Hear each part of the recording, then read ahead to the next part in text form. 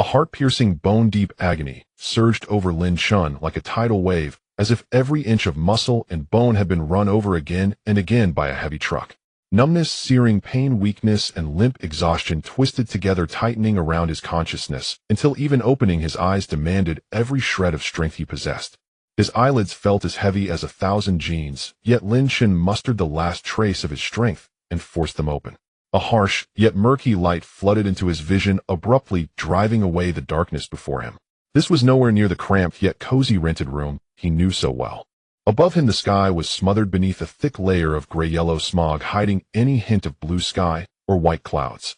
Sunlight struggled to pierce the murk, casting a dim, cold glow that bathed the world in decay and desolation.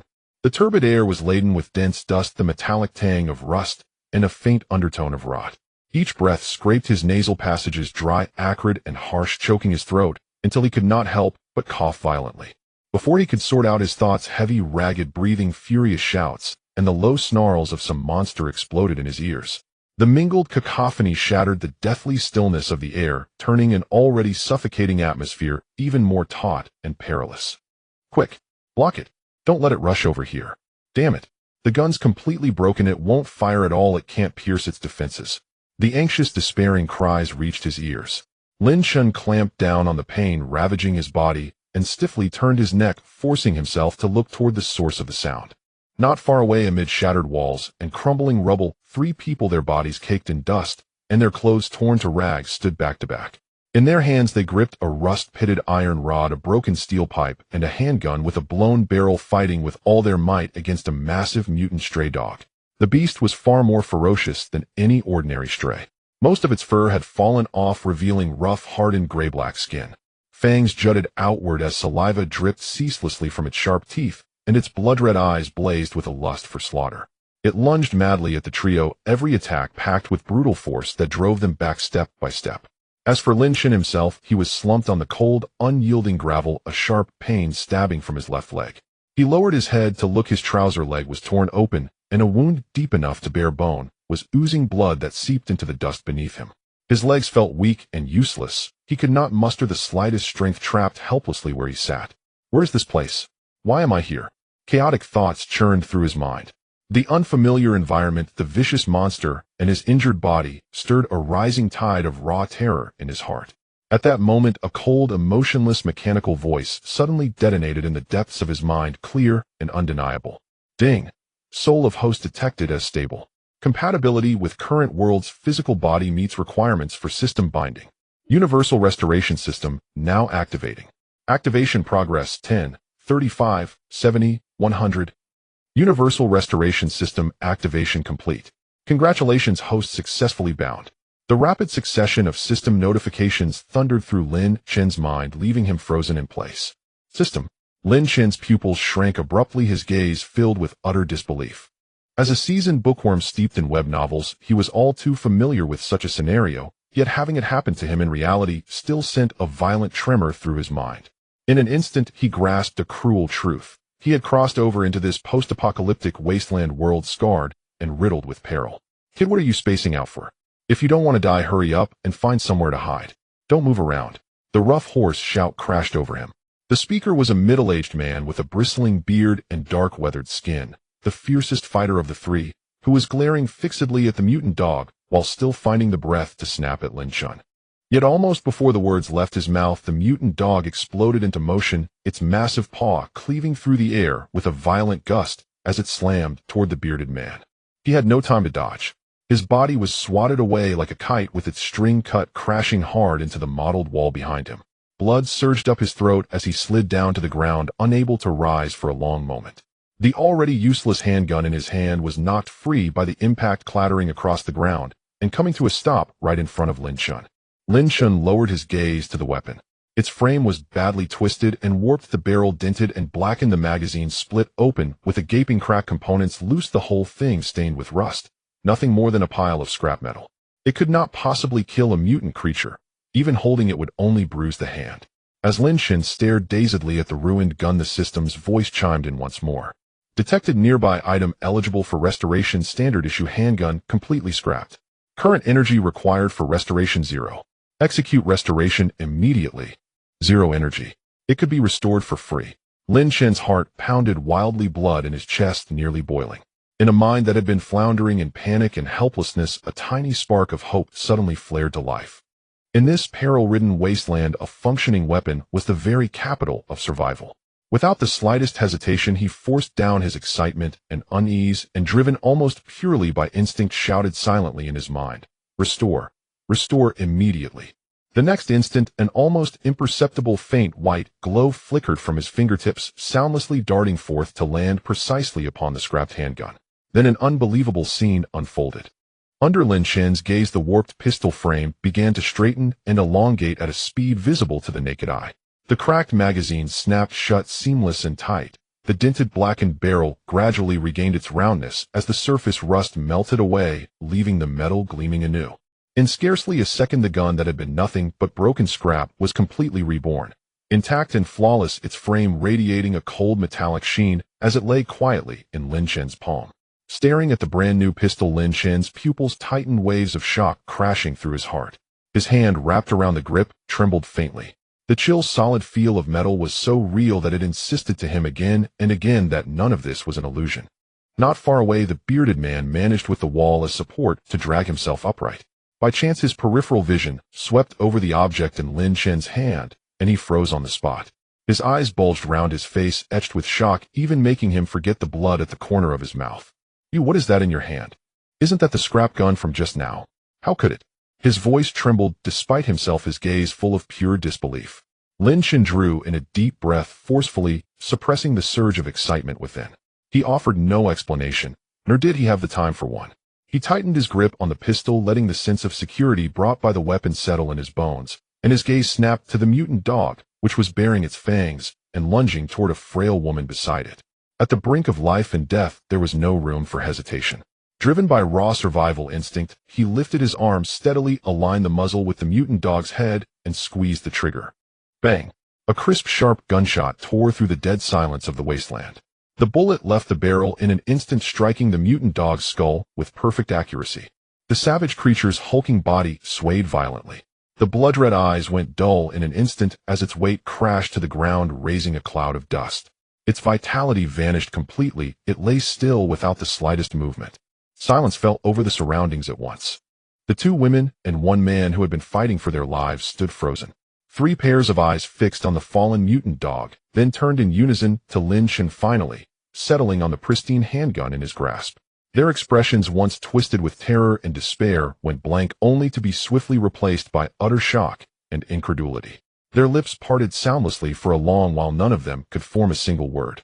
The gun works. That thing was completely scrapped just now.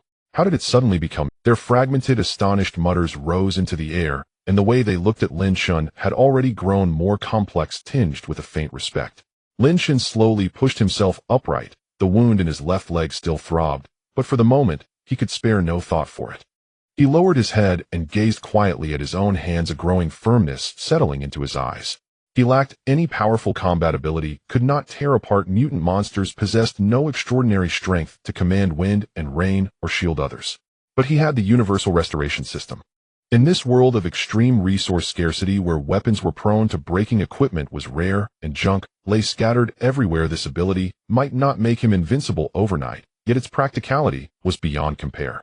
Restoring weapons, restoring equipment, restoring anything that could still be used. This was the greatest assurance that he could stand his ground and survive in this world. Lin Shen slowly lifted his head, gazing toward the distant stretch of gray, endless wasteland.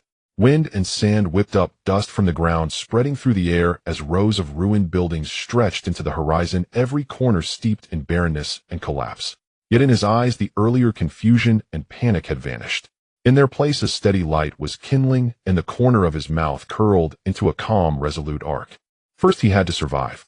Then, with the universal restoration system, he would take this shattered, ravaged world and piece by piece slowly mend it. The shrill report of a gunshot tore through the deathly silence, echoing for a long time over the vast, desolate wasteland. Its lingering reverberations wrapped themselves in the billowing sand and dust, drifting toward the distant ashen horizon before finally dissolving into the icy wind. The grotesque mutant wild dog, its entire body pitch black, and its fangs jutting outward, crashed heavily onto the parched ground. Its massive frame convulsed violently a few times then fell utterly still. The bullet hole that pierced its forehead was glaringly conspicuous. Dark red blood trickled slowly down its course for seeping into the scorched earth underfoot that had long been soaked with the blood of all manner of monsters. A thick stench rose mingling with the dust and decay unique to the wasteland, stinging the nose until it tightened in discomfort. The air fell into instant stillness, broken only by the wailing hiss of wind and sand sweeping past the ruins and wreckage. Time itself seemed to freeze at that moment. The burly man with a face full of stubble was the first to recover from his shock. Ignoring the dust and blood staining his body, he stared in utter disbelief, then covered the distance in a few stumbling strides, almost staggering as he rushed to stand before Lin Chun. His eyes, bloodshot and honed sharp by years of slaughter on the wasteland, were fixed unblinkingly on the pistol clenched in Lin Chun's hand. His pupils shrank abruptly under the weight of his extreme shock. Only moments ago this pistol had been nothing more than twisted scrap metal. A framed, grotesquely warped magazine, split, wide open, trigger jammed solid. Rust and dents covered its body, the sort of junk no one would spare a second glance if it lay on the roadside. Yet now it seemed reborn. The jet-black body gleamed with a cold, weighty metallic sheen, its contours crisp and angular, every component fitting seamlessly together. Even the patterns on the grip were clear and orderly, indistinguishable from a brand-new firearm fresh off an armory production line. This was beyond comprehension, an event that defied all common sense. The burly man's throat worked violently, his dry voice trembling uncontrollably as it forced its way out. Shock and doubt colored every word. This gun was clearly ruined beyond repair, just now completely unusable. How could it become like this? Lin Chun tightened his grip around the cold pistol, his fingertips brushing the smooth metal. He forcibly suppressed the surge of exhilaration and bewilderment roiling in his chest, letting none of it show. He had only just crossed over from his original world into this unfamiliar place, and had not yet had time to grasp the rules or reality of this wasteland. The system that had suddenly appeared in his mind was his greatest secret, one he could not afford to reveal in the slightest before this group of strangers. He forced his emotions down, lifting his gaze to the burly man with deliberate calm. His face betrayed no trace of abnormality, and his voice was level, without the slightest ripple. When I picked it up, it suddenly worked. Maybe some internal part was just stuck. I shook it a couple of times, and it recovered. Even as the words left his mouth, Lin Chun himself found them perfunctory, to the point of absurdity, utterly incapable of withstanding scrutiny. How could a completely scrapped firearm be restored by something as trivial as a stuck part? Yet the other three simply stared at one another, faces filled with bewilderment and dazed confusion, unable for the moment to find any words with which to refute him. After all, the ironclad truth lay plainly before them. The gun they had discarded as completely useless had indeed been restored to its former state, and had accurately fired a bullet, killing the mutant wild dog that had resisted their efforts for so long. Among them a slender young girl, her body frail and her face so smeared with dust and grime that her true features were obscured, swallowed involuntarily. Terror and confusion filled her eyes as she spoke in a small voice that broke the silence. "Brother Zhao, everyone tried that gun just now. The trigger wouldn't budge at all, and the magazine was split. It really was completely useless." The burly man addressed as Brother Zhao was the leader of this makeshift survivor squad, named Zhao Hu. Zhao Hu had spent over 10 years clawing his way through the perilous wasteland, having seen countless damaged weapons and equipment. One glance was all he needed to judge whether a weapon was still functional or had any value worth salvaging. That pistol from before was not just incapable of firing, it looked ready to fall apart at the slightest touch, nothing more than a heap of worthless scrap iron. Zhao Hu continued to fix his gaze on Lin Chun, his eyes growing increasingly complex. The young man before him wore clothes improbably clean for the wasteland, his skin smooth and tender, his palms devoid of any calluses. Clearly someone who had not spent years struggling for survival or fighting for his life out here. Only moments earlier, when they were dealing with the mutant wild dog, Lin Chun had been so terrified that he collapsed onto the ground. His face had turned deathly pale, his entire demeanor betraying utter lack of combat ability, practically a burden to the squad. Yet it was precisely this seemingly feeble and helpless youth who casually picked up the scrapped gun, whereupon the weapon seemed to return from the dead. With a single shot, he cleanly killed the mutant dog that the group had struggled to withstand even when working together. It was bizarre, far too bizarre. This suddenly appearing young man must be hiding a secret no one. Lin Chun ignored the searching, wary and stunned gazes converging on him. Seizing the moment, he calmly and unobtrusively studied this hastily assembled squad. Besides the leader Zhao Hu and the young girl who had spoken, there was also a woman with a cold expression and neat short hair standing nearby. She clutched a severely bent rust-covered iron rod in a white-knuckled grip her entire body taut. The look she cast at Lin Shun bristled with vigilance and detachment, radiating an aura that warned strangers to keep their distance. Her posture made it clear she held no trust for this sudden newcomer. There were 3 of them in total, holding only 2 badly damaged melee weapons and a pistol that had previously been scrapped. Not even a single spare bullet could be found among them. They were the standard lowest-tier survivor squad of the Wasteland Resources, scarce weapons, broken life, and death hanging by a thread, with every encounter any moment likely to end with them becoming monster fodder. This world was a devastated wasteland where resources were critically scarce, mutant creatures ran rampant, and all order had collapsed. Here weakness meant being at the mercy of others. It meant that one's life could be snuffed out in the very next second. Lin Shun understood with brutal clarity that he did not possess extraordinary strength, nor superhuman speed, nor even the slightest skill in fighting mutant monsters. In this merciless world, he was a weakling through and through. Even a small mutant creature could easily take his life. But he had a trump card, the newly activated Wanwu Xiufu Shitong, the all-things restoration system in his mind. It could not grant him direct combat prowess or the ability to slay monsters, yet it could restore any damaged object in existence. Whether broken weapons, worn-out equipment, scrapped vehicles, or ruined supplies, so long as it was damaged, he could rely on the system to repair it perfectly.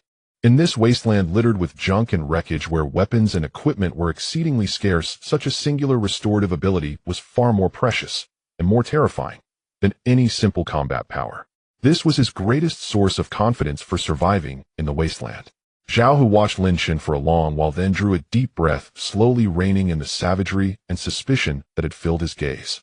Regardless of what secrets Lin Shun might be hiding, there was no denying that it had been this young man who fired the shot that killed the mutant wild dog and saved all of their lives. Moreover, the uncanny ability he had displayed was clearly beyond anything an ordinary person could possess.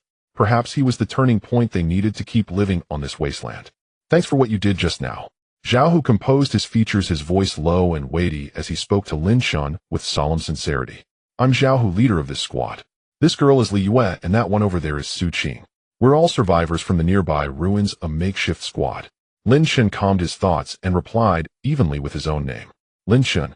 At the very moment they exchanged names, a dense, piercing chorus of squeaks suddenly rose from the collapsed alleyway ruins not far away.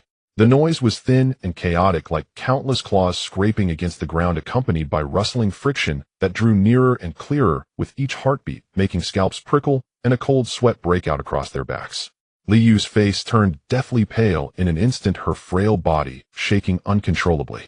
Her voice, edged with tears, stammered, It's a mutant rat swarm. A whole swarm of mutant rats. Zhao Hu's expression changed dramatically, his features hardening to an extreme as he snapped his head toward the alley. At the dim, ruined mouth of the alley, a horde of gray-black mutant rats, each larger than an ordinary house cat, were charging toward them in a frenzied rush. Their eyes burned scarlet, fangs bared their short limbs, driving them at astonishing speed. Wherever they passed, dust billowed, forming a dark, churning mass. At least 20 or 30 in number. This is bad. Zhao Hu growled, his face a mask of urgency and despair as he made a snap decision. Run. We can't possibly withstand so many mutant rats. Move now. They had already been pushed to exhaustion when fending off a single mutant wild dog, only barely managing to hold out. Facing such a large swarm of fast, fiercely aggressive mutant rats was another matter entirely. If they were encircled by the swarm, the 4 of them would have no chance of survival. They would be gnawed down to nothing, not even their bones left behind. Su Qing, the short-haired woman, clenched her crooked iron rod in a sudden spasm, her knuckles turning white from the force. Her eyes were steeped in profound despair as her voice came out icy and drained of strength. We can't outrun them. They're too fast, and our weapons. Weapons. At that they all instinctively lowered their gazes to the gear in their hands. The edge of Zhao Hu's machete was riddled with notches, the blade slightly bent and dulled to the point where it could hardly bite into a monster. The short staff in Li Yu's hands was deeply cracked, likely to snap with a mere twist. Su Qing's iron rod was warped beyond recognition, bereft of any real killing power. Broken, bent, rusted, every weapon was in disrepair. Forget striking down mutant rats. Even basic self-defense seemed an almost impossible luxury. Staring at the approaching swarm, Li Yu's eyes reddened, tears welling at the rims. Her voice wavered with bottomless fear and despair, almost breaking into a sob. What are we supposed to do? Are we really going to die here today? Boundless despair surged over the squad like an icy tide, smothering their breaths beneath its weight. Zhao, who squeezed his eyes shut in anguish, his face contorted with frustration and helplessness. They had clawed for survival on this brutal wasteland, surviving countless monster attacks and enduring innumerable nights of hunger and cold. To have made it this far only to fall to a swarm of small mutant rats and leave not even their corpses behind was a bitter fate indeed. Just as they all sank into despair and were about to abandon resistance, a calm, gentle, yet strikingly clear voice rose, shattering the suffocating silence. "Give me all your broken weapons." All of them froze, their once desperate gazes swinging in unison toward the source of the voice, coming to rest on Lin Shun. Lin Shun lifted his eyes, his expression still composed and tranquil, without a hint of panic. His tone was even, yet carried an inexplicable force that compelled trust. "I can repair them all." Zhao, whose pupils constricted sharply as he stared at Lin Shun in astonishment, his voice rising a few degrees in disbelief. "What did you say? You can repair all these damaged weapons?" Lin Shun did not bother with further explanations. He simply stretched his hand out toward them, his gesture quiet yet unwavering. At that moment, a faint ray of sunlight pierced the ever-present gray haze hanging over the wasteland sky and fell upon Lin Shun, casting a subtle halo around him. He clearly looked like someone with no combat prowess, no survival skills suited for the wasteland. Yet in this instant of despair, he seemed like the only beam of light illuminating the squad's path to survival. Just then a crisp system chime sounded in Lin Shun's mind. Ding. Multiple damaged items detected nearby. Batch restoration conditions met. Initiate batch restoration now. The corner of Lin Shun's mouth lifted in an almost imperceptible arc, a glint of firm resolve flashing in his eyes. Having crossed into this merciless wasteland world, his true journey of survival, his path to establishing a foothold, was only beginning now. The densely packed horde of mutated rats surged like a tide of grayish-black, crashing into the horizon and shattering the remaining tranquility of the wasteland. These mutated creatures were much larger than ordinary rats, each the size of a domestic cat. Their coarse gray-black fur was matted with filth and blood, and their blood-red eyes gleamed with bloodthirsty ferocity. Their sharp, yellowed fangs clamped tightly together, producing a sickening crunching sound. The nauseating stench wafted through the air with their rush, sending chills down one's spine. 20 or 30 of them. This number was undoubtedly a dead end for their small, severely outgunned team, which had broken weapons and scarce manpower, leaving no possibility for escape. Zhao Hu's face turned a frightening shade of pale, his facial muscles taut as he pulled the frail Liu behind him with a powerful grip, using his burly physique to shield her. He then tightened his hold on the already deformed iron rod in his hand, which was riddled with cracks. He could clearly feel that this iron rod was already beyond its breaking point.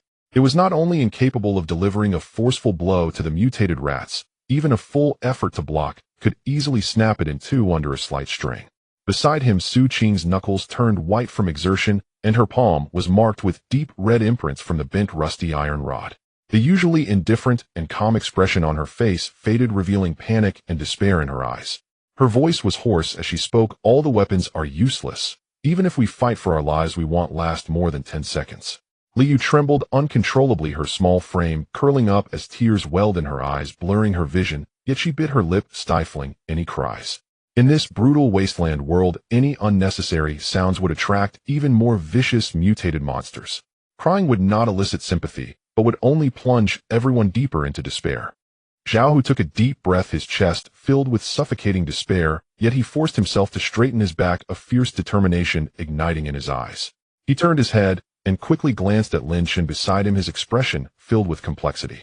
This young man who had suddenly joined their team had just repaired a completely broken handgun in an unbelievable manner and had taken down a troublesome mutated wild dog with a single shot, hiding too many incomprehensible secrets. Yet now, facing the overwhelming horde of mutated rats, even with a functioning handgun and a few bullets, it would be utterly insufficient to fend off such an assault. "Lin Shun, I will charge at them to hold them off. You find an opportunity to run as far as you can. Give me all your broken weapons." Lin Shun stood firm, his posture straight, with no hint of panic on his face. His tone was calm and composed, yet in this atmosphere thick with the scent of death, he stood out like a stone tossed into still water. Zhao Hu was momentarily taken aback, furrowing his brow in confusion as he asked, "What do you want with these scraps? This is not the time for nonsense. I told you I can fix them." Lin Shun slowly raised his eyes, his dark gaze calm, and unwavering. His gaze swept across the tattered weapons in the hands of the three, his tone resolute. The iron rod, the curved blade, and that broken dagger, give them all to me. Su Qing immediately frowned, her eyes filled with skepticism and disbelief as she coldly retorted, how can these be fixed when they are in this state? In the wasteland, even a professional repairman would only fix vehicles or generators. These completely ruined scraps aren't worth the effort to even repair. In a world where resources were scarce, the repair materials were pitifully few. Any weapon bent or broken by monsters was simply discarded, and no one would waste their energy trying to fix them. Li Yue, her voice choked with tears, quietly advised Lin Shen, this is not the time for bravado. The rat horde is coming. If we don't think of something, it will truly be too late. Every passing moment drew them closer to death. Zhao Hu stared into Lin Shen's unusually calm eyes, watching the certainty and composure within them. The despair that had sunk to the depths of his heart suddenly gave rise to an absurd yet urgent hope. That completely ruined handgun had just been restored to its former glory in an instant before his eyes. At this point there was no other choice. They could only try whatever might work. Here. Zhao Hu no longer hesitated, abruptly thrusting the deformed, cracked iron rod into Lin Shen's hands. Su Qing glanced at the approaching rat horde, hesitated for a fleeting moment, and ultimately gritted her teeth, offering her own twisted dagger. Li Yue, panicking and flustered, shakily pulled a rusted short knife, with several deep nicks from her waist, dropping it into Lin Shen's hands in a flurry.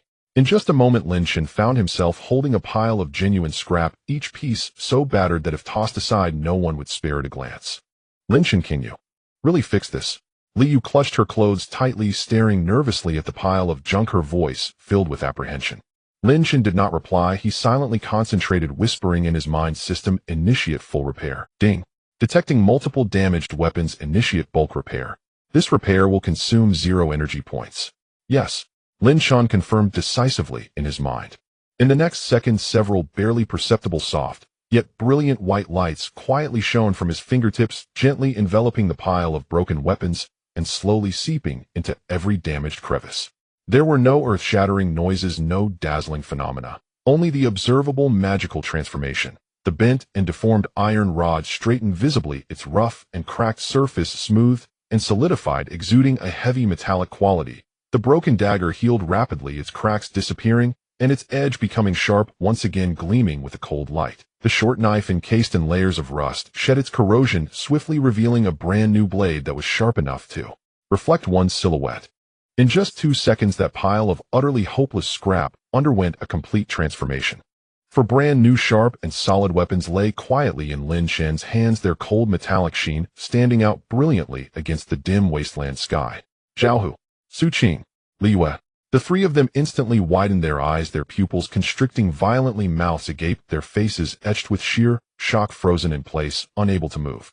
The surrounding air fell into a dead silence, everyone forgetting to breathe. Even the approaching horde of mutated rats faded from their minds, all attention locked onto the new weapons in Lin Shen's hands. Fixed. Fixed. All of them fixed. Zhao Hu instinctively reached out a trembling hand, carefully taking hold of the straight, heavy iron rod, feeling its solid texture under his fingertips, familiar, yet utterly strange. Was this truly the same piece of junk that had nearly broken with just a touch? Lin Shen, with a calm expression, handed each repaired weapon to the three. Take these, they can now kill monsters. The icy sharp sensation transferred into their palms, awakening the three from their stupor of shock. Su Qing looked down at the newly revitalized razor-sharp dagger in her hand. The usually indifferent and aloof gaze flickered with intense emotion, for the first time, shock, disbelief, and joy intertwining. Li Yue, holding the glimmering short knife, felt her tightly wound emotions instantly unravel, tears of excitement streaming down her face as she choked out, "It's fixed. It's really fixed. We are saved. We are truly saved." Zhao Hu gripped the iron rod tightly, a wave of unprecedented strength and security coursing through him, igniting a will to survive in the depths of his previously despondent heart. He suddenly looked up, his gaze toward Lin Shen, completely transformed, filled with awe, admiration, and a hint of deep-seated fear. Thank goodness he hadn't offended this young man earlier. In this wasteland world where weapons were more precious than gold and more vital than life itself, someone who could effortlessly repair any damaged weapon was certainly no burden. Instead, he was a walking treasure, the only hope for their team on the brink of annihilation. Zhao Hu took a deep breath, suppressing the tumult of emotions within him. His gaze became resolute as he stepped in front of Lin Shen, shielding him with his body, and said solemnly, "Lin Shen, you stay behind us. We three will protect you, and we will not let a single mutated rat come near you. If these pests dare to come over, we will make sure they don't return." Lin Shun nodded slightly, saying no more as he calmly took a step back, standing securely behind the three. He was well aware of his role. Combat was to be left to Zhao Hu and the others. His responsibility was to enable everyone to fight, granting them the confidence to survive in this wasteland.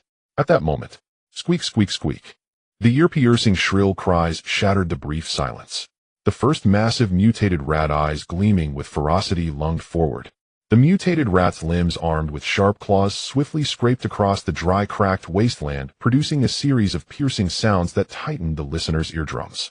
They moved at an astonishing speed, their gray-black figures darting across the ground like ghostly shadows, the acrid stench mixed with dust becoming increasingly pronounced. The leading mutated rat was significantly larger than its peers, nearly the size of a puppy, with coarse fur and ferocious crimson eyes. Its exposed fangs dripped with murky saliva as it lunged directly at Zhao, who stood in front of Lin Shun, its claws aimed menacingly at his throat. Seeking death. Zhao Hu roared, his voice shaking the surrounding air, devoid of the despair he had felt earlier, replaced with a resolute fighting spirit. His arms tensed, muscles bulging, as he swung the thick, straight iron rod which had been repaired down with a fierce whoosh toward the oncoming rat's head. Bang! A deep, resounding noise cut through the chaos of the battlefield in an instant. Previously, when facing mutated wild dogs, they struggled with damaged weapons, exerting all their strength to penetrate the creature's tough hides. But now, under the force of the newly forged iron rod, the mutated rat's hard skull crumbled like fragile paper. The large rat's body crashed heavily to the ground, twitching a few times before its breath ceased, completely dark red blood seeping from its shattered skull, staining the dust beneath. One-hit instant kill. Zhao Hu stood frozen in place, mid-swing, disbelief etched across his face. He stared down at the solid, unblemished iron rod in his hand, then glanced at the lifeless rat on the ground, his pupils trembling slightly as a storm of emotions surged within him. This weapon not only intact, but its power was astonishingly formidable, and it felt incredibly easy to wield. On the other side, Su Qing sprang into action. With her agile skills honed from fleeing across the wasteland, she gripped the newly restored razor-sharp dagger, her aura becoming increasingly fierce. In a swift sidestep, her dagger transformed into a silver flash, moving so quickly that only a remnant shadow remained. Whoosh! The sharp blade sliced through the mutated rat's abdomen with precision, tearing through flesh without resistance, blood splattering instantly onto the parched ground, blooming like crimson flowers. Su Qing's eyes remained icy, showing no hint of panic. Her movements were crisp and decisive, each strike of the dagger precise and ruthless, devoid of unnecessary flourishes. With a suitable weapon at her disposal, her combat ability, previously hindered by a broken weapon, soared to new heights, making it effortless to slay the mutated rats. Liu still struggled to suppress her fear, her body trembling slightly, her small hand gripping the sharp dagger quivering, yet the solid feel of the weapon instilled an unprecedented confidence within her. She bit her lip tightly, focusing on a mutated rat lunging to the side, aiming for its soft underbelly. Gathering her courage, she plunged the dagger in. The blade penetrated the rat's body effortlessly, without a hint of resistance. Liu withdrew her dagger, staring at the rat corpse at her feet, her eyes instantly reddening, her face a mix of surprise and joy, her voice trembling with uncontainable excitement. Before this, she had only hidden and trembled in front of monsters, never daring to imagine that one day she could personally slay these ferocious mutated creatures. Lin Shun remained quietly at the back of the three, leaning against the crumbling ruins, calmly observing the battle before him. He had not moved a muscle, but was firmly in control of the battle's critical pulse. Without his system-repaired weapons, this weak little team would have already become prey to the horde of mutated rats, their bones scattered. More and more mutated rats surged forth, their high-pitched squeals echoing, dark figures continuously pouncing. But the three members of the team were no longer the defenseless group, without weapons waiting to meet their end. With their new weapons, they fought with increasing vigor, their spirits soaring.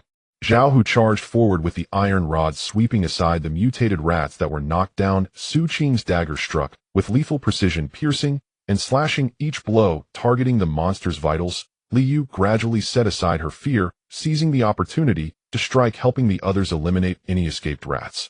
The cries of the monsters, the dull thuds of the iron rod striking, and the soft sounds of blades entering flesh intermingled, reverberating across the vast wasteland.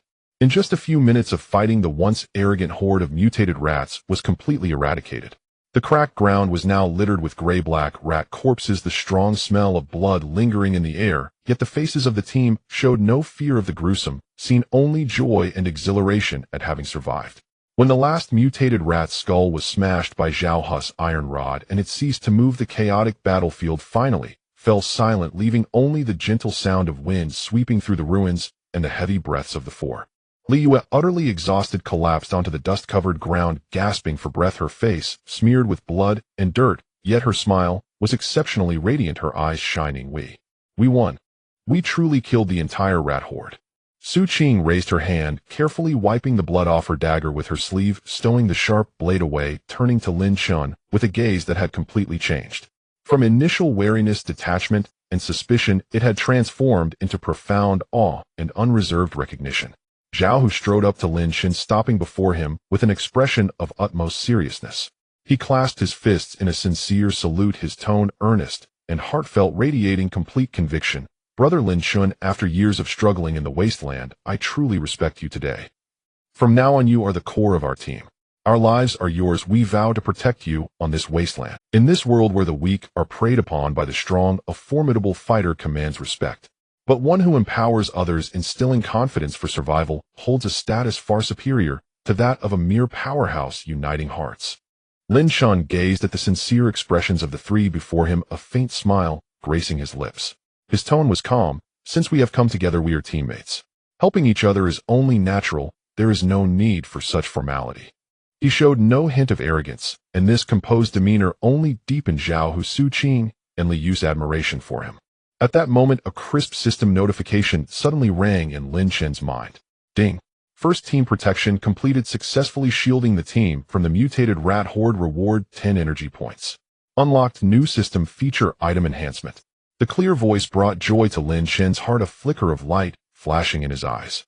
Not only had he gained energy points, but he had also directly unlocked a new feature. In this wasteland, mere restoration of items was already incredibly powerful.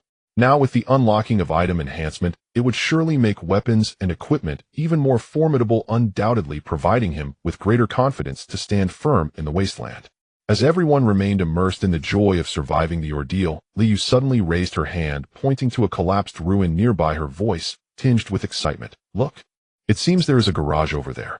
Everyone followed Li Yu's pointing finger, seeing a dilapidated garage partially obscured by a rusted iron door, which was deformed and covered in red rust, revealing a dim space inside.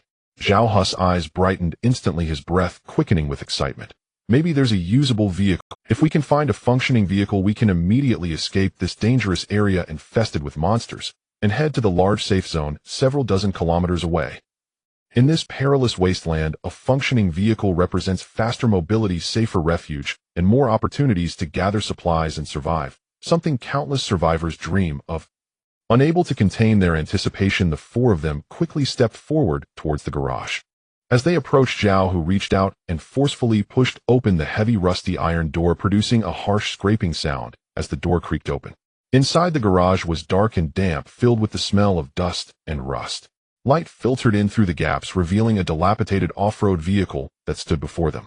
The vehicle was severely dented in multiple places, its paint largely chipped away, covered in rust, and all four tires lay flat against the ground.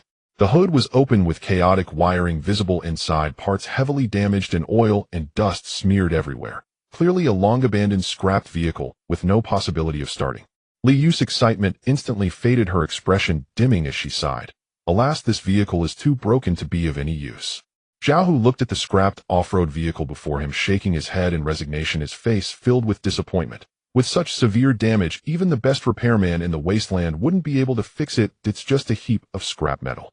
Just as everyone was filled with disappointment, preparing to turn away, Lin Shun, however, stepped forward, slowly reaching out to gently touch the deformed and dented body of the off-road vehicle. His fingertips brushed against the cold rust, his expression still calm and composed as he spoke with certainty, his voice clearly reaching everyone's ears. I told you I can fix anything broken. He turned to the three whose faces were filled with disappointment, his gaze steady, and said slowly, this vehicle is no exception. As his words fell, Zhao Hu, Su Qing, and Li Yu all looked up in unison, their previously dim eyes instantly reigniting with a fervent glimmer of hope. In the dilapidated garage, dust swirled in the faint light that filtered through, saturating the air with a heavy mixture of rust, grease, and decay, causing one to frown slightly. The surroundings were dim, with only a few shafts of light piercing through the gaps in the broken roof, barely illuminating the corner of the garage. The scrap SUV sat there, its body severely twisted and deformed, with multiple dents creating unsightly curves. The paint had long since flaked away, revealing rusted metal beneath. All the windows were shattered, leaving only scattered glass shards hanging from the frames, utterly ruined. The four tires were as deflated as if they were mud clinging to the ground, the rubber having aged and cracked. Inside the open engine compartment, burnt parts were fused together, wires hung chaotically, smeared with grime and rust, emanating a pungent burnt odor.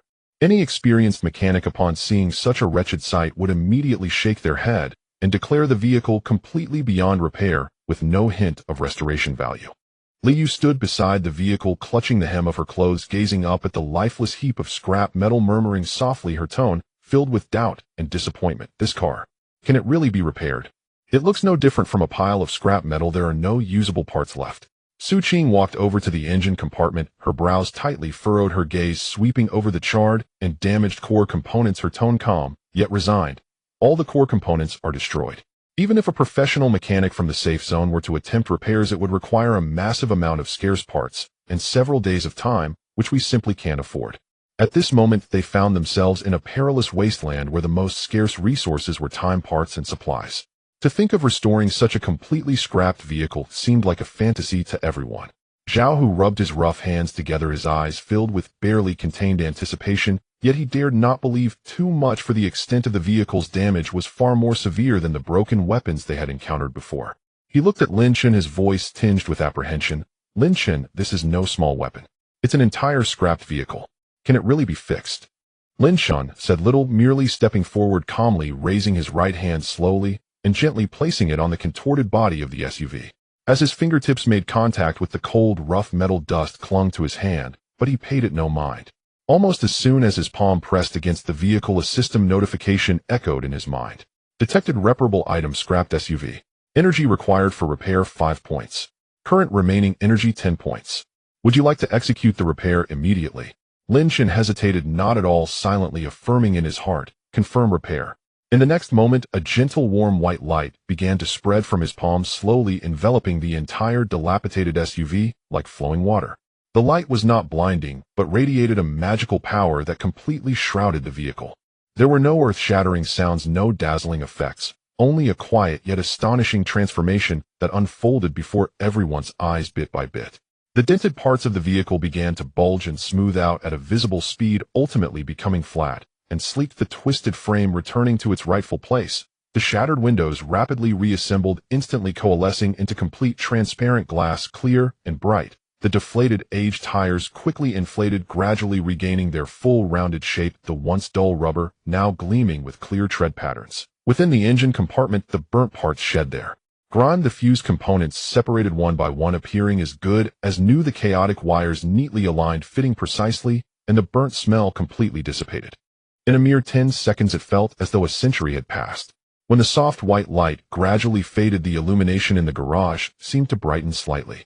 A brand new gleaming SUV with smooth, strong lines, exuding powerful performance, quietly stood in the center of the garage, completely overturning everyone's perceptions.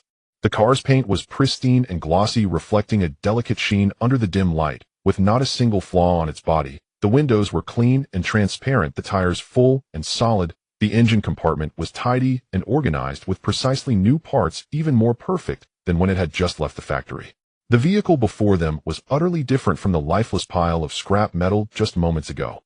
Zhao Hu, Su Qing, and Liu instantly turned to stone, as if nailed to the spot, unable to move. The three stared wide-eyed, their pupils dilating, mouths agape, as if they could fit an egg inside their faces, painted with sheer astonishment and disbelief, their minds blank, completely forgetting to breathe, unable to utter a single word. The garage was terrifyingly quiet, only the sound of their clear and strong heartbeats and the faint sound of dust settling could be heard. After what felt like half a minute, the three finally regained their senses from this shocking miracle. Oh, it's really fixed.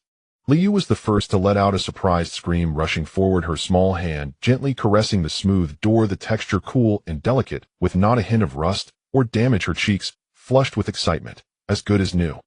It's exactly like a brand new one, even better looking than a new car. Su Qing, too, could not hide the waves of emotion within her, quickly walking to the front of the car and deftly opening the hood. Upon seeing the flawless, precisely arranged engine inside, her usually indifferent demeanor, devoid of emotional fluctuations, trembled slightly as she spoke. Perfect. All parts fully repaired, performance far exceeding factory specifications. Zhao, who stood rooted in place, firmly pinching his thigh, the clear pain confirming that this was not a dream. He suddenly looked at Lin Shen, his eyes filled with awe, admiration, and disbelief, his voice trembling. Lin Shen, brother, who exactly are you? What you did is not just repaired, this is a miracle. Lin Shen withdrew his right hand, lightly brushing off the dust from his fingertips, his expression still calm and composed, without a hint of pride, his tone indifferent.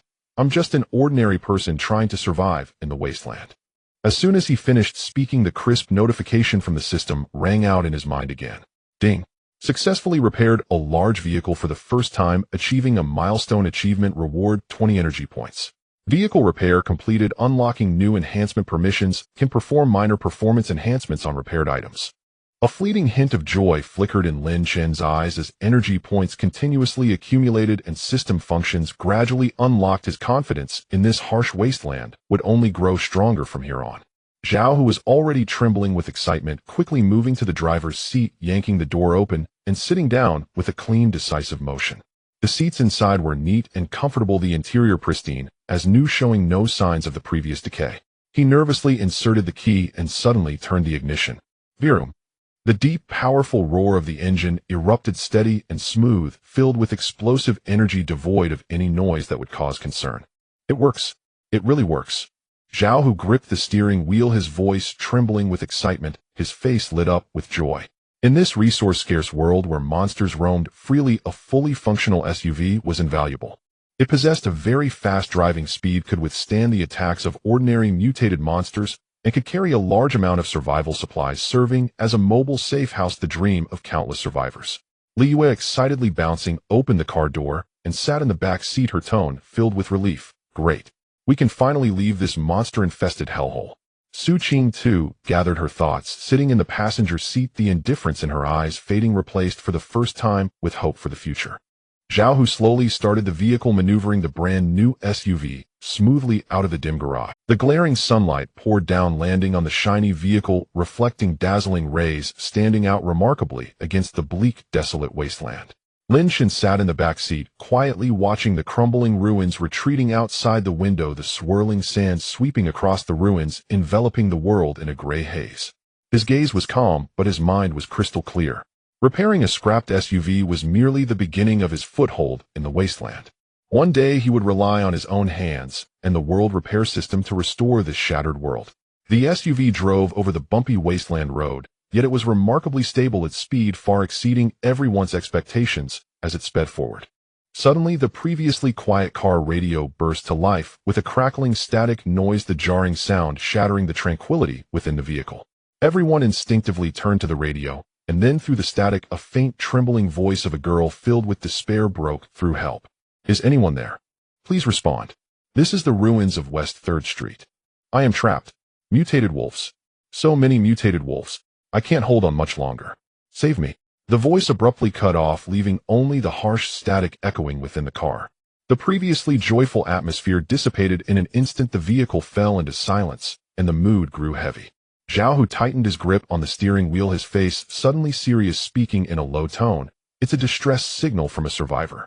The ruins of West 3rd Street have always been the territory of mutated wolves, extremely dangerous. Li Yu's excitement vanished in an instant, her small hands clutching her clothes tightly, fear written on her face as she whispered, Brother, Zhao, should we go? If we encounter a horde of mutated wolves, we might not be able to protect ourselves. In the cruel wasteland, human hearts are indifferent. It's often better to avoid trouble, as reaching out to help someone can mean plunging oneself into deadly danger. Su Qing remained silent, her brows slightly furrowed, yet a trace of hesitation flashed in her eyes, her heart filled with inner turmoil.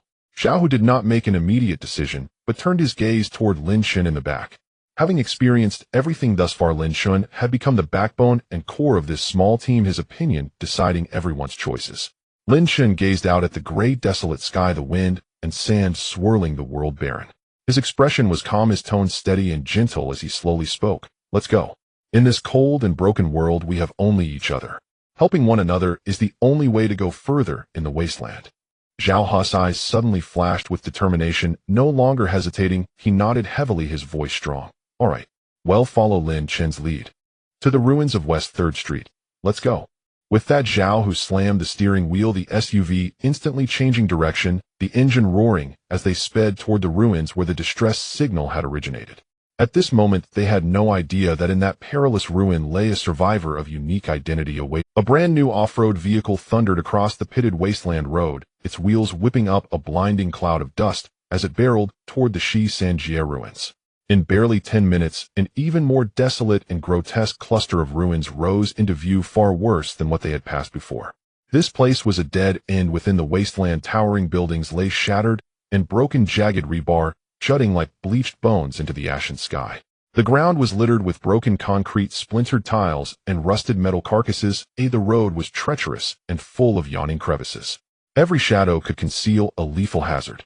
Low, hoarse, vicious howls rolled intermittently from deep within the ruins. The sounds echoed among the ruined towers and grew clearer as they approached, prickling at the scalp and sending an involuntary chill through them, raising the hairs on their arms.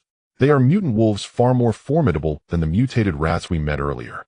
Su Qing, in the passenger seat, grew suddenly grave, her gaze locked on the ruins as she warned in a low tone. They hunt in packs, are extremely fast and agile, and their teeth carry potent venom. Once bitten, the toxin spreads quickly. There's no way to reach the safe zone in time. In this area, they are exceptionally tenacious hunters. Zhao Hu eased his foot on the brake and brought the vehicle to a steady stop behind a ruined barrier, lowering his voice. With a serious expression, the distress signal came from a single person. Judging by the situation, they're already surrounded by mutant wolves and won't hold out long. We cannot delay. We must move swiftly, finish this fast, and evacuate the survivor. In the back seat, Liu clenched the recently repaired short blade at her waist, her fingertips finding the cold, smooth hilt and calming the panic that had flared within her for a moment. That weapon, repaired by Lin Shun, was her only semblance of safety in this hostile place. Lin Shun nodded slightly, pushed open the door, and the instant his foot met the ground, his gaze became composed and steady, entirely devoid of haste. He quickly scanned the complicated terrain, and with a voice both measured and resolute that inspired confidence, distributed their roles. Brother Zhao and I will lead the way and face danger hidden. Su Qing, cover Liu and watch the flanks and rear at all times. Do not fall out of formation. Understood. They answered in unison, hunkered low and moving with cat-like caution, trailing close behind Lin Shun and Brother Zhao as they darted through the tangled wreckage. Their steps were light to avoid brittle bricks and tiles, and they forbade any needless sound as they closed in on the source of the howls. A thin metallic tang of blood rode the wind, and dust growing stronger and mingling with the rank, acrid musk unique to mutated beasts, an offensive, stinging scent. The howls drew nearer as if at their very ears. Each cry dripped with bloodlust and heralded danger pressing close. Suddenly, Li Wei, walking just behind, froze. She clapped a small hand over her mouth to stifle the gasp, then pointed at a half-collapsed building and whispered, trembling, "Look." She cried, "There's someone there. In that corner." They followed her finger and saw within the crumbling shell of the building not far off a slight figure curled in a corner. The survivor who had sent the distress signal. She looked barely 17 or 18, wearing a once-white dress smeared with dust and filth. The fabric had been torn in several places, leaving her in a pitiful state. Her face was ashen, drained of color, cold sweat beading densely on her forehead and streaming down her cheeks. Her lips were cracked and pale. Clearly she had long since exhausted her strength. At that moment, she propped herself forward with great effort, conjuring a translucent blue light shield around her. The shield breathed with a faint luminescence and held her tightly at its center. But the strange light shield was riddled with countless hairline cracks, like the surface of shattered ice wobbling on the verge of collapse, as if a mere touch would finish it off. Beyond the shield, 3 massive mutant wolves, each nearly twice the size of an ordinary wolf, circled frenziedly. Their coats were coarse and ashen, each hair bristling on end. Their bloodshot eyes glinted with savage hunger. Foul drool hung from their exposed fangs, and razor claws struck and raked at the shield again and again. With every brutal strike, the shield shuddered, new fractures spidering across its surface, and the girl trembled with each shock. Her arms were already weak and numb, her ability had been completely drained, and maintaining the shield had become agonizing. Despair filled her gaze, and only a thick, hollow darkness remained in her heart. "I can't hold on. I really can't." she murmured, voice as thin as a whisper steeped in despair. She slowly closed her eyes, awaiting the final end. The lead mutant wolf let out a savage howl, tensed its hind legs, and launched itself into the air, carrying brutal momentum as it hurtled toward the fractured shield. If that strike landed, the shield would shatter utterly, and she would have no escape. At that critical instant, Lin Shen's low, sharp command suddenly cleaved the silence. Before the words had finished, Brother Zhao was already coiled to strike. With a furious roar, he hurled himself like a tiger, wielding the iron rod that had been repaired straight and solid. He closed on the nearest mutant wolf with a gusting crack of air and smashed the rod down upon its skull. Su Qing moved with the grace of a leopard, flashing forward as a silver glint of dagger slid free. Her attack was decisive and precise, each motion aimed to fell the beast at once. Liu tightened her grip on the short blade and stuck close behind Su Qing, eyes sweeping for any movement, ready to lend support at a moment's notice. Lin Shen did not rush into the fray. He stood where he was, his gaze fixed calmly on the blue light shield in front of the girl, which teetered on the edge of collapse. System detected irreparable item damaged. Ability light shield. Ability user equipment. Energy required for repair, 5 points. Repair immediately. The girl had kept her eyes tightly shut, rigid with the expectation of searing pain and ripped flesh, but the anticipated agony never arrived. Puzzled, she slowly opened her eyes and froze. The three savage, bloodthirsty mutant wolves lay collapsed on the ground before her, their bodies convulsing as life fled them. Bright red blood soaked the earth. Brother Zhao shook the iron rod from his hands. Su Qing sheathed her dagger, and Liu exhaled in relief as the three stood shoulder to shoulder. Nearby, a composed-looking young stranger smiled gently at her, his eyes soft. "You are safe now. It's all right." The girl stared blankly at the group, her mind a haze. Her gaze dropped to the light shield before her, and her pupils contracted in sudden shock.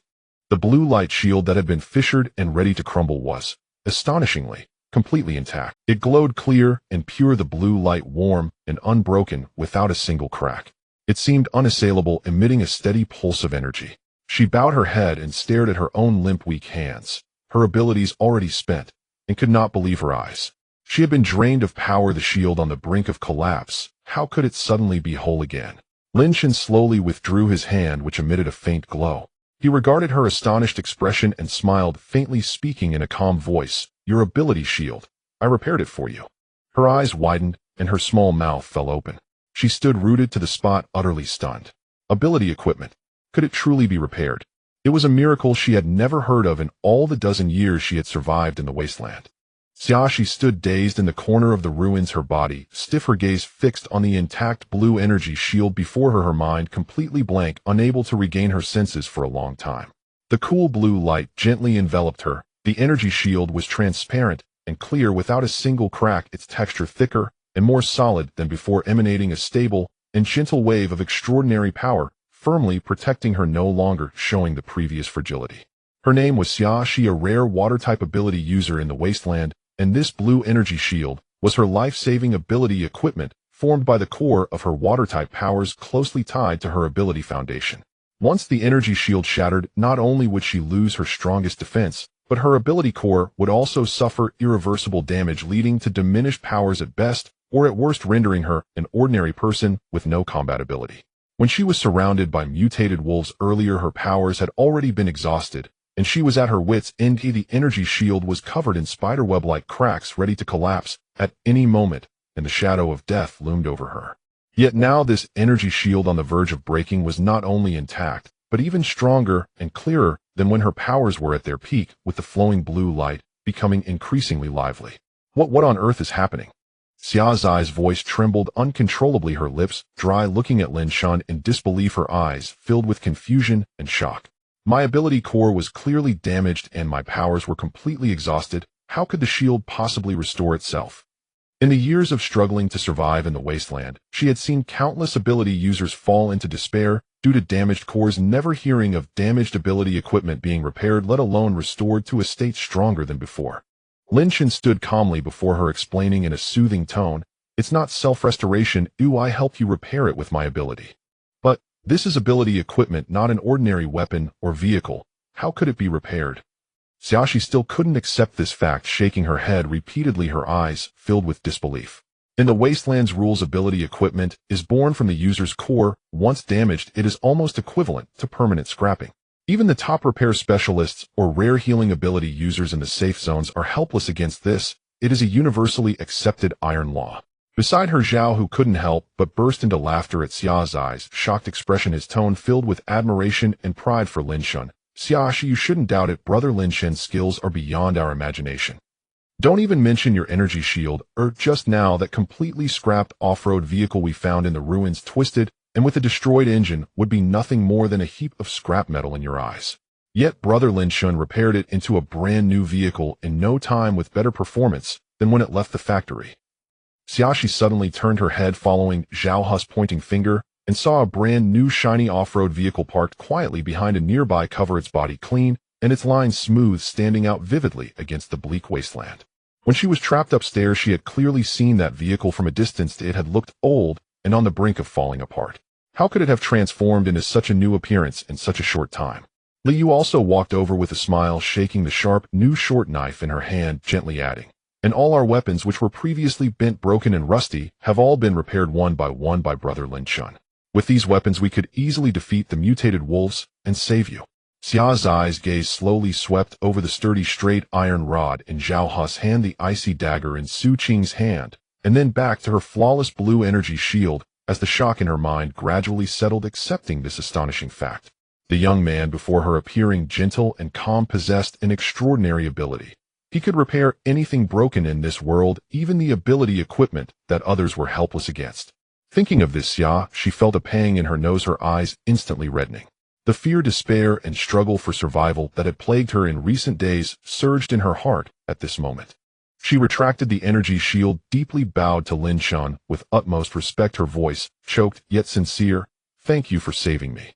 If it weren't for you, I would have died under the claws of the mutated wolves just now. This life-saving grace, Xia, she will remember it forever. In a world where the weak are preyed upon and humanity is cold, a life-saving grace is as heavy as a mountain, deserving of repayment with one's life."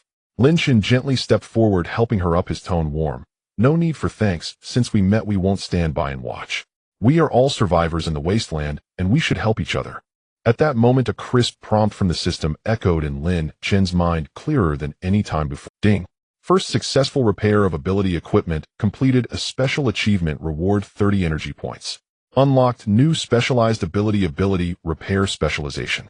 Effect: when repairing ability equipment, can automatically slightly enhance the quality of the ability core and optimize the purity of the ability.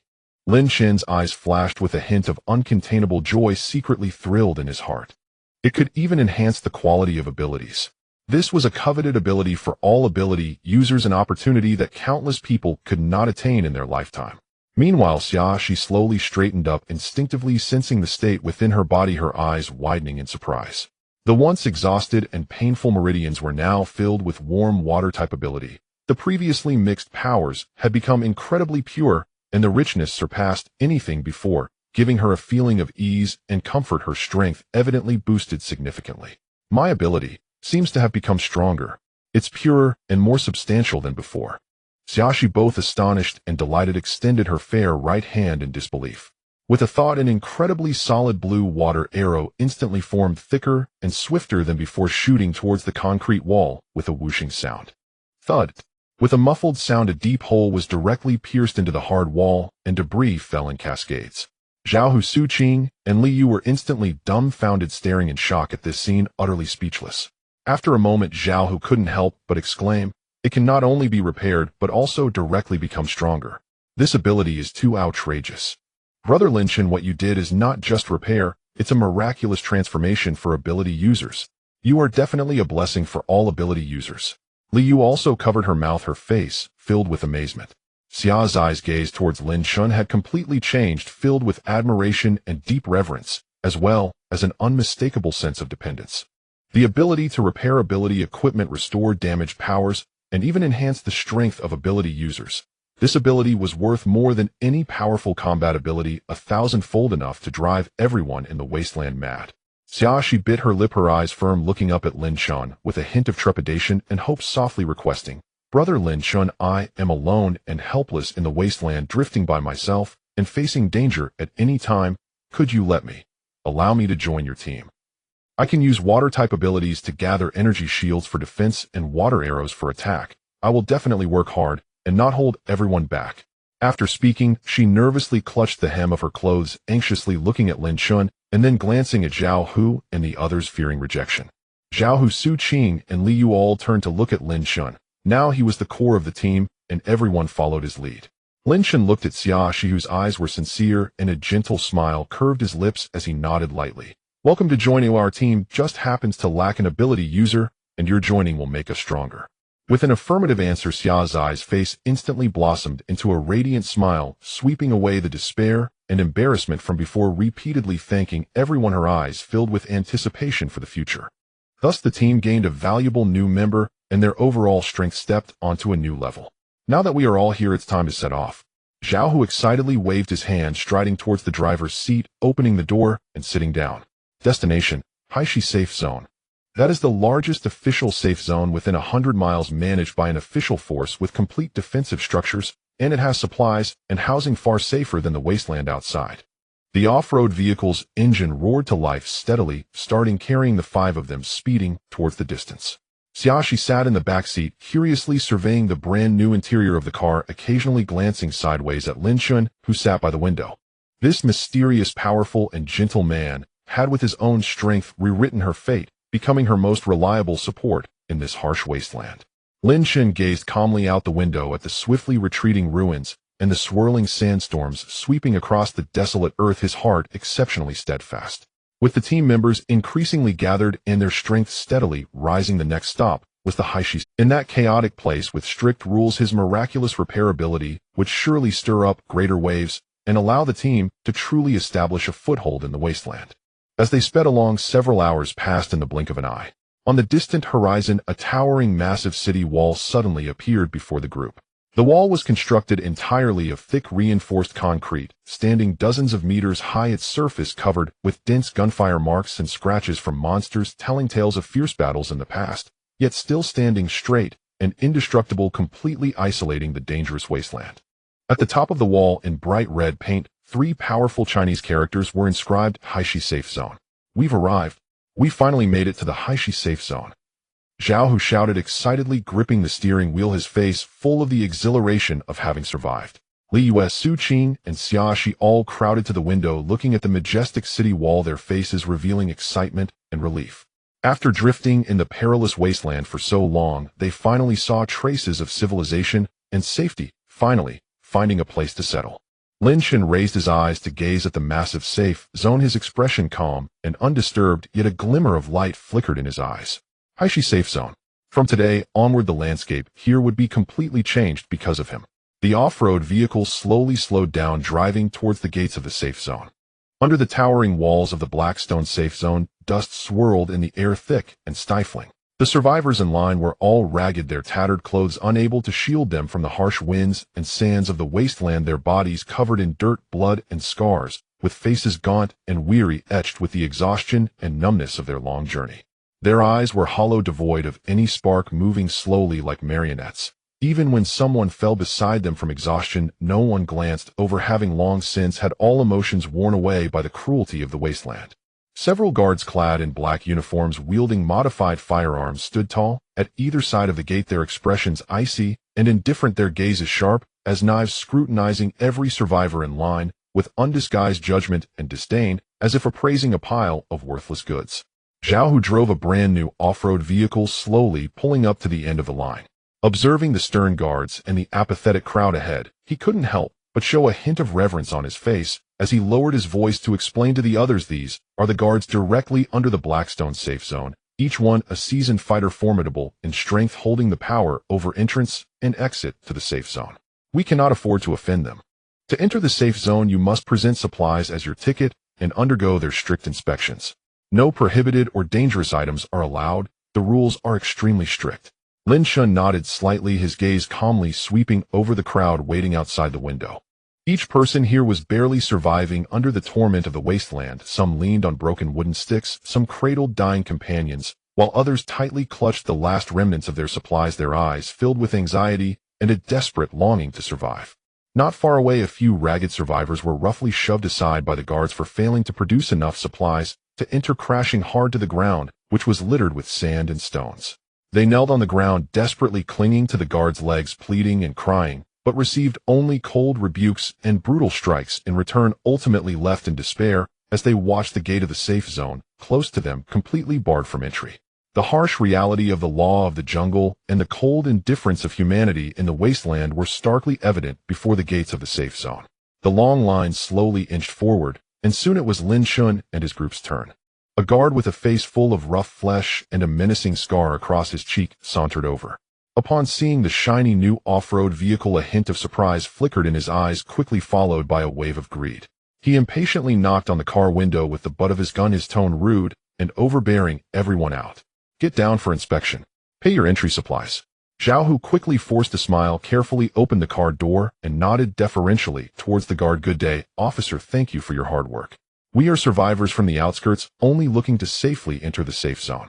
Please, can you make an exception for us?" The scarred guard looked at Zhao Hu, Lin Shun, and the others with a sideways glance, arrogantly sizing them up, his gaze sweeping over them before returning to the brand-new off-road vehicle, a cold smile curling at his lips as he declared, "This car is quite nice. Seems you have some wealth. To enter the safe zone, each person must provide 2 packs of compressed biscuits along with half of the supplies in this vehicle. None less if you expect to get in." Hearing this demand, Zhao Hu's smile instantly froze, his expression turning grim. They had been wandering the wasteland for quite some time, and their supplies were already critically low. They simply could not produce that many compressed biscuits. They quickly pleaded, "Officer, we truly don't have that much. The journey here has drained us significantly. Could you please be lenient and accept less?" "Lenient?" The scarred guard laughed as if had heard the biggest joke, his eyes growing even fiercer. "No money or supplies, yet you think you can enter the safe zone. I see you all are just here to cause trouble. Get lost and don't obstruct our work." With that, his expression darkened, his attitude extremely arrogant as he reached out and forcefully shoved Zhao Hu in the chest, showing no mercy. Beside him, Su Qing's expression instantly turned cold, a chill radiating from her body as she tightened her grip on her dagger, ready to step in. However, Lin Shun stopped her with a calm yet commanding gaze. They had just arrived at the entrance of the safe zone. Acting rashly would only provoke the guards and lead them into a dire situation. Lin Shun slowly opened the car door, standing tall in front of the others, his expression calm and unyielding. He looked steadily at the scarred guard, taking out a small pack of compressed biscuits and a bottle of pure water, speaking evenly. "We only have these supplies. Do you think they are sufficient?" The scarred guard glanced disdainfully at the meager supplies in Lin Shun's hands, immediately displaying a look of contempt and mockery, harshly rebuking, "Is this all? Not even enough to fill a gap in your teeth? I think you are deliberately trying to provoke the guard's rules." He became furious, raising his hand abruptly to knock the supplies out of Lin Shun's hands, his movements exceedingly violent. However, just as his hand reached halfway, Lin Shun gently grasped his wrist. Lin Shun's grip seemed light, yet his hand was as cold and unyielding as an iron vice, firmly locking the guard's wrist, leaving him unable to move or struggle. "What are you doing?" The scarred guard exclaimed in shock and anger, his face turning bright red as he struggled forcefully but remained completely still. He yelled, daring to obstruct a guard's inspection at the entrance of the safe zone. "I see you all are seeking death." This commotion immediately drew the attention of the other guards. The ones stationed at the gate swiftly turned their guns, aiming them at Lin Shun, and the others' fingers poised on the triggers, their expressions cold, the atmosphere tense to a breaking point. Zhao Hu, Li Yue, and Xia Shi turned pale, their palms sweating, filled with panic and urgency. They never expected that upon arriving at the safe zone, before even entering, they would encounter such a deadly predicament. Lin Shun remained unfazed, loosening his grip slightly, his tone still calm, showing no signs of panic. "We simply wish to enter the safe zone peacefully, with no intention of causing trouble. We kindly ask you to make it easier for us." The scarred guard rubbed his wrist, which had been painfully gripped, casting his eyes down at the clear marks left behind. Shock and anger surged within him, and his face flushed with shame. He immediately sought to provoke further, his expression dark and menacing as he shouted, "Cause trouble. You have already committed a grave mistake. I find your group suspicious. You are dressed cleanly and have a new car. You might be mutated creatures from outside disguised as humans, intending to infiltrate the safe zone. Today you must be thoroughly searched." As soon as he finished speaking, his gaze swept over to Xia Shi, and he stepped forward, reaching for the backpack tightly clutched in her arms. Xia Shi was caught off guard, startled by his fierce demeanor, instinctively recoiling. However, the guard was immensely strong, and the backpack was swiftly yanked to the ground, its contents scattering chaotically across the dusty ground. Among them, an exceptionally eye-catching aberrant dagger, broken and riddled with cracks, stood out. This was her life weapon that had been damaged during a previous battle, one she had hesitated to discard. The scarred guard snorted coldly, deliberately raising his foot to stomp down hard on the aberrant dagger, crushing it further, the cracks worsening, almost on the verge of breaking. His face was filled with disdain and humiliation, his tone mocking. "What kind of worthless trash do you dare to bring into the safe zone? Don't you look at where this is?" He was deliberately finding fault, humiliating them, and venting his anger. Xiaxi looked at her aberrant dagger being trampled upon, her eyes reddening with pain. She clenched her hands tightly, yet dared not voice her anger. To resist the guards at the entrance of the safe zone was akin to courting death. She could only bear the indignation and fury in silence. Zhao, who was so enraged he trembled, his fists clenched tightly, veins bulging, yet facing the guns pointed at them, he could only forcibly hold back, afraid to show any sign of resistance. Lin Shen's gaze fell on the deformed and severely damaged aberrant dagger, his previously calm eyes flickering with a hint of coldness, the pressure around him dropping. He bent down and slowly picked up the severely damaged aberrant dagger, his fingertips gently brushing over the cracks and dust upon it. "I thought it was some treasure, turns out it's just garbage." The scarred guard laughed again, his face full of derision. But before he could finish his sentence, it was abruptly cut off. Lin Shen's palm glowed with a soft yet brilliant white light that swiftly enveloped the entire dagger. In the next moment, under the astonished gazes of everyone present, the once broken and deformed aberrant dagger rapidly repaired itself at a visible speed. Cracks swiftly healed, the warped blade straightened, and the previously dull blade gleamed with a fierce edge, even more perfect and sharper than in its original state. The scene fell into a deafening silence. The sound of a pin dropping could be heard. The previously arrogant scarred guard's mocking smile instantly froze, his expression becoming rigid, his eyes wide in disbelief, staring fixedly at the newly sharpened aberrant dagger in Lin Shen's hand.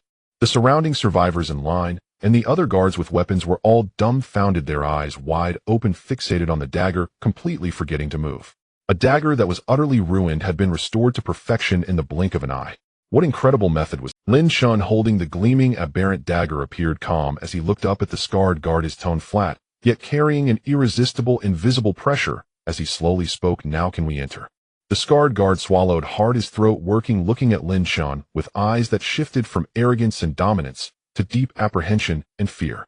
He finally realized, albeit too late, that this seemingly ordinary young man before him was certainly not someone to be trifled with. The air seemed to freeze in an instant, transforming into a suffocating heaviness. The scar-faced guard, with a face full of bluster and arrogance, was now dumbfounded, staring at the new and sharp ability dagger in Lin Shen's hand, beads of cold sweat forming densely on his forehead, his face as pale as paper. He had clearly seen that just moments ago this dagger had a shattered blade covered in spiderweb-like cracks, and he had even stomped it underfoot, crushing it to the point of distortion and ruin worse than garbage. Yet now, within mere seconds, this broken piece of iron had miraculously returned to its pristine state, the blade glinting with a fierce cold light, even more perfect than the best equipment he had ever seen. This was no mere repair, it was clearly a miracle, an incredible ability that he could not comprehend. The surrounding survivors in line instantaneously erupted in a clamor of discussion, their faces a mix of shock and exhilaration. "Am I seeing things? How did that broken dagger turn brand new? What kind of skill is this? What on earth is this young man? No wonder he dared to confront the guards. It turns out he has real abilities. This is impressive." The other guards, who had originally aimed their guns at Lin Shen, also holstered their weapons, their expressions turning serious and surprised, their gazes fixed intently on Lin Shen, waves of disbelief surging within them. In a place like the Blackstone safe zone, a repairman capable of fixing equipment held a very high status and could be courted by various factions. This kind of ability to instantly repair damaged equipment, bringing it back to life, was unheard of. At that moment, a steady and powerful sound of footsteps approached. A tall and broad-shouldered captain of the guards quickly walked over, dressed in a black uniform, his expression serious and his aura commanding, instantly recognizing that something was amiss. His gaze first fell upon the flawless ability dagger in Lin Shen's hand, then sharply turned toward Lin Shen as he asked in a low voice, "You can repair equipment?" Lin Shen slightly nodded, his expression calm, his tone indifferent, yet exuding confidence, as if it were merely a trivial matter. "I have some knowledge in this area." Just those simple 4 words caused the guard captain's expression to change instantly. He immediately reined in his earlier sternness and turned to the still-dazed, scar-faced guard, scolding sharply, "Nonsense! How dare you be rude to this gentleman? Apologize immediately." The scar-faced guard trembled in fear, no longer daring to act arrogant. He hurriedly bowed deeply to Lin Shun, bending low, his voice shaking with obvious trepidation, apologizing in the most humble manner. I am sorry. It was my blindness to not recognize a great man. I offended you. Please have mercy and forgive me this once. In just a few minutes his attitude had undergone a drastic transformation. Zhao Hu, Su Qing, Li Yue, and Xia Shi all felt a wave of relief in their hearts. It was truly satisfying to see the arrogant guard brought low so quickly. The guard captain respectfully bowed to Lin Shun and the others, his tone becoming exceptionally gentle, full of apologies. I sincerely apologize. My subordinate was thoughtless and offended you. I apologize on his behalf. Moreover, you may enter the safe zone directly without having to pay any resources. Upon hearing this, the crowd erupted in disbelief. Just moments ago, they had faced numerous difficulties and could barely enter, yet now they were being treated with such respect and exempted from all resource fees. The turnaround was so swift that it left people momentarily stunned. All of this was due to Lin Shin's miraculous repairability. Lin Shin slightly nodded, his tone flat. Thank you. The guard captain did not dare to show any negligence, personally stepping forward to lead the way, enthusiastically saying, I will take you in and help you register. The procedures will be simplified. Zhao Hu and the others instantly perked up, quickly getting into the vehicle and starting it. Under the awestruck gazes of the crowd, the off-road vehicle slowly drove into the gates of the Blackstone safe zone. Watching that brand new off-road vehicle disappear through the gates, the once arrogant scar-faced guard finally relaxed, collapsing onto the dusty ground, his back already soaked with cold sweat, filled with endless dread. Fortunately, Lin Shin did not hold a grudge against him. Otherwise, he would probably have been driven out of the safe zone by the guards, ending up dead in the wasteland. Upon stepping through the gates of the safe zone, the scene inside was instantly in stark contrast to the desolate and ruined exterior. Although the buildings lining the streets still bore the scars of the wasteland, the overall environment was clean, tidy, and orderly. The streets were bustling with people, many survivors setting up stalls to trade, exchanging the hard-earned resources they had scavenged for food, clean water, and medicine. Guards patrolled back and forth, maintaining order, and the air was filled with a faint aroma of life, a scent of humanity they hadn't experienced in a long time. The safe zone is also divided into classes, and not everyone can live a good life. Zhao Hu explained in a low voice as he drove. The central area is where the managers of the safe zone and top powerhouses reside, with tall buildings and an abundance of resources. We ordinary survivors can only stay in the outer areas where conditions are much worse, but at least it's safer than the wasteland outside. The guard captain brought them to a registration area where several staff members were busy. After he briefly explained the situation, the registration process became extremely smooth. The group quickly completed their registration, and after exchanging a few polite words, the guard captain turned to leave. Just as Lin Shun was about to leave the registration area with the others, a commotion of footsteps suddenly approached.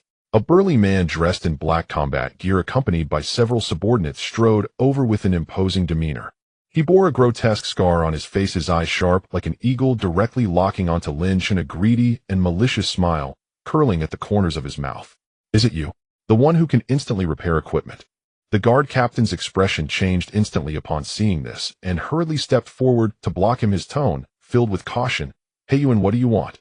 The burly man, referred to as He Yuan, completely ignored the guard captain, striding directly up to Lin Shun, sizing him up from a height, with an arrogant and domineering tone, commanding, Kid, come with me.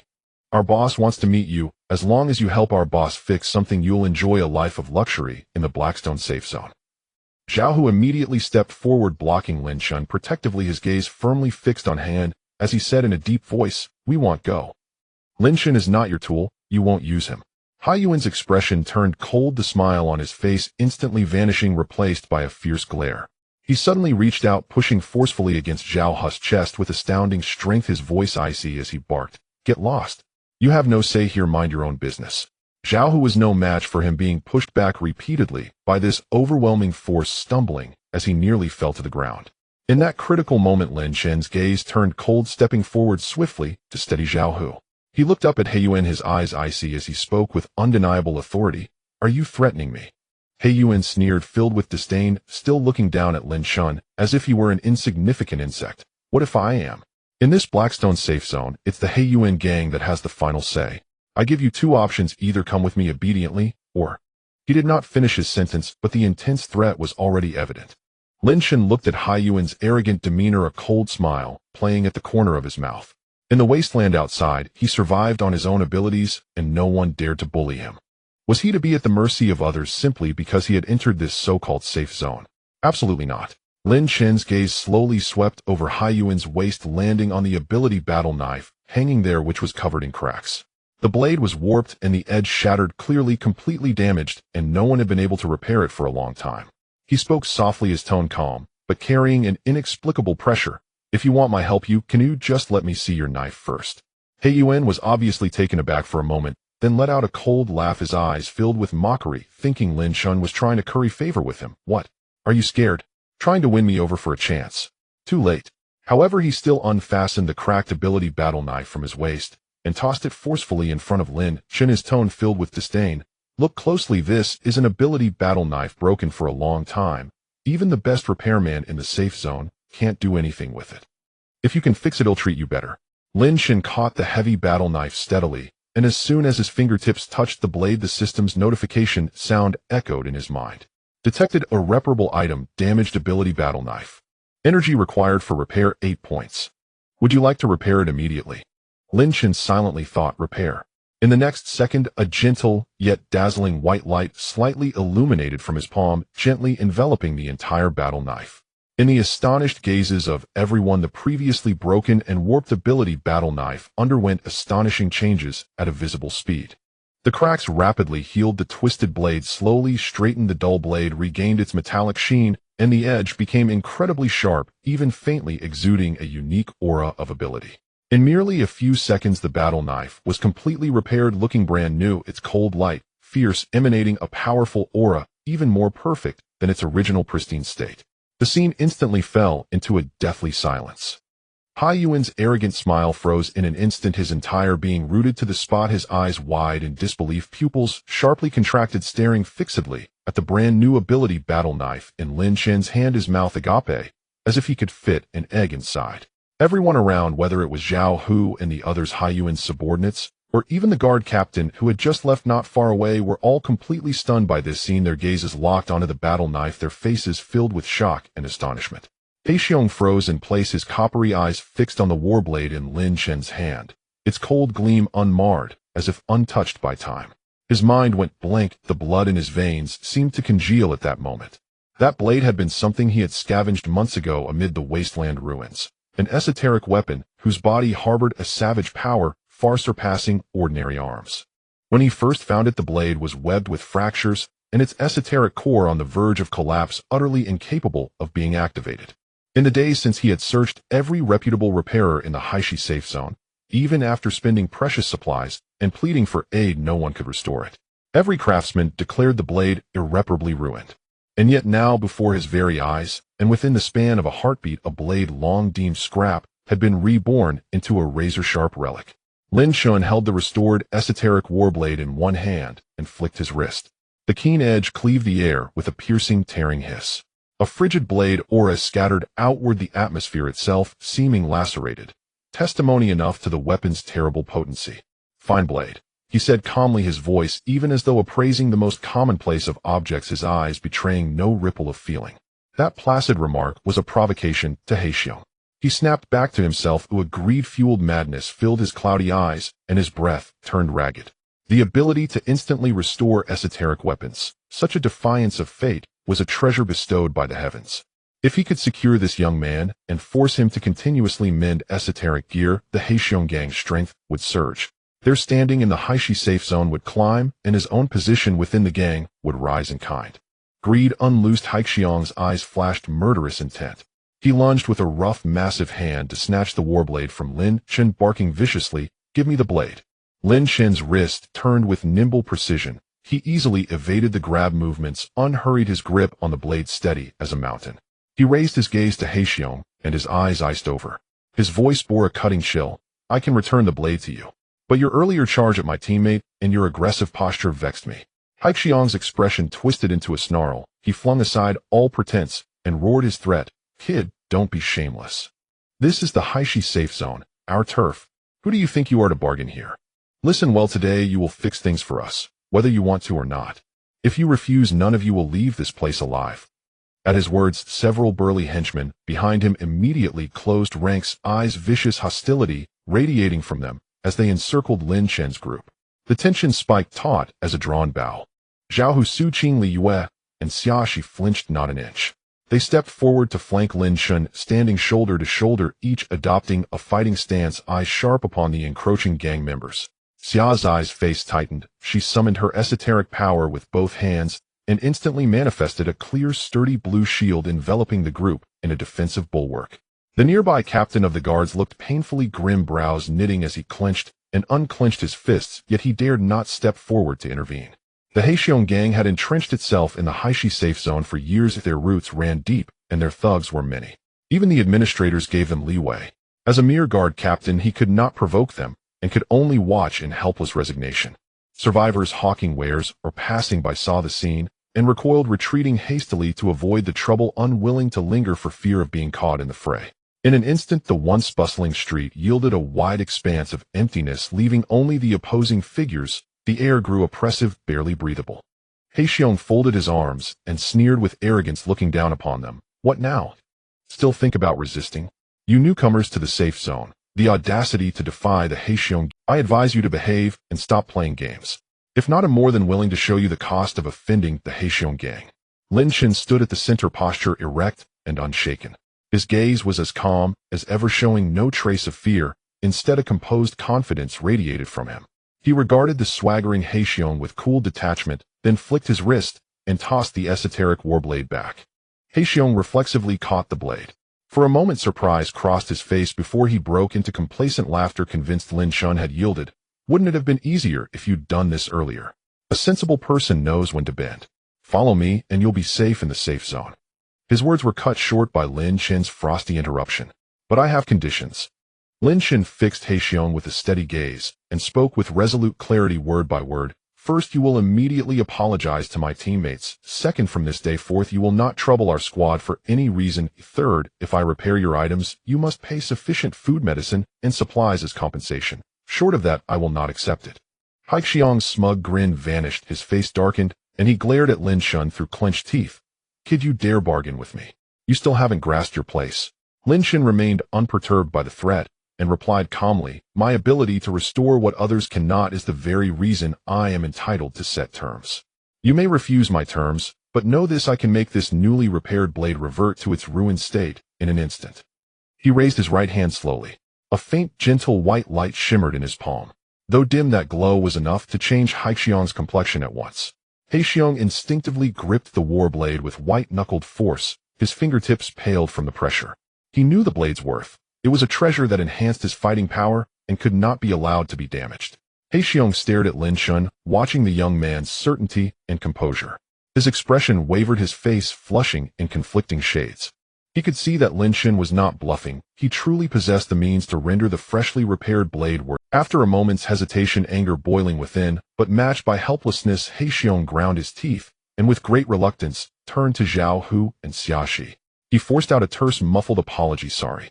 The apology was barely audible and plainly perfunctory, yet it fulfilled the promise. Lin Shin nodded in satisfaction and said evenly, good. Now bring forth the items you want repaired.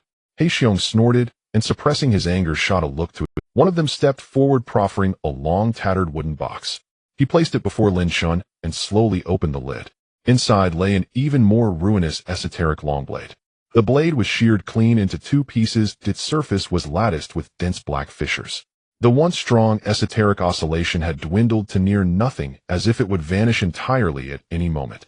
Its damage plainly severe. This is our boss' signature esoteric longblade. The very thing we want you to fix. Heixiong looked at the blade in the box and spoke in a low voice. If you can restore it perfectly, all past grievances will be wiped clean, and you will receive abundant supplies as payment. His tone then turned icy and raw with threat. But if you fail, do not blame us for being ruthless and unmerciful. Today none of you will leave this place. The atmosphere tightened again, heavy with impending peril. Everyone could see the blade's devastation. Not only was it snapped in two, but its esoteric core lay utterly shattered, an object seemingly beyond any hope of repair. Not even the best repairers in the safe zone could possibly mend such damage. Zhao Hu, Xiaxi, and the others went pale, their hearts sinking. Heixiong was clearly setting a trap and bullying them. If Lin Shin could not fix it today, it would surely turn into disaster for them all. But Lin Shin looked at the broken long blade with an untroubled gaze. There was no worry in him.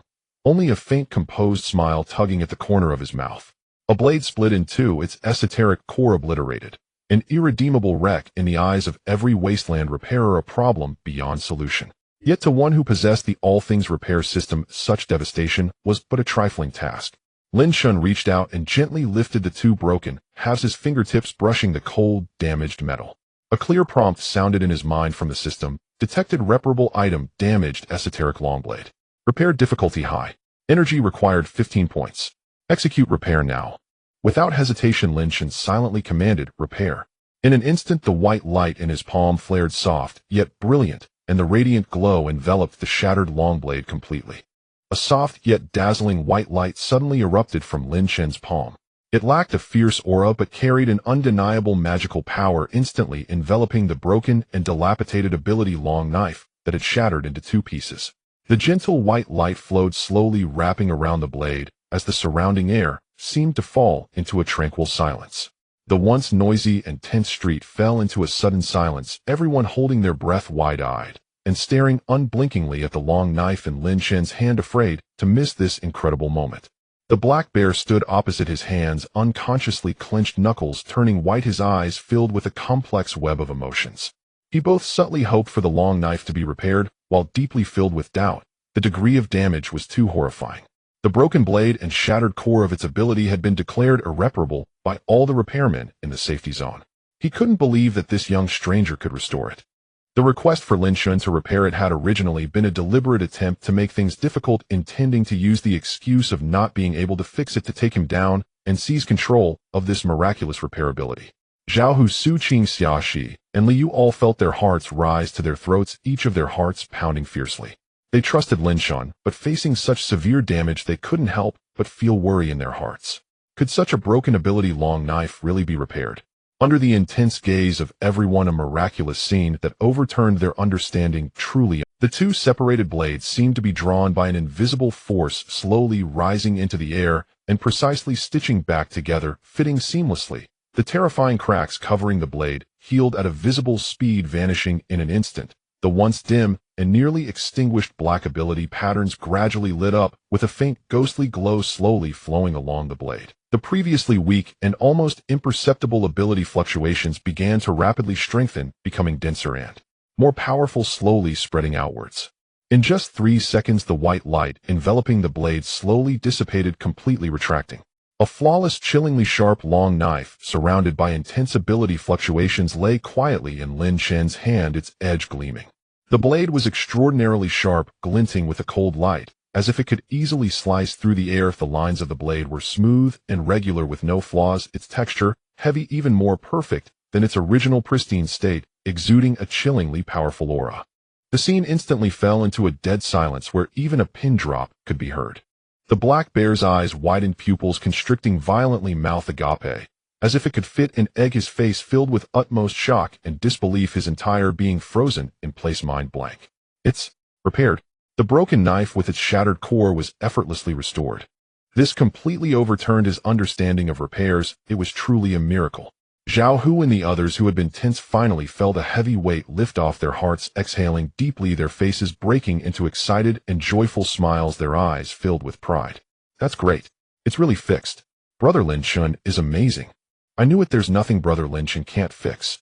Xia Shi looked at Lin Shun's upright figure, her clear eyes filled with unabashed admiration and affection. This mysterious and powerful man could always create miracles in dire situations, repeatedly bringing surprises to everyone.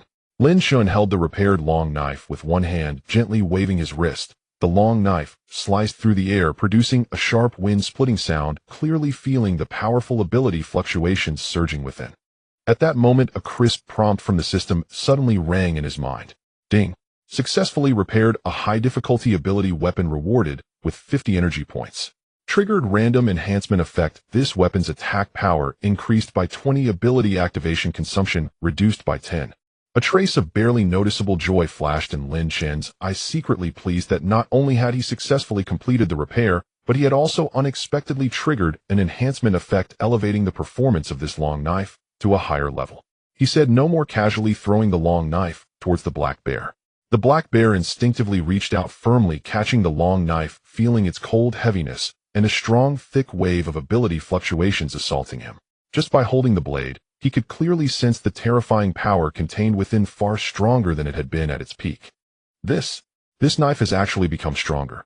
The black bear's voice trembled uncontrollably, his face in shocked disbelief saturating his tone. Only at this moment did he fully realize that what he was facing was not an ordinary repairman, but a monster with heavenly abilities. Not only could he instantly repair all damaged equipment, but he could even enhance it, improving its performance. This ability in a resource-scarce, weapon-precious wasteland world was invaluable enough to drive all forces in the wasteland mad with desire.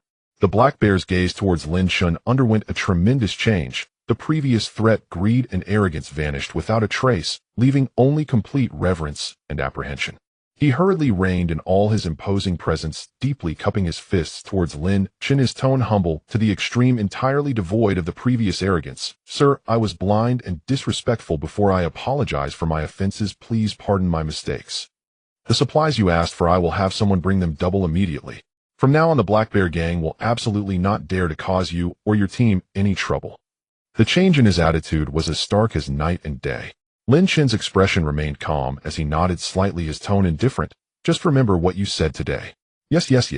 I will remember it firmly, never to forget." The black bear nodded repeatedly, bending lower, his tone increasingly respectful. "I will go report to our boss right away. A person of your stature deserves to be met by the boss in person. I won't dare to be negligent." After speaking, the black bear, along with his subordinates, did not dare linger for a moment, respectfully retreating quickly. The once arrogant demeanor now completely vanished, appearing somewhat flustered. Watching the black bear and his group retreating in dismay, the surrounding survivors could no longer contain themselves, erupting in waves of astonished exclamations. "So impressive! Even the domineering Black Bear Gang has been brought to heel. This gentleman is so powerful, no one will dare to provoke him in the Blackstone safety zone from now on." The captain of the guards beside him also let out a long sigh of relief, admiration showing on his face as he respectfully bowed to Lin Shun. "Sir, you are truly remarkable. The Black Bear Gang has run rampant in the safety zone for many years. It's surprising they would behave so obediently today." Lin Shun smiled faintly, offering no further explanation. He understood very well that repairing the Black Bear Gang leader's ability long knife was merely the first step in establishing his position in the Blackstone safety zone. It wouldn't be long before the news of his ability to instantly repair and enhance ability equipment spread throughout the entire safety zone. And sure enough, moments later, a series of steady, measured footsteps approached, coming closer. A group of guards in neat uniforms, exuding an imposing presence and strict discipline, surrounded a group of people as they swiftly walked over their powerful aura, causing the surrounding survivors to retreat, once more not daring to come near. At the forefront was a middle-aged man dressed in a black trench coat, tall and stately, with a composed demeanor. His face was stern, his gaze sharp, and he walked steadily toward Lin Shun, a gentle and respectful smile on his face. "Mr. Lin Shun, hello. I am the highest administrator of the Blackstone Safety Zone, Qin Feng." The middle-aged man extended his hand voluntarily, his tone humble. "I have long admired your name, and today I have come personally to invite you to discuss matters at the Safety Zone Center." The highest administrator of the Safety Zone personally invited him. Zhao Hu, Su Qing, and the others were all stunned, standing in place, completely dumbfounded, their gazes towards Lin Shun, filled with pride and admiration. At this moment, Lin Shun's status in the Blackstone safety zone was completely established. The appearance of Qin Feng was like a massive stone thrown into a calm lake, leaving all the survivors present utterly shocked. Their discussions abruptly ceased, and all gazes were firmly fixed on the two.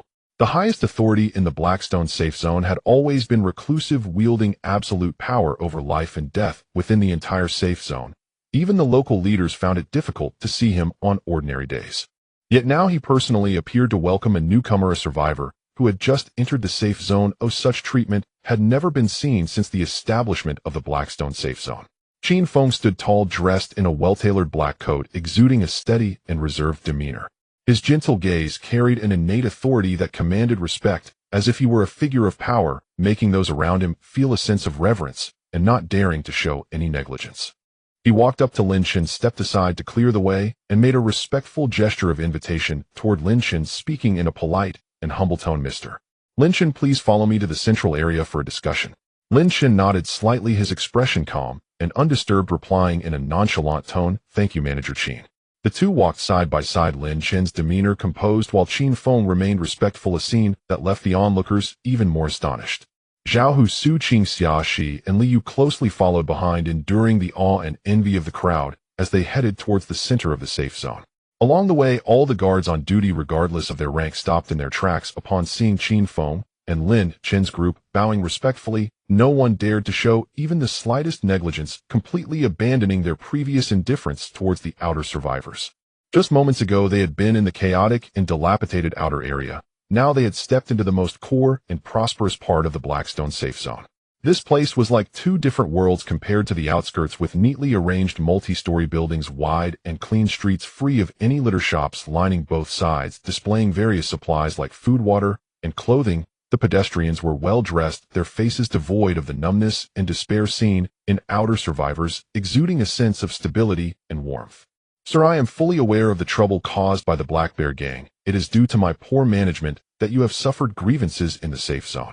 As I walk with you, I assure you that we will rigorously rectify the gang's influence, and similar incidents will never occur again, ensuring your safety and that of your team. We only wish to survive peacefully, as long as they do not provoke trouble. I do not wish to stir up. Upon hearing this, Qin Feng's face broke into a gentle smile, softly praising, Sir, your broad-mindedness is truly admirable. In fact, I came here specifically to apologize for the recklessness of the Black Bear gang, and there is another critically important matter for which I hope you can lend your assistance. As they spoke, the group arrived in front of a tall and imposing office building, the management center of the Blackstone safe zone, surrounded by heavily armed guards on high alert. Ordinary people would not only be driven away if they approached, but would also be unable to enter. Qin Feng personally led the way, taking Lin Chen directly to the top office, while the others waited outside. The office was spacious and bright, with floor-to-ceiling glass offering a view of the entire safe zone. The decor was simple yet elegant, lacking any unnecessary luxury, exuding an air of solemnity. Mr. Lin Chen, your restoration abilities are extraordinary, unparalleled in the entire wasteland world. Our safe zone is currently facing a catastrophic disaster, and only you can resolve this crisis. Lin Chen picked up the teacup, his fingertips brushing against the warm surface, his expression still calm, as he looked at Qin Feng. Manager Qin, feel free to speak frankly. Seeing Lin Chen did not refuse outright, Qin Feng's expression grew serious, and he walked to the wall, pressing a hidden switch. The wall slowly unfolded, revealing a massive holographic map. At the center of the map, the complete outline of the Blackstone safe zone was clearly marked with a red circle representing the defense system surrounding its perimeter. At that moment, a large area within the circle had turned a dead gray, glaringly obvious. This is the defense system of our Blackstone safe zone. The entire zone relies on 5 large defense towers to provide energy, supporting the energy shield to fend off the attacks of mutated monsters and external enemies. Qin Feng pointed at the gray area on the map, his tone extremely grave, his eyes filled with anxiety. But just 3 days ago, the energy core of Defense Tower No.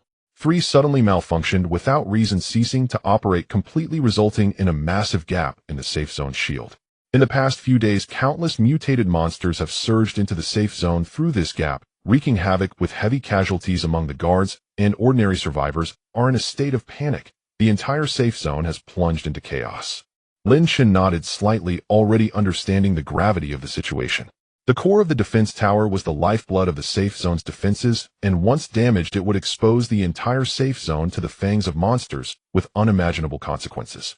Qin Feng continued, his voice filled with helplessness. In these 3 days, we have searched for all the top repair technicians in the safe zone, exhausted all possible methods, and consumed a large amount of scarce resources, yet we have been unable to restore the core or even determine the cause of its failure.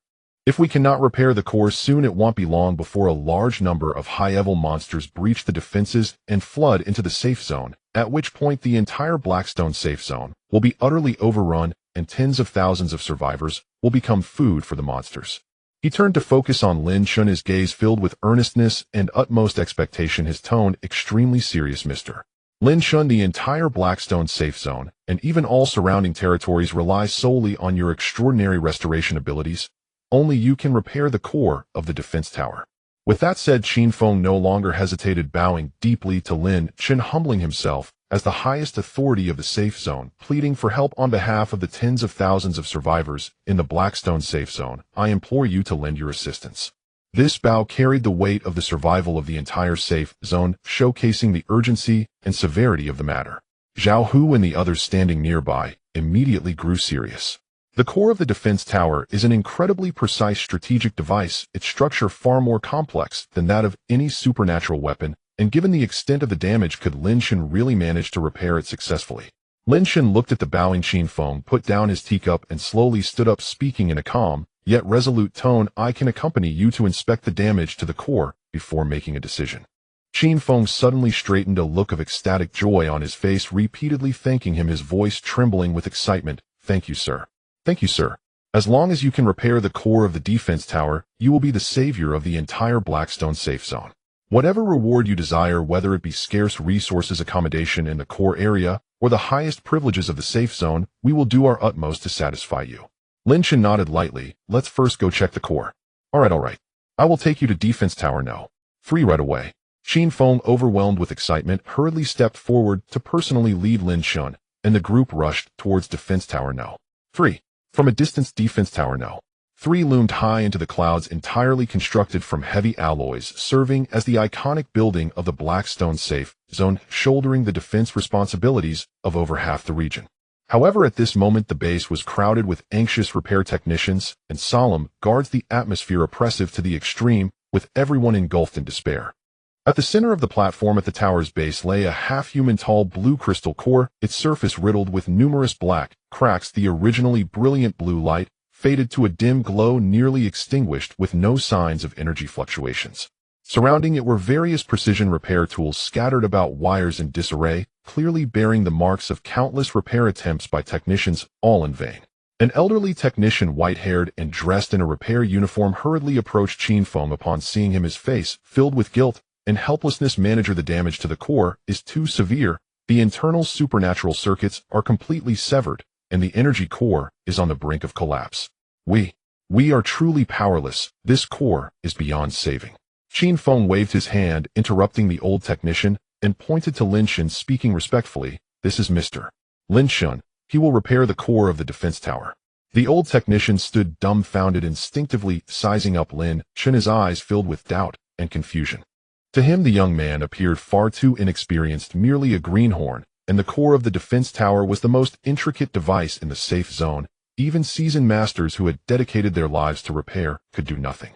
How could this young man possibly succeed? The surrounding technicians also looked up, their gazes towards Lin Shan, filled with skepticism, with some even shaking their heads quietly, clearly doubting his abilities.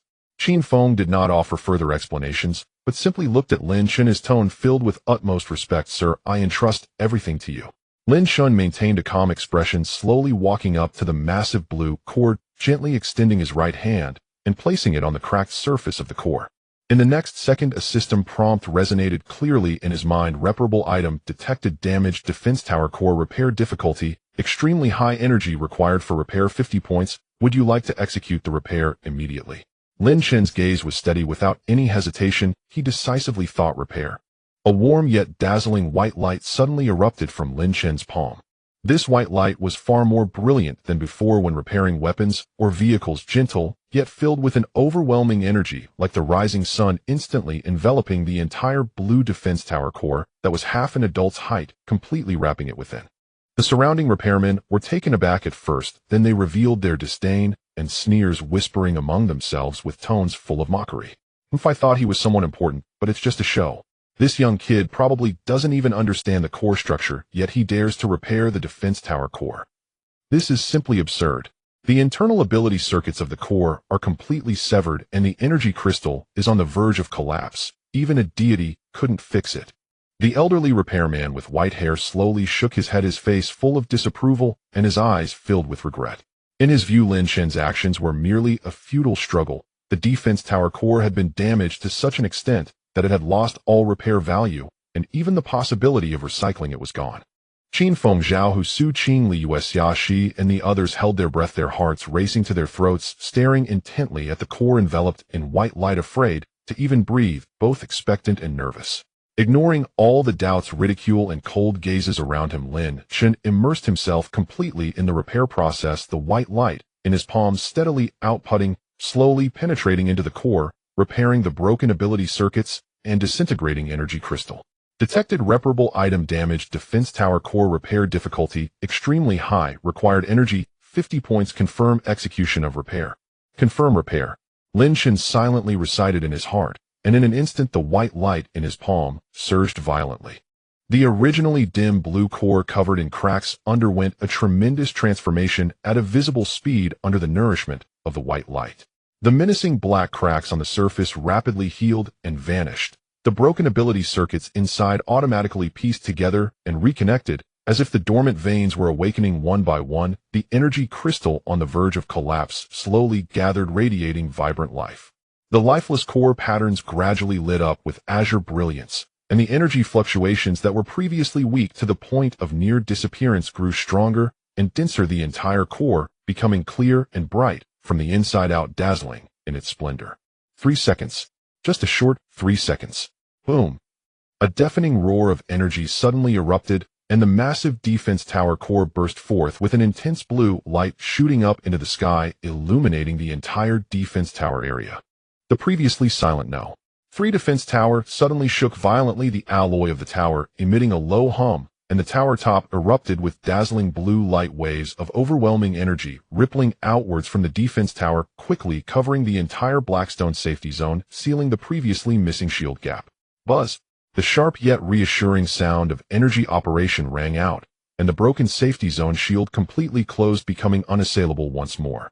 The defense tower restarted successfully. The entire area fell into a deathly silence where even a needle dropping could be heard.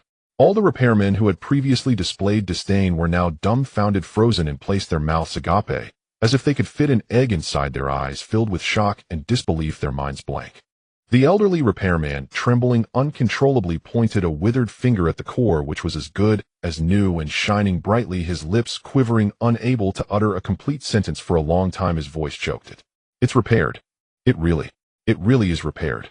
Qin Feng stood beside him, shaking with excitement, his eyes reddening, tears welling up instantly. The crisis of the safety zone he had been struggling with and worrying about for days was finally resolved. It worked. It really worked. The Blackstone safety zone is saved.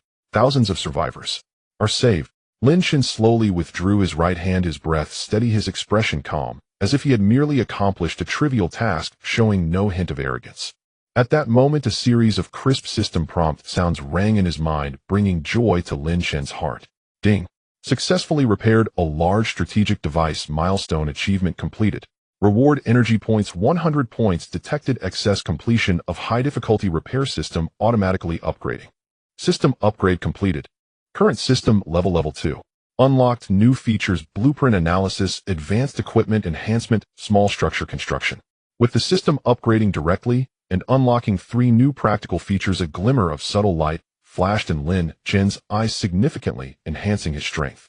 Qin Feng quickly stepped forward, grabbing Lin Shen's hand forcefully, his tone extremely serious, his voice ringing. Mr. Lin Shen, you are the savior of the Blackstone safety zone. You are the benefactor of the tens of thousands of survivors in the entire safety zone.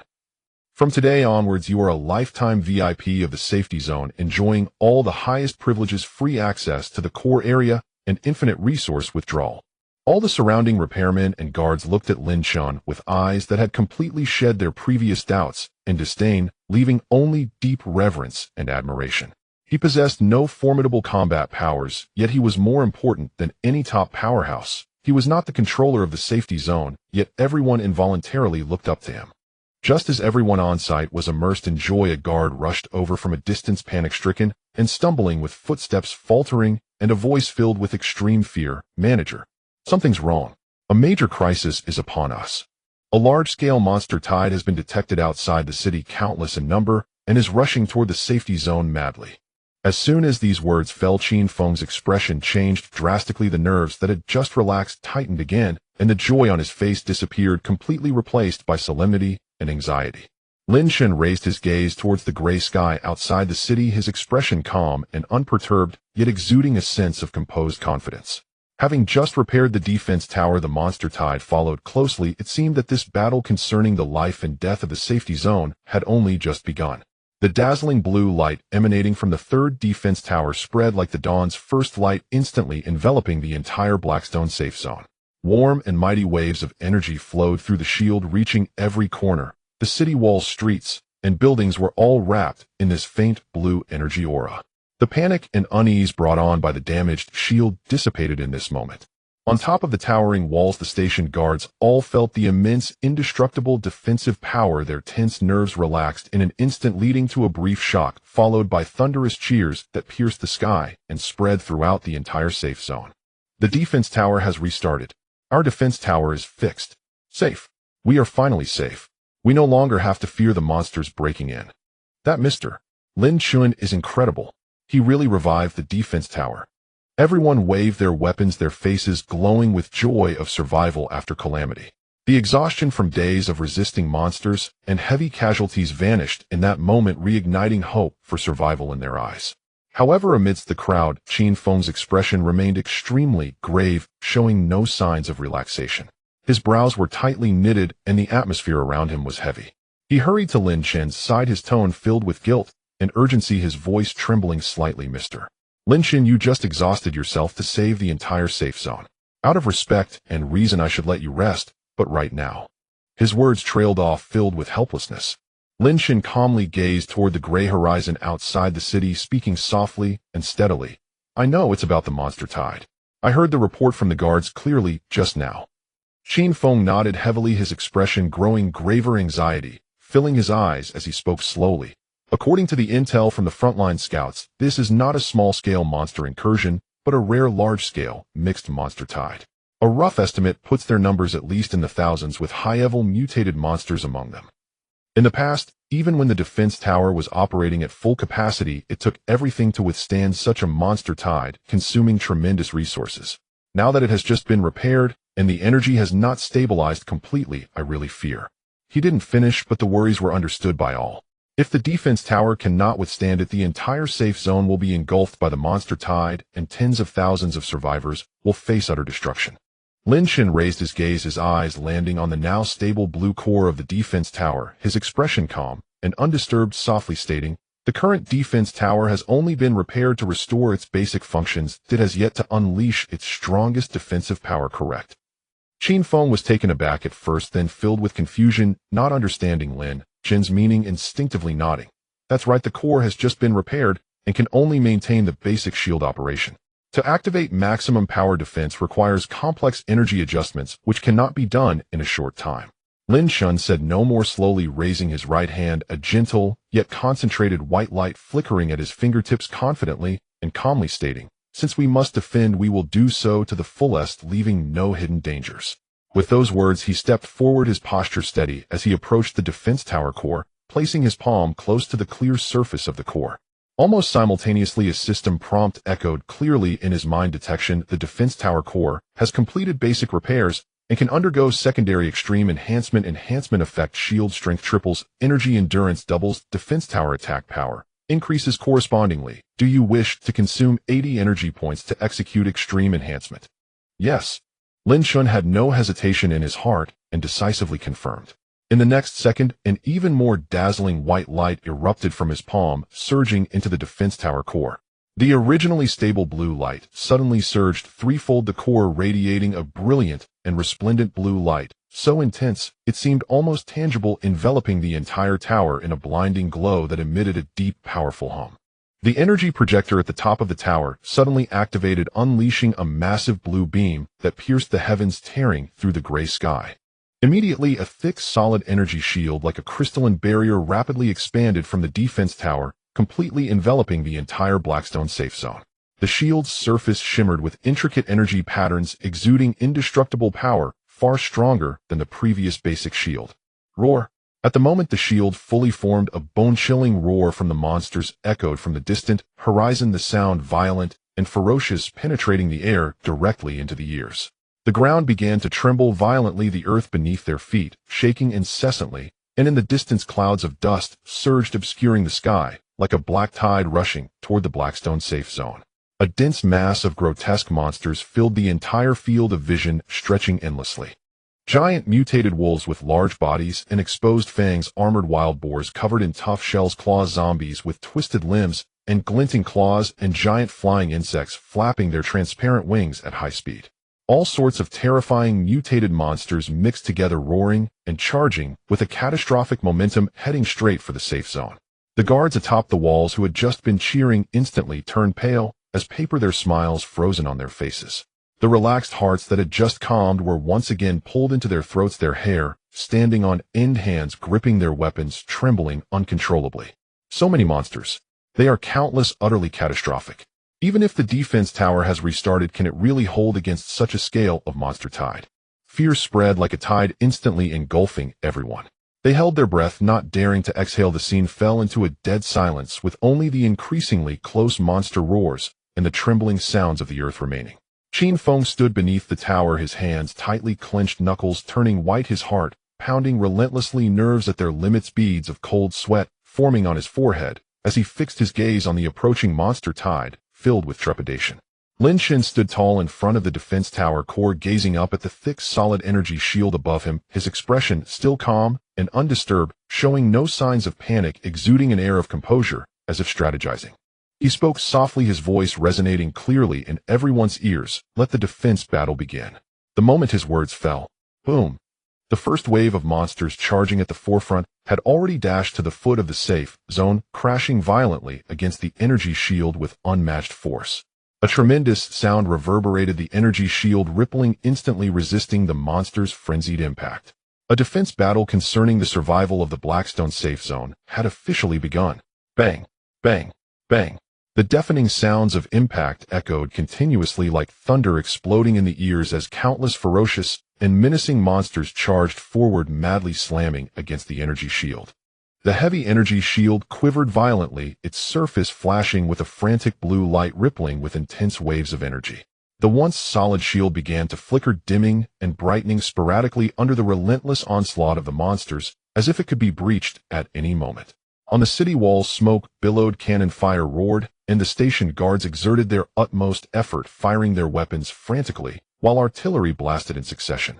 Shells exploded among the horde of monsters, sending blood and flesh flying and limbs scattering everywhere. But the sheer number of monsters was overwhelming, densely packed, and stretching as far as the eye could see. As one batch fell, another surged forward immediately, their assault showing no signs of weakening, but rather growing increasingly ferocious, making it impossible to halt the endless tide of monsters. This is not good. There are too many monsters, we simply can't kill them all. Ammo supplies are running low. If this continues, we'll be out of firepower. Our weapons can't take it anymore. The firearms are severely outdated, the barrels are warped, and the energy weapon cores are damaged, on the verge of being completely scrapped.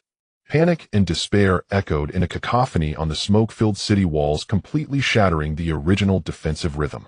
The weapons stored in the safe zone were already old. They were barely usable against small-scale monsters on regular days. However, in this high-intensity and high-density battle, the wear and tear of all weapons was amplified, leading to a series of malfunctions. A large number headed towards becoming unusable, with many guards' firearms exploding or jamming and artillery barrels twisting and warping, completely losing their combat effectiveness. The defense line was on the brink of collapse. Qin Feng stood beneath the defense tower, his eyes fixed on the battle situation on the city wall. Watching the weapons being rendered useless and the defense line gradually faltering, his face was as pale as paper, filled with despair and helplessness, his body trembling uncontrollably. It's over. Completely over. Our firepower can't keep up, and the weapons are being scrapped in batches. Even with the defense tower, we can't hold the line. Had the lives of the tens of thousands of survivors in the Black Rock safe zone finally come to an end in this wave of monsters? Just when everyone was engulfed in despair and the defense line was about to collapse, Lin Shen's calm and steady voice slowly emerged, clearly reaching everyone's ears like a soothing balm, instantly stabilizing the chaotic situation. Bring all the damaged weapons to me. Qin Feng suddenly turned his head, staring wide-eyed at the unperturbed Lin Shen beside him, filled with confusion and shock. Sir, what do you mean? Lin Shen looked calmly toward the city wall, facing the billowing smoke and the roars of monsters, his tone steady and unwavering, every word resonating with strength. I do not possess formidable combat abilities, nor can I charge into battle like a warrior to slay monsters with sword and blade. But what I can do is ensure that all of you have the qualifications to continue fighting and to protect our home. He slowly raised his right hand, a faint white light emanating from his fingertips, directly pointing toward the city wall, his voice clear and resolute. Bring all damaged, scrapped, and unusable weapons to me.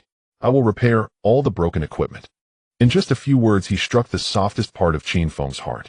He looked at the calm and composed Lin Shen before him, his eyes instantly reddening, tears uncontrollably welling up his body, trembling with excitement. Quick! Send the order down. Everyone immediately bring all damaged and scrapped weapons to the base of the defense tower and hand them over to Mr. Lin Shun. Hurry! Qin Feng almost shouted the command, his voice filled with excitement and hope. Although the guards on the city wall were filled with confusion, not understanding what this young man wanted with a pile of scrap metal, their trust in Qin Feng, along with their instinct for survival, left them no room for hesitation as they immediately complied. The guards swiftly dismantled the scrapped weapons from their hands, carrying and hauling them continuously, sending them down from the city wall. In just a moment, a high pile of scrap metal had accumulated at the base of the defense tower.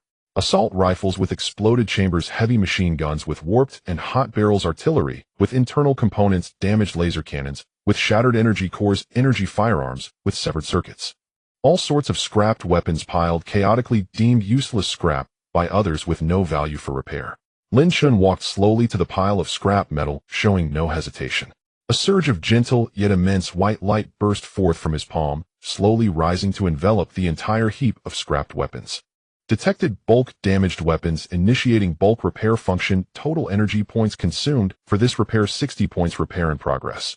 Swish, swish, swish. The dazzling white light swept over like a tide, and before everyone's astonished eyes, that pile of dilapidated scrap metal rapidly transformed at a visible speed. The exploded rifle was instantly repaired, its body as good as new. The warped heavy machine gun barrel straightened and aligned perfectly with its cooling components intact. The damaged artillery was completely restored, its barrel gleaming with a cold metallic luster. The energy-depleted laser cannon was recharged, its core patterns shining brightly. In just a few seconds, all the scrapped weapons were fully repaired, neatly stacked together, shining brand new, their performance surpassing that before the damage, ready to be deployed in the fiercest combat state. All set, take them to the city wall and continue fighting. Lin Shun withdrew the white light from his palm, his tone indifferent, as if he had merely accomplished an everyday task. The guards responsible for transporting the weapons, upon seeing the now rejuvenated and fully functional weapons, were utterly stunned, then erupted into frenzied cheers, their despair vanishing, entirely replaced by extreme joy and adoration. A god! This is a miracle. All the scrapped weapons are repaired. We have combat power again. We can hold our ground. With this gentleman here, we absolutely cannot lose. The guards excitedly grabbed the repaired weapons, quickly rushing back up the city wall, positioning the brand new equipment, and instantly unleashing a barrage of fire. The heavy machine guns roared continuously, shells bombarded in succession, and laser cannons swept across, unleashing powerful fire towards the horde of monsters. The defense line, which had been on the brink of collapse, was instantly solidified.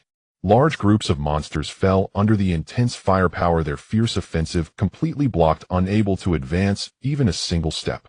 On the city wall, as the smoke cleared, cheers erupted thunderously, soaring into the sky.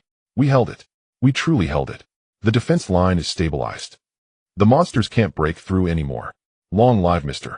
Lin Shun. We are certain to win. Qin Feng stood at the base of the defense tower, watching the re-stabilized defense line, gazing at the bloodied and valiant guards, and then looking at the calm Lin Shun beside him, filled with endless emotion and respect. He suddenly understood that a true top-tier powerhouse is not one who single-handedly sweeps away all opposition, invincible in this world. Rather, it is one who can by their own strength gather all power, enabling everyone around them to become strong and protect their home. And Lin Shun is that kind of person. The roars of the monster tide gradually faded away, leaving behind piles of monster carcasses at the foot of the city. The smoke slowly dissipated as sunlight pierced through the gray clouds, casting down upon the newly stabilized Blackstone safe zone. The blue light of the defense tower remained warm and heavy, with the energy shield shimmering faintly, firmly protecting the entire area. The city walls were covered with traces of battle, yet the previous chaos and despair were replaced by the joy of survival and the spirited determination to fight. At that moment, a series of crisp system notification sounds echoed in Lin Shun's mind, clear and pleasant. Ding. Successfully defended the Blackstone safe zone, completed large-scale team combat support, achieved milestone accomplishment. Earned energy points 200 points, reputation of Blackstone safe zone, increased worship system energy, replenished, automatic upgrade. System level upgraded to level 3. The continuous notifications brightened Lin Shun's eyes, and a wave of uncontrollable joy surged within him, as if all the energy and exhaustion consumed in recent days had been soothed by this wave of upgrades. Unlocked new core function blueprint analysis function description can analyze any item, device, or equipment, automatically acquire complete manufacturing, repair, and enhancement blueprints without any knowledge threshold. Unlocked exclusive construction function small base construction function description can independently repair, modify, and build simple defensive structures, combat vehicles, and practical equipment. Achieving construction from scratch. Lin Chen's heart stirred, and a glimmer of life flashed in his eyes. Previously, his abilities were limited to repairing damaged items, which had already earned him a place in the wasteland world. Now, with the system upgrade, the ability to analyze and construct had been directly unlocked, allowing him not just to patch up the broken, but to create equipment and build structures from nothing, completely grasping the initiative of survival and development. He suppressed the excitement within him and casually picked up an ordinary standard rifle used by the guards nearby, lightly touching the gun body with his fingertips, silently reciting the analysis command. Item analysis in progress. Analysis successful.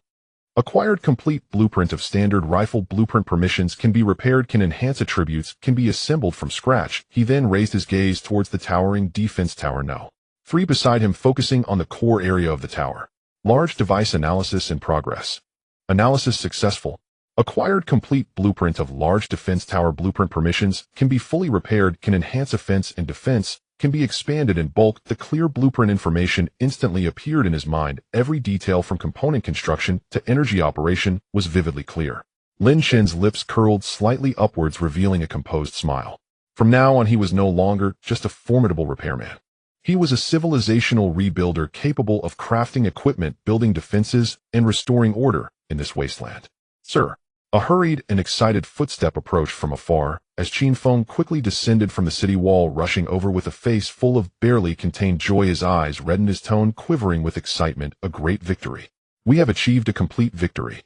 The monster tide has been fully repelled, the defense line remains intact, and there were minimal casualties in this battle. This was the most impressive and satisfying fight since the establishment of the Blackstone safe zone. As soon as he finished speaking, the guards and repairmen on the city walls, along with ordinary survivors who had rushed over upon hearing the news, all crowded around Lin Chun.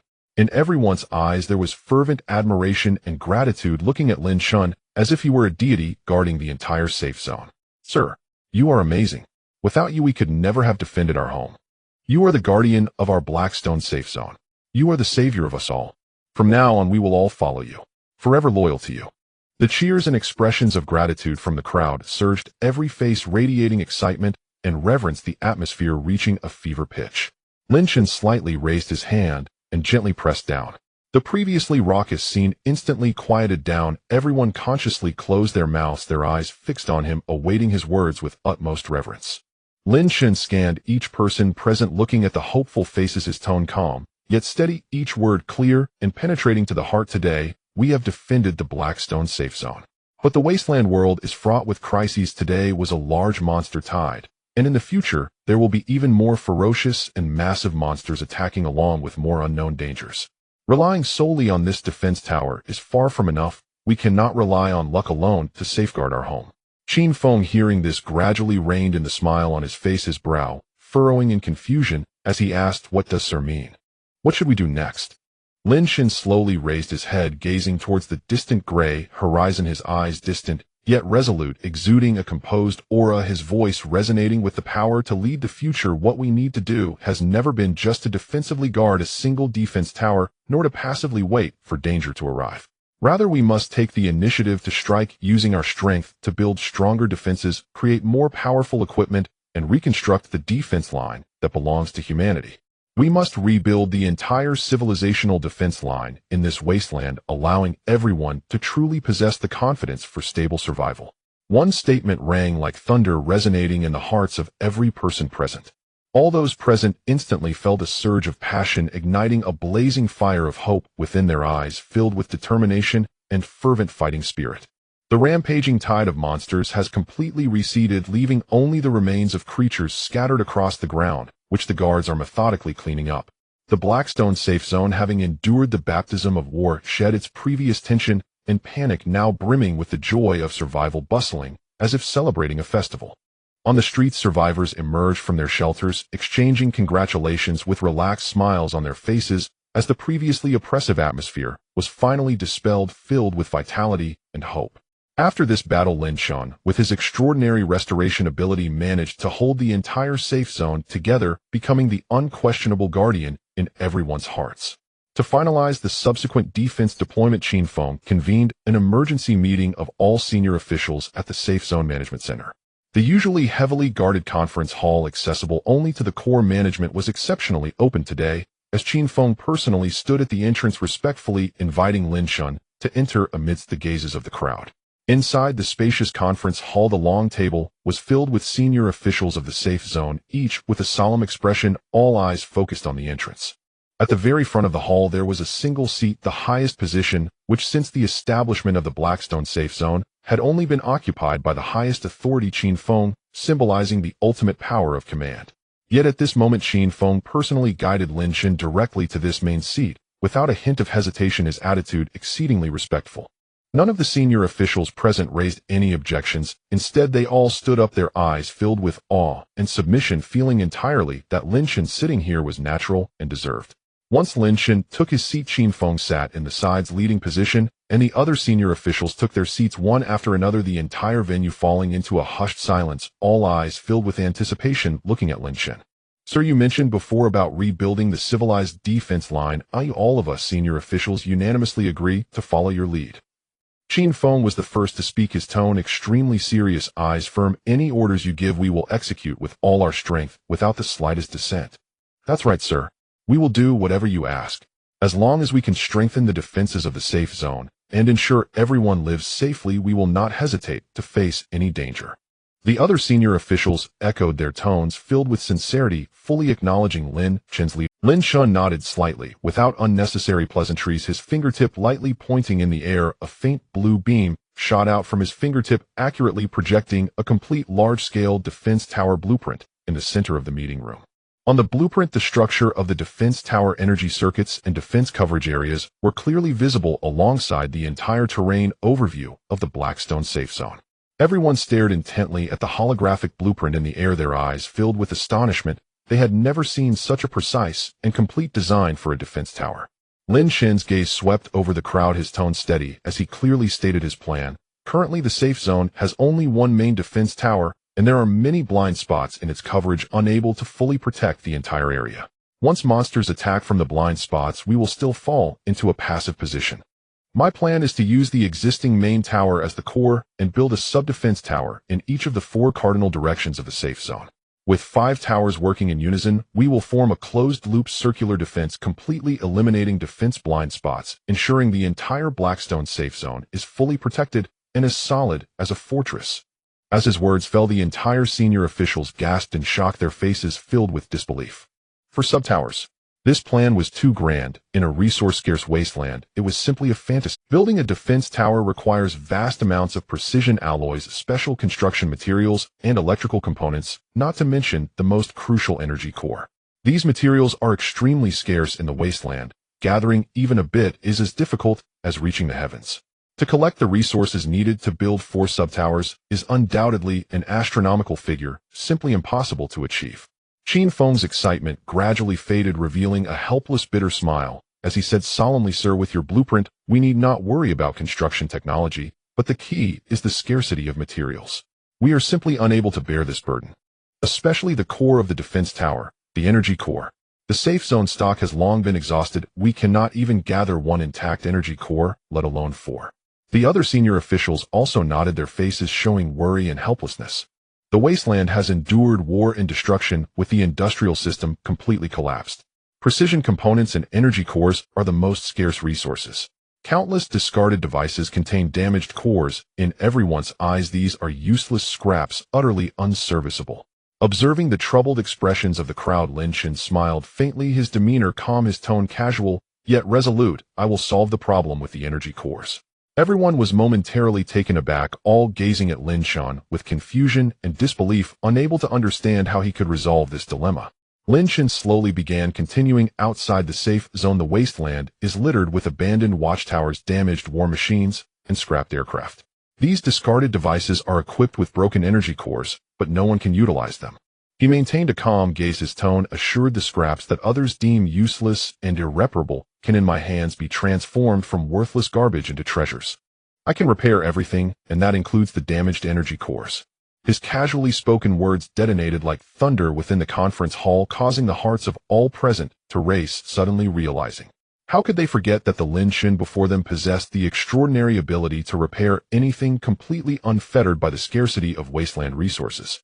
Those damaged cores deemed worthless by others could be instantly restored to perfection through his hands, becoming the key resource for constructing the defense tower. Upon realizing this, the clouds of worry vanished from everyone's eyes, replaced by immense joy and excitement. Qin Feng was so thrilled that he slammed the table, standing up with unwavering determination, his voice resonant and powerful. Good. Wonderful. We will proceed as the Sir suggests. I will immediately issue citywide orders mobilizing all survivors to collect abandoned energy cores and various construction materials throughout the city and cooperate unconditionally with the Sir's expansion plan. At this moment, although Lin Shin did not hold the title of the Safe Zone's manager, he won everyone's trust through his unique and extraordinary ability, holding greater authority than the highest manager, and the entire development direction of the Blackstone Safe Zone was firmly in his hands. Qin Feng's command echoed like a thunderclap, instantly resonating through every corner of the Blackstone Safe Zone. Without a hint of hesitation or a moment's delay, the entire safe zone sprang into action, entering an unprecedented state of full mobilization. Whether it was the vendors who usually set up stalls on the streets, the staff responsible for resource allocation, the guards stationed on the city walls, the technicians researching repairs, or even the ordinary elderly and young survivors, everyone took initiative. On each person's face, the numbness and exhaustion from surviving in the wasteland had vanished, replaced by unwavering determination and hope. They understood that this resource collection was crucial for the defense expansion of the safe zone, and for the survival of every individual, determining whether they could truly establish a stable foothold in this wasteland. As dawn broke, the gray light enveloped the earth, and all the gates of the safe zone swung open. Groups of survivors orderly streamed out of the city gates, scattering towards the surrounding ruins, former battlefields, and abandoned human bases. Groups of 3 to 5 armed with crowbars, cloth bags, and flashlights wove through the crumbling walls, leaving no corner unchecked. In the collapsed buildings beneath, the abandoned war vehicles within the dilapidated watchtowers, and among the destroyed military bases, the figures of the survivors could be seen searching. On the wasteland, the wind and sand howled year-round, leaving traces of war and disaster everywhere. Broken bricks, rusted metal, and damaged parts lay scattered, and each step taken had to be cautious, avoiding loose rubble and hidden dangers. Yet even in such harsh conditions, not a single person complained or hesitated. Here is a damaged energy core. Come quickly. There's a half-broken core in the engine of this abandoned vehicle. Be careful where you step, don't cut yourself on the debris. Shouts echoed in the vast ruins as everyone exerted themselves to find those incomplete energy cores, which were often regarded as trash and overlooked. Some squatted down, carefully clearing away rubble. Others climbed the ruined towers, disassembling parts from abandoned devices. Some worked together to lift the rusted covers of war vehicles, retrieving the damaged core components within. Sweat soaked their clothes, dust covered their faces, and some had their palms cut by sharp metal shards. After a simple bandage, they continued searching without stopping. Everyone had only one thought in mind: the more incomplete cores they found, the more they could assist Mr. Lin Shin, and the safer the zone would be. As time passed, more and more incomplete energy cores were collected and continuously transported back to the Blackstone Safe Zone, sent to the central square beneath the defense tower. In just half a day's time, the originally empty and tidy square beneath the defense tower was completely filled with piles of damaged energy cores. Each core varied in form, yet all displayed signs of decay. Some were covered in spiderweb-like cracks, their shells exploded and deformed with the internal energy crystals exposed and dim. Some had shattered into several pieces, their energy circuits completely severed, unable to sense even the slightest energy fluctuation. Others were severely rusted from wind and sand erosion, their surfaces pockmarked and far from their original forms. And some only had half a shell remaining, their core components utterly destroyed, appearing to others as nothing but useless scrap metal. The higher-ups of the safe zone had long awaited at one side of the square, watching the lifeless waste piled high before them with unease in their hearts, frowning, their eyes filled with apprehension and doubt. Qin Feng stood at the front of the crowd, hands clasped behind his back, his gaze fixed on the pile of damaged cores, feeling equally anxious. He trusted Lin Shin's abilities, but the level of damage on these cores was truly severe, with some completely shattered, making it impossible to discern their original forms.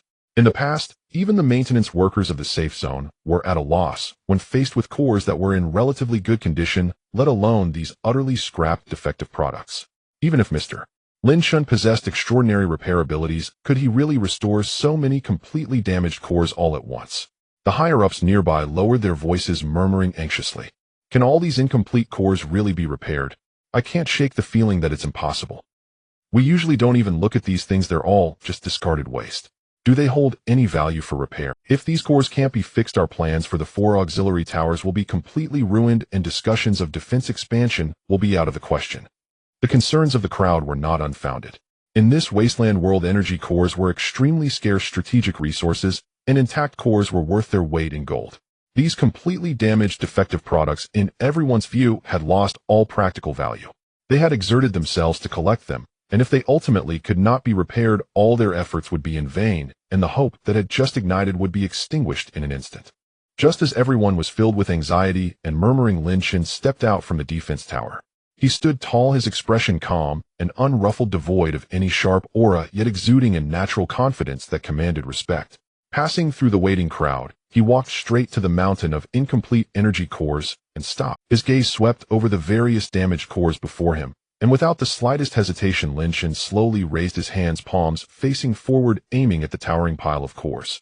Almost the moment he exerted force with his fingertips, the system's prompt sounded clearly in his mind, detected a large number of incomplete energy cores totaling 47, all meet the repair conditions. Batch repair mode can be activated to complete all repairs at once. This batch repair will consume a total of 150 energy points. Do you confirm the execution of the repair?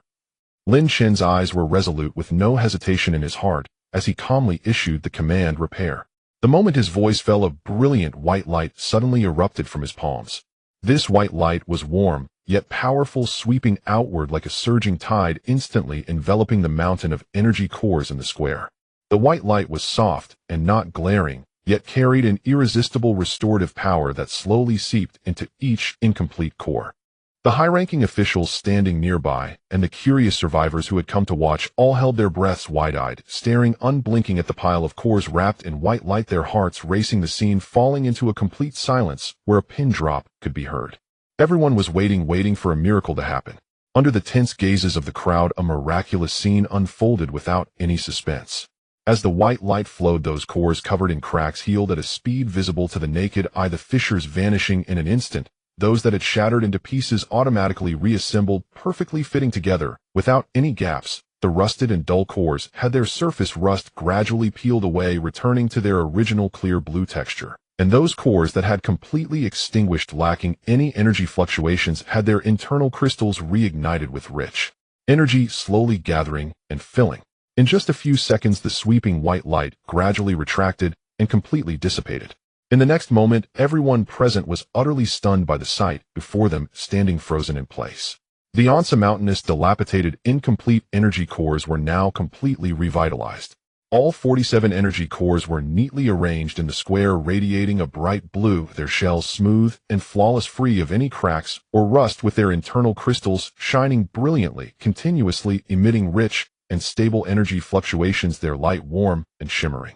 Each one was intact and filled with energy far exceeding the quality of ordinary standard cores.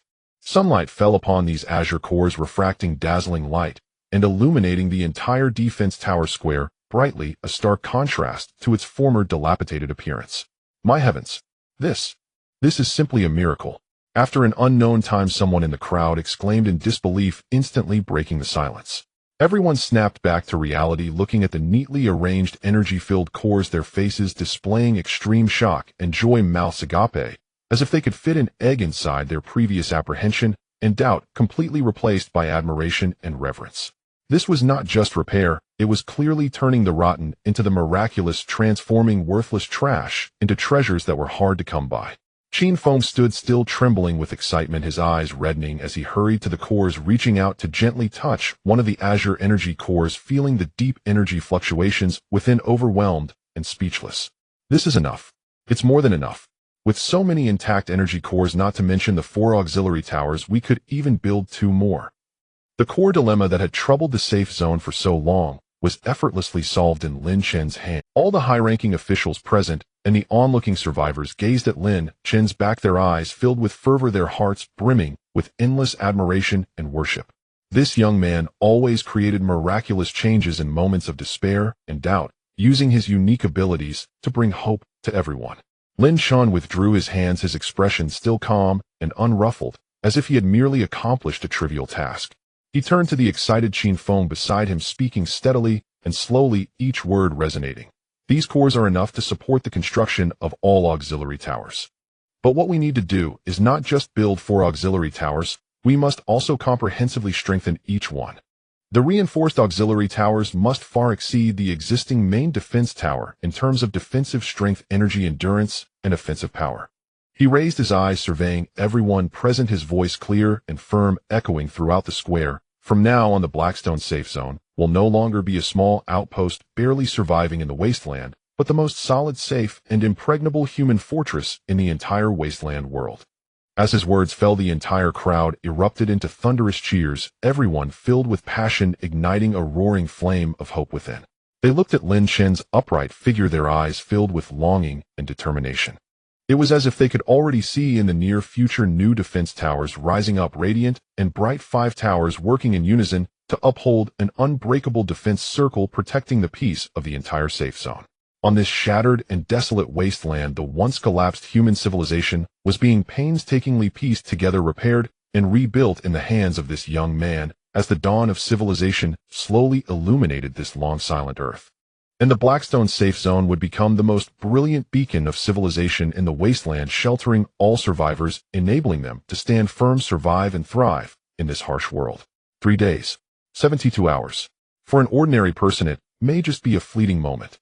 But on this barren, ravaged wasteland, 3 days can change the fate of countless individuals, enough to bring a dying city back to life. The first ray of morning sunlight pierced through the heavy gray haze that had long shrouded the wasteland, shining directly upon the land of the Blackstone Safe Zone. Where the light fell, a miracle astonishing to all was revealed. The once dilapidated and crumbling city walls were now enveloped by a layer of soft blue energy shield, smooth as jade. This shield was not a rigid barrier, but rather a flowing river of stars shimmering with fragmented glimmers in the sunlight, layered upon each other, resembling a vast dome, seamlessly protecting the entire safe zone. Sunlight streamed through the shield, casting mottled shadows on the ground, as if every inch of illuminated earth was coated with a layer of sacred golden edges. Outside this luminous barrier, 4 brand new defensive subtowers rose like colossal pillars, standing solemnly at the 4 corners of the safe zone. The towers were constructed from specially designed alloys and unique concrete, presenting a deep and solid dark color known as blackstone. The tower tops soared into the clouds, pointing towards the heavens, each tower engraved with intricate and ancient runes that emitted a gentle blue light under the sun, continuously providing core energy for the entire defense network. The towers stood straight, their lines sharp, as if they were the unyielding backbone of the wasteland, silently and steadfastly guarding everything behind them. The 5 towers worked in unison, forming a super defense circle covering dozens of kilometers. The once crumbling Blackstone Safe Zone, which could barely withstand the attacks of low-level monsters, had now undergone a complete transformation.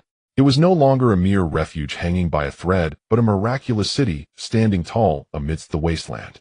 The soft blue light shield appeared dreamlike, reflecting the rebuilt streets and houses below. Every wisp of smoke, every sound of laughter spoke of the hope of rebirth. In the center of the square, a crowd had gathered. Tens of thousands of survivors were here, dressed in various types of clothing, from worn-out camouflage to patched robes and newly issued uniforms. Every face radiated with heartfelt excitement and pride, emotions unseen for a long time. They gazed up at the magnificent city of light, their eyes sparkling with visions of the future. Qin Feng stood on a temporary high platform, clad in a crisp commander's uniform adorned with medals on his chest. He stood tall and solemn, raising his right hand to silence the cheers of the crowd. As the square fell silent once more, with only the sound of the wind rustling the flags, he opened his throat, announcing with all his might, his voice resonating like a great bell across the entire square: from today onward, Mr. Lin Chen, the guardian of the Blackstone Safe Zone. Wherever he goes, everyone admires him.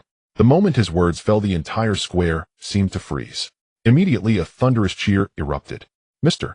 Lin Chen, guardian, long live. The deafening shouts pierced the heavens, startling even the birds in the sky, sending them fluttering away. Countless people waved their arms, tears of excitement brimming in their eyes, raising wildflowers, which symbolized blessings high above their heads, holding a grand celebration beneath the soft blue light shield. On one side of the platform stood four individuals, Zhao Hu, Su Qing, Li Yue, and Xiaxi. They stood side by side, dressed in matching team uniforms, their postures upright and faces filled with pride. In this moment, their faces bore no trace of the fatigue and anxiety etched from their struggle for survival. Instead, they were replaced by confidence and vigor. Zhao Hu stood on the far left, more robust than before, with sharper eyes.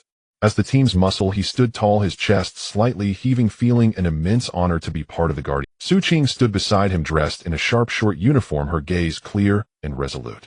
She gently adjusted her collar, looking towards the distant light shield, her mind recalling the tireless efforts of the past 3 days, a surge of indescribable accomplishment rising within her. Li Yu and Xiaxi huddled closely together, unable to suppress their smiles. They watched the bubbling crowd below and the grand new city, their hearts swelling with pride. They had once been a group of individuals struggling to survive, a small team shivering on the edge of the waste. They had thought their lives would be filled only with escapism and despair. It was Lin Chen's appearance that gave them a new direction and the courage to rebuild their home. Now they were no longer lost souls. They were the core team beside the Guardian, the builders of this new city and the bearers of the torch of human civilization. This transformation of identity filled every cell within them with strength. Lin Chen stood among the four, his gaze calmly sweeping across the newly revitalized safe zone. His eyes passed over the four towering sub-towers, over the solid light shield, finally resting on every face filled with hope. Within him was no ecstatic joy or flamboyance, only a deep and tranquil wave. 3 days ago, this place was still in ruins. And 3 days later, this place was a city. A city restored by his own hands, guarded by countless people together. Restoring a city was never his endpoint nor the end of this world. This was merely a beginning, the starting point of a long and arduous journey to restart civilization. Just as Lin Chen's gaze touched the distant, broader, and more mysterious heart of the wasteland, a familiar, cold, mechanical voice suddenly echoed in his mind. Ding! Detected that the host has completed the restoration of the large safe zone, allowing the torch of civilization to continue. Main quest initiated, civilization reconstruction. Quest objective: restore 10 large safe zones, rebuild the human civilization defense line, and reshape the order of the wasteland.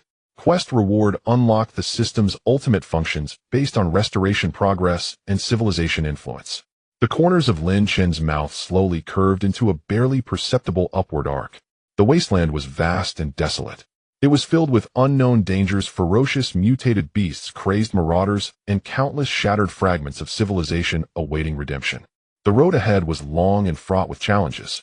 But he was no longer the boy who had arrived 3 days ago, empty-handed and bewildered in the face of monsters. He now had a core team, he absolutely trusted one, with formidable combat capabilities. He possessed the universal restoration system, his unparalleled fundamental ability. He had faith, a firm belief in rebuilding human civilization and revitalizing this land. He also had countless people willing to follow him, willing to entrust their future to him. He was not an invincible war god. He could be injured and fatigued.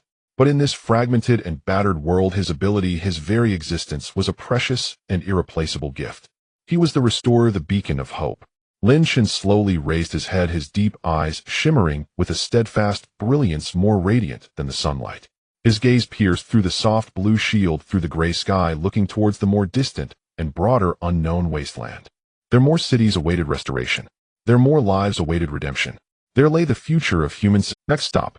Lin Chen spoke softly, his voice not loud, but carrying an undeniable power, clearly reaching the ears of the four beside him. He raised his arm, pointing towards the horizon, faintly glowing under the sunlight, his fingertip firm and steady. Let's go. With that command, it was as if a fuse had been ignited. Zhao Hu clenched his fists tightly, letting out a low growl of anger, and turned to stride towards the door to the unknown. Su Qing, Li Yue, and Xiaxi followed closely behind, their eyes resolute, their steps synchronized. The tens of thousands of survivors in the square spontaneously formed 2 lines, creating a long passage. They waved their flags, offering the warmest applause and cheers to bid farewell to their guardian. Say, the guardian will prevail. Rebuild civilization. The cheers resounded again, shaking the heavens. Lin Chen took one last look at the dreamlike, miraculous city, turned around, and resolutely stepped into the hope-filled distance. His figure under the sunlight stretched long and far. It was not just the shadow of one person, it was the hope of human civilization rising anew amidst the wasteland, striding forward with heads held high. The expansion project of the defense tower has entered full swing with the foundations of 4 auxiliary towers firmly established. The well-repaired energy cores are neatly arranged, and the preparation of building materials is sufficient. The defense system of the Fanshire safe zone is about to undergo a tremendous transformation. Lin Shen stood in the center of the defense tower square, looking up at the bustling construction scene before him, already formulating new plans in his mind. The Haishi safe zone has been secured, yet looking over the vast wasteland, there are few strongholds that can barely shelter survivors. Many humans continue to suffer under the torment of Sandstorm's monsters and hunger. The once glorious human civilization now lies in ruins, reduced to broken walls and a scene of devastation. Merely defending one's safe zone is far from enough. He possesses the ability to repair all things and holds the power to rebuild civilization. He should not stop here. It is time to leave this place and venture deeper into the wasteland, to rescue more survivors, to restore more dilapidated homes, and to spread the spark of civilization across this desolate land. Just as Lin Shen made up his mind and turned to gather his team to discuss the itinerary for the next stop in the wasteland, a system notification rang out in his mind, clearer and more resonant than ever before. This notification carried a special resonance that directly penetrated his mind, crystal clear and unlike any previous upgrade reminders, imbued with a heavy and sacred aura, as if heralding a new era. Detected that the host has completed the reconstruction of a large safe zone, condensed the spark of regional civilization, and gained the faith of all survivors in the area. The system's final hidden condition has been met. Exclusive title Guardian of Civilization officially activated. System level has exceeded the limit, unlocking the ultimate function, all things reconstruction. A series of system notifications sent a shiver through Lin Shen's body, and a dazzling light burst forth from his eyes, stirring up a tempest within his previously calm heart. Since acquiring the system, he had been repairing weapons, restoring equipment, fixing defense towers, and rebuilding safe zones. From an ordinary survivor, he gradually became the guardian of the safe zone, and finally, at this moment, he fulfilled the ultimate hidden condition that the system had never mentioned and unlocked its most core ultimate ability. He immediately focused his mind and checked the detailed description of the ultimate function as lines of text clearly appeared in his mind. All things reconstruction, the ultimate ability that transcends basic repair, breaking the limitations of material forms to achieve essential reshaping. 1. Ignoring the degree of damage, any broken, scrapped, or destroyed items can be directly reconstructed to a perfect new state without consuming extra energy. 2. Material tier reshaping allows low-level, discarded, and inferior materials to be directly reconstructed into higher, precise, and quality materials without any conversion threshold. 3. Ecological restoration can repair lightly damaged land, water sources, and air in the wasteland, improving harsh living environments and awakening life in desolation. From repair to reconstruction, from restoration to reshaping. Lin Shen's heart raced, fully understanding the extraordinary nature of this function. Previously, his repair ability merely restored broken items to their original forms. It was mending and restoring. However, all things reconstruction fundamentally alters materials, turning decay into wonder, transforming worthless scraps into treasures, and converting desolate wastelands into livable lands. This is the ultimate power of rebuilding civilization in its true sense. Even though Lin Shen was usually calm, he could not hide his excitement at this moment. He took a deep breath, suppressing the surging emotions within, wanting to personally test the power of this ultimate function. He bent slightly and casually picked up a piece of rusty, rough scrap metal from the ground by his feet. This scrap metal was discarded during the construction of the defense tower, heavily rusted and brittle, lying everywhere in the wasteland. With even the most basic recycling value non-existent, it was utterly useless trash. Lin Shen grasped the rusty scrap metal with his fingertips without any hesitation, faintly whispering in his heart, "Reconstruct."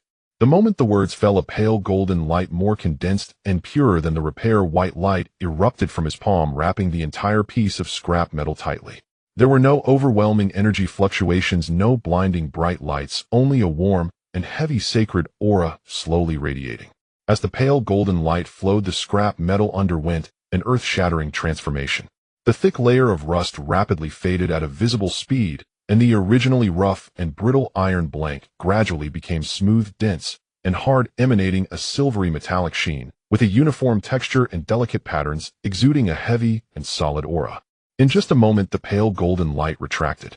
In Lin Shen's palm, the abandoned rusty iron had completely vanished, replaced by a piece of pure impurity-free top-quality steel. This steel is the top material for manufacturing high-tier weapons and reinforcing fortifications. In the wasteland world, it is a scarce resource that is hard to come by. Countless factions have struggled to gather even small pieces, yet at this moment, it was directly reconstructed from a piece of overlooked scrap metal.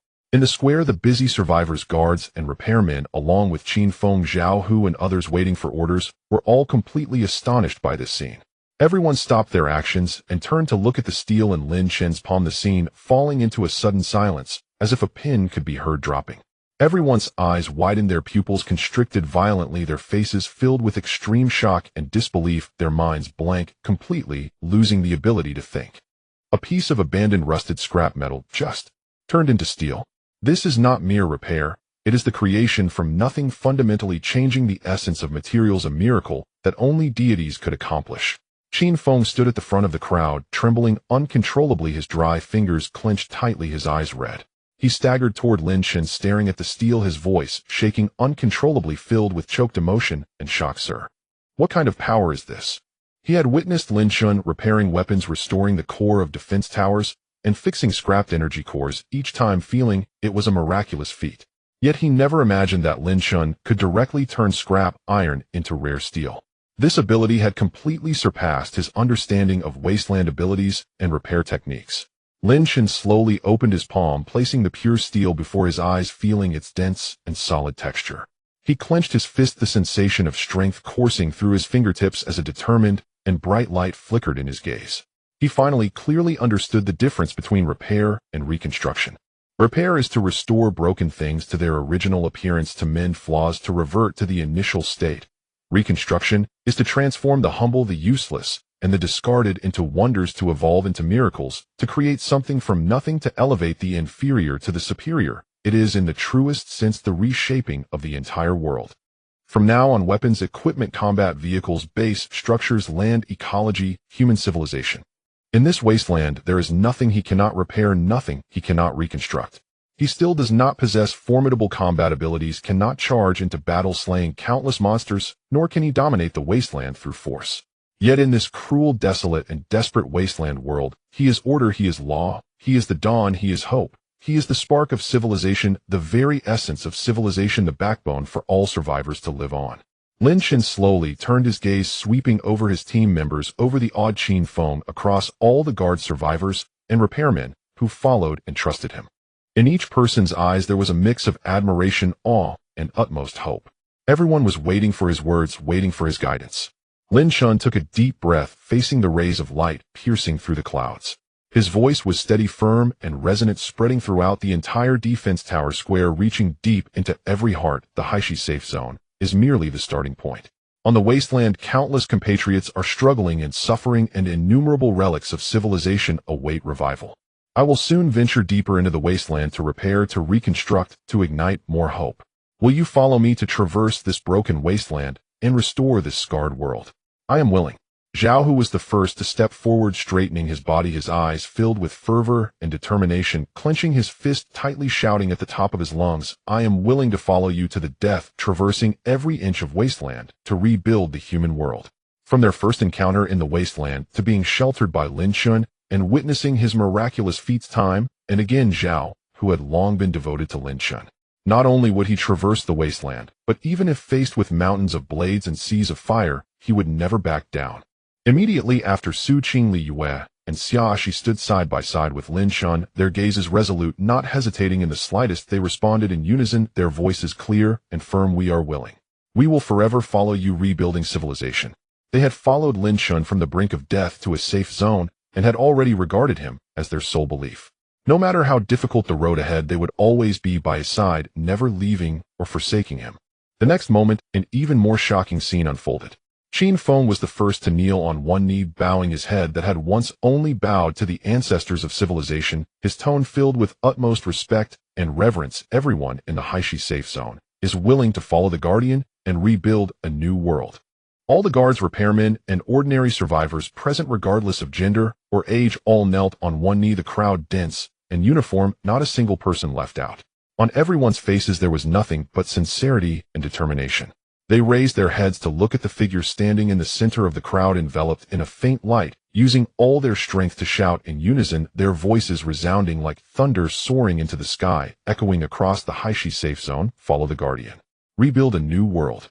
Follow the Guardian. Rebuild a new world. The shouts rose and fell deafening, carrying endless faith and passion, dispersing the gloom of the wasteland and igniting the flame of civilization's rebirth. Lin Shan raised his head, gazing at the overcast sky above. At that moment, the heavy clouds slowly dispersed, and a beam of warm sunlight broke through, precisely falling upon him, enveloping him in a golden aura. A gentle breeze swept by, carrying a long-lost freshness, no longer the past winds of sand and blood. Lin Shan's lips curled up slightly, his eyes filled with determination and tranquility. Unlocking all things reconstruction, becoming the guardian of civilization, and gaining the following of countless survivors.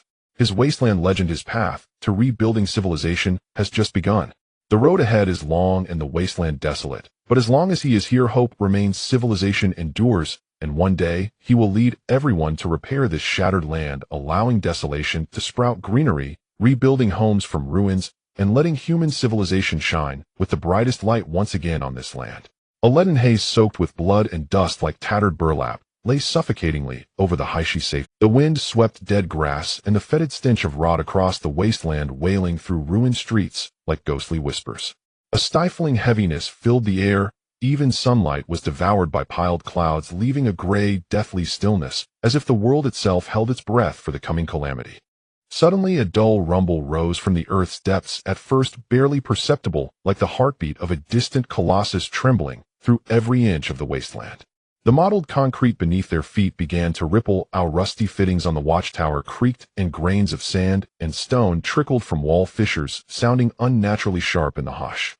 The tremors intensified and quickened like legions trampling frozen earth. The dull sound swelled into a deafening roar, each quake striking survivors' hearts, with tightening dread chilling their spines. Amid those bone-chilling shakes, a piercing alarm ripped through the oppressive silence from the highest watchtower of the Haishi safe zone. Wee. The shrill alarm pierced the clouds and stabbed every eardrum, carrying the unique despair and panic of the end times, freezing the air itself. The sentinel atop the watchtower was a young man, his knuckles whitened as he gripped the alarm lever, his face ashen bloodshot, eyes wide, his body trembling uncontrollably. He stared fixedly at the advancing black tide, and with a hoarse roar that cracked at the edges broadcast through the loudspeakers across the safe zone alarm. Emergency alert. Detected level 3 corpse tide. Numbers exceed 500. Mutated crawling types present. Less than 1 kilometer from the west wall. Repeat, less than 1 kilometer from the west wall. Each word landed like a sledgehammer upon the crowd's chests. Within seconds, the fragile order that had held the safe zone together dissolved into utter chaos. Panic spread like a plague, weathered faces drained of color in an instant, leaving only wrenching terror. Long-buried fears finally erupted, survivors screamed and sobbed, racing desperately toward the underground shelters. Ragged adults shoved and jostled, some fell trampled by those behind who had no time to help, their cries and struggles swallowed by the chaos. Small children, terrified by the thunderous noises and adults' panic, wailed pitifully, their fragile cries, elderly sighs, harsh reprimands, and the guards' shrill rallying whistles combined into a single bleak dirge of end-time despair. At the edge of the tumult, a hulking figure pushed through the crowd and strode forward.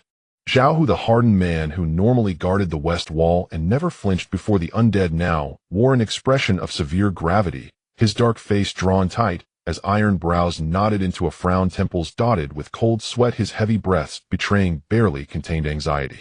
He lunged to Lin Shan's side, steps unsteady, yet determined, voice hoarse and urgent. Sir, things, although the west wall's defense tower was rebooted by you, it remains in basic mode. With less than 30% power, it cannot withstand the impact of a mass corpse tide. Worse, every automated machine gun on the outer wall is damaged, barrels corroded, circuits fused. Even if loaded with ammunition, they will not fire, utterly useless. Before his words finished, a lithe, yet fierce figure hurried over. Su Qing, clad in efficient combat gear, gripped the military dagger that Lin Shun had reinforced. Its blade flashed cold light that cast a frosty gleam across her eyes. Having spent years on the front lines hunting mutated undead, and knowing the habits of all manner of monsters, she scanned the direction of the horde with grave eyes, and said in a low voice, the mutated crawling types in this tide are the greatest threat. Their limbs end in blades, and they can scale walls with terrifying speed. Conventional weapons struggle to strike them accurately. If they reach the ramparts, the entire safe zone will be in jeopardy. Just then Liu and the water affinity ability user Xia, she arrived hastily. Liu's face was strained as she clutched at her sleeve, eyes fixed on the west wall, filled with unease and helplessness. Xia's eyes face was pale, her body trembling. She pressed her moist palms together and said with defeated tone, "My water abilities can only perform basic wound treatment and slight slowing. Against hundreds of clustered undead, they provide little obstruction. I can't help much." The group gathered around, each report laced with despair. The fragility of the west wall defenses, the horror of the horde, and the scarcity of countermeasures pressed upon them like mountains, leaving them breathless. Everyone understood that if the west wall fell, tens of thousands of unarmed survivors within the safe zone would become carrion for the undead, and the refuge that sustained them would be reduced to a bloody ruin. At this critical brink of life and death, Qin Feng, the safe zone's administrator, staggered in rushing toward. His usual calm had vanished. Anxiety furrowed his face, white hairs at his temples glaring against the gray sky, cold sweat trickling down his cheek and soaking his collar. He seized Lin Chen's arm, voice trembling almost with supplication. "Mr. Lin, the automated machine guns on the west wall, the outer wall reinforcement plates, the high-voltage grid. All defensive systems are destroyed. Now across the entire safe zone, only you can save us. Only you can hold back the horde and preserve the lives of these tens of thousands." All eyes turned in unison to Lin Chen. Expectation, dread, despair, and a last fragile hope mingled on each face. Everyone's hearts rose into their throats as they waited for his reply. But confronted with their expectations and the encroaching horde, Lin Chen remained serenely calm, no hint of panic in his gaze. He walked steadily toward the summit of the watchtower, each measured step at odds with the chaos and panic below, as if the advancing horde and the faltering defenses could not perturb him in the slightest. Once atop the tower, Lin Chen laid a hand lightly on the cold, rough metal railing, its surface streaked with rust and scratches, and peered into the distance. On the distant wasteland, the black-packed horde surged like a tide of darkness rolling from the horizon, with numbers so dense the undead layered upon layer until the end could not be seen. At the forefront stormed the berserk undead, skin rotting and sloughing, muscles knotted and bulging. Their eyes glowed red as they charged with heavy roaring strides, each footfall sending dust flying, their monstrous strength seeming capable of smashing any obstacle. Along the sides of the horde, in wall fissures and ravines, several black shapes skittered close to the ground. Agile, uncanny, moving so fast, they were little more than afterimages. These were the dreaded mutated crawling types, silent, yet far more terrifying than the roaring berserk undead. Turning to the Haishi safe zone's west wall, it appeared yet more dilapidated. The weathered wall, pockmarked from countless undead assaults and the ravages of battle, was riddled with bullet holes, claw marks, and impact cracks. Sections had loosened and fallen away, and dried, blackened blood from past fights stained the surface, a sight that sickened the eye. Atop the wall stood their only hope, the defense tower Lin Chen had just repaired, now emitting a faint glow at only 30% capacity, like a candle flickering in the wind, liable to be snuffed at any moment. Life and death hung by a thread. Lin Chen lowered his gaze, fingertip pressing the railing. The interface of his personal all things restoration system flashed to life in his mind, pale blue text racing across the display, clear as day, detected extensive damage to Haishi safe zone defensive systems. Batch repair plus universal reconstruction functions available. Items pending repair: west sector outer wall armor plates, automated machine gun arrays, high voltage grid, defense tower energy core reconstruction option unlocked. Upgrade base defenses to an apocalypse enhanced defensive system, comprehensively increasing defensive strength and lethal radius. Execute full area defense repair and reconstruction of Haishi safe zone now. Reading the words on the interface, a faint glimmer lit Lin Chen's eyes. A subtle yet resolute smile slowly curved his lips. The horde closing in was perfect. Let the survivors on this ruined earth witness with their own eyes what an indestructible line of civilized defense truly is. He raised his head, swept his gaze over the fearful crowd below, and in a voice clear and steady, quiet yet with a penetrating authority that instantly overrode the surrounding chaos, he declared, "Everyone fall back. Evacuate to the safe zone's central area." After a brief silence, everyone instinctively halted and began retreating toward the core of the safe. Lin Chen looked up again, eyes razor-sharp, and in a low voice enunciated each word, "Watch closely for what comes next." The setting sun bled across the sky, heavily pressing down on the Blackstone safe zone, dyeing the desolate wasteland in a rich, glaring dark red. The howling winds of the apocalypse whipped up yellow sand, shattered bricks, and a faint stench of blood violently battering against the western wall, producing a mournful sound akin to countless souls wailing in despair. The entire western wall had long lost the majesty of the first line of defense of the safe zone, reduced to a crumbling, dilapidated shell on the verge of collapse. The thick concrete wall was riddled with a myriad of cracks, deep and shallow, intertwined with large areas of peeling plaster and multiple depressions where the wall had caved in, loose stones continuously sliding down as the foundation had already been loosened and shifted by the relentless waves of corpses, as if it would completely collapse with just one more impact. On top of the wall, rows of automatic machine gun turrets leaned at awkward angles, most of them toppled over their barrels, severely rusted, twisted, and deformed, the internal precision parts completely destroyed and jammed, reduced to a pile of completely ineffective scrap metal. Several high-voltage electric nets spanning the wall had all snapped and fallen, their cables charred and damaged with exposed wire ends, let alone high-voltage currents. Not even a faint charge could be transmitted. The core defense tower, standing at the center of the defensive line, was even more lifeless, its body mottled and damaged, the energy core dim and devoid of light, the laser charging device that once could deter hordes of zombies completely silent, like a lifeless iron sculpture stripped of all its power. Inside the wall, fear gripped the hearts of the people, despair freezing their minds like cold ice. The guards of the Blackstone safe zone were all injured, their arms, shoulders, and chests wrapped in blood-soaked bandages. Days of sleepless vigilance and fierce battles had drained them of all their strength and spirit. Each person clutched their firearms tightly, their knuckles turning white, palms slick with cold sweat, faces pale as paper, their eyes filled with exhaustion and deep terror.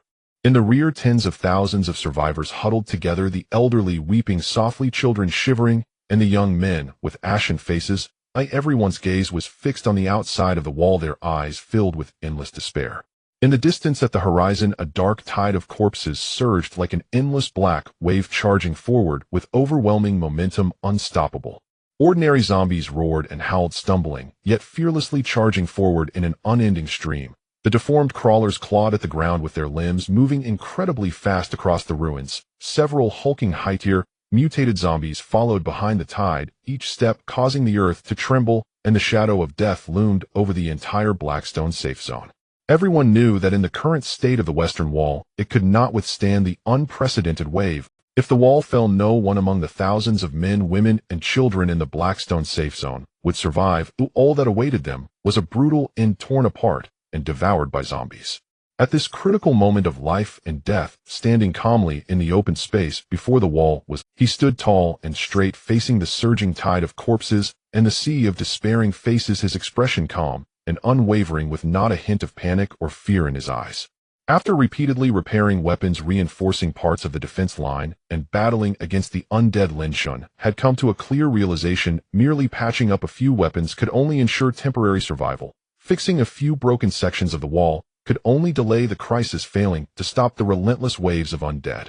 To truly defend the Blackstone safe zone and protect the lives of the tens of thousands of survivors behind him, the only solution was to activate the ultimate ability of the Universal Repair System, initiating a comprehensive repair that would fully reconstruct all defensive facilities of the Western Wall to their peak state, forging an impregnable steel defense line. A glint of determination flashed in Lin Shen's eyes as he slowly closed them, isolating himself from the screams, cries, and howling winds outside his mind, completely sinking into his heart. He firmly issued an order to the Universal Repair System in his mind, his tone resolute and powerful, without a trace of hesitation. System, activate comprehensive repair, reconstruct all defensive devices to the maximum level. Ding. Comprehensive repair initiated. Universal reconstruction function fully operational.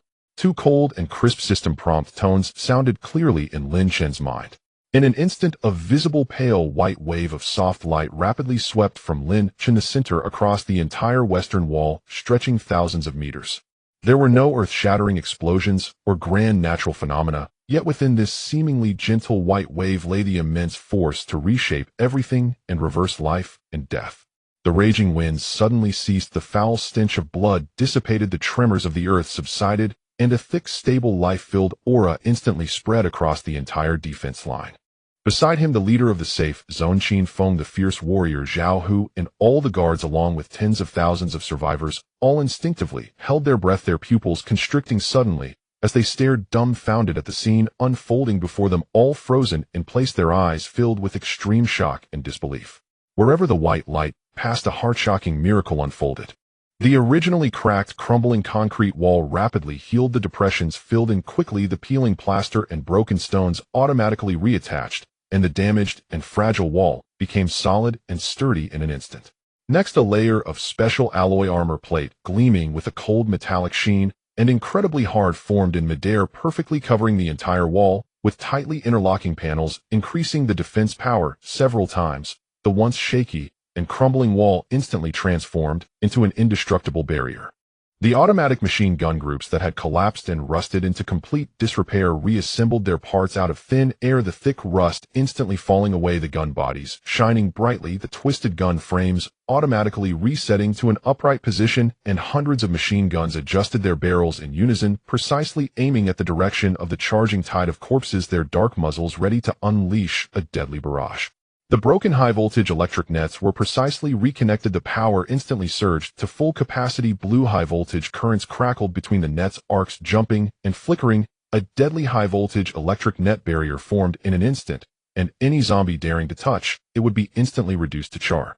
The core defense tower at the top of the wall underwent the most shocking transformation, its dim body regaining a metallic luster, the energy core glowing brightly, and the previously weak laser conduits suddenly filling with brilliant blue light. A robust and powerful blue laser cannon formed and hovered silently at the launch point, ready to sweep away thousands with a single shot.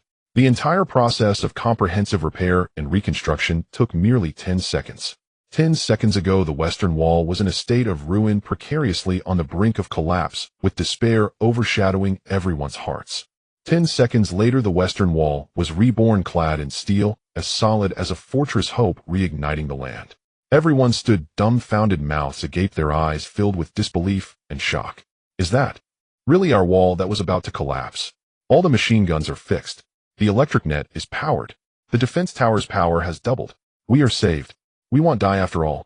The long-suppressed despair completely vanished, and a thunderous cheer erupted like a tsunami, resonating throughout the entire Blackstone safe zone. Everyone was teary-eyed, their fears replaced by a burning hope. Lin Shen slowly opened his eyes, his indifferent gaze fixed on the surging tide of corpses just 100 meters away, his tone calm, yet imbued with the might to command destiny. You may fire now. Bang, bang, bang, bang, bang, bang. In the next moment, over 100 fully upgraded automatic machine guns roared in unison, their muzzles spitting fire wildly, a torrential downpour of bullets raining down upon the first wave of corpses. Groups of zombies were instantly turned into sieves, their bodies shattered, black blood splattered, and the corpses piled up, halting the tide of the undead in its tracks. Boom. The defense tower's laser cannon fired instantly, the thick blue laser sweeping across the battlefield, vaporizing dozens of high-tier zombies into black smoke, leaving no trace. The high-voltage electric net crackled intensely. The crawlers attempting to scale the wall were instantly carbonized, their bodies convulsing before turning into charred corpses that fell from the wall. The once unstoppable tide of corpses was firmly held at bay by the steel defense line, unable to advance an inch, suffering heavy casualties. Qin Feng trembled with excitement, kneeling on the ground with a thud, deeply bowing to Lin Shen's back, his voice choked with emotion. Thank you, sir. You have rebuilt the defense line and saved the lives of tens of thousands in the Blackstone safe zone. Tens of thousands of survivors knelt in unison, their voices echoing across the land as they shouted, Thank you, Guardian. Lin Shen gazed at the impregnable steel defense line before him, his heart fully aware. Repairing weapons was merely to ensure his own survival in this apocalyptic world. Repairing the defense line meant safeguarding the lives of a portion of survivors. However, to repair the shattered wasteland and restore the glory of human civilization was the ultimate mission of his universal repair system, the reason for his arrival in this apocalypse. The blood-red sun sank behind the western mountains, casting a dim crimson glow over the shattered wasteland outside the Blackstone safe zone, where the lingering smoke and the stench of decay gradually dissipated in the evening breeze. In just half an hour of brutal combat under the relentless bombardment of Lin Shen's reinforced steel defense line, the formidable tide of corpses was utterly shattered and annihilated. Beyond the Western Wall lay a field scattered with the remains of zombies, black blood soaking the cracked earth, and shattered bones and rotten flesh littered the wilderness, piling up into hills of corpses. Those ordinary zombies that had previously roared and charged fearlessly, as well as the mutated crawlers and high-level aberrations, all fell beneath the hail of machine gun fire and laser blasts, leaving no room for a counterattack. The few bloodied zombies that had survived, now terrified, fled towards the depths of the distant ruins, without looking back, no longer daring to approach the Blackstone safe zone. Inside the walls, the smoke cleared, revealing a scene of stability after the disaster. The guards stood atop the walls, their expressions relaxed, having shed the terror and despair of their previous vigil. Below, the tens of thousands of survivors looked up at the intact steel walls, witnessing the dissipating tide of corpses, their faces radiating relief, finally able to relax from their prolonged tension. This battle was won decisively by the Blackstone safe zone, a victory that shook the heavens and earth. With the crisis completely averted, the entire safe zone erupted in jubilation, everyone eager to celebrate this hard-won triumph. Qin Feng, the administrator of the safe zone, immediately set about organizing a grand victory banquet, slaughtering the remaining reserve livestock, bringing out cherished compressed rations and scarce beverages, planning to gather all guards and survivors in the square for a lively feast to celebrate both the repulsion of the corpse tide and to publicly express gratitude to Lin Shun for his miraculous life-saving intervention, intending to bestow upon him the highest honor and prestige. However, when Qin Feng and the high-ranking officials sincerely approached Lin Shun to invite him to the banquet, he was met with a calm and firm refusal. Lin Shun's nature was inherently cold and pragmatic. Having traversed the apocalypse and witnessed countless deaths and the treachery of human hearts, he had long seen through the vanity and futility of such grand displays and hollow fame. No matter how lively the banquet, how melodious the praises, or how grand the ceremony, it could not fend off the next wave of corpses, fill empty stomachs, repair equipment, or protect those around him. All hollow fame was useless. Only tangible authority, resources, and opportunities were the foundation for survival in the apocalypse. He did not seek vanity, flattery, or the hollow reverence of the masses. He only desired real practical benefits that could be seen, touched, and utilized. Having navigated the apocalypse for many years, Qin Feng was shrewd and perceptive, and he instantly understood Lin Chen's intentions. He knew very well that without Lin Chen's efforts to reinforce the defense line, the Blackstone safe zone would have long been trampled by the tide of corpses, and he, along with tens of thousands of citizens, would have already become fodder for the undead. The life-saving grace was heavier than Mount Tai, let alone a small amount of resources and authority. Even if Lin Shun wanted the entire Blackstone safe zone, he would willingly offer it with both hands. Not daring to delay for a moment, nor to be perfunctory in the slightest, Qin Feng immediately led a team, carefully holding 3 of the most treasured items, and swiftly arrived at Lin Chen's private courtyard, bowing deeply and presenting the treasures with utmost respect. The accompanying Zhao Hu, Su Qing, Li Yue, and Xia Shi, upon witnessing the scene, hurriedly turned their gazes, their eyes fixed on the 3 items. With just one glance, everyone gasped in shock, their pupils constricting, faces filled with astonishment, their hearts surging with tremendous waves, even their breathing instinctively lightened. Each of these 3 items was the foundation of the Blackstone safe zone, something that ordinary high-ranking officials would never have the chance to touch in their lifetime. Now all were offered to Lin Shen, demonstrating Qin Feng's profound sincerity and deep respect. The first item was a black metal card engraved with the exclusive core patterns of the safe zone, representing the highest authority.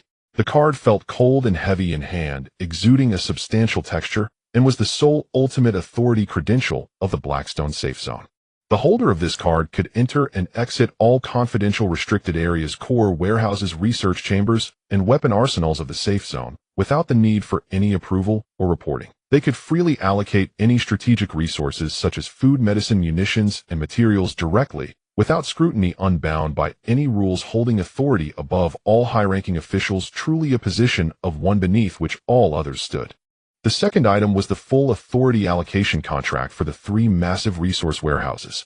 The 3 warehouses were filled to the brim, stacked like mountains with an astonishing quantity.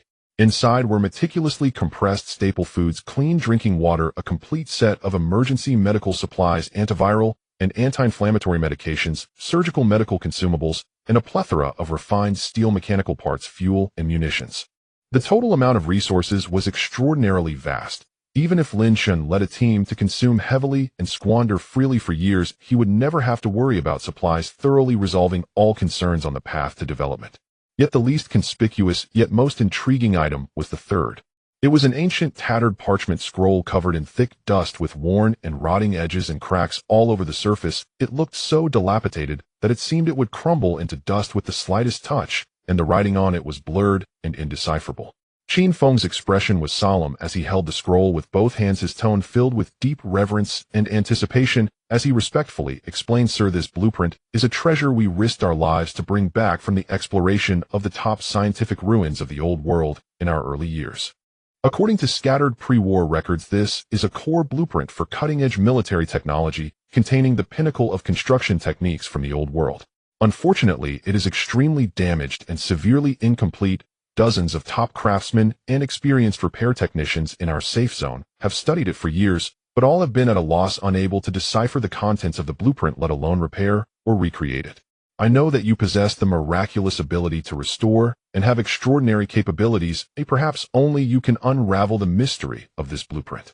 Lin Shun raised his hand to take the parchment scroll, his fingertips touching the surface, feeling its cold roughness and the weight of time pressing upon him.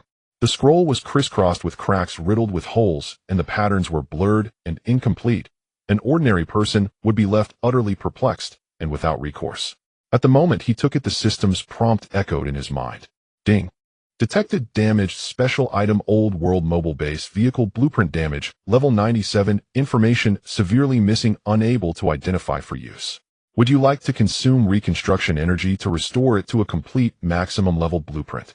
A flash of brilliance surged in Lin Shen's eyes, his heart overwhelmed with joy. A mobile, in this chaotic wasteland, a fixed safe zone always possesses a fatal flaw. Its fixed location and conspicuous target mean it will eventually be targeted by stronger corpse tides or hostile forces. No matter how thick the walls, there will come a day when they are breached. Only a mobile base capable of moving freely, providing defense and production, would have unparalleled mobility and security. Wherever it went, there would be safety, no longer bound by others or forced to defend a single place. This is the true ultimate foundation for survival in the apocalypse, a tool for rising to power. Lin Shen did not hesitate for a moment, commanding in a low voice, "Repair." Ding. Blueprint restoration in progress. 10, 50, 100. Restoration. A faint white glow flashed, and the dilapidated scroll instantly transformed, its surface now smooth and whole, the intricate patterns clear, revealing a perfect blueprint of a giant war vehicle. The power core, alloy armor, automatic weapons, resource production lines, and environmental purification systems were all present, with detailed structures and astonishing functions. Mobile base vehicle blueprint capable of assembling a versatile mobile base measuring 30 meters in length and 10 meters in width, equipped with 4 core functions: automatic repair, mass production of resources, integrated offense and defense, and environmental purification. Zhao Hu rushed forward to examine the contents of the blueprint, instantly trembling with excitement, his fists clenched, his voice trembling. "Sir, with this mobile-based vehicle, we will no longer fear traversing the wasteland. We will no longer need to rely on any safe zone, or wherever we go, that will be our home." Su Qing, Li Yue, and Xia, she also looked on with excitement, their expressions animated, their hearts filled with dreams and expectations for the future. Lin Shen carefully stored the blueprint, his gaze becoming ever more resolute. The Blackstone safe zone is merely the starting point, not the destination. His journey is to traverse the shattered wasteland, restore all things, and rebuild the glory of human civilization. Lin Shun turned to Qin Feng, speaking in a steady tone, "Administrator Qin, I need all the top craftsmen and all construction materials. Get to work immediately to assemble the mobile base according to the blueprint." Qin Feng immediately bowed in acknowledgement, his tone resolute. "Rest assured, sir. All personnel and materials of the safe zone are at your disposal. Even if we have to dismantle the safe zone, we will surely create an invincible base vehicle for you." The wasteland lay heavy, covered in yellow sand. The gray sky rarely glimpsed sunlight, with thick haze pressing down upon the land, and the ruins stretched for miles, the remnants of abandoned cities standing silently in the wind and sand. The howling fierce wind swept across the crumbling buildings, producing a wailing, mournful sound. The ground was littered with rusted debris, withered vines, and dark bloodstains, all bearing witness to the brutality and despair of the apocalypse. In this wasteland, where human lives were as trifling as weeds and survival was a gamble, the Haishi security zone was one of the few places within 100 miles that allowed survivors to scrape by. At this moment, however, the atmosphere within the security zone was in stark contrast to the desolation out. The entire West District was set aside, designated as a dedicated assembly area for the mobile base, surrounded by heavy alloy barriers with guards stationed at every point, forbidding any uninvited guests from approaching. In the center of this vast space, mountains of scrap metal, wrecked war machines, damaged mechanical cores, and broken precision parts piled high. Useless scrap, in the eyes of ordinary people, were in Lin Shen's hands the top-grade raw materials capable of crafting the most powerful mobile fortress of the apocalypse. Ever since Lin Shen unlocked the ultimate function of material reconstruction and easily withstood the monster tide's fierce assault, creating the mobile base and allowing everyone to migrate and evade danger at any time became the top priority of the Haishi security zone. Everyone understood that remaining within fixed walls was always passive. Only with a mobile base that could fight, run, defend, and sustain itself could they truly stand firm in the chaotic wasteland.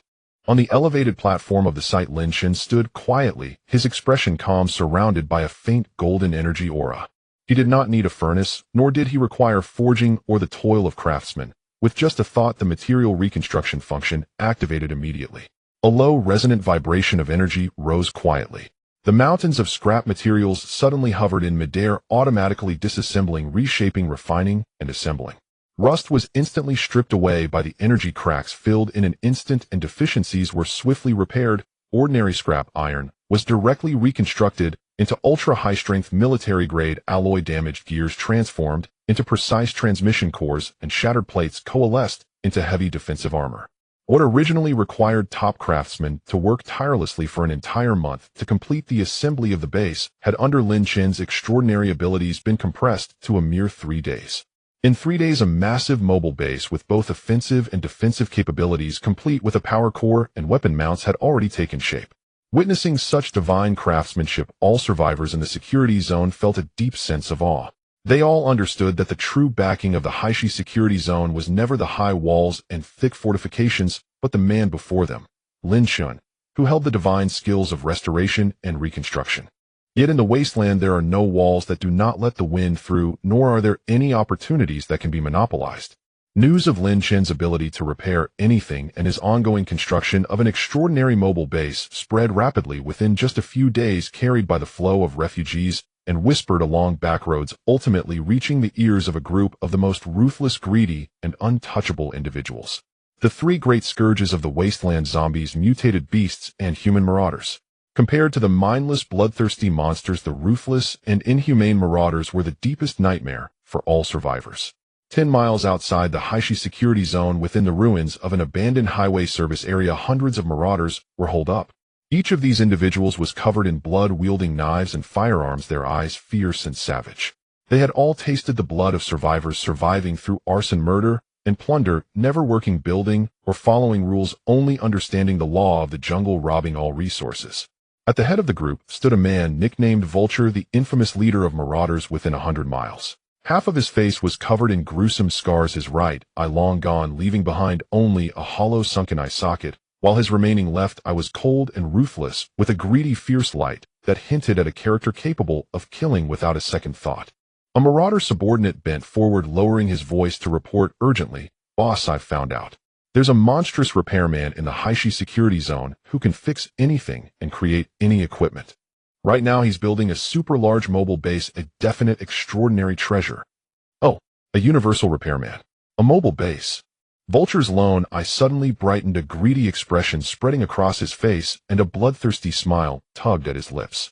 In this apocalypse where supplies are scarce and equipment hard to forge, a top-tier repairman who can fix anything is worth 1,000 times more than 10 trucks of food or 100 guns.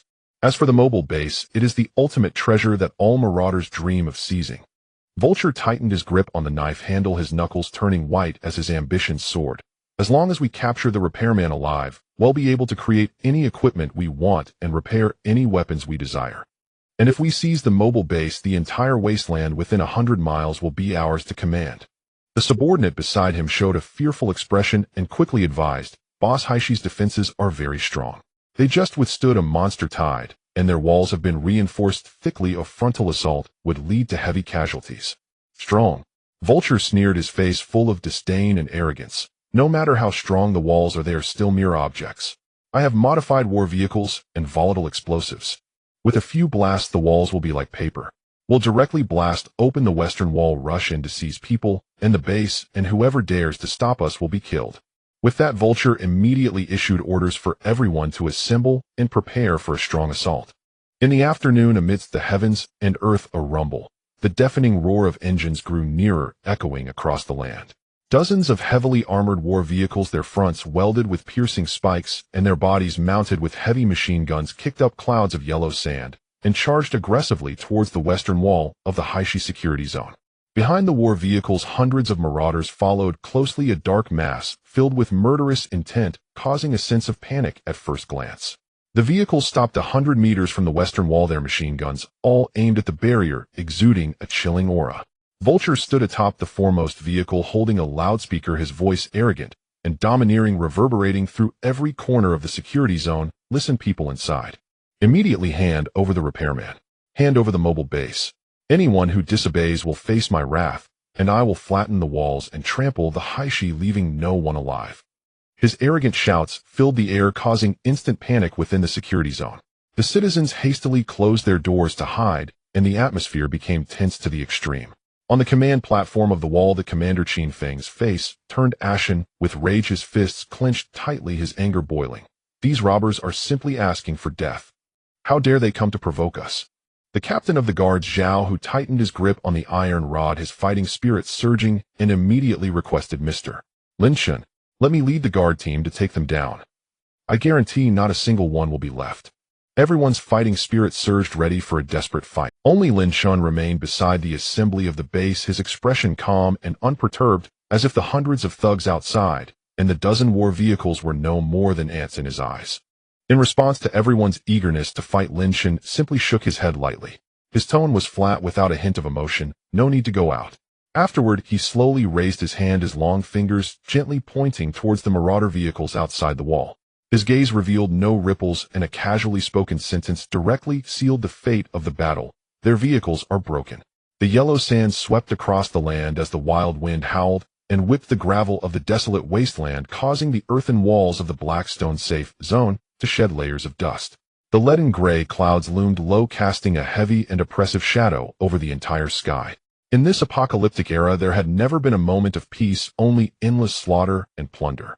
At this moment, the ground outside the safety zone trembled violently across the vast, desolate expanse. More than a dozen modified raider vehicles crushed through the rubble and bones, charging forward at full speed. With a deafening roar, their steel tracks grinding against the ground, kicking up a storm of yellow dust and an aura of murderous intent. These vehicles were all brutal weapons, violently modified from scavenged materials of the wasteland, reinforced with heavy steel plates, their sides welded with wolf fang spikes, and mounted with heavy machine guns and makeshift rocket launchers atop, their dark barrels cold and menacing, aimed directly at the walls of the Blackstone safe zone. At the forefront, the Vulture vehicle was the most ferocious, its ram horns shining coldly as it charged ahead, its arrogant aura almost threatening to flip the sky. On the vehicle, the raider leader Vulture had a face full of flesh, grinning savagely as he waved his hand to issue orders, while his henchmen howled and shouted their foul language, incessant, each with a glint of menace in their eyes. In their eyes, the Blackstone safe zone was merely a piece of meat waiting to be slaughtered, with weak defenses and outdated equipment. Breaking the gates, plundering supplies, and capturing survivors was but a mere task. On the walls, all survivors and guards turned pale, their hearts tightly clenched, each person gripping their weapons so tightly that their fingertips turned white. Faced with the overwhelming army of armored vehicles, panic gripped everyone's hearts, and the atmosphere reached a breaking point, with battle imminent. Only Lin Shun, standing at the high point of the wall beside the base vehicle, appeared calm and unruffled. Moments ago, Lin Shun's casual remark, "These vehicles are all faulty," left everyone around him puzzled and bewildered. Everyone looked at the rushing, heavily armed and sturdy raider vehicles, which seemed like perfect killing machines, showing no signs of damage, utterly confused about Lin Shun's statement. But only Lin Shun understood that his universal repair system had never been limited to just fixing things. The world only knew that the system could transform decay into wonder, turning rusty iron into divine weapons and crumbling towers into fortified cities, yet no one knew that this heaven-defying system concealed an even more terrifying hidden ability: reverse repair, restoration of items. What can restore the damage to perfection can naturally also revert the perfect back to ruin. In the blink of an eye, steel turned to scrap metal, and divine weapons became mere remnants. These raiders had long roamed the wasteland, committing atrocities, their hands stained with the blood of countless innocent survivors.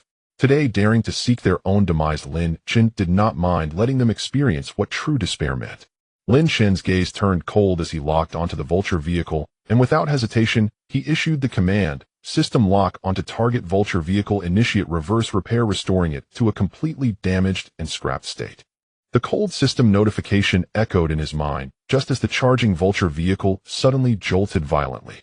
In the next second, a bizarre scene unfolded. The originally solid alloy body was instantly covered with a web of cracks, the steel warped and deformed, the welding seams bursting apart.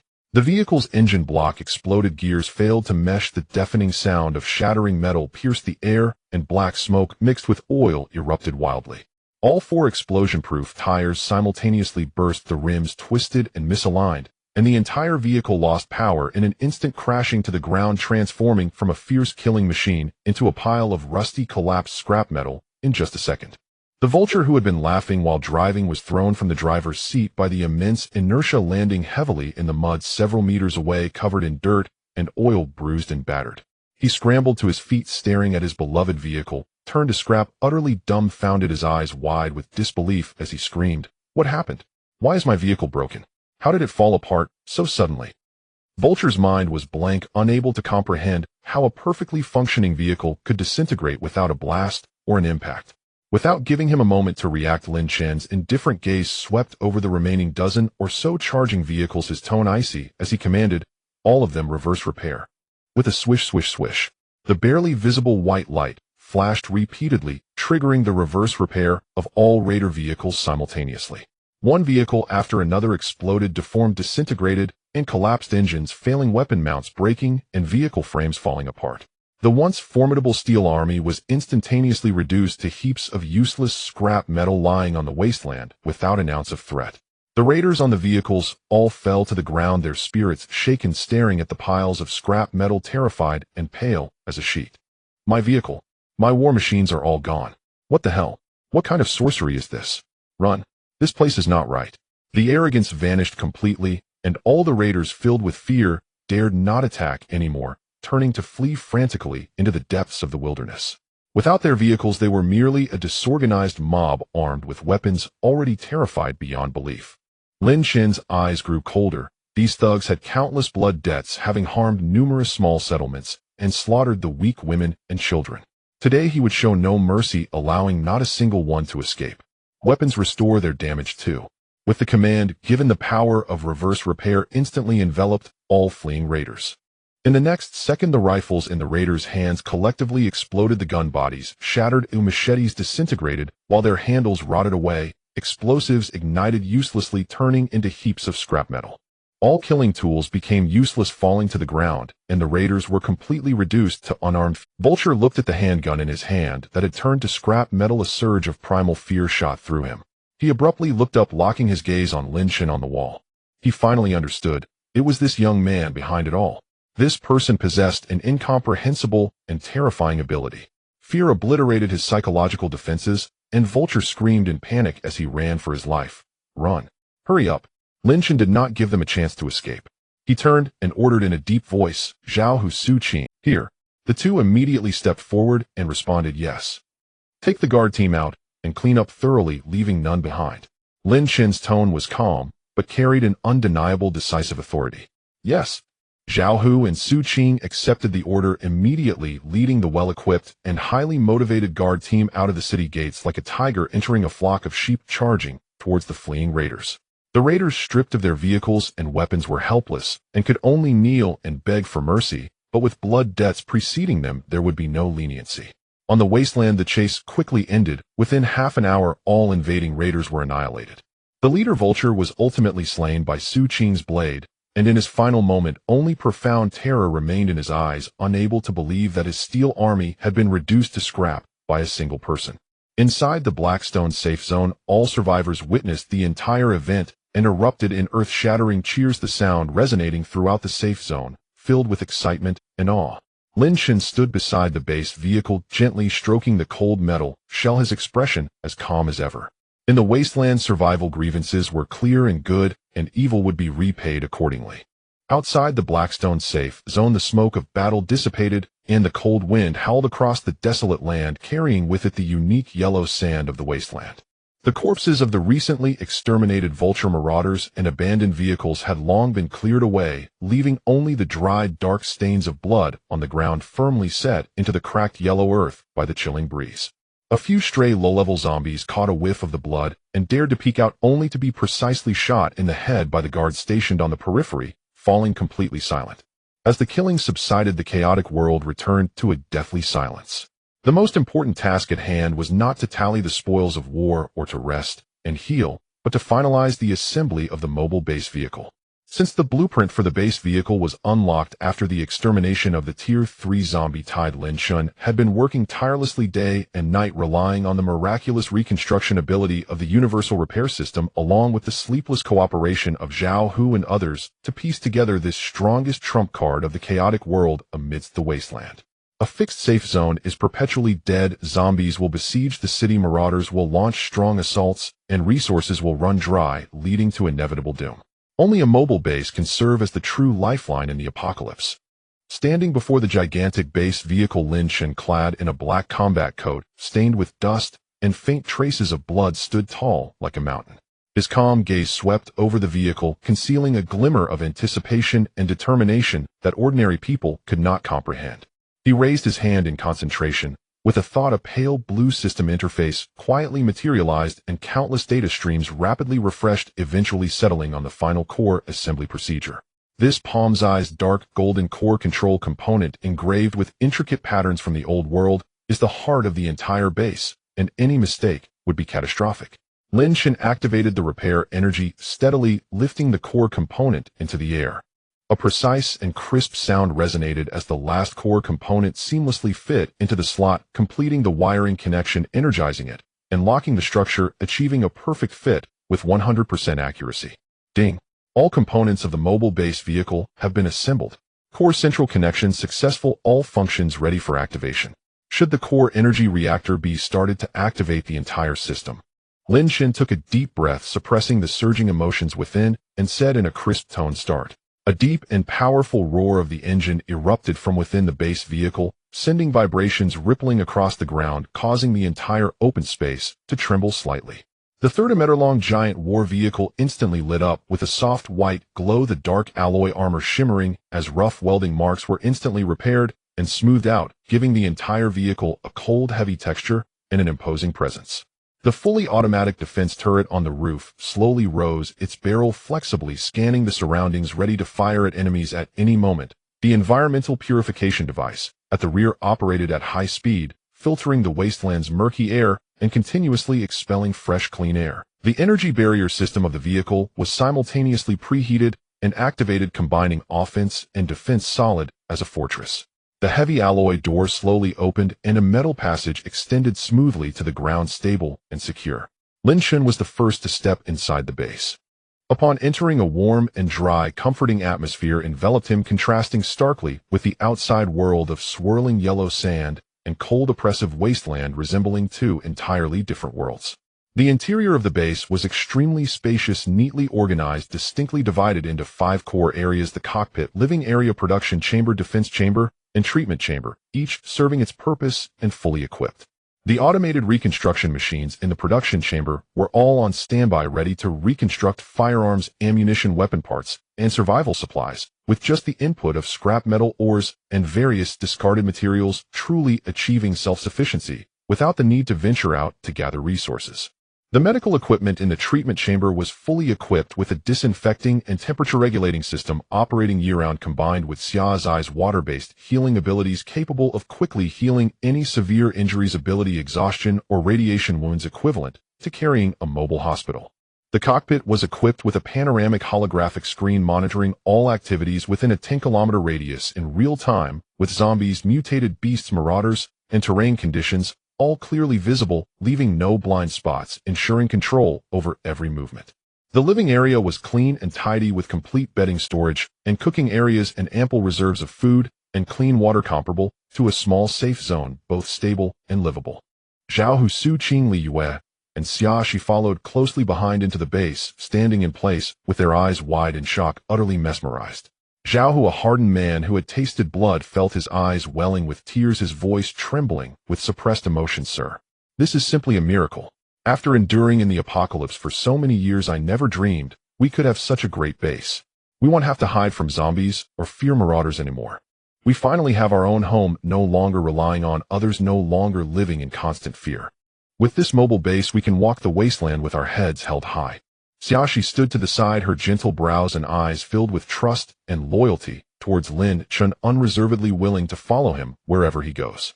After the group expressed their emotions, Lin Chun stepped forward and sat down firmly in the driver's seat. The panoramic holographic screen instantly lit up, displaying an ultra-large high-definition map of the entire wasteland. On the map, distant markers indicated large top-tier safe zones, high-level mutated beast danger zones, and remnants of old-world civilization where opportunities and dangers coexisted. The road ahead vast, yet perilous. Lin Chun knew well that the Blackstone safe zone was merely an insignificant starting point. His journey in the apocalypse was only just beginning. He picked up the communicator connecting to the channel of Qin Feng, the administrator of the Blackstone safe zone, and spoke in a calm but firm tone. Administrator Qin, I am leading a team out of Blackstone today to explore and develop deep within the wasteland. On the other end of the communicator, Qin Feng hurriedly responded, filled with gratitude and reluctance. Mr.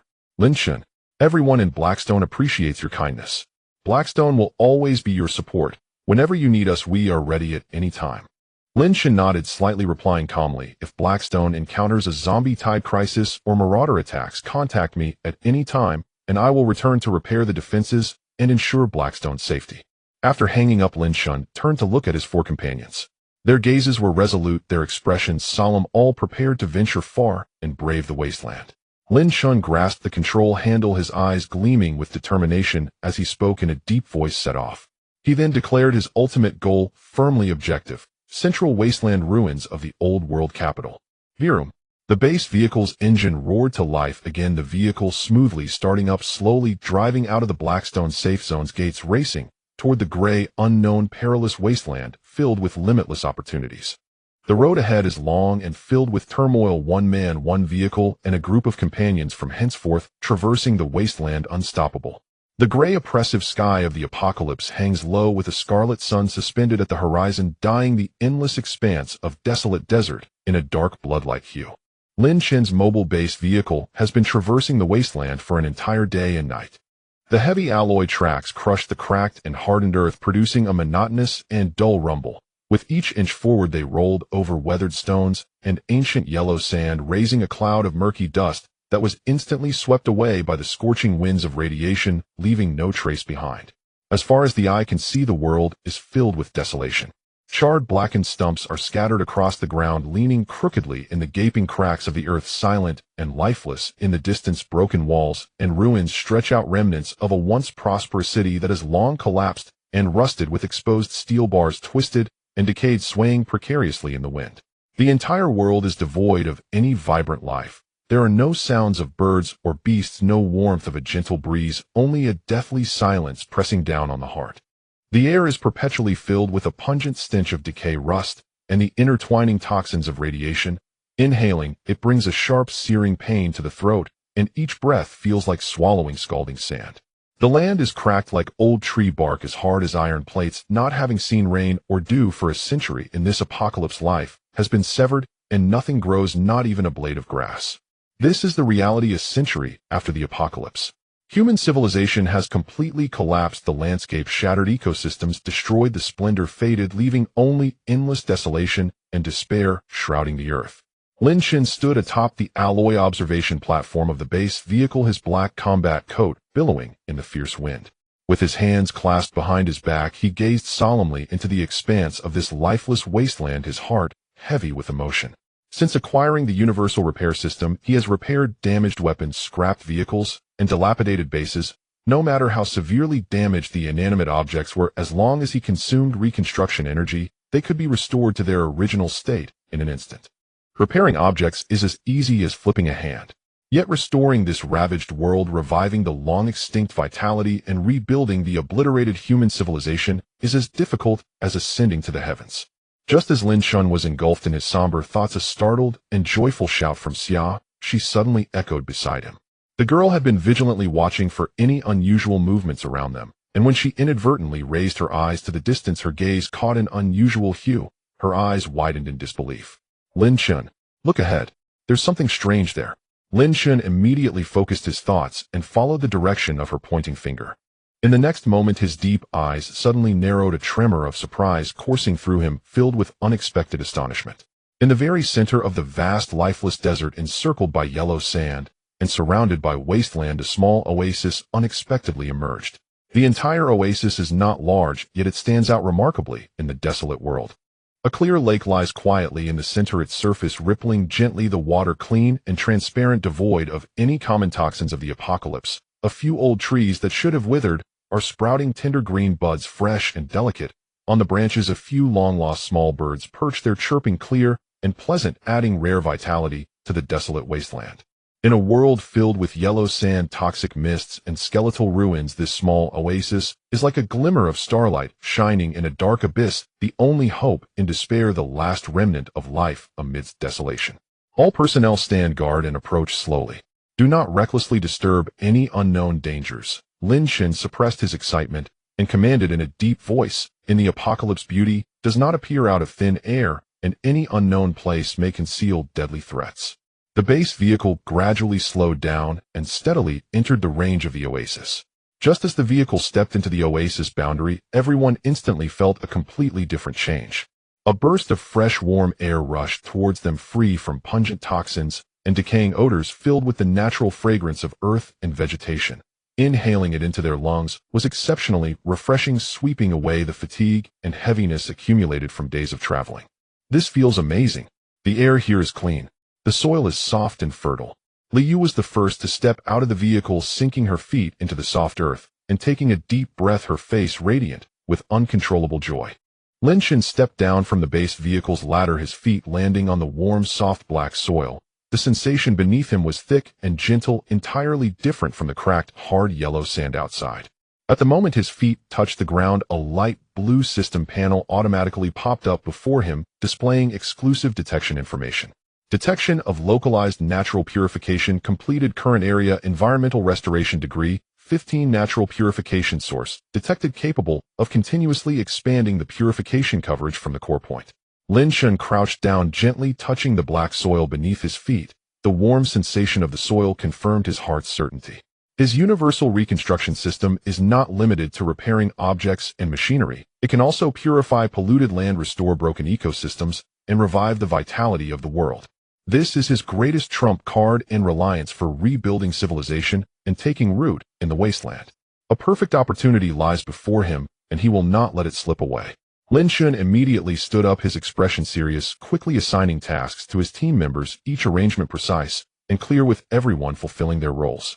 Zhao Hu immediately set all environmental purification devices in the base vehicle to maximum power to stabilize the existing purification barrier of the oasis and prevent the infiltration of toxic gas from the outside. Su Qing, take people to spread out and stand guard around, preventing mutated beasts and wandering raiders from ambushing us, securing all exits. Xiaxi, activate water-based abilities to continuously irrigate the surrounding land, nourishing the soil and promoting the revival of vegetation.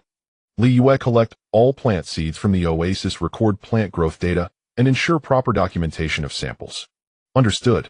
Ensuring the completion of tasks.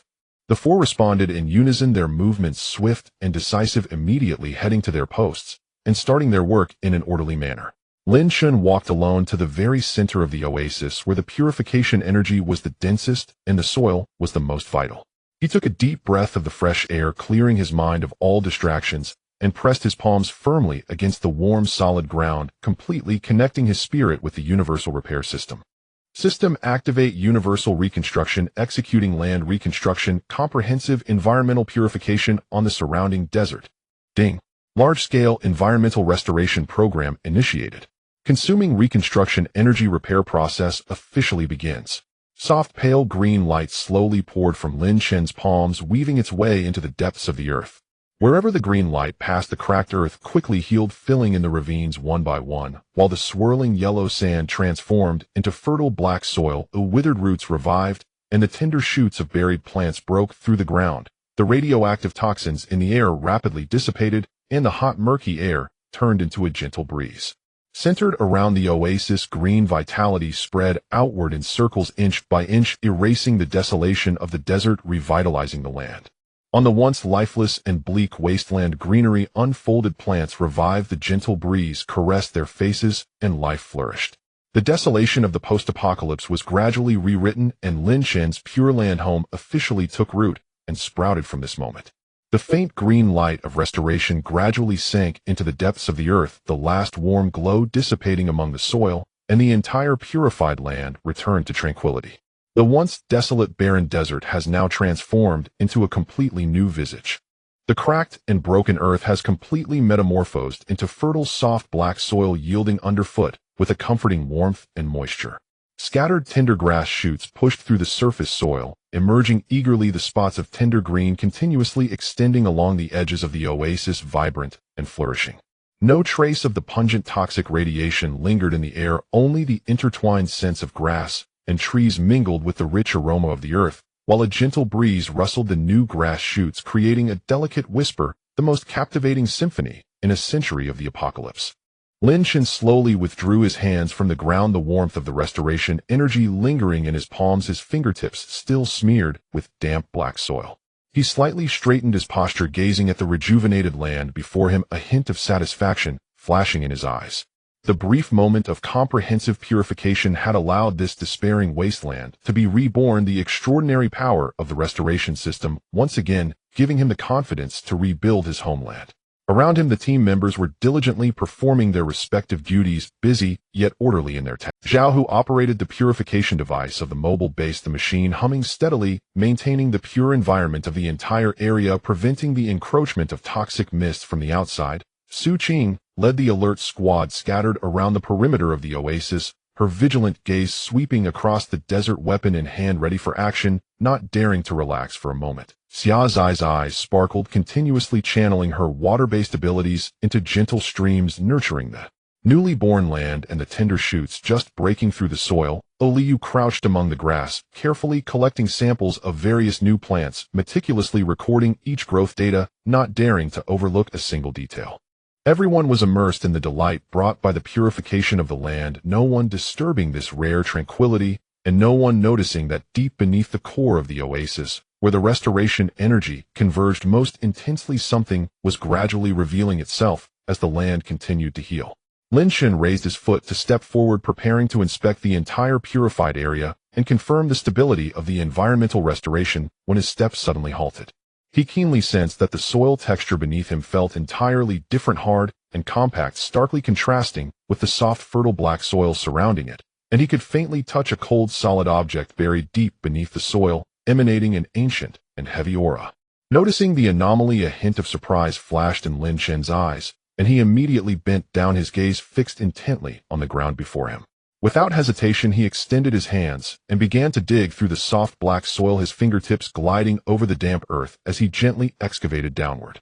As the soil was continuously pushed aside, a dark, hard stone tablet slowly revealed its truth. This stone tablet was entirely black, made of material that was neither stone nor iron, feeling cold to the touch, its surface smooth and delicate, enduring the ravages of untold years of burial, yet showing no signs of weathering or decay, astonishingly intact.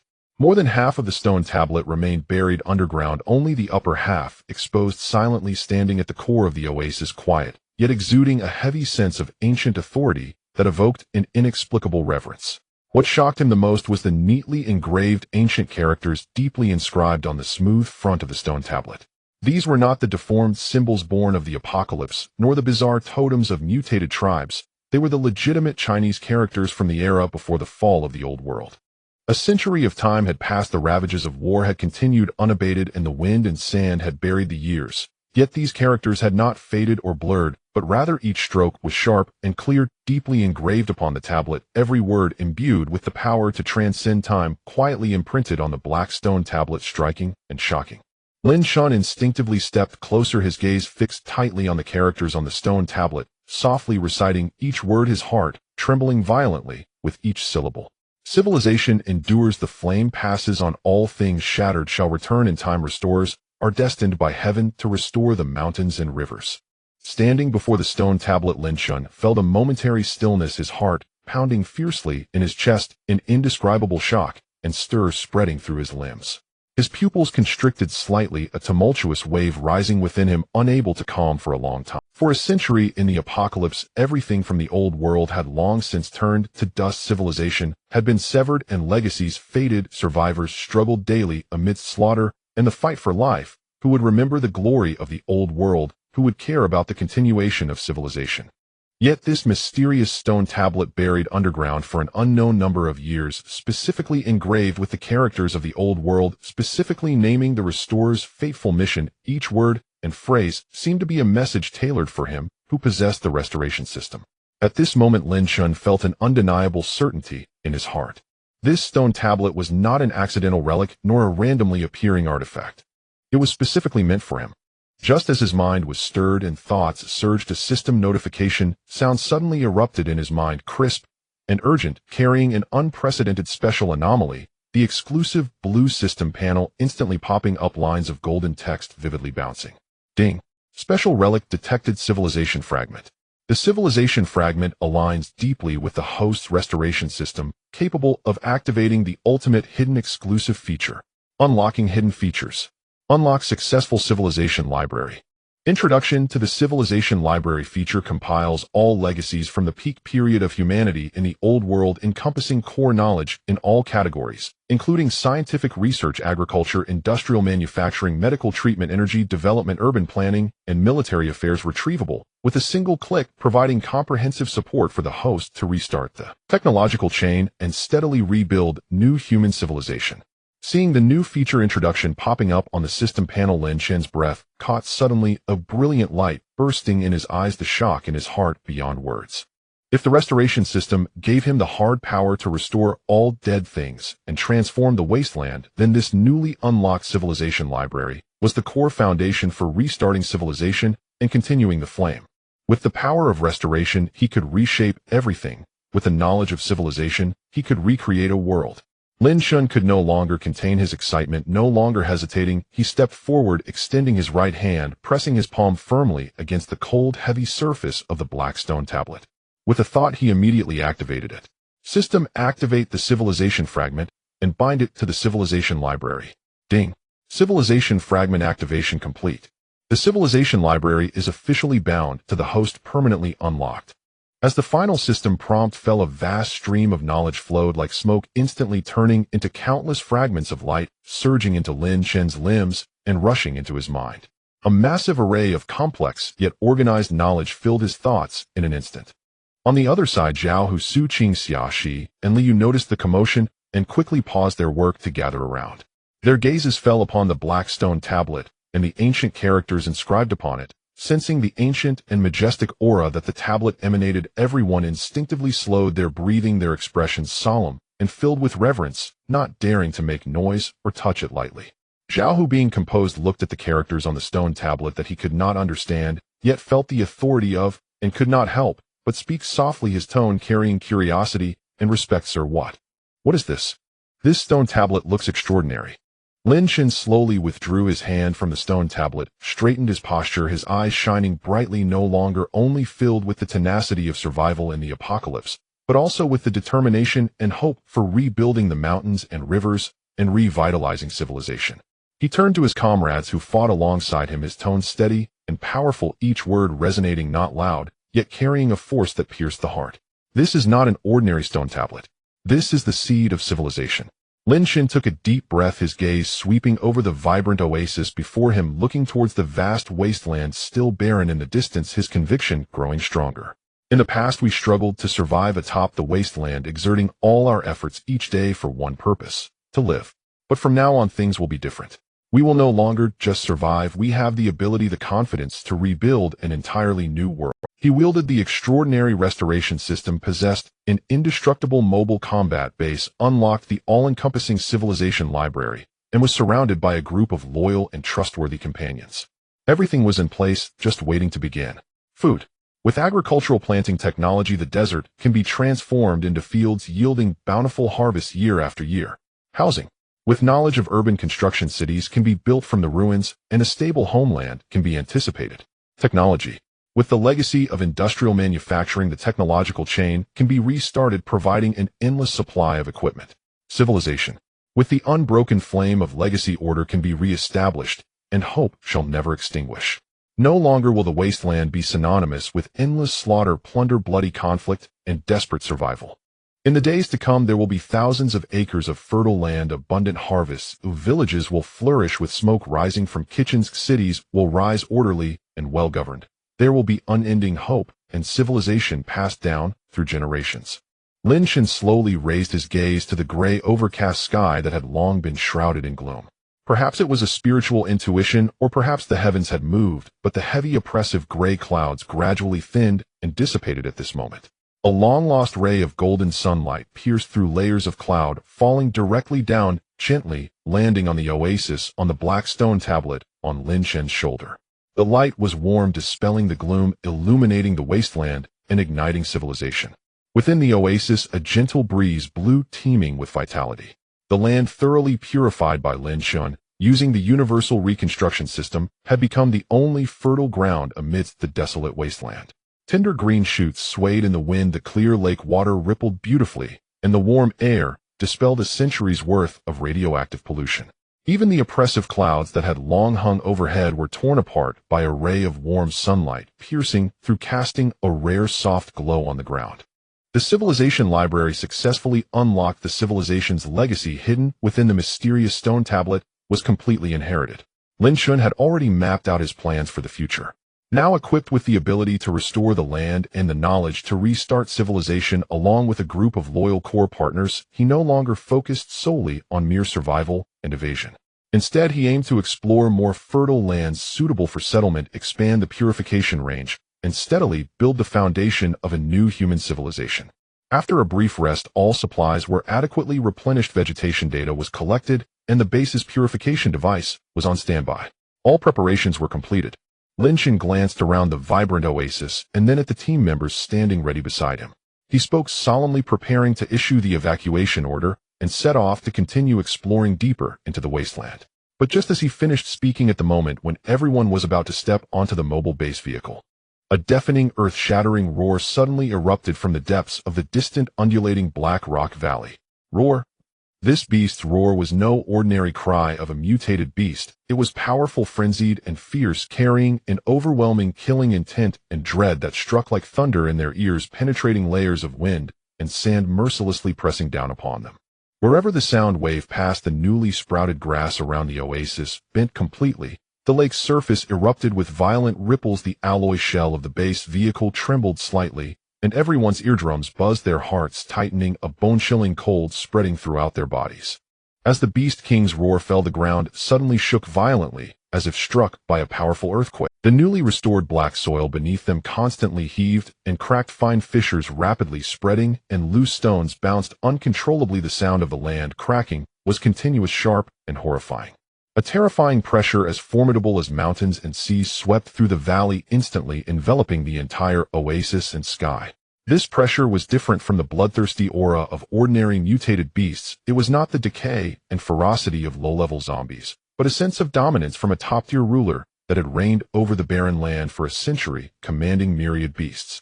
It was tyrannical, cold, and murderous, suffocating their breaths and shaking their spirits, causing even the courage to resist to quietly dissipate. Zhao, who had fought in the wasteland for years and slain countless high-tier mutated beasts, had encountered numerous perilous zombie tides and fierce beasts. However, in that moment of pressure, his face changed drastically. His pupils contracted suddenly, and his muscles tensed up instantly. The hand gripping the alloy war club subconsciously tightened, knuckles turning white, and a profound sense of vigilance and dread surged within him.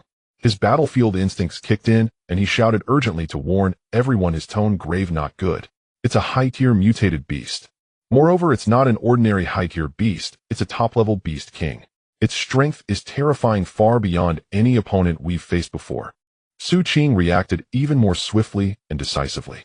Having long been responsible for the team's vigilance and defense, her instincts for danger far surpassed the norm. Her expression turned solemn and icy in an instant. She swiftly drew her alloy dagger from her waist, its cold gleam piercing to the eye. Taking a half-step back, she positioned herself to protect Xia Shi and Li Yu behind her, every muscle in her body tensed to its limit, instantly entering a state of maximum combat readiness. Her gaze was fixed on the distant Black Rock Valley, her voice low and urgent, carrying an unmistakable alertness. Captain, something's not right. This oasis is definitely not unclaimed land. We were mistaken.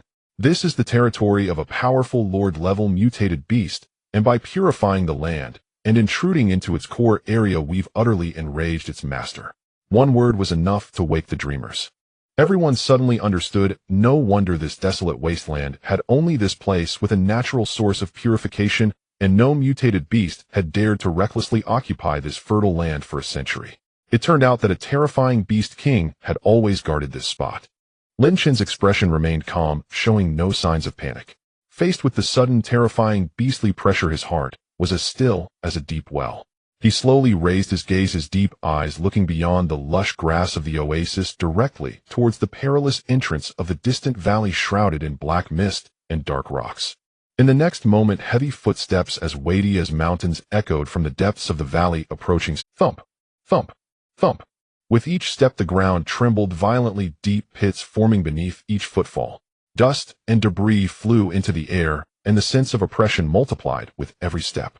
Then a gigantic black bear, enormous to an extreme, slowly emerged from the shadows of the dark valley, its true form completely revealed to everyone. This giant black bear was terrifyingly massive, its body comparable to a fully armed mobile base vehicle standing on the desert, like a moving black mountain. The visual impact was horrifying. Its entire body was covered in layers of thick, glossy natural armor, the armor plates, as hard as steel, marked with deep and shallow scars from years of battle. Instead of appearing worn, it only added to its fierce might. Its beastly eyes were blood-red, filled with bloodthirsty veins exuding a fierce light that locked onto Lin Chun and the others. Two thick, sharp, white fangs protruded from its mouth, glinting coldly and dripping with putrid saliva, radiating a terrifying sharpness capable of shredding and crushing anything. With each step it took, its massive paws crushed the ground, creating a web of cracks and deep pits, sand and black soil flying everywhere, and the surrounding air became violently turbulent with its movements, its fierce presence intimidating all. Almost the moment the giant beast appeared, Lin Chen's system panel automatically triggered enemy detection, golden crimson danger warnings flashing up one line after another. Mutated Beast King, Ironclad Black Sovereign. Level Lord, level Beast King. Attributes: ultimate defense, physical strength, overwhelming. All low and mid-tier mutated beasts. Possesses a century's worth of territorial foundation. Status: territorial protector, enraged vigilance, hostile intent, fully heightened, lethal assault on intruders imminent.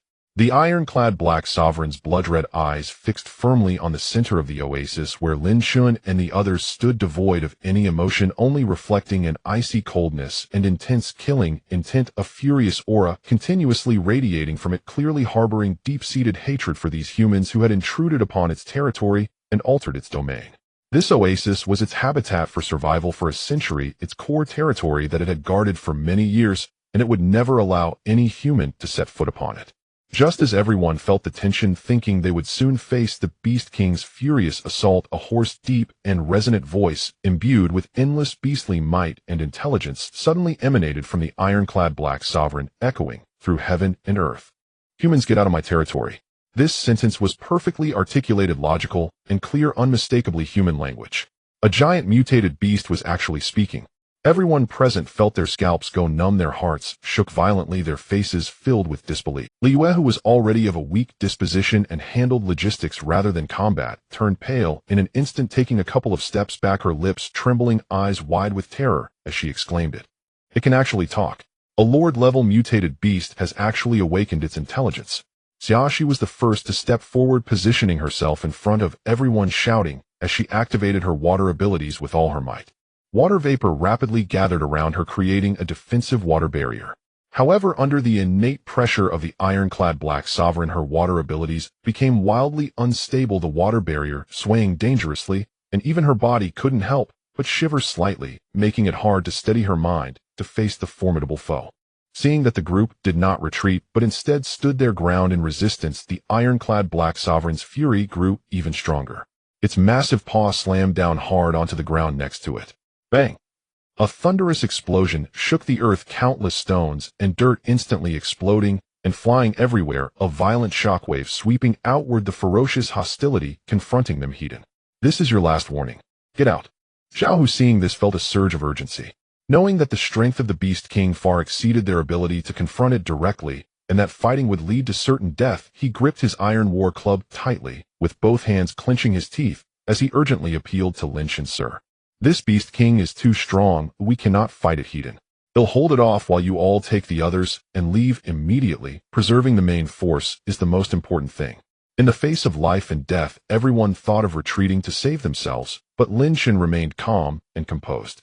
He gently raised his hand, stopping Zhao Hu's self-sacrificial act, shook his head slightly, his expression calm and unwavering, and stepped forward from the crowd to confront the towering ironclad Black Sovereign. Lin Shan met the bloodthirsty gaze of the Black Sovereign with tranquility, his tone neither high nor low, neither servile nor overbearing, each word crystal clear, resonating throughout. This land should not belong solely to you. It is the fertile ground of all living beings, the ancestral land of the old world civilization. In the future, it should belong to all living beings, to the humanity that returns and rebuilds their home. These words ignited the ironclad Black Sovereign's fury completely. As a Lord-level beast king, having occupied this land for a century, it had never been provoked like this by insignificant humans. The ironclad Black Sovereign's eyes flared blood-red, its fierce flames surged, and its violent killing intent exploded, roaring violently, shaking the valley and desert. Arrogant human, you seek death. With that roar, the ironclad Black Sovereign said no more, its massive body gathering strength as it leaped into the air. Its mountain-like body soared into the sky, casting a shadow over the land, its gigantic black paw enveloping a terrifying force capable of destroying heaven and earth, tearing through the air with a piercing howl, aiming to crush Lin Shan, the one who had provoked it. Wherever the paw passed, the air violently rippled and shattered, the shockwaves rolling and exploding, relentlessly advancing, intent on exterminating this human restorer who had dared to challenge it. The air trembled violently, and a piercing shriek tore through the heavens and the earth. The Lord-level beast emperor ironclad Black Sovereign descended from the sky, like a mountain, casting a shadow that enveloped the entire oasis. The enormous black bear paw, carrying the terrifying power to shatter mountains and rivers, along with the overwhelming fury and lethal intent accumulated over a century by the beast emperor, came crashing down towards Lin Shan. Under this blow, iron could be flattened into discs, boulders could be ground into powder, and an ordinary high-level mutated beast would be instantly crushed to pieces upon contact, leaving no room for resistance. The newly sprouted grass by the shore was violently pressed against the ground by the raging shockwave, while the clear lake of the oasis surged into towering waves. The fierce wind whipped up stones and dust, creating a scene of utter destruction. Zhao Hu's face turned pale, gripping his alloy war club, ready to charge forward to protect his master at the cost of his life. Su Qing was tense, her dagger drawn and poised, prepared to block with her own life. Xia, she's water-based defense barrier, quivered violently on the verge of collapse, unable to withstand the remnant power of the beast emperor. Li Yu was so frightened, she held her breath, her heart racing to her throat. Everyone believed that when this palm struck down, Lin Shan would have no chance of survival. Yet facing this world-ending lethal strike, Lin Shan did not retreat a single step, nor did he dodge, even slightly. He stood tall like a pine tree, motionless in the center of the storm, his expression calm, devoid of any trace of panic or fear. He neither raised his hand to defend nor sidestepped to evade. Instead, he stood quietly, facing the crushing giant bear paw, with his flesh and blood exuding a supreme aura that remained unshaken even in the face of impending doom. In that fleeting moment between life and death, with the bear paw a mere inch from his head and death looming near, Lin Shan remained composed. He slowly raised his palms, speaking in a calm, yet resolute voice. System reconstruct. Ding. Target detected. Lord-level mutated beast emperor ironclad Black Sovereign. Scan complete. Multiple old injuries from a century, deep cracks in the armor, internal bone damage, stagnant blood, and chi for years, the beast's power long shackled by its injuries. Do you wish to execute regular injury healing? The system prompt sounded in his mind as Lin Shan's lips curled into a slight smile, his thoughts resolute. No healing, no treatment. Today only for reinforcement. With a thought, he instantly mobilized the vast reserve of reconstruction energy within him, not forming any attack, but instead generating a pure, warm, and vibrant milky white reconstruction divine light. The white light was pure and gentle, devoid of any violent killing intent, enveloping the life-sustaining and refining power. It erupted from his palm, precisely penetrating the most profound and stubborn core of the ironclad Black Sovereign's century-old injury on its back. Buzz. As the divine light entered its body, a warm current instantly swept through the beast emperor's entire meridians and bones. The ironclad Black Sovereign's violent attack came to an abrupt halt, its massive body frozen midair. The lethal bear paw halted just an inch from Lin Shan, unable to fall a single millimeter. The numerous cracks on its surface left by years of battle visibly healed at a rapid pace, while the festering old wounds melted away in an instant, and the stagnant blood and chi for a century flowed freely. The originally dull and mottled black hard shell was revitalized to new, becoming thicker and harder, gleaming with a chilling light. Its defensive power surged exponentially, unlocking the ultimate potential hidden deep within its bloodline, causing its strength to soar. The once violent and bloodthirsty aura quickly receded, shedding its murderous intent, and became stable and heavy. The Beast Emperor, who had been filled with killing intent moments ago, now stood in shock and bewilderment, devoid of all hostility. The ironclad Black Sovereign's massive body landed steadily, no longer exuding the oppressive might that could shake the ground. It lowered its head to stare at its rejuvenated and powerful claws, feeling the unprecedented comfort within its body as the old pain completely vanished. Its strength surged, and its large crimson eyes were filled with disbelief, completely frozen in place. It had dominated the harsh wasteland for a century, witnessing the malice of humanity and the brutality of beasts. The humans it encountered only plundered resources, slaughtered, and fought for survival, never showing a hint of compassion or kindness. It had never imagined that there existed a human who, faced with its lethal blow, would neither flee nor dodge nor retaliate or hold a grudge, but instead expend its own strength to heal and refine it, helping it break free from its shackles and dramatically increase its power. The ironclad Black Sovereign's nostrils flared, the crimson fierce light waning, leaving only suspicion and awe in its eyes. Its hoarse and deep voice sounded once more devoid of any rage, only filled with shock. "Why do you not kill me? You do not retaliate, but instead heal my old wounds and increase my strength." Lin Shan slowly straightened his body, gazing calmly at the Beast Emperor before him. His tone was calm, yet powerful, exuding a steady and commanding presence. "I did not come to seize your territory or take your oasis. My sole purpose in coming to the wasteland is to restore this shattered and collapsed world." He raised his hand to point towards the lush oasis behind him, and then looked towards the desolate and lifeless yellow sands in the distance, his gaze resolute and his faith burning bright. "I will purify the radiation and toxic gas, allow the cracked wasteland to grow crops, restore the rivers to their clear and flowing state, revive the lifeless land, and help humanity, which has been severed for a century, to re-establish its roots and revive its civilization. You can choose to stay here guarding this oasis and living a stable life, or you can choose to follow me and witness the rebirth of a new world rising from the wasteland."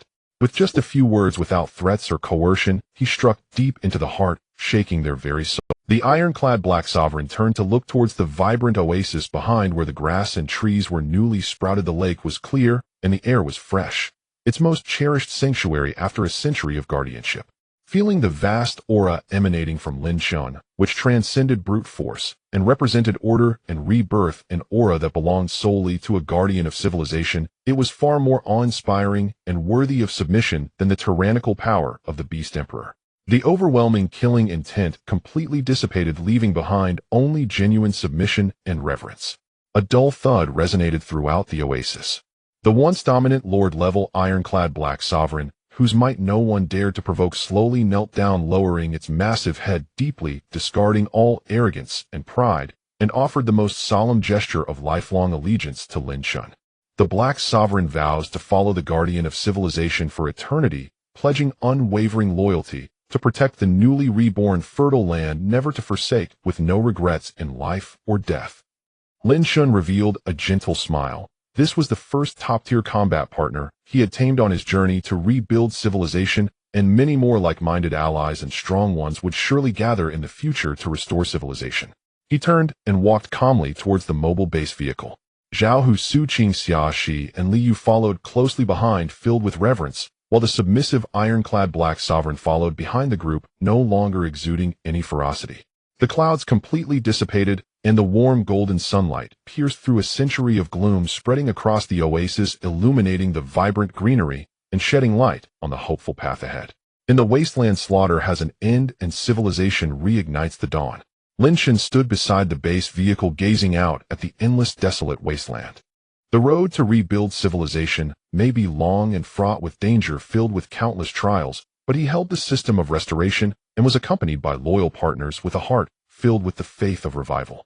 Everything can be restored, civilization will surely be reborn. The last vestige of life in the new oasis was left far behind by the heavy wheels of the mobile base vehicle, which was fully loaded with supplies. The supply compartment was neatly stacked with compressed rations, sterile water, and a complete set of emergency supplies ample enough to support the group for an extended journey into perilous territories. The armored black mech followed steadily beside the base vehicle, its dark exterior marked by battle scars and claw marks. The metal joints produced a dull clattering sound, while its crimson optical eyes scanned the surroundings with vigilance, becoming the most reliable and fierce bodyguard for the entire team, ensuring that no lurking threats could approach. The convoy sped westward with the surrounding environment rapidly deteriorating at a visible pace. At first, a few drought-resistant desert plants could still be seen by the roadside, but as they moved further, the greenery completely faded from the earth, leaving only an endless expanse of gray-brown wasteland, barren and devoid of any trace of life. A fierce wind swept through, carrying a whirlwind of yellow sand that howled across the wilds, its wailing sound resonating with the unique desolation and silence of the apocalyptic world. The originally dry and dusty air gradually lost its abrasive taste, replaced by a faint yet pungent metallic corrosion smell that upon inhalation caused a heaviness in the chest and an inexplicable feeling of suppressed anxiety, instinctively urging one to retreat. At that moment, a faint beeping alarm suddenly rang out in the enclosed cockpit, breaking the brief silence. Warning: the radiation index ahead is continuously soaring and has severely exceeded safe. You have now entered the radiation exclusion zone of the Old World capital. Ordinary humans without specialized protection will suffer severe radiation burns and organ failure within a short time, with a 100 mortality rate.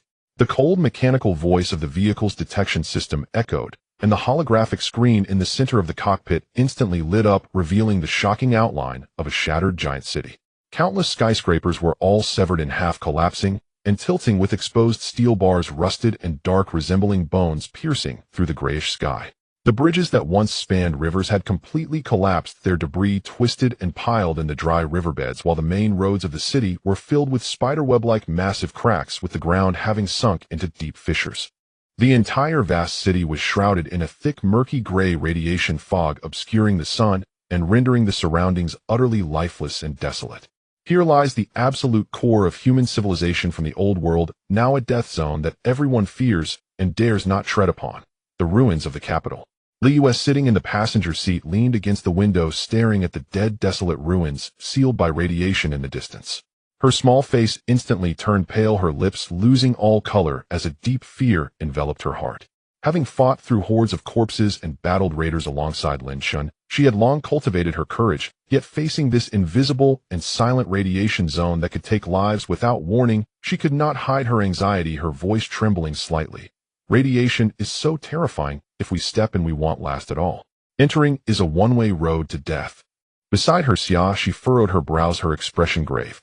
Her water-based abilities could purify water and heal external injuries, but against the invisible radiation that penetrates flesh and destroys genes, they were utterly ineffective. She sighed lightly, her tone heavy with concern. My water-based abilities cannot block radiation. Even if everyone wears the best protective gear in such a high radiation area, we can last at most 1 hour. Once the protection fails, no one will escape death. In the back seat, Zhao, who clenched his fists tightly, his knuckles turning white with tension, his arms bulging with veins, his face filled with apprehension and worry. He was not afraid of face-to-face combat, but he feared this silent yet deadly threat. He immediately advised in a deep voice, "Sir, this place is too dangerous. It's a matter of life and death. We don't need to take this risk. Why not take a detour? Living safely is more important than anything else." In an instant, everyone's gaze fell upon Lin Shen, each person harboring the same thought: to take a detour and avoid the radiation death zone. Only Lin Shen remained calm, his expression showing no trace of fear, only an unwavering determination. Taking a detour? That was simply impossible. The classified information unlocked in the Civilization Library clearly documented that deep beneath the ruins of the capital lies the last central control core of the Old World. As long as this core is repaired, it can unlock large-scale environmental purification functions globally, dispelling the pervasive radiation fog, purifying the polluted land and water sources, restarting the complete satellite network of the Old World, allowing precise control over all resources and dangerous areas in the wasteland, and even gradually reconstructing the shattered ecosystem, revitalizing the barren land. This is the foundation for rebuilding civilization and the key to ending the suffering of the apocalypse. No matter how dangerous the path ahead, he would never back down. Lin Shen's gaze was resolute, his tone leaving no room for doubt, as he stated, "No need to take a detour." He looked at everyone, his words loud and confident. "It's just radiation. Everything can be repaired. Radiation, I can repair it too." Upon finishing, the cockpit fell into an instant silence. Li Yu's eyes widened in shock. She stood frozen in disbelief, and Zhao Hu wore a look of utter astonishment as waves of turmoil surged in their hearts. The restoration system could repair weapons, mechs, and bases. They had seen that. But no one had ever imagined that even the invisible and intangible lethal radiation could be repaired. Before anyone could react, Lin Shun had already raised his hand, firmly pressing his palm against the hard alloy shell of the base vehicle, and with a thought, he directly issued a system command. System: reconstruct the external protective barrier of the base vehicle, upgrading it to a fully enclosed anti-radiation armor that isolates all radiation penetration. Ding. Reconstruction and repair completed. The mobile base vehicle's anti-radiation armor upgrade successful. Anti-radiation mode activated. Radiation levels inside the vehicle reduced to 0. External radiation completely isolated, absolutely safe. A soft light blue protective shield instantly covered the entire mobile base vehicle, thin, yet incredibly tough. The gray radiation fog from the outside collided with the shield and dissipated entirely, completely isolating the inside and outside into two worlds. Lin Shun then issued another command: life support, air purification, and temperature control systems, all set to maximum power operation. With a soft humming sound, new air circulated within the cabin, the temperature comfortable and the air fresh, making it as stable and cozy as the safe oasis behind them, with none of the oppression and danger from the radiation exclusion zone felt at all. With all preparations in place, Lin Shun looked towards the driver's seat, his tone decisive. Zhao Hu, drive at full speed into the capital ruins. Yes, sir.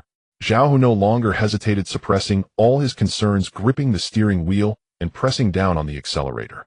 The engine of the mobile base vehicle roared, pushing against the solid blue anti-radiation shield, breaking through the barrier of radiation fog, and resolutely driving into the massive ruins of the city that had slept for 100 years, burying the civilization of the old world.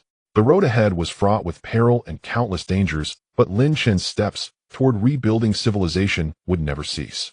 The leaden gray clouds hung heavily over the ruins of the old world's capital, the dim light of day barely illuminating the scene. Even the wind carried a biting chill. The howling wasteland wind swept through the skeletal remains of crumbling skyscrapers, carrying dust and decayed scraps of paper, producing a wailing sound akin to the lament of lost souls. The entire dead city was enveloped in a stifling silence oppressive enough to make one gasp for breath. The mobile base vehicle rolled over the debris-strewn ground, its heavy tires bumping along the cracked asphalt road, producing a dull creaking sound. Since entering the main street of the capital's core, everyone in the vehicle felt their hearts lift in suspense, each person's nerves taut, afraid to even breathe. Having fought their way from the outer ruins, they had encountered ferocious mutated beasts and desperate marauders, their mental fortitude far exceeding that of ordinary people.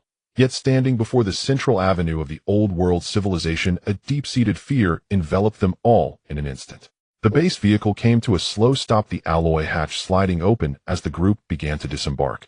But as they lifted their eyes to take in the scene before them, everyone simultaneously gasped in horror, their faces instantly turning grave. Where was the bustling grandeur of the former capital? The vast main thoroughfare had long since been reduced to a massive iron graveyard. The streets were densely littered with the colossal remains left by the wars of the old world. Several dozen meters high, the wrecked mechs lay askew along the sides of the road, their heavy alloy armor riddled with bullet holes, cracks, and scorched, blackened marks, dark red, rust crawling over every inch of their steel bodies like congealed dried blood, grotesque and mournful. Scrapped main battle tanks lay sprawled across the road, their tracks broken, barrels bent, and turrets askew. Once the steel beasts that dominated the battlefield, they now resembled nothing but piles of lifeless scrap. The wreckage of downed aircraft was scattered throughout the streets, wings, broken fuselages torn apart, a grim reminder of the devastation following the collapse of civilization. Most terrifying were the countless mechs that remained in battle stances, even in death. Some knelt on one knee with mechanical fists clenched, poised to strike. Others raised damaged energy cannons aiming straight ahead, while some mechs had their heads bowed, empty optical eyes fixed upon the center of the street, radiating a chilling sense of impending awakening and combat, even after decades of silence. Standing among this steel wreckage, the humans felt as small as ants. Su Qing's face turned pale, instinctively pressing against Lin Shun, her voice low and trembling. These are all war machines from the peak era of the old world. She looked around at the scattered mech wreckage, filled with lingering dread, her fingertips growing cold. Any single one during its prime could sweep through vast hordes of mutated beasts. We are simply not a match. Fortunately, they are all completely scrapped. If even one were still operational, our meager manpower and firepower would not withstand even a single strike. It would be certain death. Everyone nodded silently, their hearts heavy. They all understood the terrifying combat power of these steel creations at their peak. Yet danger never waits for anyone. Just as Su Qing finished speaking, a deafening explosion suddenly erupted. The ruins of a half-collapsed skyscraper on the side of the street suddenly exploded, concrete debris and broken steel raining down. With a thunderous crash, a cold, violent mechanical pressure surged forth, breaking through the dust and enveloping the scene. In an instant, everyone tensed up, entering a state of combat readiness. The next second, a massive, three-meter-tall rusted mechanical guardian abruptly rose from the rubble. Its body, forged from special alloys, was hulking and cold. Its armor was chipped and fractured, with exposed wires and gears corroded and aged. In the center of its mechanical head, a crimson electronic eye flickered to life, with a blinding red glow locking onto the mobile base vehicle. Hostile unit damaged. Mechanical guardian weapons, energy blade status, power core damaged, joints rusted, weapons damaged, fire. Zhao Hu's face turned fierce as he roared and dashed up to the turret atop the base vehicle, unhesitatingly pressing the fire button. Boom. A high explosive shell engulfed in flames whistled out and crashed into the mechanical guardian's chest. The violent explosion sent flames soaring into the sky, smoke billowing everywhere. But as the smoke cleared, everyone's expressions changed drastically. A shell powerful enough to shatter a level 6 mutated beast and penetrate thick walls only blasted away a layer of rust from the mechanical guardian. Its alloy shell's hardness far exceeded that of all mutated beasts. The mechanical guardian remained unscathed, its crimson electronic eye flaring with intensity. It began to lumber forward, each heavy step shaking the ground, exuding an extreme sense of oppression. In the blink of an eye, the mechanical guardian was upon them, its mechanical right arm lifting abruptly, the sharp alloy energy blade shooting out in an instant, glinting coldly as it swung down with immense force onto the base vehicle's anti-radiation barrier. Bang! A colossal sound erupted, sparks flying everywhere. The entire base vehicle shook violently, its frame creaking under the immense strain, alarms inside blaring as red lights flashed wildly. Barrier energy plummeting. It won't hold much longer. Another hit, and it will shatter. Liu stared at the data on the control panel, her face pale, with fright screaming in terror.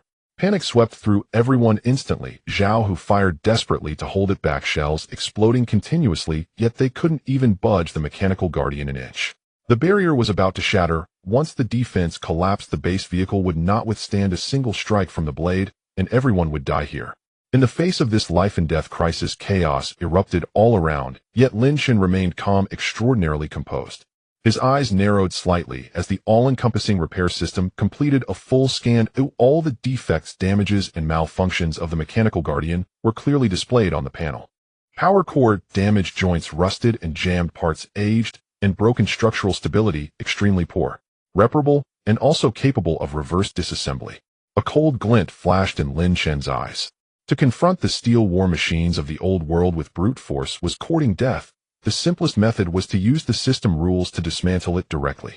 System execute reverse repair on the damaged mechanical guardian, restoring and disassembling it to its basic component state. Lin Shan commanded in his heart. Buzz. A pure white light of restoration burst forth, enveloping the entire mechanical guardian in an instant. The mechanical guardian, which had just moments ago been a terrifying threat dominating the field, suddenly froze in place, its crimson electronic eye extinguishing, the oppressive aura vanishing completely. In the next moment, a stunning scene unfolded. The heavy alloy armor peeled away layer by layer, mechanical gears, screws, wires, power core, and transmission parts automatically broke apart and fell scattering across the ground. The terrifying mechanical guardian that had nearly annihilated them transformed in the blink of an eye into a pile of ordinary scrap metal parts, completely losing all threat. The street instantly returned to silence. Everyone let out a long breath, their backs soaked with cold sweat, the fear of having survived a disaster washing over them. Xiaxi clutched her chest, gasping for air, her heart still racing as she said, "That was too close. I thought we were done for." Thankfully Lin Shan was here. Everyone relaxed their minds, just about to catch their breath. Yet Lin Shan showed no signs of easing up, his expression grave as he looked toward the darkened clusters of skyscrapers deep in the street, his voice low and resonant. "Don't relax. This is just the first one. There are thousands more mechanical guardians like this in the ruins of the capital.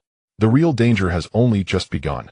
The ruins of the broken old world capital have long been completely engulfed by the shadows of the apocalypse. The lead gray clouds hung low, shrouding the entire wasteland in a deathly silence. The broken walls and crooked remains stood precariously scattered with weathered concrete debris. Puddles filled with glowing green radioactive sludge lay in the craters, while the air was thick with lingering radioactive dust and the stench of decay. Each breath brought a piercing chill, tightening the throat. After days of travel, Lin Shen drove the mobile base vehicle slowly into a relatively flat, abandoned square. The gigantic sculpture in the center of the square was broken in half, with one half buried deep in the rubble, its surface marred by the corrosive effects of radiation. The heavy tires of the base vehicle crushed the gravel and dry bones, emitting a dull sound.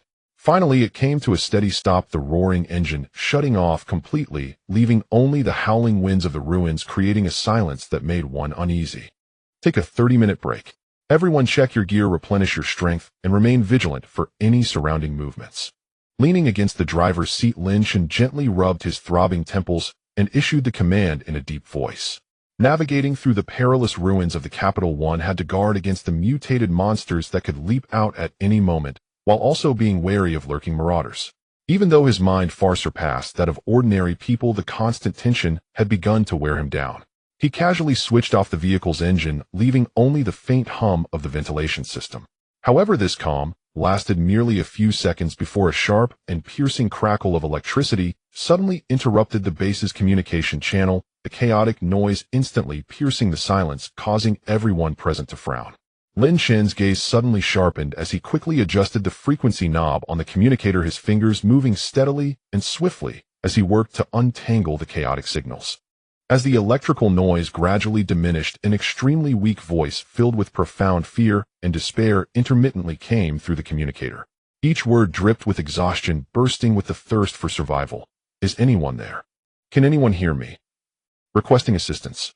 We are trapped in B7 layer underground shelter. Radiation levels are critical. Monsters are banging on the door. We can't hold on much longer. The voice was purely human, trembling with panic in the face of desperation, lacking any trace of a marauder's cunning, sending a shock through everyone present. Liu was bent over organizing the medical backpack when she suddenly looked up, hastening to the communicator with an anxious expression, her eyes fixed on the flashing indicator light. Someone is there.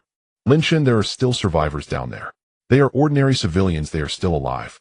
Zhao, who was leaning against the vehicle wall to rest, instantly tensed up, his brows knitting together as he tightened his rough hand around the knife at his waist, his expression wary. Something's off. In this cursed place with heavy radiation and mutated monsters everywhere, how could ordinary survivors still be alive? It must be a trap set by marauders. They're intentionally sending out signals to lure us down, looking to seize supplies or ambush us. The radiation levels on the surface far exceed the survival limits of ordinary humans. Even if they have hidden underground without proper protective equipment, they couldn't last more than 3 days. This signal is too suspicious. Going down recklessly is too dangerous. The vehicle fell into silence, with Liu feeling anxious but understanding that the concerns of the two were not unfounded. In the apocalypse, human hearts are inscrutable. While the threat of mutated monsters can be faced, heeding the schemes of one's own kind are often unguarded against. Countless bloody lessons have reminded them not to easily trust any unfamiliar signals. Lin Shen stood in place, lightly tapping the vehicle wall, lost in brief contemplation. Images from the records of the civilization library flashed quickly in his mind. In response to the apocalypse, the old world had built numerous emergency shelters underground in the capital, some high-end shelters equipped with independent purification, radiation protection, and cyclic survival systems. Even if the surface had turned to ruin, basic survival could still be maintained underground, making it indeed possible for survivors to remain. Is it a trap, or are they truly distressed individuals? After a moment, Lin Shen made his decision. He looked up at the group, his gaze firm and his tone unyielding. Regardless of whether it is a trap, we must investigate. The civilization library clearly states that there are underground shelters here. If there truly are trapped survivors, we cannot just stand by. Even if it is a trap, with our strength, we can still retreat safely. Immediately, Lin Shen assigned tasks. Zhao Hu, Su Qin, come with me to investigate. Liu Xia, she stay at the base, keep an eye on the vehicle, monitor radiation levels and surrounding movements in real time. Contact us immediately if there is any abnormality. He Huang, keep watch outside the vehicle, closely monitor all entrances and exits of the square. Alert us if any anomalies approach. As He Huang, who was lying against the vehicle door, instantly perked up his ears, his massive body stood straight, and he let out a deep, authoritative roar that penetrated the gloom, echoing across the empty square. He walked steadily, guarding the side of the base vehicle, his limbs crouched low against the ground, his crimson eyes scanning the surrounding ruins intently, his back taut, like a bow transforming into the most loyal guardian, missing no signs of movement. The three quickly acted, retrieving spare anti-radiation protective suits from the storage compartment of the base vehicle. The protective suits were thick with a surface layer coated in radiation-resistant material. The helmets were fitted with transparent visors and breathing filters, effectively isolating against underground radiation and polluted air. The three quickly donned the suits, fastening every sealed buckle tightly. After confirming that the protection was secure, Lin Shun pressed the switch to open the side door of the base vehicle. The heavy metal door opened slowly, and a gust of air, colder and more humid than the surface, rushed in, laced with a strong stench of decay and a faint metallic tang. Outside was a cement staircase fractured by an earthquake, the steps covered in moss and dust, the edges crumbling away, winding down into an endless darkness. Lin Shun stepped down first, followed closely by Zhao Hu and Su Qing. The three formed a cautious formation, stepping deeper underground. The further down they went, the dimmer the light became, until they were completely enveloped in darkness, relying solely on the emergency lights of their helmets to illuminate a few meters ahead. The air was bone-chillingly cold, the chill seeping through the gaps in their skin. The radiation detector's readings slowly decreased, but at the same time a series of hoarse, piercing monster growls echoed from the depths of the passage, the sounds growing clearer, as if lingering just out of sight, sending shivers down their spines. The beam of the emergency light swayed in the darkness, illuminating the walls marked with cracks. Dark viscous blood and thick monster fluids smeared the walls, exuding a nauseating stench. The three tightened their grips on their weapons, moving cautiously, each step taken with extra care, their gazes fixed on the dark ahead, ready to respond to any sudden attack. Turning a sharp corner, the passage ahead suddenly opened up, and the sight before them made the three come to an end. Several decaying corpses lay sprawled across the cold ground, their bodies mutilated, their clothes in tatters. Scattered around them were old civilian firearms, empty water bottles, and food packaging, belongings of ordinary survivors. The ground was littered with disorganized claw marks and dried blood, clearly indicating they had endured a fierce attack before their deaths. Su Qing stepped forward, quickly crouching down to examine the bodies carefully. She lightly touched the skin of the corpse, checking the shape of the wounds, then looked up at Lin Shun with a serious tone. "These are ordinary survivors. There are no signs of having been controlled by marauders. The time of death is less than 2 hours, and the wounds are all from mutated monsters' claws and bites. They must have been attacked while fleeing to the shelter." Lin Shun remained silent, his cold gaze fixed on the depths of the passage. The beam of the emergency light strained to reach forward, but still could not illuminate the end. In the communicator, the distress signal continued to weaken, the electrical noise growing louder, while the survivors' voices became increasingly faint, intermittent, threatening to cut off entirely at any moment. It was evident that the survivors in the B7 shelter were on the brink of life and death. If they delayed any longer, there would only be cold corpses left. They can't hold on much longer. Speed up, or we are almost there. Lin Shun spoke in a low voice, gripping his weapon tightly, quickening his pace toward the source of the signal.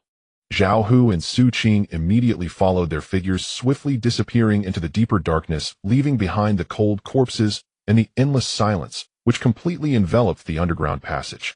In the subterranean depths of the apocalypse, the cold, damp air bore heavy radioactive dust and the reek of decay.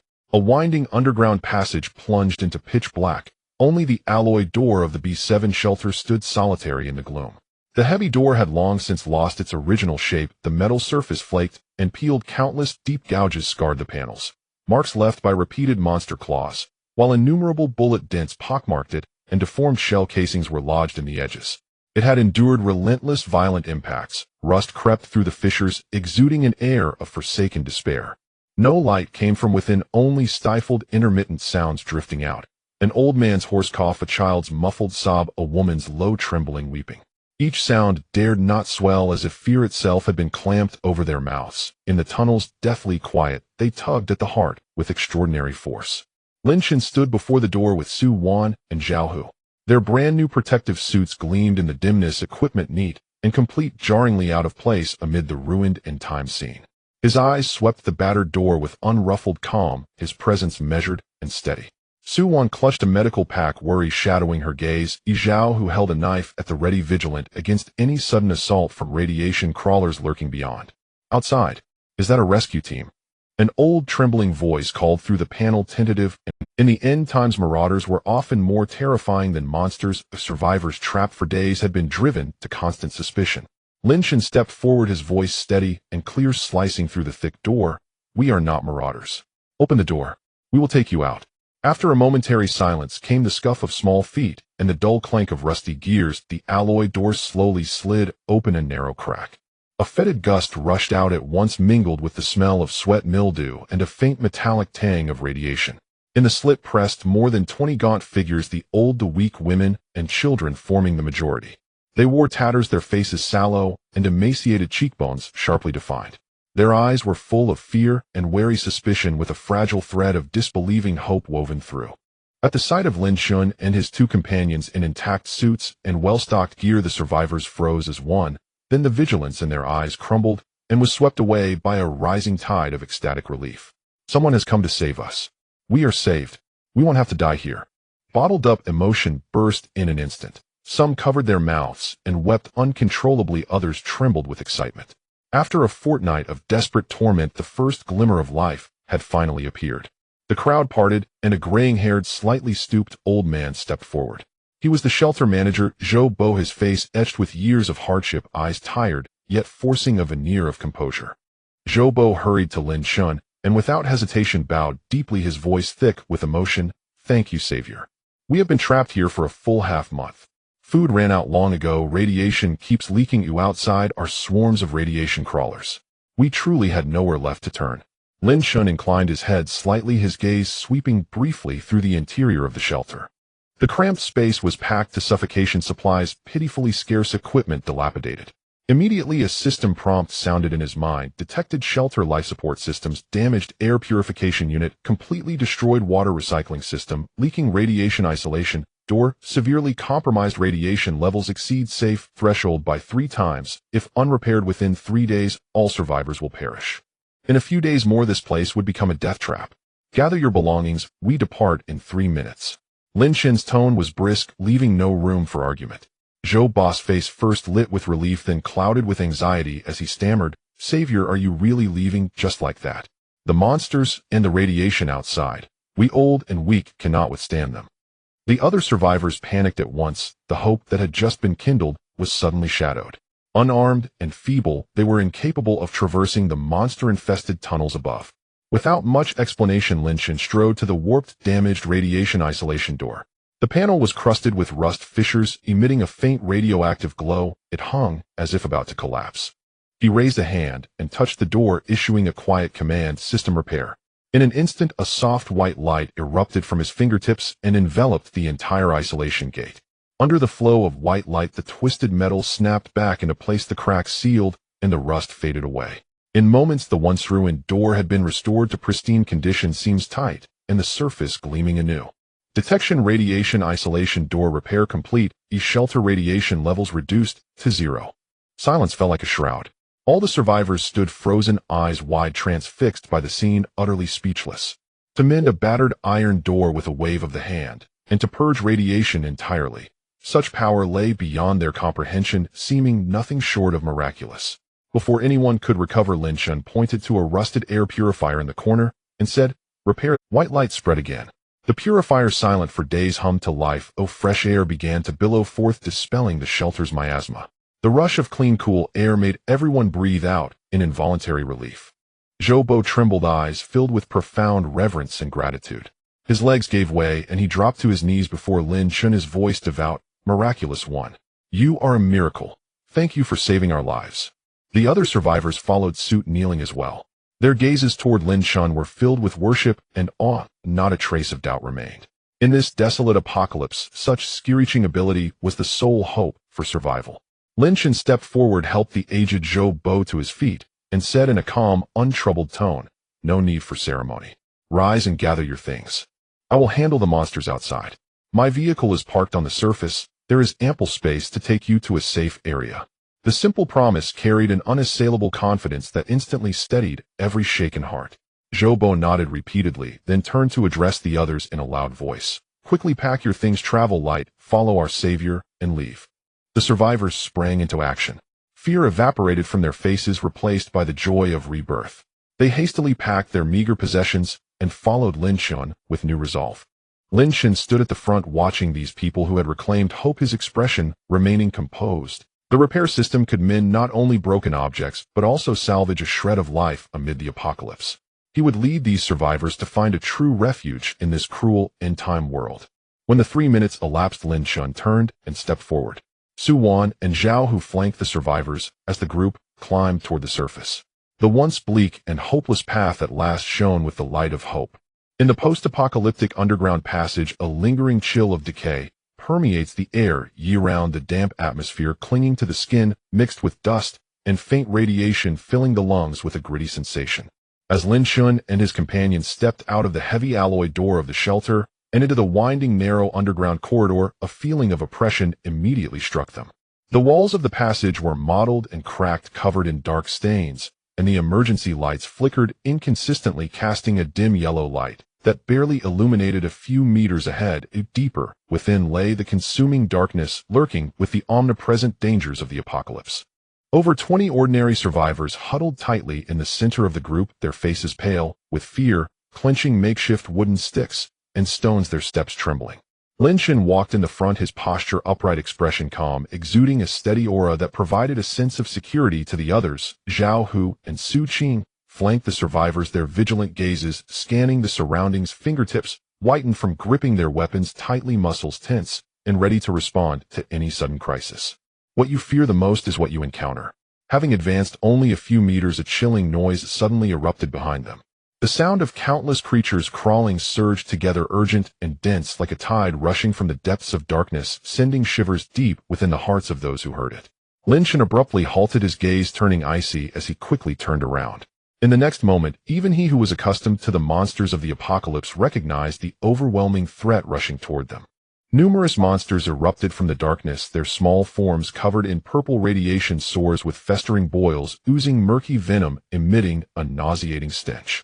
Their limbs were long and thin like bone spurs, with razor-sharp claws, scuttling quickly on all fours, moving so fast that they left afterimages. Their blood-red murky eyes were filled only with bloodthirsty madness as they lunged toward the crowd. Radiation crawlers, a social type of mutated creature, extremely fast, with high levels of radiation toxins on their skin and saliva. Bites and scratches lead to rapid infection with no antidote, resulting in certain death, and devastatingly powerful when they swarm. A system notification rang clearly in Lin Shun's mind. Not good. It's a wave of crawlers. Zhao Hu's face changed dramatically as he exclaimed in panic. Having fought in the apocalypse for years, he knew all too well the terror of these social crawlers. In overwhelming numbers and astonishing speed, once surrounded, even enhanced awakened ones would find it hard to escape, let alone the more than 20 ordinary people in the group without any combat abilities. Su Qing's expression turned serious in an instant. Without hesitation, she drew her enhanced dagger from her waist, its cold gleam flashing as she firmly positioned herself in front of the survivors. She pressed her lips tightly together, her gaze resolute. Fully aware of the disparity between them and the enemy, she showed no signs of retreat, using her frail body to protect the ordinary people behind her. The survivors sheltered in the middle were instantly gripped by fear, trembling all over their legs, weak faces as pale as paper, lips quivering without a sound. They were just ordinary survivors, lacking enhanced physiques and sharp weapons. In this narrow passage with no way to retreat, facing the surging tide of monsters, they had no chance to escape, helplessly watching death approach, a sense of despair overwhelming them all. The crawlers drew closer, the foul stench assaulting their senses. The first few had already raised their sharp claws, lunging fiercely at Su Qing, their sharp teeth bared, dripping with deadly venom. In a critical moment, roar! A violent roar reverberated through the passage, suddenly erupting from the stairwell above. The roar carried the overwhelming might of a beast king, fierce and domineering, echoing throughout the narrow corridor, overpowering the sounds of the crawlers, even causing the frenzied monsters to instinctively pause, revealing their innate fear. Everyone looked up in astonishment as a massive black figure squeezed down the narrow stairway and crashed to the ground. It was the Black Emperor. A giant dog covered in hard black scales, exuding a menacing aura, with blood-red eyes locked onto the group of crawlers, its fangs bared, radiating an intimidating presence. As it landed, it lunged forward, its massive paw striking down with tremendous force upon the foremost crawlers. With a series of crisp sounds, several crawlers were instantly smashed to bits, dying on the spot. It's the Black Emperor. Mr. Lin Shan, the Black Emperor, has come to support us. A voice from the communicator, urgent yet filled with delight, exclaimed. I sensed danger here and immediately summoned the Black Emperor. The moment the armored Black Emperor entered, the situation was instantly reversed. The crawler's claws frantically scratched and bit at the Black Emperor's scaled armor, producing only the harsh sound of metal scraping, failing to leave even a mark. The Black Emperor's thick skin and robust flesh made its defense unparalleled, completely indifferent to the monster's attacks. With sweeping strikes, it crushed clusters of crawlers, its massive jaws tearing through several in an instant as easily as squashing ants rampaging through the horde, driving the crawlers back in disarray.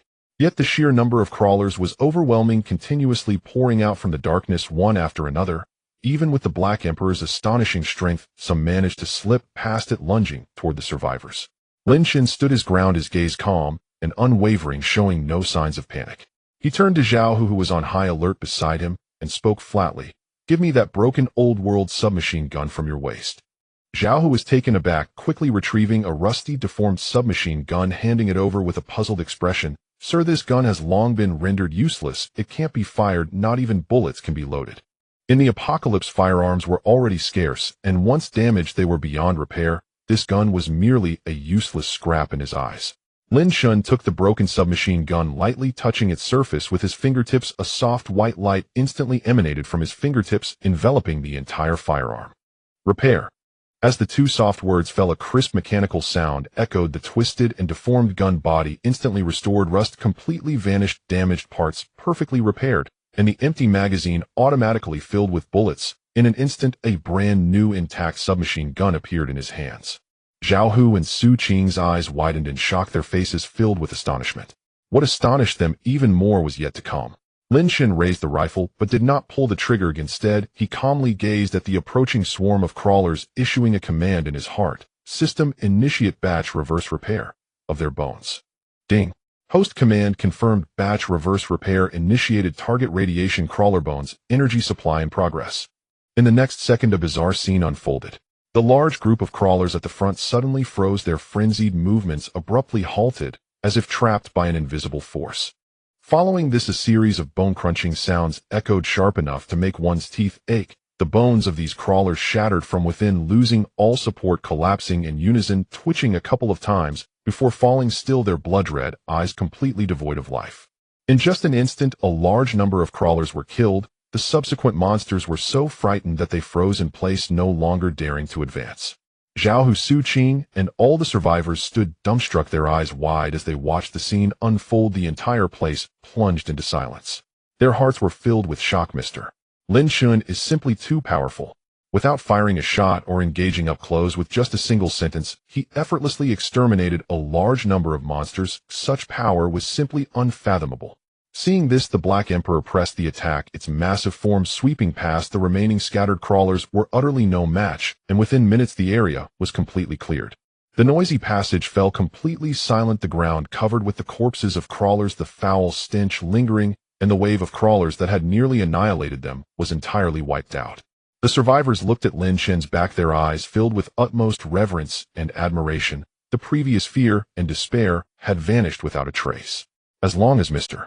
Lin Shan was present, no matter how great the danger, they could turn it into safety. Lin Shan casually stowed the submachine gun away and said lightly, "This place is not suitable for lingering, let's continue forward." The group snapped back to reality, quickly regaining their composure, and closely followed Lin Shan, walking towards the front of the passage, with steady steps, no longer plagued by the previous fear, filled with a sense of security.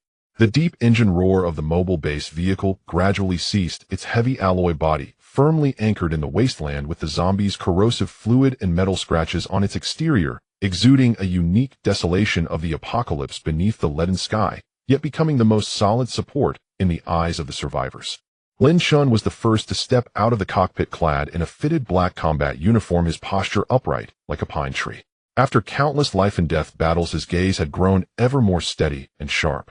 He raised his hand to gently touch the control panel on the vehicle, and the alloy door of the living quarters slowly descended with a mechanical hum, forming a gentle ramp.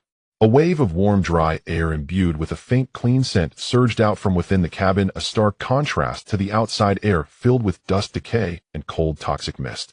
The survivors behind him were all tattered and emaciated, some wrapped in filthy rags with wounds seeping blood, while others wore blank expressions, weary from the drifting of the apocalypse. They supported each other, timidly gazing into the cabin, their steps hesitant, fearing that this might be a fragile dream in the apocalypse that could shatter with a touch. Come inside, it's safe here. There are no zombies or raiders. Rest for a moment and eat something to regain your strength. Lin Chen's voice was gentle, yet powerful, instantly dispelling the crowd's anxiety. Zhou Bo, leaning on a rough wooden stick, walked at the front. This man, over 60, had lost all his family after the outbreak, hiding with the survivors, gnawing on tree bark when hungry and drinking dirty water when thirsty, having long abandoned hopes for a stable life. But the moment he stepped into the living quarters, his murky old eyes widened in shock, and his wrinkled face trembled violently as tears streamed down his cheeks. In the spacious area, metal bunks were neatly arranged with clean, soft bedding. The air purifier was operating steadily, filtering the polluted air into freshness. On one side of the storage rack, canned meat, compressed food, and pure water were piled high, even with several baskets of fresh vegetables. In a world of extreme scarcity, this was a paradise that everyone dared not even dream of. The survivors were utterly stunned, and then their long-suppressed emotions erupted. Some touched the soft bedding, squatting on the ground with their faces buried in their hands, sobbing. Others picked up water bottles, crying after each sip. A young mother held her frail child, unable to speak, as she saw the longing in her child's eyes. Xiaoqin, we're not dreaming, are we? Such a place still exists in the apocalypse. Zhou Bo tightly grasped Lin Chen's hand, his voice choked with gratitude. Uncle, this is not a dream. From now on, this will be everyone's temporary home. Lin Chen gently reassured, turning to instruct Zhao, who to arrange food and treat wounds, while he turned to climb onto the roof of the base vehicle. Standing at the highest point of the vehicle, a biting cold wind whipped past, lifting the edges of his clothing. Looking up, the gray-black clouds hung low, obscuring the sky. The entire city was a wasteland of broken walls and ruins. Abandoned vehicles lay tilted by the roadside. Wild grass grew wildly through cracks in the concrete, and only the sound of the wind could be heard in the deathly silence. Lin Chen slightly squinted, his gaze piercing through layers of ruins directly toward the core area of the capital. There, a half-ruined super skyscraper stood, majestically constructed from special alloys.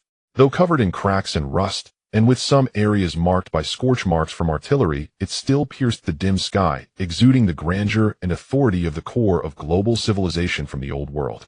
Even in its broken state, it remained awe-inspiring. In the next moment, a system notification echoed in his mind, and a light blue virtual panel clearly appeared. Central Control Tower of the Old World, core node of global civilization, managing environmental control, satellite communication, energy distribution, and base construction. Heavily damaged due to the apocalypse, energy depleted, system in hibernation. Repair, unlock, global environmental purification, satellite network, restart, large base, automatic construction, global resource retrieval. Lin Chen's heart jolted, and a fiery light ignited in his eyes.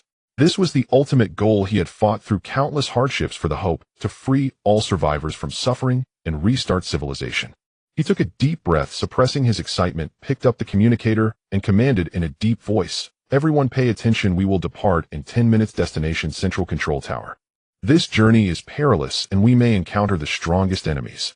Those who wish to stay can remain, those who are coming should be prepared. Brother Chen, we will follow you. Mr. Lin, we will never back down." The communicator was instantly filled with the firm responses of the crowd, and no one chose to stay behind. 10 minutes later, Lin Chen sat in the cockpit, his hands swiftly maneuvering the control panel. The base vehicle roared back to life, its alloy wheels crushing over the shattered road as it steadily advanced toward the control tower. The outer energy defense shield slowly activated, glowing with a faint blue light, entering a state of high alert. The closer they got to the core, the more oppressive the atmosphere became. The air was thick with the scent of rusting metal and gunpowder, and deathly silence enveloped everything. Suddenly, a piercing mechanical grinding sound shattered the silence. Caca. Screech. The sound of rusted gears turning echoed from the ruins all around.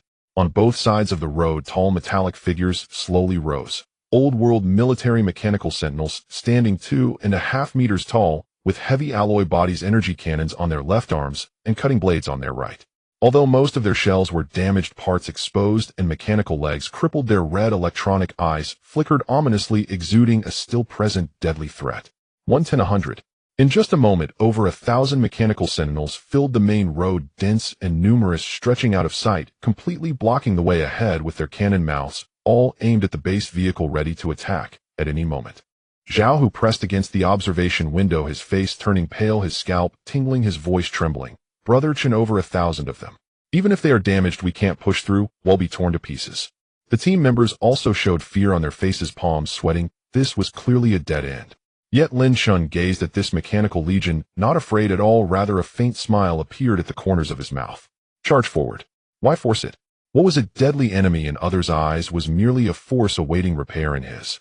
Lin Shun slowly raised his hand, pressing it on the control panel, his gaze sharp as it swept across the scene. System, scan all mechanical sentinels, retrieve status data.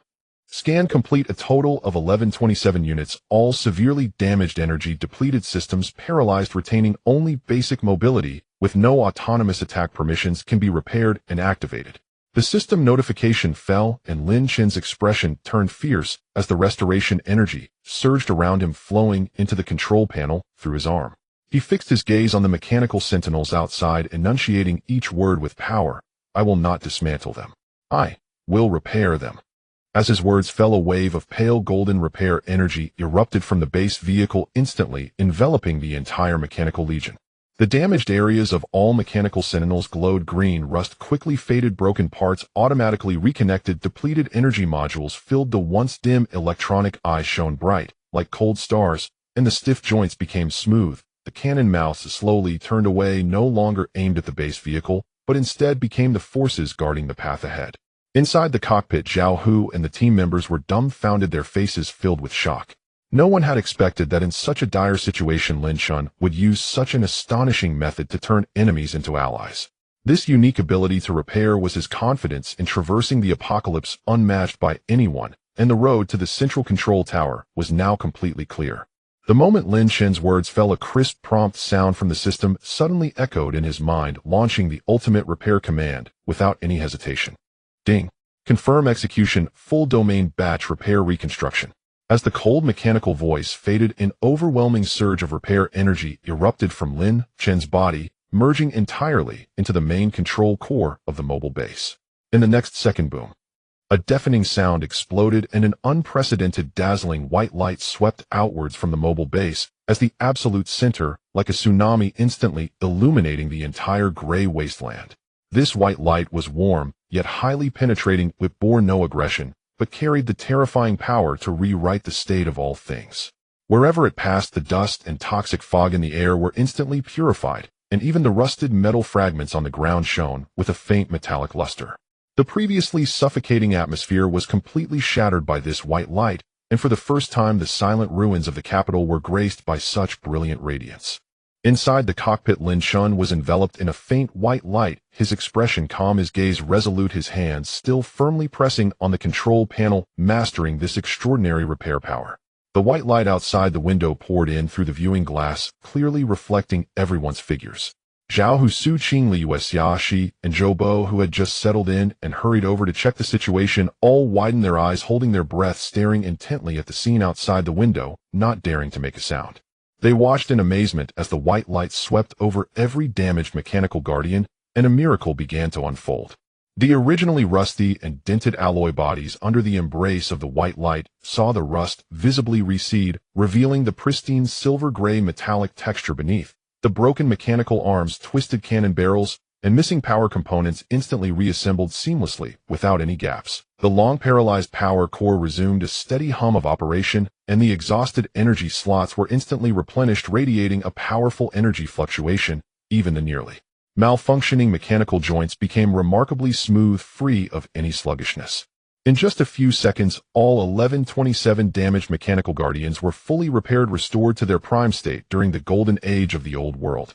Immediately following, the originally flickering red electronic eyes of all the mechanical guardians extinguished, replaced by a clear blue glow, cold and orderly, exuding absolute loyalty and obedience, with no trace of hostility, as if they had found their one true master. In the next moment, a breathtaking scene unfolded.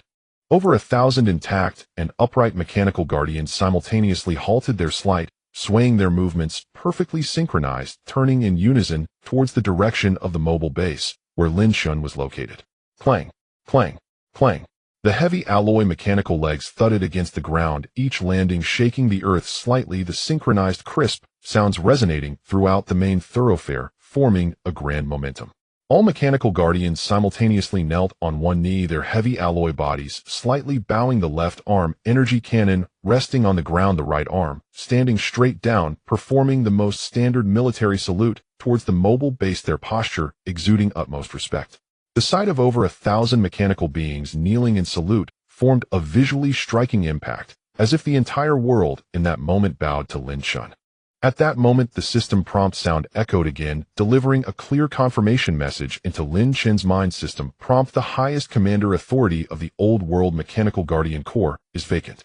It has been detected that the host possesses the authority of universal repair and reconstruction, aligning with the core binding conditions of the core, automatically completing the master binding. All mechanical guardians will permanently belong to the host's command. Lin Chen's lips curled slightly, a hint of satisfaction flashing in his eyes. This fighting force was precisely what he needed most on his way to the central control tower. Standing in the cockpit, his posture upright, he gazed out at the mechanical army through the viewing window, his tone calm, yet carrying an undeniable authority, slowly issuing commands: all rise, clear the way ahead, eliminate all obstacles to the central control tower, crush any hindrance, and neutralize any threats. No hesitation, no delay. Yes, Commander. Over 1,000 cold electronic synthetic voices sounded simultaneously, perfectly synchronized, resonating with a powerful wave that echoed throughout the desolate capital ruins, penetrating layers of rubble lingering for a long time.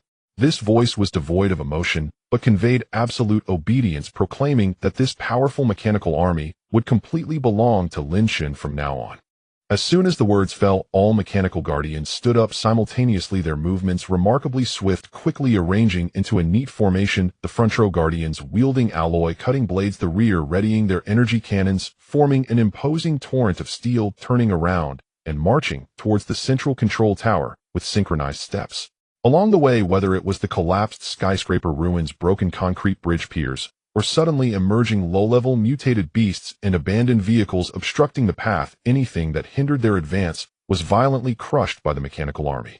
With a swing of the alloy cutting blade, heavy concrete blocks shattered into dust. With a sweep of the energy cannon, the massive mutated beasts were directly obliterated, turning into a field of wreckage.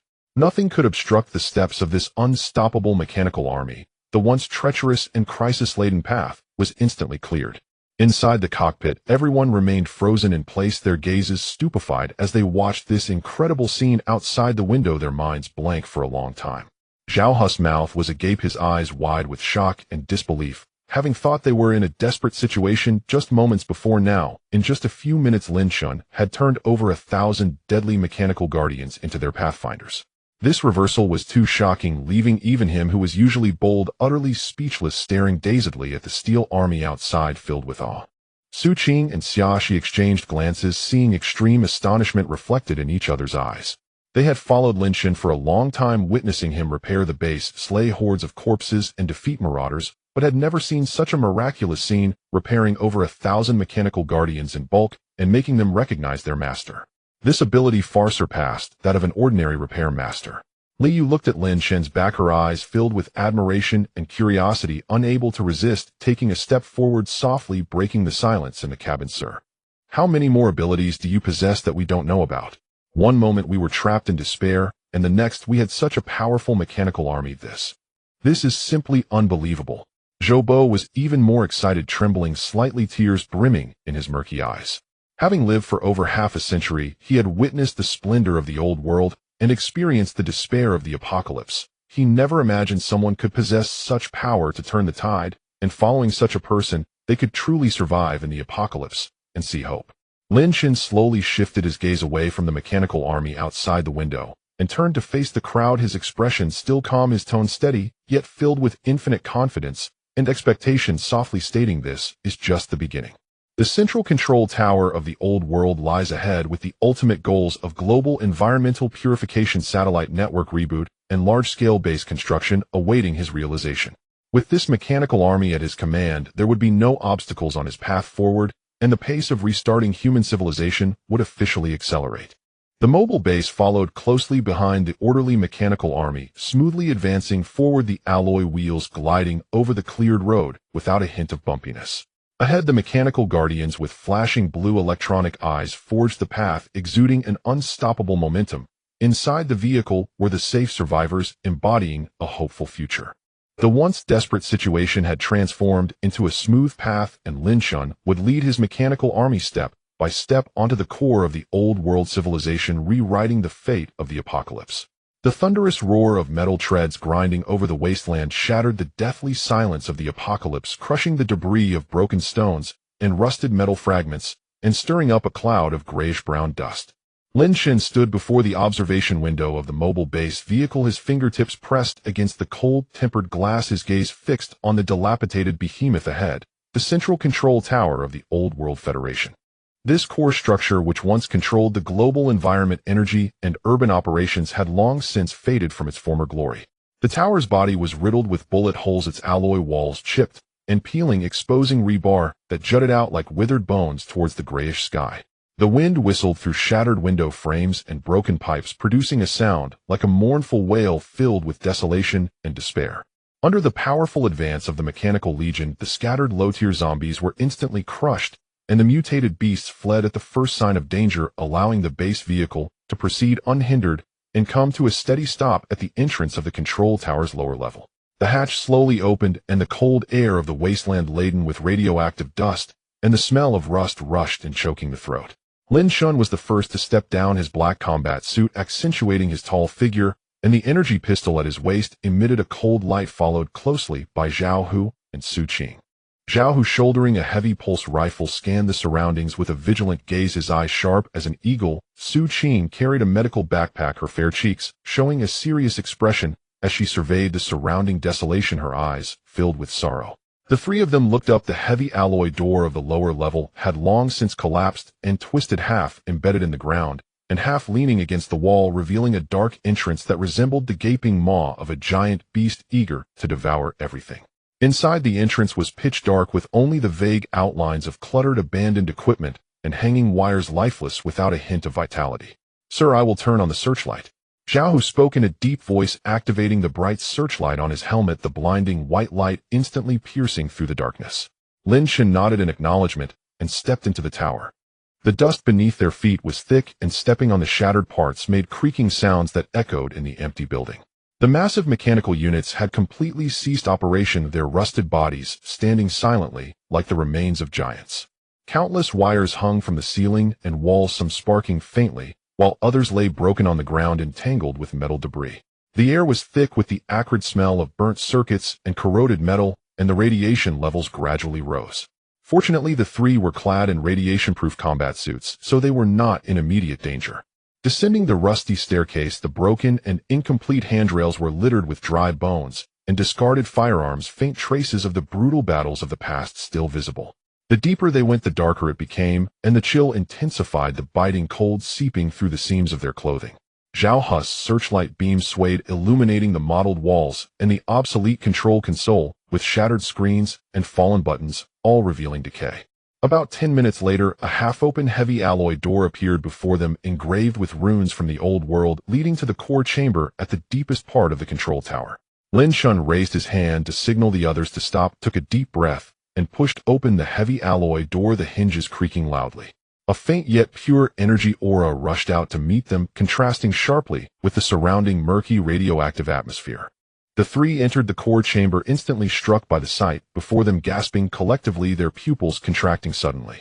Inside the circular core chamber, surrounded by dormant control terminals and energy conduits, there floated a spherical core 3 meters in diameter, the global ecological control core of the old world. The core, which should have been shining brilliantly supporting the world's operations, was now completely shattered. Spiderweb-like cracks covered its surface, spreading from deep within to the outer layer, dividing it into countless fragments that appeared to maintain their spherical shape, yet were on the verge of collapsing at any moment. The pale golden light had nearly dissipated, energy gushed out like a flood breaching a dam, turning into a faint mist that scattered into the air. Only at the deepest part of the core did a weak flicker of golden light struggle to survive, like a candle in the wind, ready to extinguish at any moment. Lin Shin stood in a daze, his gaze firmly locked onto the shattered core, his heart gripped by an invisible hand, feeling heavy and breathless, clearly sensing the core's remaining faint vitality and nearly exhausted energy. His heart weighed down with heaviness. At that moment, a cold system prompt suddenly rang in his mind, carrying an unprecedented gravity, detected old world central control, core damage level 99. 9. Repair difficulty extremely high. Do you wish to consume all reconstruction energy for ultimate? This was the first time since the system activation that an extremely high difficulty rating appeared, who previously the repair difficulties for the base vehicle mechanical legion and Oasis ecology had only reached high level, highlighting the immense challenge of this repair. Lin Shen quickly checked his own reconstruction energy reserves, which were the foundation he had accumulated along the way, the strongest trump card in this apocalypse. Once depleted, his ability for large-scale repairs, reconstruction, and reverse repairs would all become ineffective, and faced with the powerful enemies of the wasteland, he would lose his means to victory. A moment of hesitation surged in his heart, his brows tightly knitted, his fingertips unconsciously clenched, turning pale. He was acutely aware of the consequences. In the wasteland, zombies, mutated beasts, and raiders lurked around. Losing his repair capabilities would put him in peril, and those who followed him, the survivors in the shelter and the mechanical legion, could all face total annihilation. But if he gave up on the repair? Lin Shen closed his eyes. A multitude of images flashed through his mind. Survivors tormented by radiation on the wasteland, their faces haggard and afflicted. The oasis he had repaired, with grass breaking through the earth and flowers quietly blooming, a rare hope of life. The despairing tears of survivors in the underground shelter and the rekindled hope in their eyes. The loyalty of the Black Emperor and the disciplined ranks of the Mechanical Legion. He did not come to this apocalypse merely to survive alone. If the core remained forever shattered, the global environment would never be purified. Radiation would permanently shroud the Earth's soil, would be unfit for cultivation, water sources would be undrinkable, and human civilization could only struggle in the wasteland until it completely perished. Was humanity's future meant to be so hopeless? Lin Shen's eyes snapped open, all hesitation dissipating, leaving only resolve and determination. Through the ventilation gap in the core chamber, he gazed at the gray sky outside, his conviction crystal clear. He possessed the universal repair system, not to benefit himself alone, but to restore this shattered world, to return a clean realm to humanity, and reignite the flame of civilization. No matter the cost, he feared nothing. Zhao, who noticed his struggle, gripping his rifle, and earnestly advised, "Sir, the repair difficulty is too high and it will consume all our energy. It's too risky. We should first return to gather energy and prepare before coming back." Su Qing also gently echoed, "Lin Shen, it's too dangerous now. There's no need to take such a great risk." Listening to their concerns, Lin Shen's lips curled into a calm and resolute smile as he slowly turned to face them, his gaze bright and clear, his voice soft yet resolute. "System." He looked once more at the shattered core, his tone unwavering. "Initiate ultimate repair. At any cost." As soon as his words fell, the system responded instantly, a vast energy surging from within him, sweeping towards the main control core. The reconstruction energy within him flowed out like a tidal wave, each bit being completely exhausted, yet Lin Shen's eyes remained calm, devoid of any regret. Even if the path ahead was fraught with thorns, even without a trump card to protect him thereafter, he would not retreat. For his mission was never to merely survive, but to allow this scarred world to be reborn. Deep within the central control tower, the decaying stench that had lingered for a century mingled with the metallic scent of rust permeating the confined space.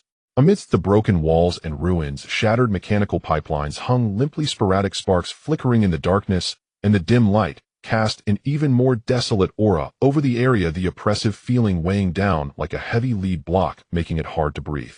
The central control core floated in midair, already cracked into countless spiderweb-like fragments, the dull and lifeless sphere's edge covered in pitch-black corrosion marks resembling a long-abandoned dead star, having completely lost the glory of the peak technology of the old world. Lin Shen walked slowly to the front of the core, took a deep breath of the murky air, and gradually raised his arms, pressing his hands firmly against the cold, piercing, shattered sphere. The moment his fingertips touched the crack, the rough and abrasive texture felt as if he were directly touching the suffering and despair of humanity's century-long apocalypse. In that instant, the cold yet supremely authoritative system prompt resonated violently in his mind, piercing through the layers of gloom and striking deep into his consciousness. Ding. Ultimate restoration activated. Reconstruction of all things, maximum power act, repairing the central control core. 1, 5, 10. A pale golden reconstruction energy instantly surged from Lin Shen's palms, transforming into a torrent of light that rushed madly into the cracks of the core. The shattered core fragments quivered slightly under the golden light, slowly converging towards the center, yet the extreme burden of restoration also inflicted immense pain upon Lin Shun. The reconstruction energy within him drained at a terrifying speed, every inch of his meridians sending waves of tearing pain strength continuously flowing away from his arms, and his breathing became rapid and heavy. His complexion rapidly paled, transitioning from a healthy hue to a paper-like whiteness, beads of cold sweat oozing from his forehead, dripping down his jawline, and spreading into small damp marks on the dust-covered ground. His teeth clenched tightly, his lips bitten to a faint bleed, yet he remained motionless, his eyes fixed intently on the core's progress. Even as his legs trembled slightly, he maintained his standing posture, bearing all the pressure. Behind him, Zhao, Su Qing, and others all clenched their fists, their faces filled with anxious anticipation as they gazed at his back. Zhao, anxious and restless, stepped forward to help, but was violently repelled by an invisible energy barrier, staggering back several steps before regaining his footing. "Sir, hang in there," he shouted hoarsely, his voice filled with concern. Su Qing's eyes reddened, her hands tightly clutching her clothing, while the other team members wore anxious expressions, helplessly standing outside the barrier praying for a successful restoration. Lin Shun did not turn back, nor did he have the energy to respond. All his focus was devoted to the core's restoration. The progress bar slowly yet steadily climbed 50, 70, 80, 99, with each increment draining a significant portion of his strength. When the progress halted at 99, his vision blurred, nearly exhausting the last remnants of his strength, yet he gritted his teeth, pouring all the remaining reconstruction energy within him into the core, exerting all his might to push through the final step. 100. Restoration complete. The moment the system prompt fell, a thunderous shockwave erupted, resounding through the heavens and the earth. The tremendous sound shook the control tower violently, debris falling in showers and the air rippling in waves. The completely restored central core erupted in dazzling golden light, breaking through the tower's apex and tearing apart the thick gloom that had lingered for a century, soaring into the clouds and piercing through layers of dark clouds, carrying boundless hope towards the vast universe. In the next moment, the entire wasteland world began to tremble violently. The ground trembled gently, as if the earth that had slumbered for a century had completely awakened, distant mountains rumbling with low growls, and the accumulated dust on the surface was shaken into the air, marking the beginning of a global transformation. Within the ruins of the capital, the lethal radiation mist that had long enveloped the area dissipated at a visible speed under the purification of the golden light. The gray mist rapidly faded away until it vanished completely. The sky that had been shrouded for a century began to shed its darkness, revealing a clear blue. Warm and bright sunlight poured down unobstructed, illuminating the dilapidated buildings and the barren land, marking the first time in a century that humanity encountered such pure and warm sunlight. The distant desert rapidly purified, the cracked land became moist and fertile, the withered roots and stems of plants long dead frantically absorbed vitality, tender green shoots breaking through the soil, vines clinging to remnants of walls, and trees sprouting new branches. In just a moment, the boundless wasteland was covered in lush greenery. The dried riverbeds began to flow with clear water again, the sound of rushing water echoing through the heavens, and the earth, fish and shrimp swimming in the water life, once again saturating this desolate land.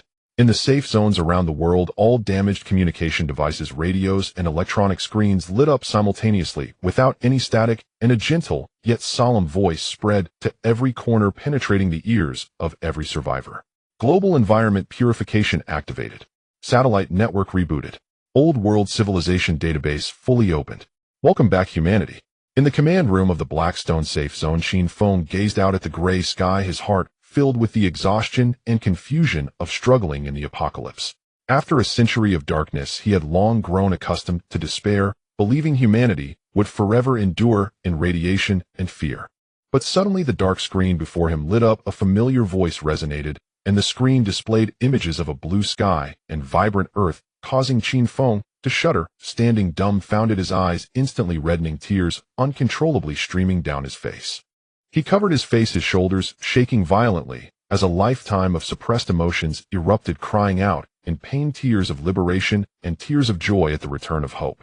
Not just in the Blackstone safe zone, but every survivor stronghold around the globe erupted with joy. People rushed out from their dark and damp shelters, stepping out of their cramped safety rooms, looking up at the long-lost blue sky, feeling the warmth of the sunlight on their bodies, breathing in the fresh air free of radiation, no longer able to suppress their inner excitement.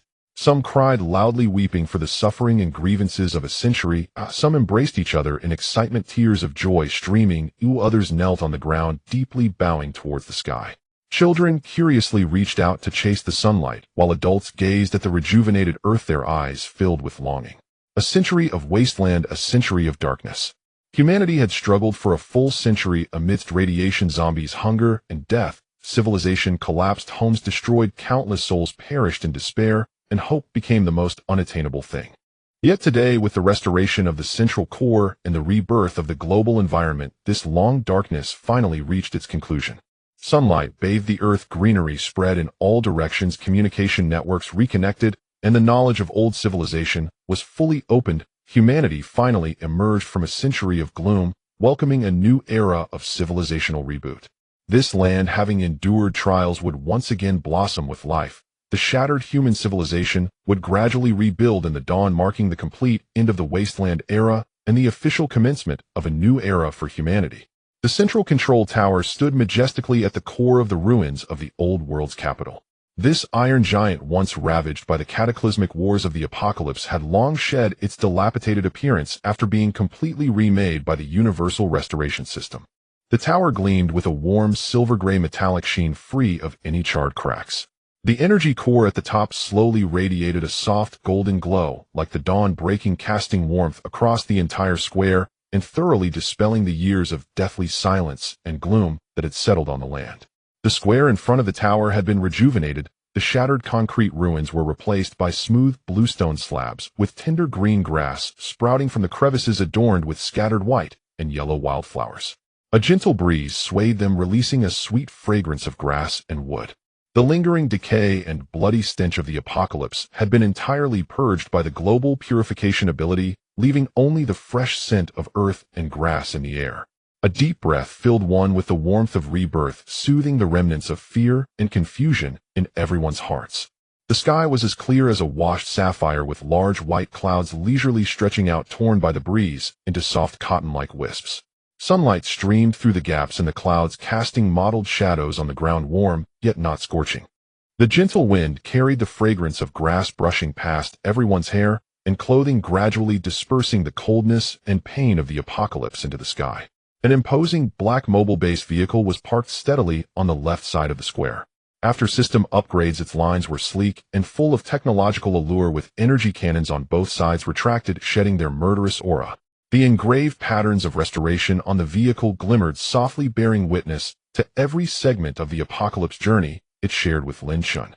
In front of the vehicle, thousands of mechanical guardians stood in neat rows, their metallic bodies gleaming and upright, wielding energy firearms. The formation was impeccably straight, and the cold mechanical eyes were devoid of the killing light, replaced instead by absolute loyalty, forming a steel barrier that silently guarded this land of rebirth. To the right of the mechanical legion, the Lord-level mutated beast, the ironclad Black Sovereign, sat quietly on its knees. Its pitch-black scales emitted a faint glow, and its sharp claws were tucked close to the ground. The once fierce and intimidating beastly eyes now reflected docility as it lowered its head towards the high platform, fully submissive. This mutated giant beast, which once instilled fear in countless survivors, had become Lin Chen's most loyal guardian. In the square, countless survivors knelt in unison on the bluestone slabs. They had changed into clean and tidy clothes, and the fatigue and fear on their faces gradually dissipated, leaving only reverence and awe. These individuals had once suffered and wandered in the apocalypse, living on the brink of death. It was Lin Shun who, with the system, saved them time and again, repaired their homes, purified the land, and gave them hope for survival. At this moment, everyone clasped their hands together, bowed their heads in reverence towards the figure on the high platform, and their soft words of gratitude and praise merged into a gentle warmth, slowly resonating throughout the square. Lin Shin stood on the highest step in front of the central control tower, tall and upright like a pine. Beneath him were warm jade stone steps, behind him loomed the magnificent tower, and before him lay the revitalized earth and millions of survivors. Dressed in a simple black outfit, he gazed calmly down upon the masses, his heart swirling with countless. From the early days of the apocalypse, when he was all alone struggling to survive with the system, to now, where he had gathered companions, built a force, purified the land, tamed giant beasts, and unlocked all the abilities of the system, the trials of life and death, the loneliness and struggles along the way were known only to him. As he looked at the land before him, now free from smoke and panic, and at the peace returning to the survivors' faces, a warmth rose in Lin Chen's heart. Once he had struggled solely to survive, now he bore the hopes of millions the heavy responsibility of rebooting human civilization. A light blue system panel slowly appeared before his eyes, the text clear and prominent, devoid of the usual urgent warnings, replaced instead by a calm solemnity. Each line confirmed his journey and achievements. Host Lin Chen. System Universal Restoration, System Max Level. Title Guardian of Civilization. Unlocked abilities: Universal Reconstruction, Global Purification, Mechanical Sovereignty, Civilization Library, Environmental Self-Healing. Current task: Rebuild Human Civilization. Task status in progress. Gazing at the max-level system and his new mission, a slight smile appeared at the corners of Lin Chen's mouth. The max-level Universal Restoration System granted him the power to reshape everything, while Global Purification returned vitality to the Earth. Mechanical Sovereignty controlled an invincible army. The Civilization Library preserved all knowledge of the old world, and Environmental Self-Healing allowed the land to mend its wounds. All of this was his confidence in rebuilding the new world. Footsteps approached from behind, and Zhao Hu, Su Qing, Li Yue, and Xia Shi stepped onto the high platform side by side. Zhao Hu was robust and resolute, having followed Lin Chen the longest, growing from an ordinary survivor into a formidable warrior. Su Qing was gentle and resilient, overseeing the base's medical logistics, soothing every injured person with her warmth. Li Yu was wise and calm, responsible for intelligence and planning, meticulous and thorough. Xia Shi was still young, but possessed extraordinary perception, having repeatedly helped everyone avert crises. The four walked behind Lin Chen, without hesitation, kneeling on one knee, their right hands pressed to their chests, their expressions solemn, filled with respect and determination. They were Lin Chen's life and death partners through the apocalypse, weathering storms and overcoming difficulties together, having long regarded him as their sole leader and faith. Sir, from now on we will follow you, never leaving your side, and jointly build a new world. The four spoke with resolute voices resonating through the gentle breeze, echoing throughout the square, making the survivors below bow even more devoutly. Lin Chen slowly turned around, his gaze landing on his four companions. Seeing the determination and trust in their eyes filled his heart with warmth. On the road through the apocalypse, he had never been alone. It was this companionship that kept him from giving up in countless dire situations. He smiled slightly, his smile like the warm sun of spring melting away all coldness, and extended his right hand gently in a reassuring gesture. Rise. His voice was gentle yet firm, and the four of them stood up, straightening their bodies, quietly awaiting his words. Lin Chen turned once more, facing the entire square, facing the millions of survivors and the newly reborn Earth. His clear voice, empowered by the system, resonated in every corner of the square, drifting towards the distant horizon. The old world has come to an end. The days of war and corpses littering the ground, those years of desperate struggle and living on the edge, have forever become the past. From today onward, this land shall know no fear of the apocalypse, no crisis of survival. Here is the new world. As soon as his words fell, the square erupted in a thunderous cheer. The survivors' eyes brimmed with tears of joy as they looked up at the high platform, their applause, cheers, and choked voices intertwining, a release of emotions suppressed for years, a celebration of rebirth and an anticipation for the future. Just then a few clear bird songs echoed from the distant sky, melodious and delightful, breaking the years of silence from the apocalypse. Everyone looked up to see a flock of birds spreading their wings, soaring freely in the azure sky, their feathers shining faintly in the sunlight as they passed over white clouds, the towering giant and the newly sprouted vegetation becoming the first picturesque sight of freedom in the new world. Looking down, fresh grass and trees broke through the ruins, spreading green branches and leaves across the fields with dead wood sprouting new buds and wildflowers blooming in succession. The earth shed its grayness, donning a new coat of vibrant green. The sounds of the wind, the rustling of grass and trees, and the laughter of humanity echoed anew across the land. It was the sound of life, the reverberation of hope. Lin Chen raised his eyes towards the distance, his gaze deep and far-reaching. The road to rebuilding human civilization was still long, requiring the reconstruction of cities, the transmission of knowledge, and the propagation of communities. To restore the earth to its former splendor, there might still be unknown challenges ahead, but he felt no traces of confusion or fear in his heart. He was no longer alone. He had the max-level Universal Restoration System companions who shared life and death, a loyal mechanical army, and the faith and following of millions of survivors. He slowly clenched his fists, silently reciting the essence of the system, his eyes filled with determination and anticipation. Everything could be restored, ruins could become fertile soil, desolation could bloom with flowers, broken civilizations could be continued anew, and fallen sparks could once again ignite into a great fire. Having endured the cataclysmic trials of the apocalypse, human civilization would once again shine brilliantly in his hands, illuminating the entire world and stepping towards a new future. A gentle breeze caressed the sun, shone bright the golden light of the central control tower and the warm sun reflected upon each other. The figure on the high platform stood tall with loyal companions behind him and thousands of subjects before him upon the newly reborn Earth, a new world filled with hope officially embarked on its journey. The global purification wave that lasted for months finally came to a complete end at this moment.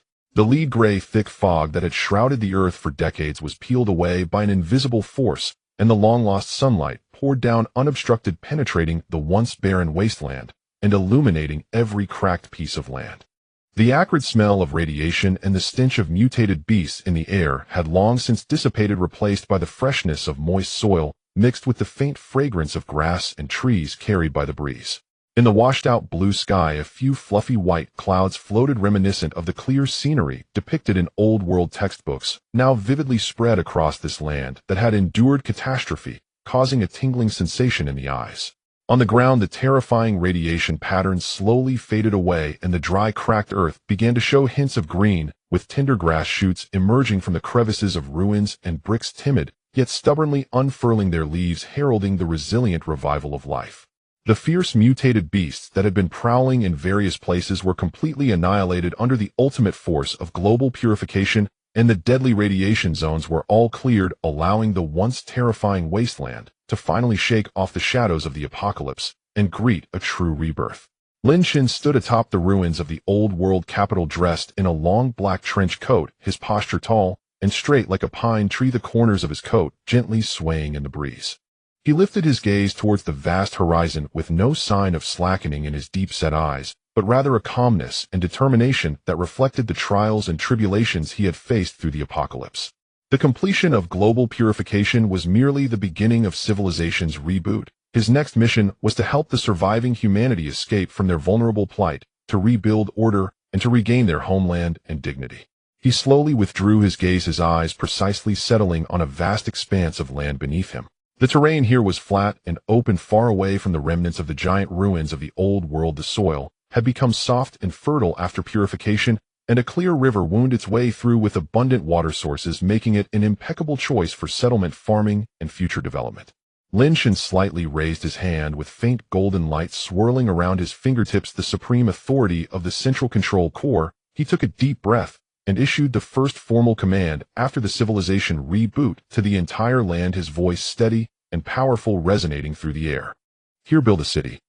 As soon as the command fell, the mechanical legions spread across the globe instantly responded. Tens of thousands of mechanical guards and engineering mechs converged rapidly, like a torrent of steel. The thunderous rumble of treads crushing the ground was perfectly synchronized, causing the earth to tremble slightly.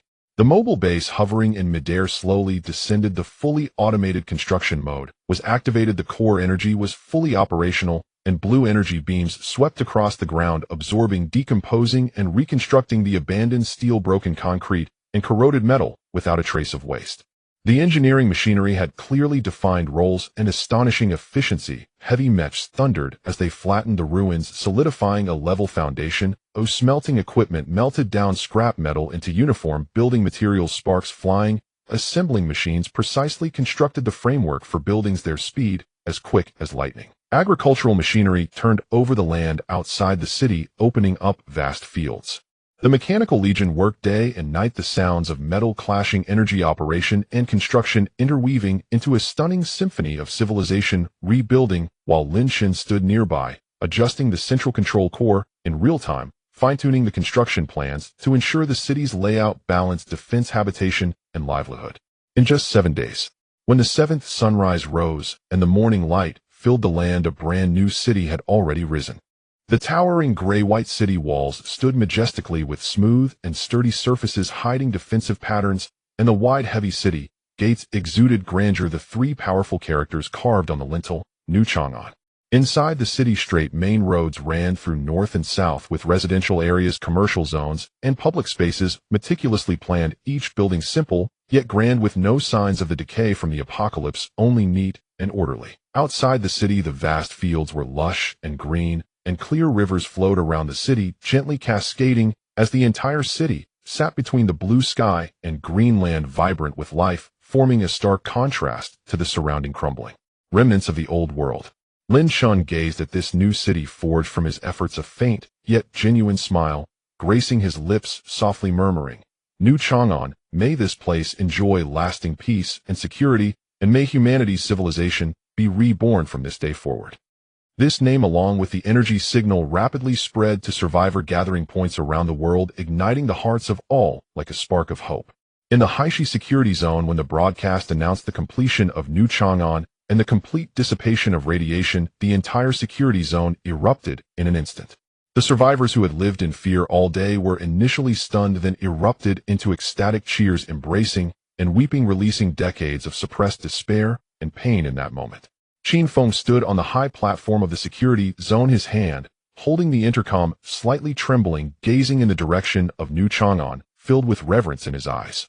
He knew that without Lin Shun there would be no global purification. The Haishi security zone was merely a temporary refuge in a corner of the apocalypse, while New Chang'an was humanity's true home. He immediately ordered the gathering of all survivors in the security zone to pack their belongings and head for New Chang'an at once. Along the way, news spread continuously. Scattered survivor teams and remote underground shelters all set out towards New Chang'an. People hurriedly brought their families and the scant resources they had, their steps hurried yet resolute. Strangers who had been wary of each other in the apocalypse now shared a common goal, their eyes burning with the desire for a homeland. On the rugged roads, streams of people flowed endlessly, the elderly holding on to children, the young supporting the aged. No one complained, only anticipation for the future remained. Before long, outside the gates of New Chang'an, a dense crowd gathered, a sea of people stretching as far as the eye could see. People gazed up at the towering city walls and the words New Chang'an, their eyes filled with heat and reverence, expressing gratitude to the Savior, as well as hopes for rebirth. Qin Feng, leading everyone from the Haishi security zone, was the first to arrive. He adjusted his attire and led the core members to bow respectfully towards the city gate, his voice loud and sincere. "Sir, from now on, all personnel from the Haishi security zone voluntarily join New Chang'an for this life. We shall follow you without a second thought." As his words fell, the people of Haishi bowed in unison, followed by tens of thousands of survivors who imitated them, lowering their heads with solemn expressions. Lin Shin stepped up to the highest point of the city gate, the wind fluttering his coat, his gaze calmly sweeping over the crowd below, gentle yet powerful. Without deliberately exerting his energy, his voice clearly reached every corner, each word heavy with meaning. "From today onward, New Chang'an shall establish 3 rules. Do not kill the innocent, do not steal resources, do not bully the weak.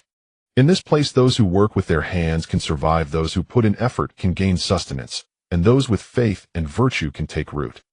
For decades in the apocalypse, we have survived at all costs, losing our dignity and forgetting what it means to be human. But from today onward, we will not only strive to survive, but also to reclaim civilization and live honorably, living like true human beings." In just a few short sentences, he struck at the softest parts of everyone's hearts. The struggles of decades had long numbed them, yet Lin Chen's words shone like a light in the darkness, illuminating their hearts and restoring their confidence in being human. After a brief silence, a deafening cheer soared into the skies, shaking the heavens and earth.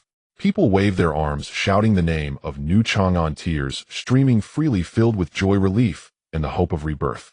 The sunlight poured over the majestic new city, over the cheering crowd, and onto Lin Chen's resolute. This newly risen New Chang'an was not just a city built of steel and concrete, but a symbol of the rebooting of human civilization, the first true city of rebirth on the wasteland. With the rebirth of the wasteland and the rekindling of civilization, the era belonging to New Chang'an officially began. In the deep night of the wasteland, the chill pierced through to the bones, yet the streets of New Chang'an were far from the tranquility one would expect at night, instead filled with restlessness and uproar. After Lin Shin swept through the surrounding mutated beasts with the universal restoration system, building an indestructible city wall and restarting farmlands and factories, a complete survival system emerged, attracting survivors from all directions. What was once an empty urban area was now packed with hastily constructed shanties and tents. In just half a month, the population exceeded 100,000, marking the largest gathering of humanity in a century of wasteland decline. The influx of people brought hope for the reconstruction of civilization, but the barbaric customs of the 100-year apocalypse swept in alongside it. Without rules to restrain them, the greed and brutality of human nature were laid bare. At the grain distribution point in the west of the city, daily scenes of looting unfolded. Frail elders were violently shoved aside as their grains were snatched away, and the cries of children were heart-wrenching. In the narrow alleys, fights broke out over a bottle of clean water or a compressed biscuit. Fists and clubs clashed regularly, the smell of blood mixed with dust lingering heavily in the air. Even worse, local ruffians gathered to carve out territories and oppress the weak, spouting the mantra of survival of the fittest without regard for the fact that this was the only sanctuary in the wasteland. The patrolling mechanical guards were on duty day and night, but they could not keep up with the frequent chaos, ultimately neglecting one thing for another.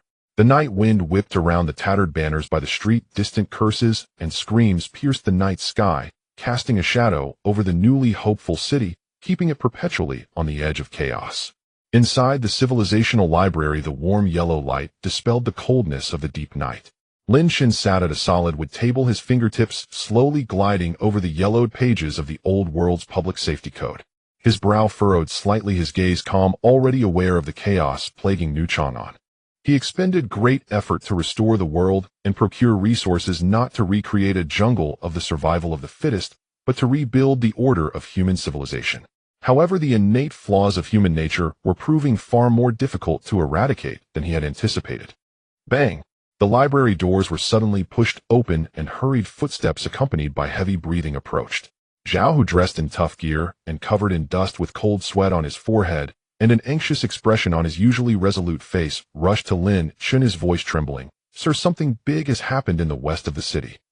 Two groups of refugees have started fighting over spring planting seeds and tools. People are already lying on the ground bleeding. If we don't act soon, someone will surely die." Zhao, who had followed Lin Shin for a long time, accustomed to his prowess in restoring the world and subduing the ironclad Black Emperor.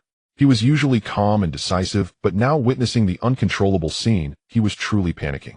He understood too well how hard-won New Chang'an was. Once lives were lost, the people's hearts would scatter, and the hard-gathered survivors would flee, once more halting the progress of civilization's reconstruction. Upon hearing this, Lin Shin paused, his fingers on the pages, his eyes devoid of any panic, only a profound calmness. He slowly closed the thick legal code. The soft thud of the book against the table carried immense weight, silencing the restless Zhao, who instantly. He gradually stood up, his posture as upright as a pine tree, exuding an aura of authority that made the entire library feel solemn. In chaotic times, strict laws must be established. The wasteland requires new regulations. Lin Shin's voice was calm, yet carried an undeniable decisiveness. The chaos has persisted for too long. It is time to set rules for the new city. With that, Lin Shin stepped towards the city's broadcasting control station outside the library, an old-world broadcast device he had specifically repaired that covered every corner of New Chang'an. He raised his hand to adjust the equipment. The crackling of electricity filled the air, and in the next moment, a deep and authoritative voice pierced through the night, echoing through the streets and alleys of the entire new city. The survivors, engaged in fighting, looting, and bickering, instinctively halted their actions, looking up in confusion towards the broadcast. In this wasteland, Lin Shin was a godlike figure. He brought food, clean water, and safety. His voice was the highest command, and no one dared to disobey. From today onwards, New Chang'an will officially enforce the 3 laws which constitute the highest order of the new city, and all must comply unconditionally. First, no indiscriminate killing or malicious harm to others is permitted. Offenders will be immediately expelled from New Chang'an and barred from re-entry. Beyond the wasteland, mutated beasts roam freely and dust storms rage. Without the protection of the new city, ordinary people cannot survive for more than 3 days. The faces of those still holding sticks, looking fierce, turned pale in an instant, their hands weakened, weapons clattering to the ground as their bodies trembled uncontrollably. Second, no plundering of others' resources, no looting of public resources is allowed. Offenders will face forced labor to atone for their crimes until all wrongs are remedied. Resources are the foundation of survival in the new city, though every grain and every tool is a hope for the restart of civilization. To plunder another's resources is to sever their livelihoods. Many who had just stolen items hurriedly dropped their resources where they stood, lowering their heads and shrinking back into the crowd, too afraid to move. Third, obey the unified construction arrangements of the new city, comply with management allocations, and do not resist or cause trouble. Offenders will have their residency rights revoked and be expelled. The reconstruction of the new city requires everyone to work together, farming, production, and infrastructure. None can be omitted. This law completely shuts down any retreat for forming cliques or passive resistance. Those who wish to stay must contribute to the rebuilding of civilization. These three statements were concise and powerful, each carrying immense weight, devoid of any unnecessary embellishments, yet directly seized the lifeblood of chaos, laying down the fundamental rules for this newly born city of barbarism. As the broadcast ended, the mechanical guards on standby immediately sprang into action. With their silver-gray metallic bodies moving in perfect unison, the glinting mechanical arms struck swiftly, taking complete control of all the rioters without a hint of hesitation. These mechanical guards were the top-tier combat forces Lin Shun had restored, typically patrolling and standing guard. Now that they were truly in action, everyone understood that Lin Shun was not merely speaking. The rioters were apprehended by the mechanical guards. None dared to resist, not even to struggle. They looked at Lin Shun standing tall before the broadcast station in the distance, and only felt awe and fear. Everyone knew that every brick and tile, every grain and drop of water in the new city was earned by Lin Shun through the universal restoration system, altering fate against all odds. He could create all of this, and he could destroy it as well. In New Chang'an, Lin Shun was order, he was the heavenly decree. To defy him was to leave, to stay one must abide by the rules with no exceptions. The scene of the brawl was quickly cleared, the injured were rapidly sent to the hospital for treatment, and the scattered seeds and tools were returned to their rightful places, the blood and chaos lingering in the air gradually dissipating. Those harboring ill intentions fully retracted their malice, returning obediently to their dwellings. The night in the new city finally regained a long-lost tranquility.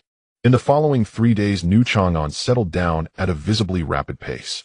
The three laws acted like three tightening shackles, completely curbing the barbaric trends. No one dared to loot or fight, nor to oppress the weak. The streets became orderly, pedestrians greeted each other with nods, and the warmth of human connection slowly returned.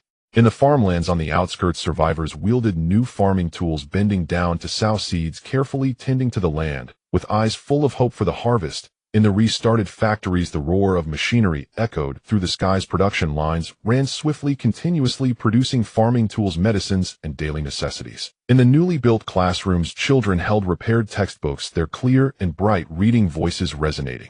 A sound of hope never heard in the wasteland for a century. In the hospital, medical staff were busy treating the injured and saving the sick, the cries of despair replaced by words of gratitude. In the early morning, wisps of smoke rose from every household, mingling with the fragrance of grain, filling the entire new city. In the streets and alleys, children chased and played, their laughter bright and pleasant. The sounds of labor in the fields, machinery in the factories, and reading in the classrooms intertwined, composing a warm melody of civilization.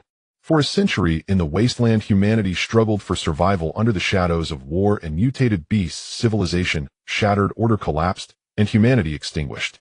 Yet now, under the three laws established by Lin Shun, New Chang'an finally regained the civilized scenes of the old world. There were rules, warmth, vitality, and a future. Sunlight bathed the walls of the new city and every survivor's face. Everyone knew that from the moment the three laws were proclaimed, the barbaric apocalypse was coming to an end, and a new era of orderly civilization, led by Lin Shun, was officially beginning. Lin Shun stood before the civilizational library, gazing at the vibrant new city before him, his expression resolute.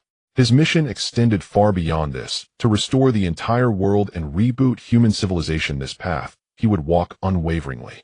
20 days after the haze of the apocalypse dissipated, the pale blue sunlight finally bathed the land of New Chang'an. This new city, reborn from the radioactive ruins, had long shed its scars. Cracked earth sprouted tender grass, dry riverbeds flowed with clear water, prefabricated houses lined the streets in neat rows, and mechanical guards patrolled with steady steps, their metallic feet crunching rhythmically on the ground, safeguarding the only sanctuary amidst the wasteland.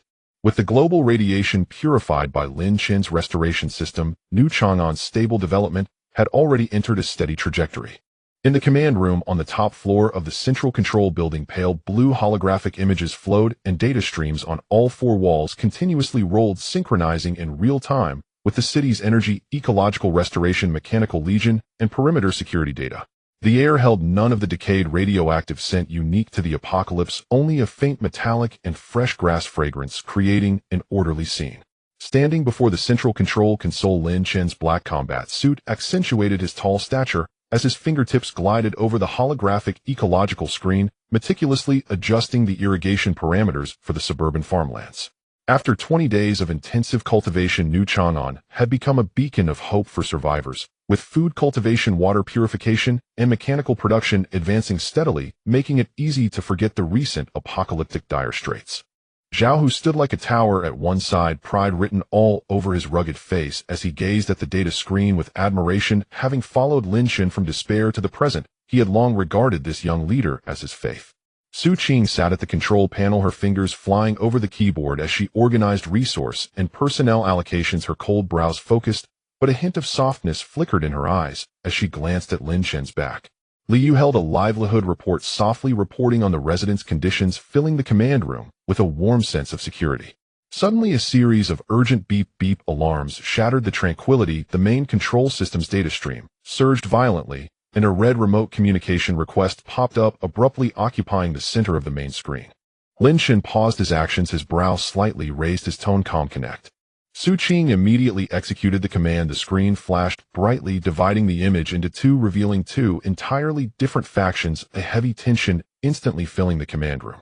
On the left was the eastern old industrial base with rusty factories and abandoned chimneys, standing tall, the air thick with the scent of oil and rust. A group of robust men, their bodies modified with machinery and clad in heavy armor, stood in formation, their fierce gazes brandishing heavy modified weapons, exuding an intimidating aura.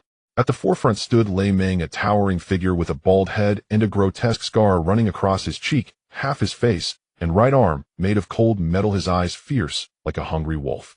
He was the leader of the Iron Alliance, commanding a force of modified humans and top engineers, controlling the lifeline of Eastern industry. On the right was the southern old port, where the salty sea breeze carried splashing waves crashing against the decayed docks, with old fishing boats stranded on the mudflats. A group of individuals in waterproof combat suits stood in neat formation, controlling the waterways and fisheries, their movements agile, their influence spreading along the coast. At the forefront was Tsang Lan, her long hair tied up, her sharp eyes filled with arrogance, her deep blue combat suit accentuating her sleek figure, her gaze looking down from a height. She was the leader of the Tide Corps, dominating the southern waterway resources. The two factions confronted each other across the air, an overwhelming sense of pressure bearing down. Lei Meng spoke first, his hoarse voice vibrating with a mechanical tremor. Rough and arrogant Lin Chen, you have indeed accomplished something by purifying the radiation and building New Chang'an. Song Lan followed closely, her cold voice laced with scrutiny and mockery. In the wasteland, strength is paramount. You monopolize the most fertile land and hold the restoration technology. Isn't that a bit too greedy? Don't think you can dominate everything. Lei Meng slammed his mechanical right arm onto the control panel, the loud crash causing the screen to tremble. My Iron Alliance's weaponry sweeps through the east, and the modified army is unstoppable. Song Lan lightly caressed her finger accessories, her tone indifferent, yet piercing. My Tide Corps controls the waterways and fisheries with a continuous supply of food and water. We are not easy to deal with. The two of them sang in harmony, with threats laid bare: either hand over the restoration technology or give us 1/3 of your territory. Otherwise, we will join forces to flatten New Chang'an, turning your sanctuary into ruins. As soon as the words fell, the atmosphere in the command room instantly turned icy. Arrogant. Zhao, who shouted in fury, slamming his palm on the control console, his eyes wide with rage. They must be living in a dream. Do they not know that the Sir has 1,000 mechanical guards? Even a small squad could crush them.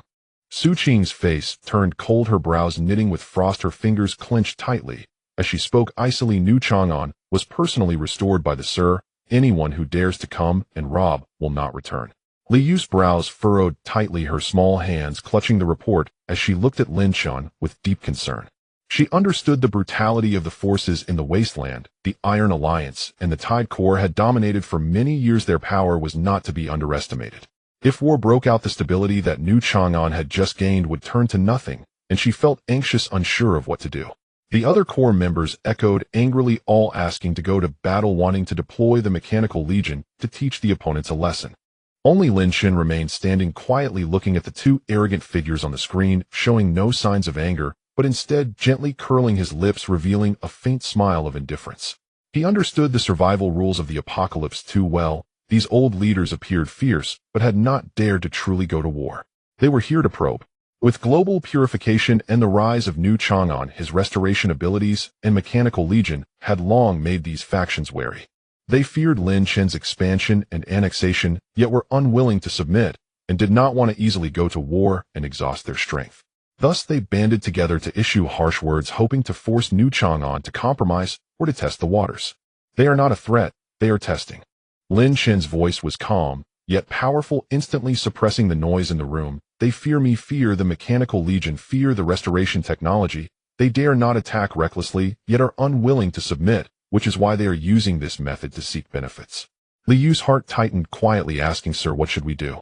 If we don't compromise, what if they really come to an..." Lin Chen lightly tapped the main console, the crisp sound resonating in everyone's hearts, his eyes firm as he slowly uttered 3 words: "Do not fight, do not insult, do not compromise." Without waiting for the crowd's confusion, he turned to Su Qing, issuing a command: "Send a coordinate, select a neutral zone on the border between the east and south, and tell them that in 3 days I will personally go to meet them." With those words, the entire command room erupted. "Sir, absolutely not." Zhao Hu rushed forward, his voice urgent. "Those two are ruthless. You going alone is like walking into the tiger's den. If they set an ambush, we won't have time to save you." Su Qing also immediately stood up, her face full of worry. "Sir, that's too risky. Lei Ming is ferocious and Song Lan is cunning. We should deploy the Legion to take the initiative and eliminate the threat." Liu Yu's eyes turned red, tightly grasping Lin Chen's sleeve, her voice trembling with tears. "Sir, you can't go. New Chang'an can't be without you." The crowd gathered around, all trying to dissuade him. In their hearts, Lin Shun was the backbone of New Chang'an, the hope for the restart of civilization, and he must not suffer even the slightest mishap. Lin Shun gently waved his hand, signaling everyone to be quiet, slowly turning to look out the floor-to-ceiling window. Outside, the sun shone brightly, the grass turning green, trees budding, mechanical guards patrolling in formation, and smiles on the residents' faces, a scene full of vitality. He gazed at the land he had personally restored, his eyes sharp, exuding an aura of superiority, his tone steady and resolute. "I understand your concerns, but to unify this continent, and in the chaos of the apocalypse, merely restoring the land and building cities is far from sufficient. In the wasteland, the law of the jungle prevails. Only by making all forces truly submit can we genuinely usher in peace. They fear us, yet are unwilling to submit.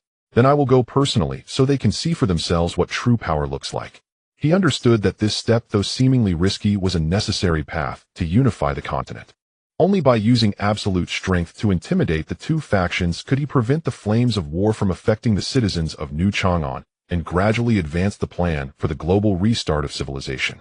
On the other side of the screen, Lei Ming and Song Lan were taken aback when they heard Lin Shun dared to go alone for the meeting, but soon their eyes flashed with calculation and disdain, secretly planning their conspiracy for 3 days later.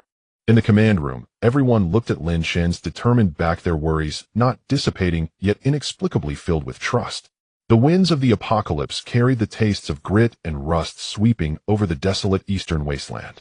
The cracked ground was riddled with fissures scattered with corroded metal fragments and withered black weeds. Even the sunlight seemed to be shrouded in a grayish, deathly aura. At the horizon's end, a castle forged of steel rose up like a slumbering beast firmly entrenched in this area. It was the stronghold of the Eastern power, the Iron Alliance. On the appointed day, Lin Shun arrived without a single soldier, even leaving his mechanical sentinels at the base, summoning only the ironclad Black Emperor to accompany him, setting off alone towards the Iron Alliance. The ironclad Black Emperor marched with a steady and heavy gait, its inky black scales as hard as steel. Each step sent tremors through the ground, and the aura of a Lord-level mutated beast emanated from it, causing the low-level mutated beasts hiding in the ruins along the way to tremble in fear, not daring to make a sound, as they fled in panic. Walking beside the Black Emperor, Lin Shun stood tall, his black attire fluttering gently in the wind. His expression was calm and unperturbed, with no trace of fear in his eyes, only a serene confidence, as if strategizing. He was well aware of Lei Ming's ambition and arrogance. This solitary visit was not only an opportunity for the other party to submit, but also a chance to completely shatter the morale of the Iron Alliance, establishing a dominant power with absolute strength. The figures of one man and one beast appeared solitary on the barren wasteland, yet they exuded an unmatched aura as they slowly approached the steel castle. There were no obstacles along the way, all hidden threats dissipated under the pressure of the ironclad Black Emperor. Half an hour later, the Iron Alliance's castle was just within reach. The alloy walls, standing dozens of meters high, were constructed from thick steel plates riddled with bullet holes and traces of rust, yet still indestructible. The wall was densely armed with hundreds of cannons, their dark muzzles aimed squarely at the only entrance, the barrels gleaming with a cold light, while the air was thick with the smell of gunpowder, a chilling aura overwhelming. Even the howling winds seemed to grow still, stifling. The castle gates were tightly shut, and the walls were lined with modified soldiers, their bodies embedded with mechanical components, clad in rudimentary armor, wielding heavy firearms, their fierce gazes fixed below, each exuding a menacing aura, as if facing a great enemy. On the central watchtower of the castle, the leader of the Iron Alliance, Lei Meng, stood tall. His robust figure was partially covered with mechanical enhancements. One side of his metallic face glinted coldly under the daylight, his eyes dark and arrogant, surrounded by hundreds of elite modified soldiers, showcasing his arrogance. Upon seeing Lin Shun, who came alone with just a mutated beast, Lei Meng was initially taken aback, then burst into hearty laughter, his voice deep, yet filled with contempt. Lin Shun, you truly dare to come.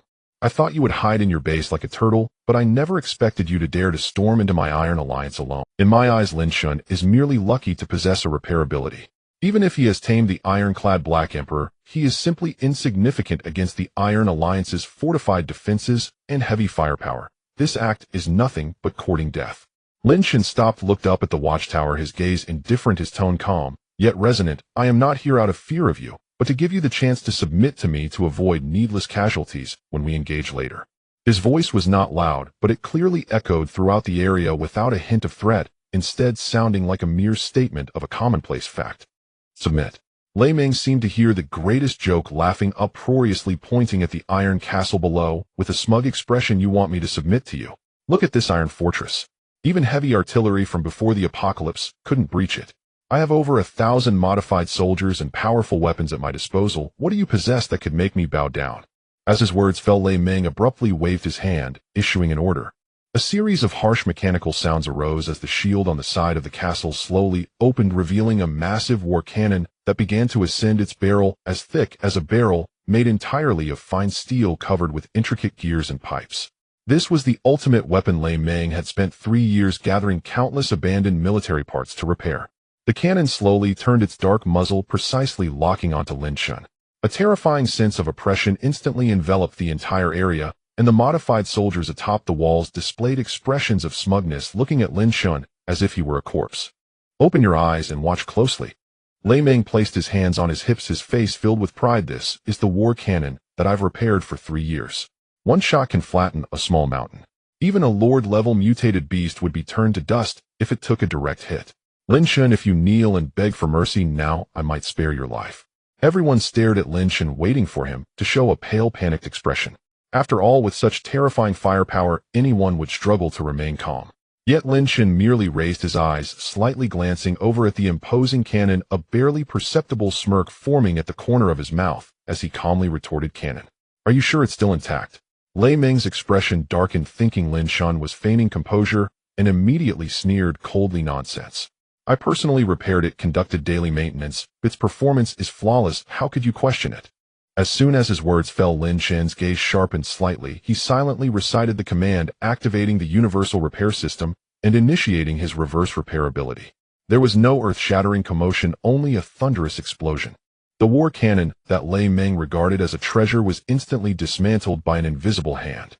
Heavy steel plates fell away and chunks, high-pressure pipes exploded one after another, gears, bearings, and parts flew in all directions. In an instant, the once mighty artillery was completely shattered, reduced to a pile of useless scrap metal, smoke billowing everywhere. The entire area fell into silence. In an instant, the sound of a pin drop could be heard. On the walls, the modified soldiers stared wide-eyed, shock plastered on their faces, their firearms nearly slipping from their hands, completely dumbfounded. Lei Meng's smile froze immediately, his pupils constricting, even his metallic cheek trembled uncontrollably. Pointing at the pile of scrap metal, his voice trembled with fear. No. It's impossible. What did you do? My cannon. That was my cannon. His 3 years of effort, the foundation of his dominance, had vanished in an instant, far exceeding his comprehension, fear engulfing him entirely. Lin Shun ignored his screams, walking steadily towards the castle gates, each step echoing like a drumbeat on the hearts of the onlookers. The ironclad Black Emperor followed closely behind, its massive body radiating an even more intense aura. Its cold, beastly eyes swept over the castle walls, causing the fierce modified soldiers to retreat repeatedly, not daring to meet its gaze. The invisible pressure spread like a tide, enveloping the entire Iron Alliance castle. Lin Shun arrived at the base of the high wall, stopping to look up, his gaze indifferent as he looked at the pale-faced Lei Ming. His voice was cold, carrying an air of dominance. "I can repair the shattered world, bring scrap metal back to life, and naturally, I can also reverse everything and destroy all mechanical creations. Your prideful iron fortress, your painstakingly crafted heavy weaponry, the mechanical equipment of your modified soldiers." His gaze swept across the entire castle, his tone calm, yet imbued with absolute control. "Before me, they are all nothing but fragile debris that shatters at a touch." As his words fell, Lei Ming's legs buckled, collapsing onto the watchtower, his gaze hollow. The arrogance and pride he once held had completely vanished, leaving only endless fear and despair. He finally understood that the gap between himself and Lin Shun was like a chasm. The steel castle he regarded as a fortress was utterly vulnerable before Lin Shun's abilities. The modified soldiers atop the walls also lost all morale, looking at each other in panic, their weapons no longer wielding any semblance of intimidation. Lin Shun stood before the Iron Alliance gates, his posture upright, an aura of power radiating around him, with the ironclad Black Emperor standing tall behind him. One man, one beast faced the entire Iron Alliance, yet he commanded the scene with absolute strength. This confrontation had determined the outcome from the moment the reverse repair had shattered the cannon. The fate of the Iron Alliance was sealed at this very moment. The yellow sands of the wasteland, laden with the acrid stench of rust and gunpowder, violently slammed against the heavy alloy door of the Steel Alliance, producing a dull humming sound reminiscent of a decrepit bellows gasping for breath. This industrial stronghold stationed in the western wasteland was now devoid of the usual clamor of machinery. The main base hall was enveloped in an eerie silence, as if the very air had solidified. The cold metal floor emitted a bluish-gray light, its surface marred by patches of rust that crawled up the surrounding load-bearing pillars. Blackened oil seeped from cracks in the walls, and the air was thick with a blend of machine oil, rust, and residual gunpowder, causing a heaviness in one's chest. Inside the hall, hundreds of augmented warriors stood at attention. Their hulking half-human, half-machine forms glinted with a cold, hard sheen. Yet at that moment they all held their breath, gripping their alloy weapons tightly, scarcely daring to breathe, their gaze fixed intently on the two figures at the center of the hall. Standing before the Iron Throne, Lei Ming, a battle-hardened leader who had struggled in the wasteland for over a decade, stood nearly 2 meters tall. His bronze skin was covered in battle scars of varying depths, and the heavy metallic armor accentuated his imposing presence, yet at that moment he exuded none of his usual dominating aura. His large hands were clenched into fists, palms soaked with cold sweat, the sticky moisture dripping between his fingers onto the floor, each drop echoing loudly in the silent hall. He fixed his gaze on the young man before him, his eyes swirling with anger and unwillingness. With a last flicker of defiance, he shouted, "Don't be arrogant. This is my Steel Alliance. I still have allies from the Tide Corps. Once they arrive, you will have no escape." Yet these words felt more like self-deception. Lei Ming knew better than anyone that the Tide Corps was far over 100 miles away and could not arrive in time to rescue him. Moreover, the young Lin Shun before him had just effortlessly destroyed the Steel Alliance's pride, a heavy defense artillery, single-handedly. Those firepower defenses, crafted with countless resources, were utterly powerless in his presence. Lin Shun, dressed in black combat attire, stood tall like a pine tree, his expression devoid of fluctuations and his gaze calm, without a hint of distress, completely unfazed by Lei Ming's threats, not even granting him an extra glance. He slowly stepped forward, his steady footfalls on the metal floor producing a crisp sound, each echo striking at the hearts of those present. Lin Shun walked straight to the heavy alloy wall, gently placing his right hand against the rough, cold surface, his fingertips clearly sensing the cracks and loosened structure within the wall. "System initiate Falaria scan." His voice was deep, imbued with an undeniable authority, gradually filling the empty hall. Ding. Falaria scan initiated, locking onto the entire Steel Alliance base. Base damage assessment: 78 overall damage, significant cracking in the main walls, severe damage to load-bearing structures, high energy core, aging power supply, extremely unstable, with a risk of total disruption at any moment, all industrial production lines incapacitated, core components destroyed, augmented warriors under my command have aging mechanical parts and corroded circuits. If not maintained promptly, parts will shatter, leading to deadly risks of loss of control. The cold system notification echoed in Lin Shun's mind as he slowly withdrew his hand, turning to face Lei Ming, his tone flat, Yet piercing, I don't need to lift a finger to destroy your base. I merely need to cease its maintenance. Within 3 days, without me intervening, your Steel Alliance will collapse on its own, turning into a wasteland ruin. Your augmented warriors will perish as their mechanical parts completely shatter metal fragments, piercing flesh, dying slowly in excruciating pain. Everything you have built over the past decade in the wasteland, all your blood, sweat, and tears will be reduced to nothingness. Each word struck like a heavy hammer on Lei Meng's heart, causing him to stagger, his face turning as pale as paper, his taut body trembling uncontrollably. He tightly shut his eyes, memories of his decade-long life in the wasteland flashing rapidly through his mind, from being a destitute refugee, fighting amidst mountains of corpses and rivers of blood, gathering survivors, forming an augmented army, step by step building the Steel Alliance, and becoming a local overlord in the West. He understood too well the survival rules of the apocalypse. Those who could repair all things and control the industrial lifeblood were the true rulers of the wasteland. The foundation of the Steel Alliance relied entirely on industrial equipment, energy cores, and augmented parts. Lin Shun, possessing the extraordinary ability to restore, could easily sustain his enterprise, yet could just as easily bring it to ruin, which was a far more lethal threat than simply killing him. Lin Shun, uninterested in further waiting, turned and walked towards the hall's exit, his silhouette tall and composed, showing no signs of reluctance, as if the Steel Alliance were not worth his concern. I will give you 1 minute to consider. His cold voice drifted with the wind, clear to the ears. If you submit, I will help you repair all the damages to the base, restart the factory production lines, stabilize the energy core, and replace the aging parts of your augmented warriors, making the Steel Alliance the industrial core of the new Chang'an, ensuring abundant resources and no one daring to bully you. If you resist, you will perish. Your enterprise and your subordinates will entirely vanish into the wasteland. As these words fell, Lin Shun had already reached the entrance of the hall, the blinding sunlight of the wasteland pouring in from outside, casting a long shadow behind him, making his presence even more imposing. Lei Meng suddenly opened his eyes wide, the struggle and defiance within them dissipating completely, leaving only despair and resignation. He turned to look at his anxious subordinates behind him, at the cracked walls around, and at the collapsed, deformed artillery not far away. That was the home he had fought to protect with his life, a refuge for his brothers. He feared not death in battle, but he dreaded the thought of his brothers meeting a tragic end, afraid that all his efforts over half his life would come to naught. This young man before him, with a mere flick of his hand, could control the life and death of the Steel Alliance. Such power and vision were far beyond his capability to contend with. 1 minute felt as long as a century. Finally, under the gaze of everyone, this iron-willed man who had never bowed to anyone felt his knees buckle and heavily knelt on the cold metal floor, producing a loud thud that caused rust flakes to fall all around.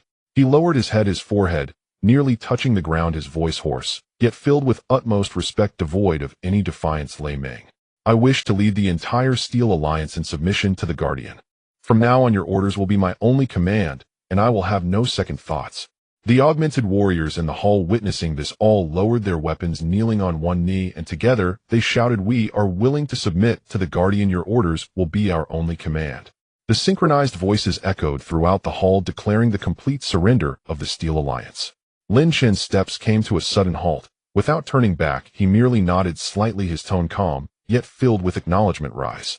Immediately gather the core equipment, organize your subordinates. In 1 hour, we will head south.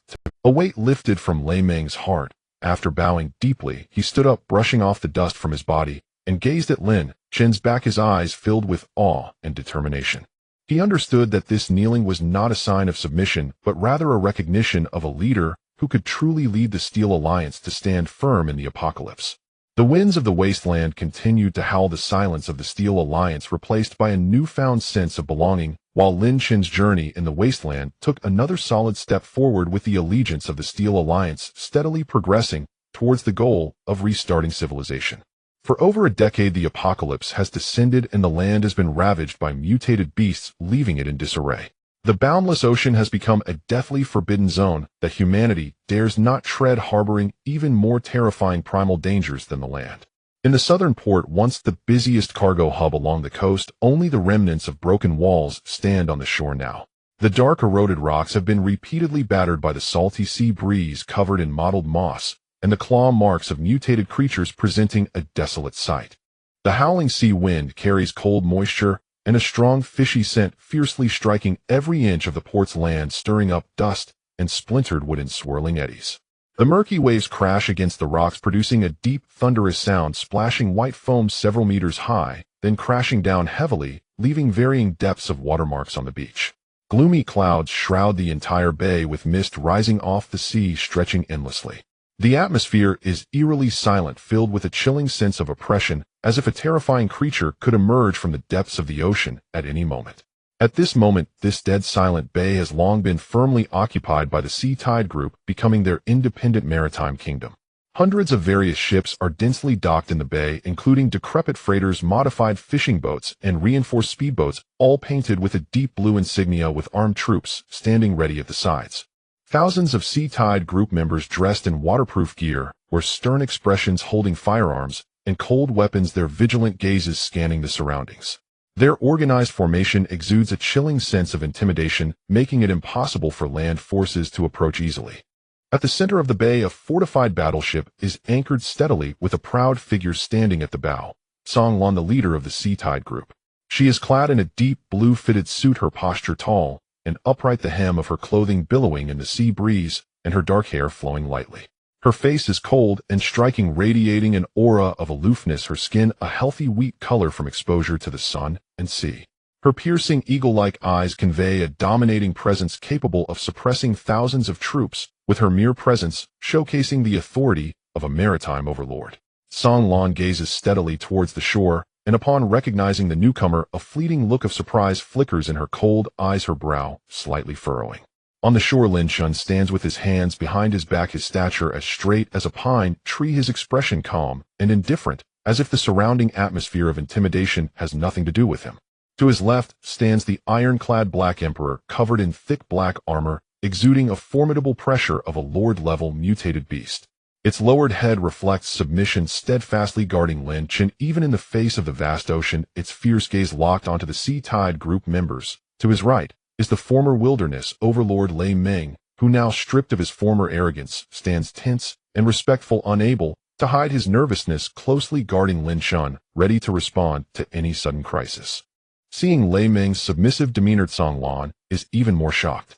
She had heard of Lei Meng's fierce and arrogant reputation, a powerful figure that no one dared to provoke in the wilderness. Now, witnessing his loyalty and submission to Lin Chen, she must reassess this young man before her. "You actually tamed Lei Meng." Song Lan speaks, her voice cold and filled with the chill of the sea breeze, each word carrying disbelief as it reaches the shore. Lin Chen raises his gaze calmly, looking at Song Lan at the bow, his tone unruffled. "I come to offer you the same opportunity." In just a few short words, he exudes confidence and assurance, as if taming Lei Meng were merely a matter of convenience, and that yielding to him would be the best path for the Sea Tide Group. Song Lan immediately scoffs, her laughter filled with derision and disdain. She sharply points towards the vast ocean behind her, her stance growing even more proud, and coldly states, "Lin Chen, I acknowledge your formidable strength on land, that you can tame Lei Meng and build a mechanical army to sweep through the ruins, but do not forget my territory is at sea. This bay, this endless ocean, are all territories of the Sea Tide Group. No matter how strong you are on land, can you control this vast ocean? The rules of the land are worth nothing at sea." Her words ring with authority, emphasizing her absolute control over the ocean. In her view, land forces become powerless at sea, and Lin Chen cannot contend with her. As soon as her words fall, an unexpected change occurs. Boom! A deafening explosion erupts from beneath the deep sea, as if 10,000 tons of explosives have been detonated. The entire surface of the sea violently churns, surging waves explode upward, forming a colossal curtain of water that obscures the sky. The rocks on the shore tremble violently, and the seawater spins wildly, forming a massive whirlpool. The Sea Tide Group's ships are tossed back and forth, and the soldiers aboard turn pale, quickly steadying themselves while looking towards the anomalous activity on the sea with fear. A colossal shadow rises rapidly from the depths of the sea, followed closely by a giant songlong over 100 meters long, breaking through the surface. Its body is comparable to a giant warship covered in hard scales as dark as ink, each scale the size of a grinding wheel, gleaming with a cold metallic luster, impervious to blades and spears. Its powerful limbs propel through the water, its massive tail swaying, creating towering waves. On its enormous head, a pair of bloodthirsty vertical pupils glisten with a savage ferocity, and two long fangs resembling swords protrude from its mouth, glinting ominously, as if they could easily tear through steel. The Songlong raises its head and emits an earth-shattering roar, its voice resonating with the authority of a maritime overlord, the sound waves sweeping across the entire bay, causing the waves to crash and splash. The people on the shore feel their eardrums throb, their hearts shaken with fear. Mutated beast monarch Songlong, the maritime overlord, the true guardian of the sea tide group. The chilling system notification echoes slowly in Lin Shen's mind, signaling the terrifying identity of this Songlong. An emperor-level mutated creature, the absolute ruler of the ocean, far surpassing ordinary mutated beasts, and the sea tide group's greatest trump card. Songlong stands at the bow looking at the imposing Songlong beside her, her pride swelling even more. She lightly brushes her hand over the Kanglong's scales, her eyes filled with triumph and certainty, her gaze towards Lin Shen, full of provocation. Do you see? This is the beast emperor of my guarded ocean, the true sovereign of the sea. Your mechanical army from the land, no matter how many or solid, can it even enter the sea. Once in the ocean, no matter how powerful the machinery, it becomes useless scrap, not a match for. You can repair land buildings and machinery, breathing life into the ruins, but can you mend this endless ocean? The rules of the sea are not something you can control. If you want the sea tide group to submit, it's simple: first defeat it. First conquer this beast emperor of the ocean, or else everything is just talk. Songlong's words are resolute, her conviction that Lin Shen has no chance of victory at sea unwavering. This is her home ground, and that Songlong is her invincible support. As her words fall, Songlong's gaze turns cold, directly issuing an attack command to the Songlong. The giant Songlong instantly comprehends, its icy vertical pupils locking onto Lin Shen on the shore. Its massive body adjusts its stance on the sea, then abruptly lunges forward with unmatched force, rapidly diving towards Lin Shen. Its gaping maw opens with a roar, revealing a mouthful of sharp teeth, drooling thick saliva that emits a nauseating fishy odor. One bite could swallow Lin Shen along with the surrounding rocks. With a speed as swift as lightning, the pressure of the beast emperor descends like a storm, the air around them instantly solidifying, the aura of death pressing down upon them. On the shore, Zhao Hu, Su Qing, and others who followed Lin Shen turn pale, their bodies stiff as stone. They have never witnessed such a horrifying mutated beast. The pressure of the beast emperor makes even breathing difficult.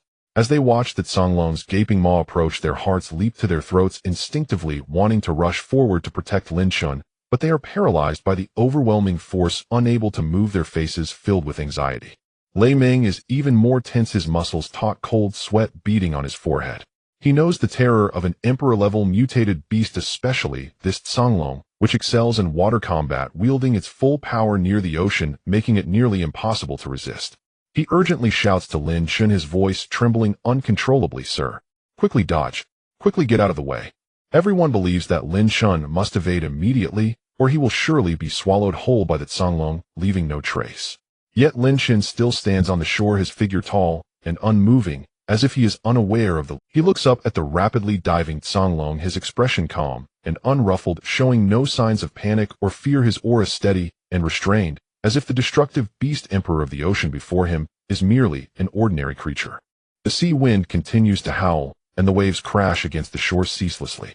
The Kanglong's massive maw is now just above Lin Shen's head, the scent of blood and death rushing towards him. Lin Shen speaks softly, his voice not loud, yet cutting through the noise of the waves, and the Kanglong's roar reaching every ear with a tone of undeniable confidence. "I can also repair the ocean." These simple 5 words resonate like thunder in the bay. Songlong's face changes dramatically, a flicker of doubt in her eyes. The Sea Tide Group soldiers are bewildered, assuming Lin Shen is boasting. Zhao Hu, Su Qing, and the others are also stunned, filled with confusion. The ocean of the apocalypse is a purgatory filled with endless despair.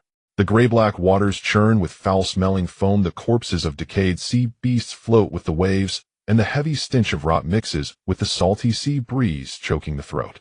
The lead-gray sky hangs low, merging with the murky sea surface as wild winds whip towering waves several meters high, crashing heavily against the rocky shore, sending up spray that carries a biting chill, the rumbling echoing across the entire coastline, a display of fury that hasn't ceased for a century.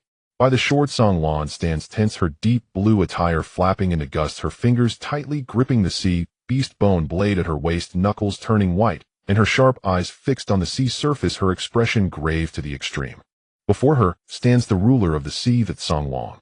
The massive creature, over 100 meters long, lurks in the sea, its dark blue scales riddled with menacing cracks, and beneath the mottled scales lies a dark purple hue of accumulated toxins, its beastly eyes blood-red, filled with pain and madness. A century of deep-sea toxins has caused it to endure excruciating pain day and night, leading to total loss of control, its enormous fins thrashing wildly against the sea surface, and wherever its tail sweeps rocks shatter, even the seawater becomes increasingly murky from its malice.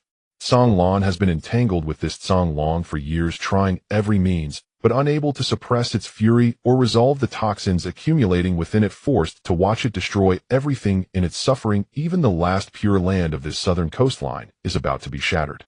At this moment that Song Long suddenly raises its head, letting out a roar that reverberates across the sea, the sound waves causing the surface to ripple and stones from the shore tumble down. It arches its massive body, exuding a destructive aura, and opens its enormous mouth filled with sharp fangs, aiming a fierce bite at Lin Shan on the shore. The cold light of its fangs is chilling, and the stench rushes toward him, the giant mouth almost enveloping the entire coastline, the violent pressure making the air feel stagnant. Song Lan's face turns pale. She wants to rush forward to stop it, but is pinned to the spot by the Beast King's oppressive force, unable to even move a finger, filled with despair. She knows that no one can withstand that Song Long's fatal strike. At the critical moment, Lin Shan remains calm and composed, showing no signs of panic. He slowly raises his right hand, and a soft yet pure white light suddenly emanates from his palm, the light, not sharp like an attack, but rather exuding a warm, healing aura, shining brightly above the dim ocean like a ray of dawn. With a flick of his wrist, the white light instantly pierces through the air, accurately entering the Song Long's giant mouth, reaching deep within it. This is not a killing blow, but the healing power of the universal restoration system. Detected Song Long's old injuries, deep-sea toxins accumulated for a century, eroding its internal organs, extensive damage to its body scales, deep muscle decay, severe abnormalities in gill respiratory organs, suffering from constant excruciating pain. Repair program initiated, energy infusion in progress. Repair completed. Just as the system's notification finished, the rampaging Song Long's body suddenly stiffened, all movement halted, trembling slightly in midair. In its blood-red, beastly eyes, madness and pain swiftly faded away, the 100-year-old toxins completely purified and decomposed by the white light, the blocked meridians instantly unblocked, the damaged scales regenerated at a visible rate, new scales shining with a lustrous dark blue hue, hard and smooth. The diseased gills were fully restored, allowing it to finally breathe smoothly, freeing itself from a century of entangled pain. 100 years of torment dissolved in an instant. That Song Long slowly closes its eyes, its massive body gently landing back on the sea surface, and the once churning waters instantly calm, with the gray-black murk gradually receding, revealing crystal clear azure, the stench of rot dispelled by the sea breeze. It lowers its head, gently rubbing its massive skull against the rocky shore, its movements tender like a docile young beast, and in its gaze towards Lin Shan there remains only pure reverence and submission. This scene leaves Song Lan completely frozen in place, her beautiful eyes wide open, filled with this. Having guarded the sea for over 10 years, she is well aware of that Song Lan's rage and strength. The entire Tide team could only barely restrain it. She searched the ocean for spiritual herbs, but none could resolve the accumulated toxins within it, forced to watch it sink into suffering.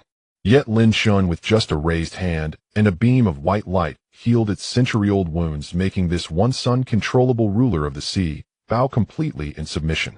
This overturned her understanding of power completely. Lin Shan turned around, gazing at the boundless blue sea, his voice gentle, yet resonating with soul-shaking power, slowly carrying on the sea breeze. I can purify the polluted land, restoring the scorched earth to green. It can purify the murky ocean, letting the seawater return to clarity. I can make barren land yield grain to sustain the wandering survivors. I can revive the ocean, turning it into a fishing ground and shipping route for the new world, the source of all life. What you protect is not a sea of slaughter, but a sea of hope for the new world. As his voice fell, the lead gray sky parted, the clouds, a warm sunbeam falling upon the sea, shimmering waves sparkling, and the sea breeze turning gentle. Song Lan looks at the docile Song Long, the once clear sea, and then at the upright Lin Shan, her heart tumultuous. Having crawled through life in the apocalypse, she has seen robbers, cheats, and tyrants all relying on violence to conquer, plundering with power, making the world even more fragmented. But Lin Shan, wielding transcendent power, seeks only to restore, to heal wounds, to mend the earth, to salvage a world on the brink of death. Such a person is worthy of being a true guardian, deserving of her utmost devotion. Song Lan takes a deep breath, suppressing her excitement, solemnly bows kneeling on one knee, right hand on her chest, performing the highest allegiance ritual of the Tide team, her voice resonant and powerful. Song Lan of the Tide team, willing to lead the entire team in allegiance to the guardian Lin Shun. Within the sea, all shall heed your command with no second thoughts. In the distance, the survivors of the Tide team, witnessing this, all put down their weapons, kneeling on one knee, and collectively calling out, willing to submit to the guardian, heed your command. The voices echo across the sea, and the ocean completely surrenders. On land, the Beast King oversees thousands of land beasts, bowing in submission, guarding the northern territories. Within the ocean, that Song Lan submits entirely, guarding the entire sea region.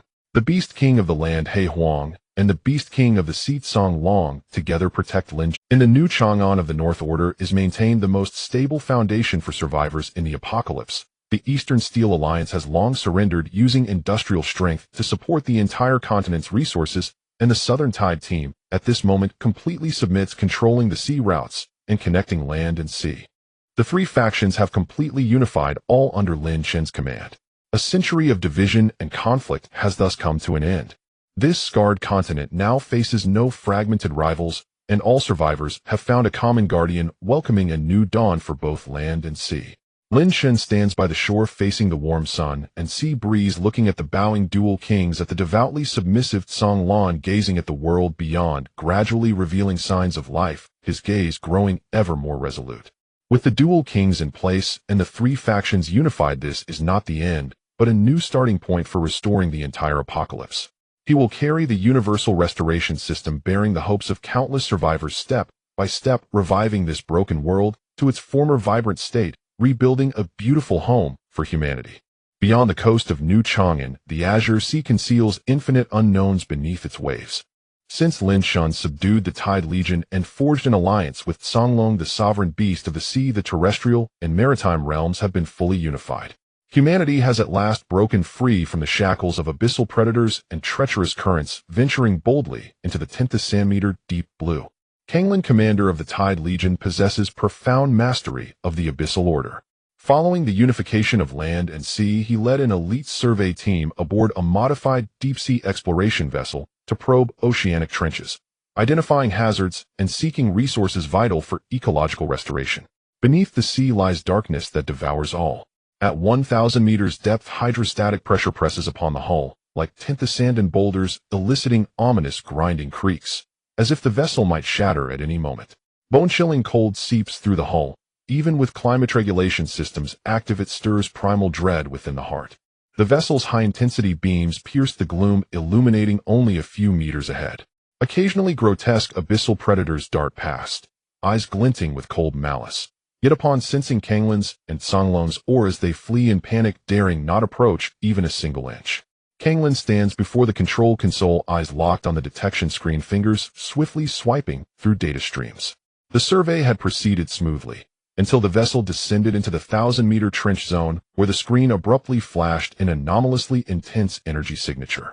This energy was gentle yet vast, like a sun warming the abyss, utterly incongruous with the surrounding frigid stillness, and certainly no emanation of any known beast.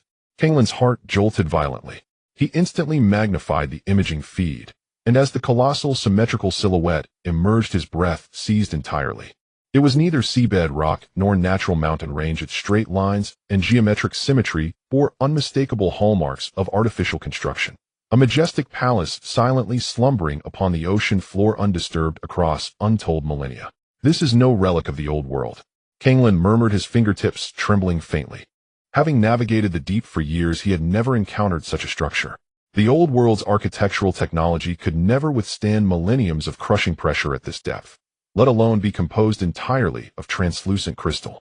He suppressed his awe and guided the vessel slowly closer. The instant the spotlight struck the edifice's edge, radiant luminescence refracted outward, dispelling the surrounding darkness. The entire structure was carved from sapphire crystal, its surface etched with intricate arcane patterns.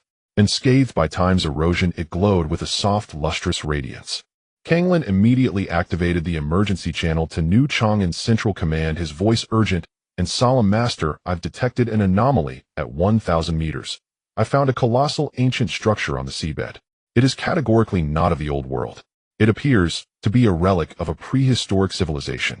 On the other end, Lin Shun was immersed in New Chang'an's administrative affairs. At the words prehistoric civilization relic, his gaze sharpened instantly. Ever since the All Things Restoration system awakened within him, he had repaired the land unified factions and relentlessly pursued the system's origin and the truth behind the old world's collapse. This discovery was nothing short of a seismic breakthrough. Hold position, do not approach. I am en route immediately. Without hesitation, Lin Shun departed for the deep-sea submersible port. This submersible represented the apex of post-apocalyptic engineering, fusing old-world military-industrial technology with restoration capabilities, its pressure resistance and diving performance unmatched in the ruined world. The vessel plunged rapidly downward, light faded, until only endless blackness remained beyond the viewport.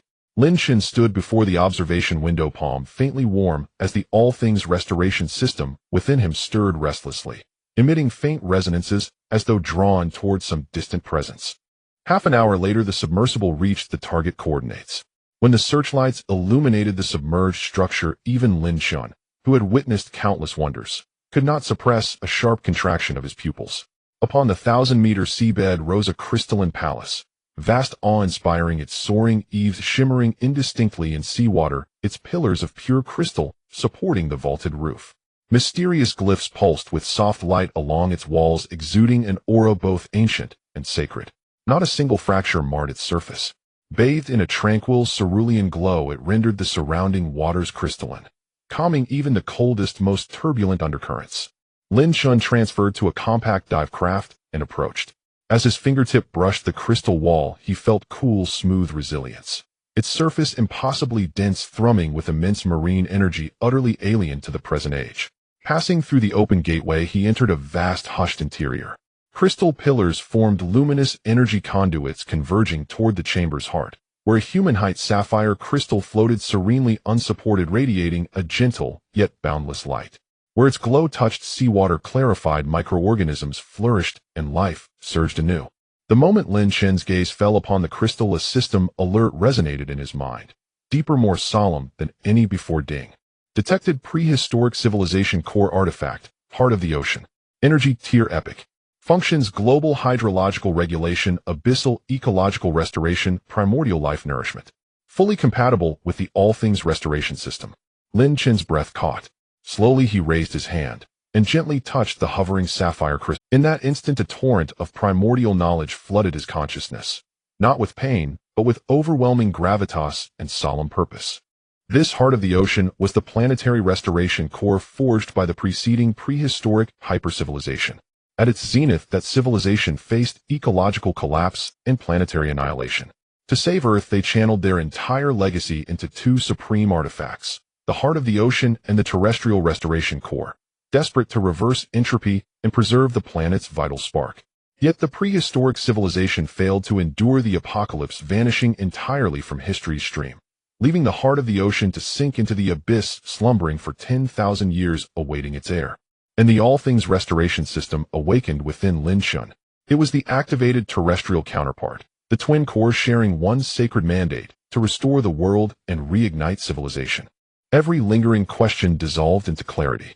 Lin Shun closed his eyes, absorbing the flood of revelation, his heart swelling with reverence, sorrow, and resolve. He was no accidental beneficiary of fortune. He was the chosen inheritor, selected across millennia by a fallen civilization to fulfill its uncompleted destiny. Every step, restoring the land, rebuilding New Chang'an, unifying land and sea, had been ordained, not random, but inevitable. A profound weight settled upon his shoulders.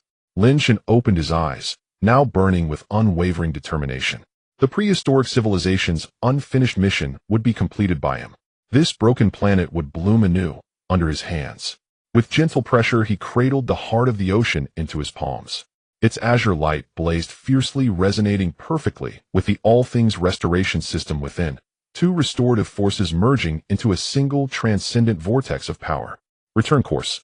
Lin Shun commanded into the comlink, his voice steady. With the heart of the ocean secured, he and Kanglin departed the crystalline palace, sailing back toward New Chang'an.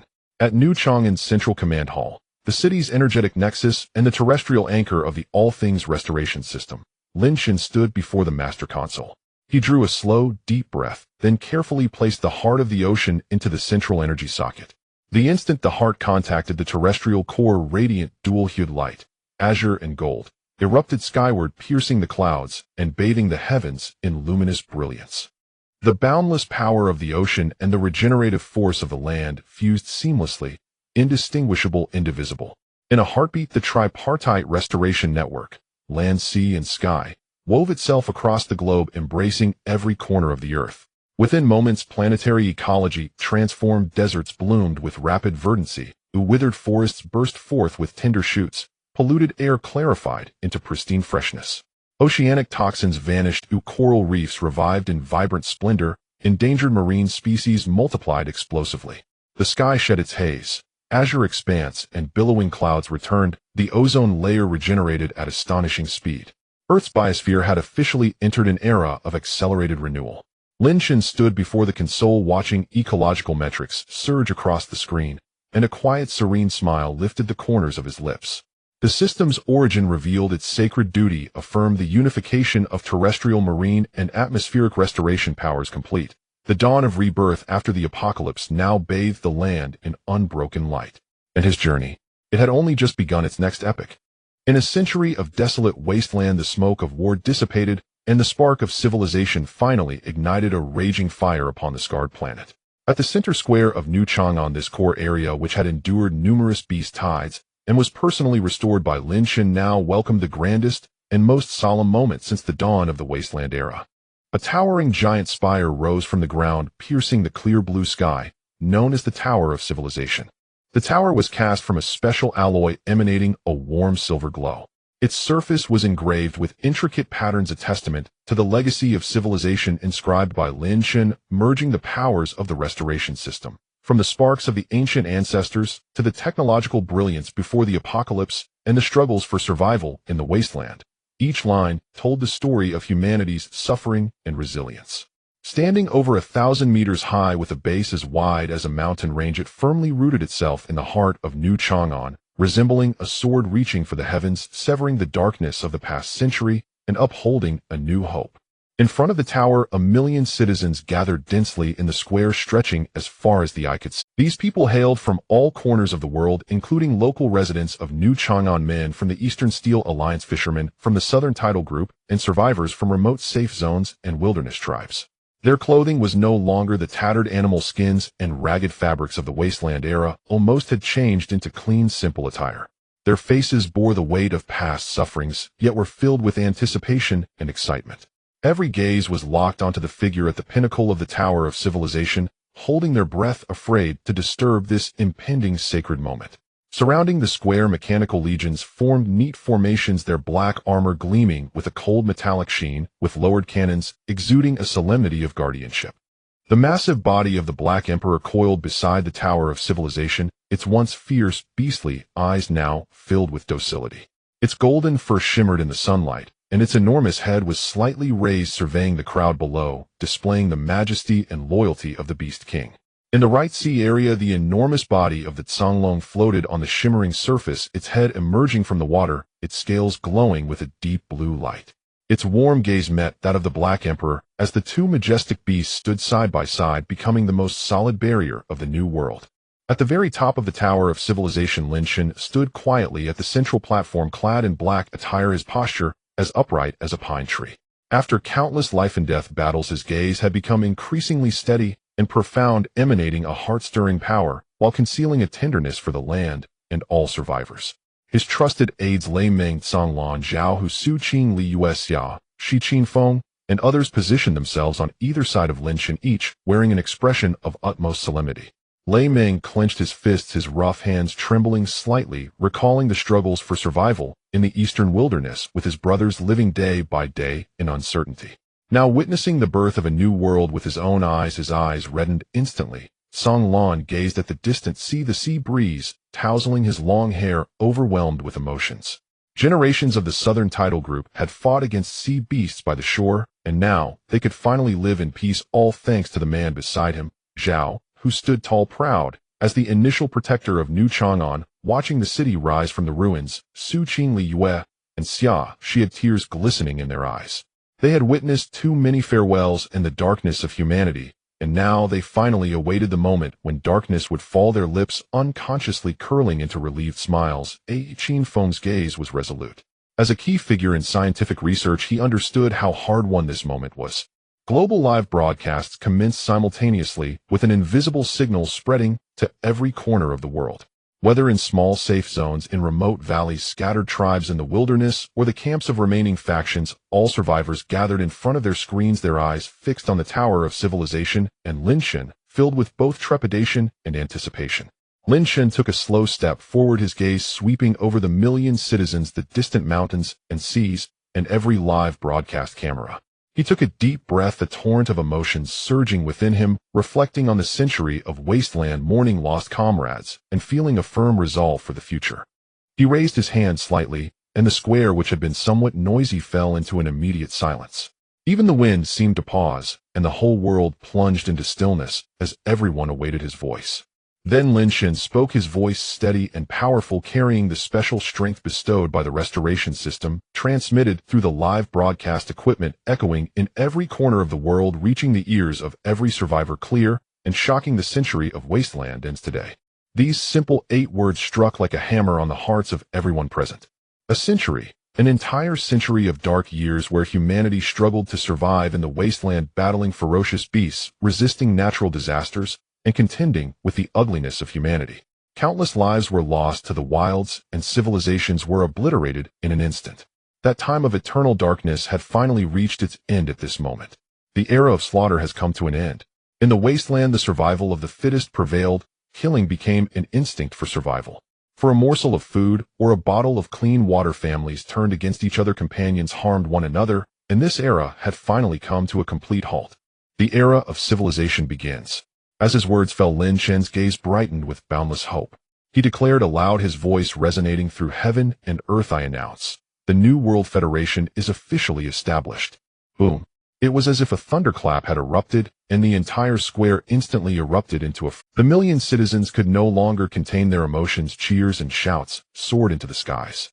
Some laughed joyfully while others wept tears of joy, their cries and laughter intertwining, creating the most moving symphony. Some knelt on the ground, kissing the land beneath their feet, a land that had once devoured countless loved ones, filled with the aura of death, now finally welcoming rebirth. Others embraced one another tightly, holding onto their companions, their tears soaking each other's clothes. The hardships and torments of 100 years at this moment all transformed into gratitude for the survival after the calamity. Around the globe, all survivors watching the live broadcast erupted in thunderous cheers, tears blurring everyone's vision.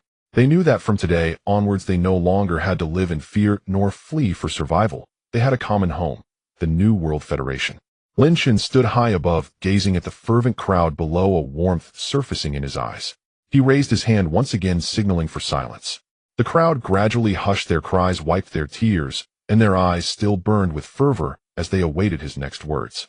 Lin Shen's voice resonated again, gentle yet firm, spreading to all directions. The Federation will not establish a monarch, nor will it engage in dictatorship, discarding all oppression and injustices of the old era. Upon hearing this, the crowd erupted in astonishment, followed by even more fervent applause. During the wasteland period, various factions ruled as tyrants, and the survivors suffered oppression. Lin Shen's words dispelled all concerns. As the guardian of civilization, I will not wield power or seek dominance. I will only do one thing. Lin Shen's gaze was resolute, scanning the entire land, his tone serious, to protect this planet, to restore all that is broken, to safeguard all lives, be they human or beast. As long as they harbor goodwill, they may live peacefully on this land. His words, devoid of grandiose declarations, struck the hearts of everyone present. To restore the shattered home, to revive the lost civilization, and to protect every precious life. This was the vision all survivors yearned for. As his voice faded, applause and cheers erupted once more, resounding, endlessly deafening, as if to completely dispel the shadows of 100 years. Under the blue sky, with the sun shining brightly, warm rays cascaded upon the Tower of Civilization, upon the million citizens, and upon every inch of New Chang'an, dispelling the last remnants of coldness. On the sea, the water shimmered, and the azure waves gently lapped at the shore. The once tumultuous beast tides were gone, leaving only peace and tranquility. On the land, fields were abundant with crops, golden wheat swayed in the wind, and fruits emitted fragrant aromas. The once barren wasteland had transformed into a vibrant paradise. The wind swept through the square, carrying the fragrance of grains and the sea's moisture. The patterns on the Tower of Civilization shimmered brightly in the sunlight, narrating the rebirth of civilization. Lin Shan stood at the top of the tower, gazing at the prosperous scene before him, silently vowing to dedicate everything to protect this hard-won peace, ensuring the light of civilization forever illuminates this land. Thus the New World Federation was born, and the chapter of civilization turned a brand new page. On the 30th day since the establishment of the Federation in the first year of the new era, the first rays of morning sunlight pierced through the once perpetually hazy horizon, gently illuminating the scarred, yet rejuvenated Earth. Once a desolate wasteland ravaged by centuries of nuclear pollution and the collapse of civilization, it was littered with broken skyscrapers, rusted steel, barren land, and countless ruins filled with wails of despair. But now, as far as the eye could see, the former land of despair had transformed into a vibrant new world. Smooth concrete roads stretched into the distance, flanked by lush green saplings that swayed gently in the breeze. Clusters of brand new homes stood in harmonious arrangement, with wisps of smoke rising from chimneys, mingling the fresh scent of grass with the warmth of food. In the fields beyond, the plowed soil was rich and dark, with new sprouts breaking through the earth, radiating vibrant life. The once abandoned base had expanded into the bustling main city of the Federation, where pedestrians moved about, their faces no longer marked by past fears and numbness, but filled with serene smiles and hope for the future. All this rebirth stemmed from one person, Lin Shan. At this moment, Lin Shan was alone, taking measured steps up the staircase leading to the pinnacle of the Tower of Civilization. This Tower of Civilization was a landmark constructed collaboratively after the Federation's establishment. It stood tall in the heart of the main city, built from sturdy stone etched with the chronicles of survival from the wasteland to the rebuilding of civilization, with each groove recording the trials and hopes of this arduous, yet hopeful era. The staircase was long, and Lin Shan ascended slowly, his steps steady and gentle, as if measuring the journey from despair to new life. He wore a simple plain long robe, its hem lifted slightly by the mountain breeze, swaying gently with his movements. His hands, once caked with dust and blood from struggling in the wasteland, were now clean and strong, with faint calluses remaining from repairing the world, serving as medals of his journey. At last he reached the platform at the top of the Tower of Civilization. The platform was spacious, with no guardrails at the edges, allowing a sweeping view of the entire rejuvenated world below. Lin Shan slowly approached the edge of the platform, pausing to lean forward slightly, gazing out over the land beneath him. Winds surged from all directions, brushing through his hair and billowing his robe, carrying the warmth of sunlight and the fragrance of nature, devoid of the biting cold and dust of the past wasteland. He stood there quietly, his back straight like a tree rooted in the ruins, ultimately towering above, silent, yet incredibly resilient. Sunlight fell on his profile, outlining a clear silhouette. Those eyes, once filled with vigilance and fatigue, now reflected tranquility akin to a deep lake, mirroring the blue sky and white clouds, the restored mountains and rivers, and those seemingly distant years. His thoughts involuntarily drifted back to the initial moments. At that time he had just crossed into this despairing wasteland, opening his eyes to see swirling yellow sand, crumbling walls, the howling cold wind, and the distant roars of mutated beasts, surrounded by no food, no water, only a rusty, almost useless gun, and a heart filled with fear of the unknown. In those days he dared not think of anything, sought nothing, with only the simplest and most urgent thought in his mind: survive. In that land where lives were as insignificant as weeds, survival was the hardest thing. Hunger, cold attacks from mutated beasts, and pursuit by raiders. Each moment could be the end of life. Just when he was on the brink of despair, the restoration system quietly awakened, and the crisp system notification became the first ray of light in his dark existence. From that moment on, he began to use the system to repair that broken gun, reviving it as his tool for survival, repairing abandoned vehicles to traverse the perilous ruins, mending dilapidated walls to create a temporary safe haven. Later, he met Zhao Hu and countless companions struggling in the wasteland, began repairing bases to give the displaced a home, restoring polluted land to allow crops to grow again, fixing damaged water sources to make the dried rivers flow once more. Eventually, he repaired the entire shattered world, dispelling pollution, taming mutated beasts, uniting various forces to end the chaos, ultimately establishing the Federation, allowing the broken civilization to get back on track. All along the way, he was never the invincible warrior of legend, defeating hundreds with ease, possessing the power to destroy the heavens and the earth, nor the domineering presence that looked down upon all. He was merely a restorer using his own hands and the power of the system, mending the cracks of this world bit by bit, soothing the scars left by time, and collecting the fragments of civilization to piece them together anew, allowing desolation to flourish again and despair to turn into hope. Thinking of this, a faint relieved smile unconsciously appeared on Lin Chen's lips. "Sir." A low and respectful voice gently broke the tranquility at the tower's peak. Lin Chen did not turn around, still gazing into the distance, but spoke gently, "Ahu, you're here." Zhao Hu quietly approached, stepping lightly, afraid to disturb Lin Chen's moment.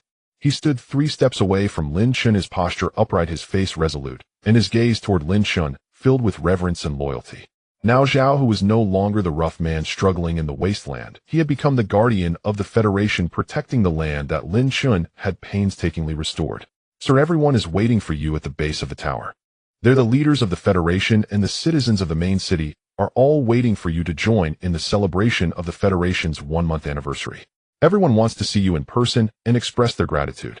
Upon hearing this, Lin Chen slowly turned to look at Zhao Hu, his eyes filled with warmth. He gazed at this brother who had accompanied him through thick and thin, saw the sincerity in his eyes, and softly said, "I was just thinking in the very beginning, I only wanted to survive. I never imagined that one day I would come this far and witness such a world." At that moment, a familiar, crisp system notification echoed suddenly in Lin Chen's mind, more solemn and warm than ever before. "Ding! Final task of the restoration system completed. World restoration, level 100, civilization immortality activated. Host may permanently retain system privileges." A series of system notifications resonated clearly in the depths of his mind. Lin Chen was momentarily taken aback, then closed his eyes. His long eyelashes cast a faint shadow beneath his eyelids as he felt the warm power transmitted by the system in his mind, sensed the vibrant life beneath his feet, and heard the joyful laughter of the people coming from afar. The past hardships, struggles, persistence, and commitment flashed rapidly through his mind, filled with blood and tears, pain and suffering, but ultimately transformed into a heart full of peace and determination. He was never fighting alone. He had companions, he had the people, and he had this land he loved and had personally restored. After a long while, Lin Chen slowly opened his eyes. Those eyes shed all weariness and sorrow, becoming incredibly clear and resolute, as if containing an entire galaxy, the light of all living things reborn, and the faith in the continuity of civilization. The wind continued to blow, the sunlight remained warm. Lin Chen gently adjusted the hem of his robe that had been ruffled by the wind, and looked firmly toward the staircase leading down, without an ounce of reluctance or hesitation. He knew that no matter how beautiful the view at the tower's peak was, it could not compare to the warmth of the human world, nor to the people by his side. And at this moment, crowds had already gathered below the Tower of Civilization. His companions, who once fought side by side in the wasteland, Lei Ming, Songlan, and others, stood at the forefront, their postures upright, gazing eagerly toward the direction of the tower. The citizens of the Federation, young and old, quietly awaited, their faces filled with anticipation and reverence, not a hint of noise among them, as they silently awaited the one who had brought them new life. In their eyes there was light, hope, and infinite dreams for the future. In the past, the world was shattered, all things withered, civilization collapsed, surrounded by ruins and despair, with everything needing repair and all being suffering. Now the landscape was restored, the earth revived, warmth rekindled, civilization reborn with life and warmth everywhere, lights in every household, and peace year after year. Lin Chen looked at the staircase below, at the crowd waiting for him. A gentle and determined smile blossomed on his lips, a smile filled with relief, fulfillment, and infinite hopes for the future. He nodded gently at Zhao Hu, his voice warm, yet powerful, piercing through the wind, clearly resonating. "Let's go home." Simple words, yet they carried the weight of 1,000 emotions, filled with endless warmth and a sense of belonging. With that, Lin Chen stepped forward, one step at a time, walking toward the staircase, his figure gradually disappearing into the sunlight at the tower's peak. The wind continued to swirl at the top of the Tower of Civilization, carrying the breath of all living things reborn, recounting the legend of the restorer, proclaiming, "Everything can be restored, civilization can endure." This once broken wasteland would ultimately be eternally cherished through relentless restoration and perseverance, shining brightly forever, and this tale of rising from despair to new life would be forever etched in the annals of civilization, passed down through generations, never to be forgotten. The New World Federation was officially established, marking a full month since its inception. After enduring a long struggle through the apocalypse, surviving the dark years filled with radiation and suffering Earth has finally broken free from the shackles of a wasteland, welcoming a long-awaited stability and renewal. Above the new Chang'an, the sky is clear and cloudless, the azure blue, resembling a meticulously polished piece of blue glass, with wisps of thin gauzy clouds gently enveloping the entire city of rebirth. The vast farmlands on the outskirts of the city spread out in rich emerald green. After the transformation by the ecological restoration system, the fertile land has regained its vitality, with the green seedlings gently swaying in the breeze, creating layers of rolling green waves, and the air is filled with the freshness of soil and the light fragrance of plants. In the industrial park at the edge of the urban area, rows of brand new alloy factories stand in neat alignment. The deep and orderly hum of machines operating no longer echoes the chaos of war from the apocalypse, but rather a prosperous symphony of civilization's revival and enduring vitality. On the wide and tidy streets, the past fears and vigilance have faded away. Pedestrians stroll leisurely, their faces adorned with the serene smiles of a stable life. Carefree children flock together, chasing and playing along the tree-lined paths, their clear laughter floating through the streets, adding the most vibrant and warm hues to this reborn city. No one could imagine that just a short time ago this place was a wasteland ravaged by radiation, strewn with ruins and plagued by ferocious beasts. With bones buried in the wilderness and yellow sand obscuring the sun and moon, humanity huddled in crumbling shelters, struggling to survive in despair. Yet now the scars have been completely smoothed over, desolation transformed into vibrant life, and the entire planet, through the sediment of time, has metamorphosed into a new home filled with smoke and fire, flourishing with all living things. The Civilization Tower, as the central hub of both New Chang'an and the entire New World Federation, stands majestically atop the highest ground in the city. The entire tower is constructed from specially made alloys and rare star stones, towering silver-white and piercing the clouds, symbolizing the civilization of the new era and serving as a solid barrier to protect Earth. On the observation hall of the tower's top level, surrounded by floor-to-ceiling panoramic bulletproof glass, the transparent view captures the entire scenery of New Chang'an.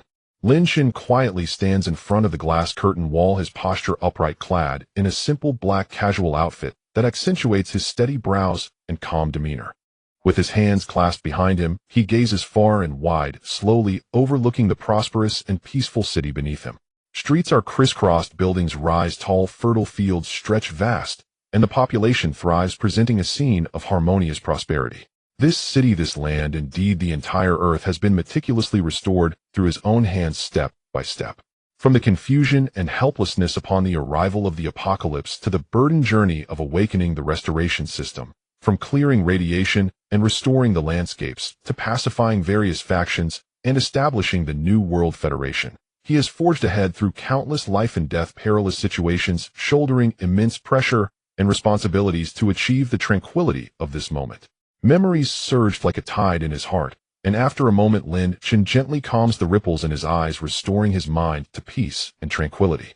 Beside him, a massive central control holographic screen hovers in midair, its soft blue light flowing dense global ecological and environmental data steadily jumping on the screen, each line of data clear and striking each number indicating the perfect state of Earth. Ecological restoration, level 100.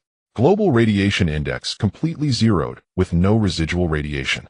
Global vegetation coverage restored to the peak level of old world civilization, with forests, lakes, and wetlands fully restored. Atmospheric index, water quality indicators, biological population counts. All data is fixed at the optimal standard with no lingering threats from the apocalypse. Meanwhile, a pale golden system light curtain quietly appears before Lin Shen, visible only to restoration system max level. Guardian of Civilization Lin Shen. Current main quest none. Global restoration level 100. The text on the curtain is bright and steady with no task prompts or urgent warnings, only a serene completeness remaining. After years of bloody battles, he has finally completed the initial mission assigned by the system, pulling the shattered and fallen Earth back onto the path of civilization. Now the people around him have already each taken up their roles, standing firmly and steadily. Zhao, who still oversees the Federation's defense training troops to guard the peace. Su Qing coordinates the Federation's affairs, meticulously managing all matters of the new Federation. Li Yu focuses on medical and biological research, cultivating new species, and developing special medicines safeguarding the health of all humanity. Xiaoxi manages intelligence and communications networks, establishing a seamless global information system that monitors all dynamics. The comrades who once fought side by side have each gone to their posts supporting the operational foundation of the New World Federation. Deep within the vast primitive forests outside the city, the divine beast, He Huang, rests peacefully in the mountains, radiating a tremendous pressure that naturally deters lurking foreign species. Beneath the boundless deep sea that Songlong patrols the seas, guarding the marine ecological balance. The once fragmented Iron Alliance and Tide Group have long since laid down their disputes, submitting to the Federation, fully committing to city construction, industrial production, and resource development, working together to build a new civilization.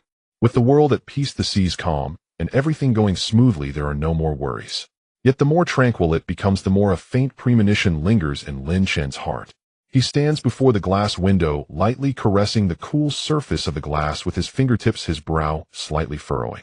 His gaze crosses the skyline of New Chang'an, looking towards the distant and profound night sky, towards the depths of the starry expanse. He vaguely senses that the peace of Earth has never been the end. The apocalypse endured by Earth may be merely a trivial corner of the vast universe, and the path of restoration he has walked is just a small beginning. Beneath this starry sky, there must still be secrets unknown to mankind, broader realms, and the ultimate mission that the system has yet to unveil. Just as Lin Chen's thoughts deepened in contemplation, a sudden alarm abruptly shattered the tranquility. The sharp, urgent electronic alarm blared continuously, the frequency increasing, carrying a strong warning tone echoing throughout the spacious top-level hall. In the next moment, the entire civilization tower was suddenly enveloped in blinding, warning blue light. The walls, corridors, and edges of the main control screen all lit up with flashing blue light, and a tense atmosphere instantly spread. The main control holographic screen shook violently. The previously orderly ecological data was instantly washed away, replaced by a dense array of distorted and arcane alien symbols covering the entire screen, inscrutable to anyone, exuding a sense of mystery and desolation from deep space.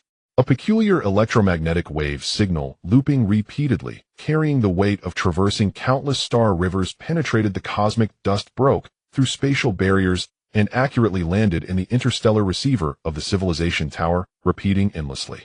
Lin Chen's expression suddenly sharpened, the aura around him instantly converging, a glint of sharp light flashing in his eyes, his demeanor growing serious.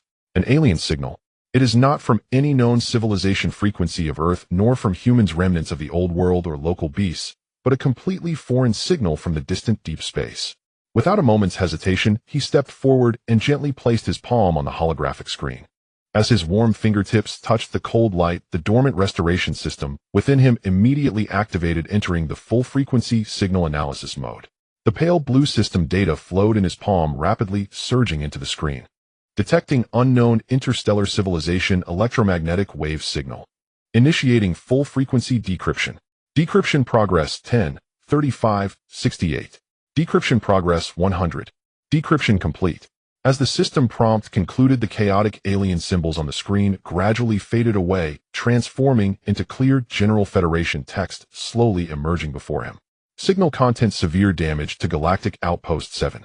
Energy core completely collapsed. Anomalous beast Tide invading all domains. Defenses collapsed, lives lost. Restorers hurry to provide assistance. Interstellar order on the brink of collapse. Each line of text struck Lin Chen with a heavy sense of crisis.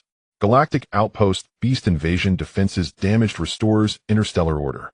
Several core keywords exploded in his mind like thunder, instantly tearing away the heavy fog covering Earth, revealing the immense truth hidden beneath the vast galaxy. Lin Chen instinctively took a deep breath, his chest slightly rising and falling, a tempest of emotions surging within him, difficult to quell. He had always thought the apocalypse was a unique disaster for Earth, the fateful cycle of local civilization. But now this signal from the depths of the star sea clearly tells him that the apocalypse has never been unique to Earth. In the distant depths of the galaxy, countless interstellar civilizations are also facing the calamity of beast invasions, home destruction, and civilization collapse. And the restoration system that has accompanied him thus far has a true mission that goes beyond merely restoring a small Earth. It is to gaze upon the entire Star River, safeguarding countless interstellar civilizations and restoring the shattered order of the Star Sea. After a brief silence, a long-lost ethereal and solemn system prompt suddenly resounded in Lin Chen's mind, crystal clear and deafening. Ding! Detected that the host has successfully completed the global restoration task for Earth, achieving maximum restoration level. Basic mission concluded. officially unlocking the second phase of the system's Authority Interstellar Restoration chapter. The restoration system has reached max level and evolved into Galactic Restoration System, issuing a new main quest: rush to Galactic Outpost 7, repair the damaged interstellar fortress, resist the invasion of the Beast Tide, and gradually uncover the ultimate truth behind the layered destruction of galactic civilization. The system prompt gradually dissipated, and a new system light curtain reappeared indicating interstellar missions, galactic map permissions, interstellar ship, unlocking interstellar material exchange, and a series of new features. Lin Shin slowly raised his gaze, looking out at the deep and boundless night sky, where countless stars twinkled like countless eyes hidden in the darkness, gazing at this newly reborn blue planet. After a long while, the tense corners of his lips slowly curled into a calm, yet determined arc. Earth has healed, the mountains and rivers are intact, and humanity is at peace. He has completed his duty as the guardian of Earth. Yet his journey has never been limited to just one realm. The land beneath his feet is already in a prosperous and stable era, and his path forward begins now, rushing towards the vastness of the stars and seas. The Star River stretches endlessly, ruins emerge, and the path of restoration sets forth once again towards the entire galaxy. The central command hub of the federal capital stood as the city's vital nerve center, a hermetically sealed chamber forged entirely from high-strength alloy.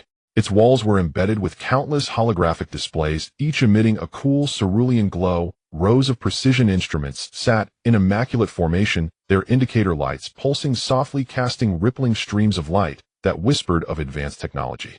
The only ambient sound was the faint resonant hum of machinery at work. Moments earlier, the shrill system alarm had been silenced with a single effortless gesture from Lin Shun, his hand descending like a guillotine upon silence itself.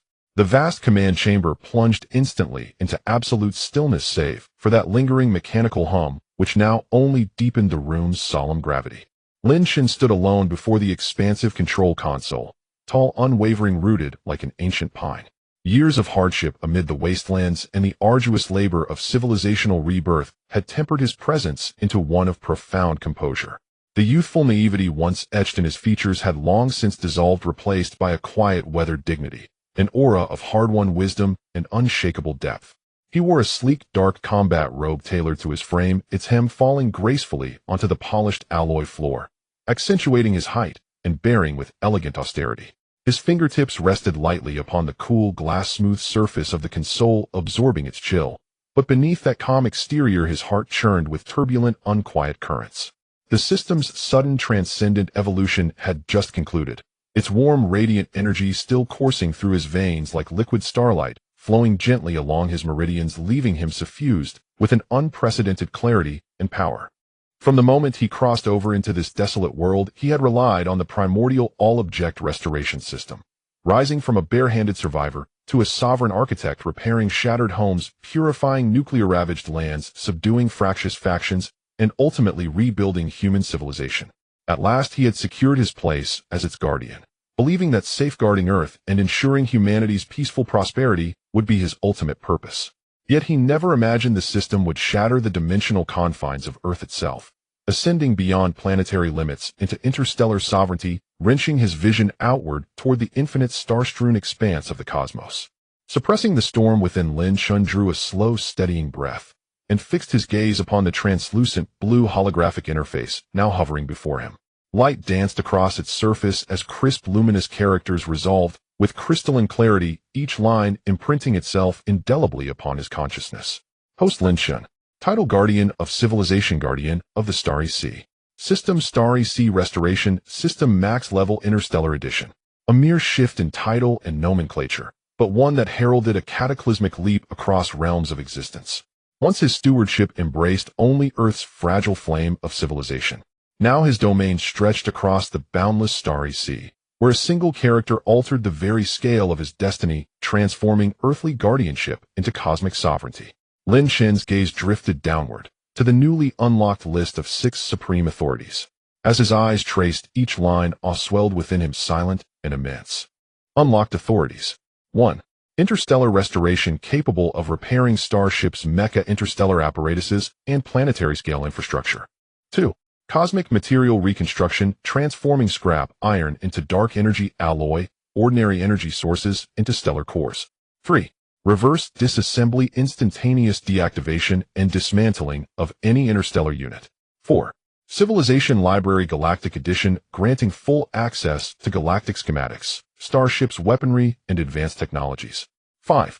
Life Restoration, healing extraterrestrial life forms, xenobeasts, and sentient alien species. 6. Interstellar Teleportation, enabling short-range pinpoint teleportation, provided the requisite apparatus has been restored. Interstellar Restoration no longer confined itself to terrestrial machines or buildings. It spanned starships, celestial mecha, and even megastructures spanning entire worlds. Cosmic Reconstruction could transmute common scrap into legendary dark energy alloy or condense base energy into stellar cores, truly creation defying nature. And reverse disassembly, the Galactic Library cross-species healing and interstellar transit. Each authority shattered Earth's scientific paradigms, flinging wide the gate to the starlit abyss. Lin Shun remained motionless, his fingers unconsciously tracing circles upon his palm, his thoughts a churning nebula of revelation and resolve. Once he fought only to survive the wastelands. Later he guarded Earth solely to preserve the ember of human civilization. Now the veil of the starry sea had lifted, and with it came the cosmos' staggering immensity, its enigmatic mysteries, and countless uncharted star systems and civilizations beckoning him forward. Earth was no longer his cage. This small blue world could no longer contain the infinite potential now bestowed upon him by the starry sea system. To test the raw potency of his new authorities, Lin Shun turned his head toward a side workstation beside the console, where rested a fist-sized block of ordinary carbon steel, the most ubiquitous raw material in the base's forge workshop, utterly mundane, utterly unremarkable. He strode forward with measured steps, each footfall echoing faintly against the alloy floor. Bending low, he extended his hand and closed his fingers around the cold, rough metal, its surface rigid, unyielding, radiating the stark chill unique to refined alloys. His eyes narrowed in fierce concentration. Silently, he commanded, "Reconstruct," into dark energy alloy. Instantly, a brilliant yet gentle white light erupted from his palm, engulfing the steel entirely. Within that radiance surged immense interstellar energy, delicate ripples shimmered across the air, and even the indicator lights on nearby instruments flickered in reverent response. Within a heartbeat, the light receded, flowing inward, absorbed completely into the metal. Lin Shun lowered his gaze to his open palm, a flash of astonishment lighting his eyes. The once dull, coarse carbon steel had metamorphosed into a seamless ingot of dark energy alloy, its surface shimmering with a soft violet luminescence, smooth as polished crystal veined with intricate cosmic sigils. It felt warm, yet subtly cool to the touch, dense and weighty, exuding a potent, restrained energy unlike anything known on Earth. A light tap of his fingertip against its surface produced a deep, resonant chime, clear, pure, and profoundly heavy, its tonal clarity betraying a hardness surpassing all terrestrial metals by orders of magnitude. Indeed, Lin Shun murmured, voice low and certain. Earth's boundaries, their laws, their limits, would bind him no longer.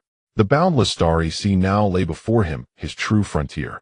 At that precise moment, 3 measured knocks resonated against the thick alloy door, firm, rhythmic, edged with urgency and gravity, shattering the chamber's hushed stillness.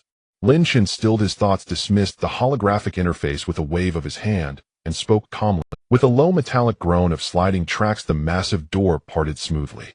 Zhao Hu, Su Qing, Xia Shi, and Liu entered in swift succession, drawn here instantly by the anomalous interstellar signal that had just pierced Earth's atmosphere. No sooner had they stepped inside than their faces tightened, brows knotted, expressions stern, and urgent, footsteps quick and purposeful, as if each had already sensed the signal's extraordinary, unsettling nature. Zhao Hu led the way, broad-shouldered and powerfully built, clad in form-fitting combat gear that revealed formidable musculature. His jawline was sharp, his usual boisterous demeanor vanished, replaced by taut vigilance and palpable unease. He had lived half a lifetime, fighting mutated beasts in the wastelands, enduring apocalyptic disasters during Reconstruction, yet never dared imagine that civilizations beyond Earth might exist. Su Qing followed closely, graceful and poised, dressed in sleek black battle attire. Her features were sharp and aloof, her instincts honed by years of frontline warfare. Now her fine brows were drawn together, her gaze fiercely watchful, locked onto the control console, as though guarding against some unseen cosmic threat. Xiaxi carried herself with gentle poise, draped in a simple white gown. As the team's healer, her nature was inherently tender, yet now a quiet tremor of apprehension mingled with curiosity played in her eyes. Her fingers clutched the fabric of her sleeve, and her gaze fixed on Lin Chun brimmed with quiet concern. Li Yue, ever the strategist, overseeing intelligence and data synthesis, stood with her face taut and focused. Her eyes burned with shock. Preliminary scans had confirmed the signal's origin lay far beyond Earth's orbit, sending seismic waves through her rational mind. They halted before Lin Chun in perfect unison, their collective silence thick with anticipation, and Zhao, who broke the stillness first, his voice tight-laced with disbelief and trepidation. "Sir, we've scanned every monitoring station on the planet. There is no source. Is it truly extraterrestrial?" That question hung in the air, echoing the unspoken fears and hopes of them all. Su Qing, Xia Shi, and Li Yu held their breath, eyes riveted on Lin Chun, awaiting his answer, not merely as information, but as a threshold between worlds. Lin Chun met their solemn gazes without hesitation, and nodded slowly, his tone calm, unshaken. "Yes. It originates from beyond our solar system." As he spoke, he gestured sideways toward the console. Before them, the massive holographic display ignited, flooding the chamber with cascading streams of interstellar data, unfamiliar star charts, and eerie signal waveforms. His finger glided across the interface, pulling forth vivid reconstructions, the skeletal silhouette of a derelict interstellar outpost, spectral readings of a xenobeast's energy signature, presented without concealment, laid bare for all to witness. The transmission comes from a distant extragalactic sector, home to abandoned star bases and roving xenobeasts. The universe is vaster and far more perilous than we ever imagined. His words settled into the chamber like falling stars, calm, resonant, irrefutable. The four gathered, close, eyes wide and unblinking, watching those alien, awe-inspiring images unfold, confusion giving way to shock, then to a profound, wordless awe. They had always believed Earth was the entirety of existence, only now realizing it was but a speck of dust adrift in an infinite star-filled void, where countless civilizations and hidden perils lurked in the cosmic dark. When the initial shock subsided, panic faded, replaced instead by the unshakable loyalty and steely resolve forged through years of shared trials under Lin Chun's leadership. From the brink of extinction in the wastelands to the dawn of a new civilization, Lin Chun had guided them through every impossible trial. Whatever lay ahead, no matter how vast or terrifying, they would follow without faltering. Li Yu raised her head, first fists clenched, her eyes blazing with fierce determination. "Sir, whether on Earth or among the stars, wherever you go, we go. We will follow you always." Su Qing's icy gaze ignited with battle lust, her voice ringing like tempered steel. "Alien beasts or extraterrestrial foes, I will fight them all. I will not retreat."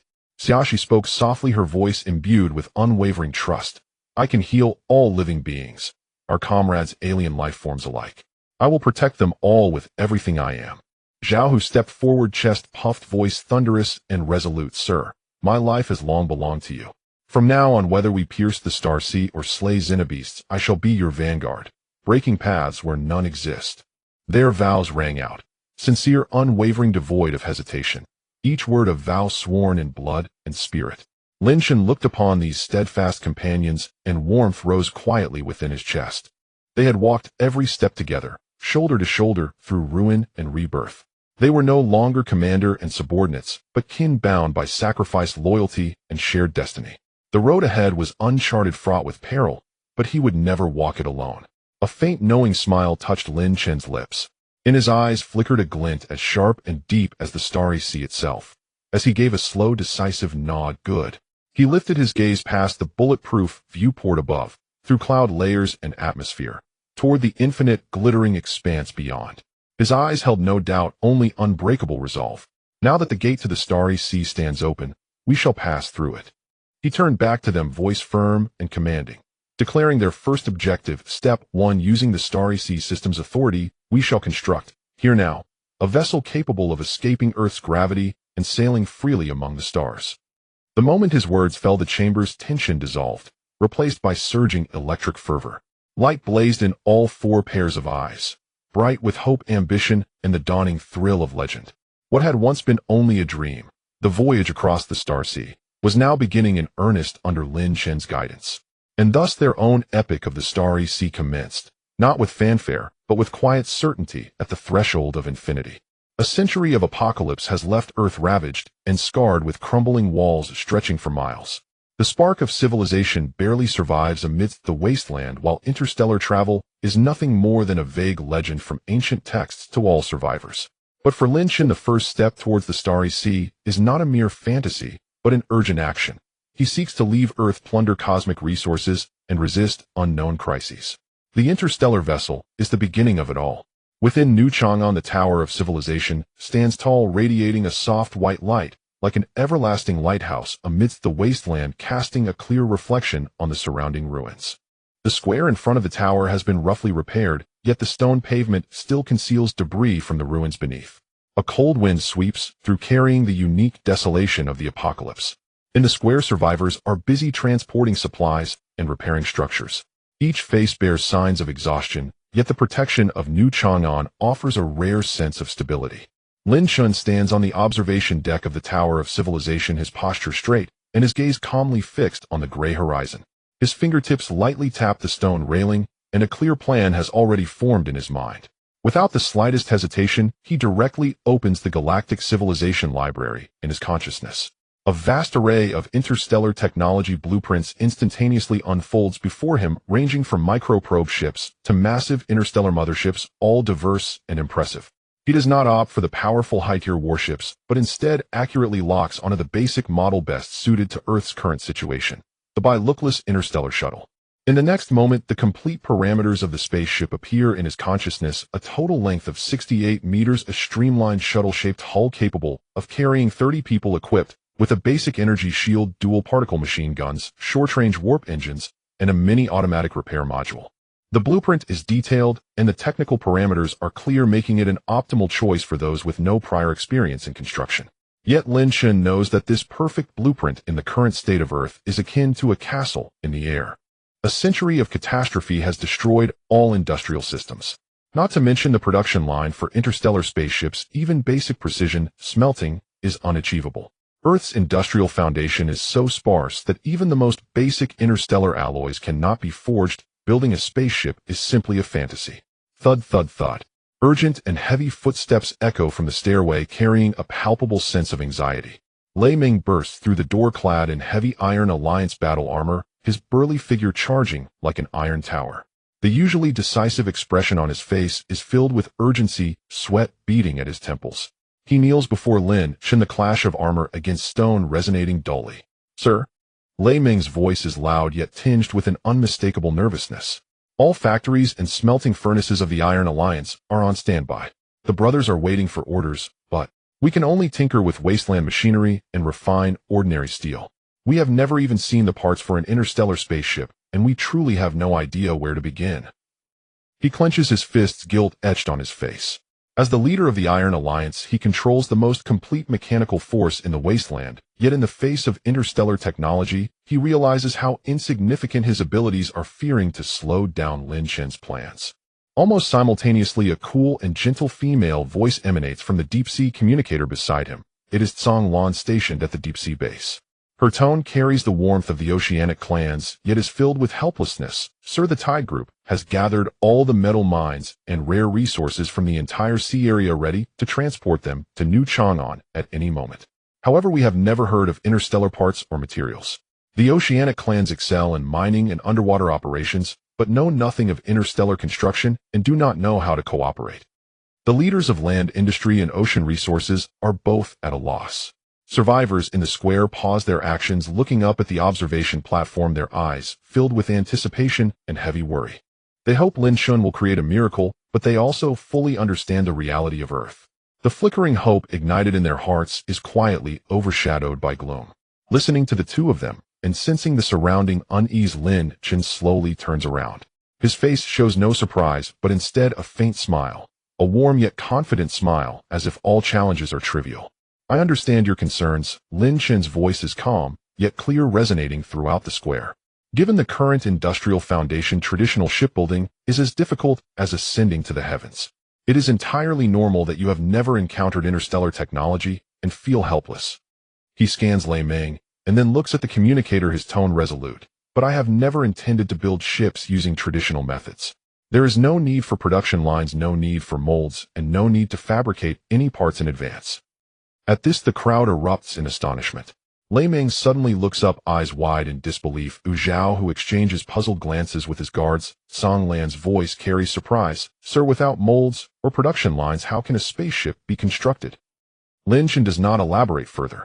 He strides down from the platform, weaving through the crowd to stand in the center of the square.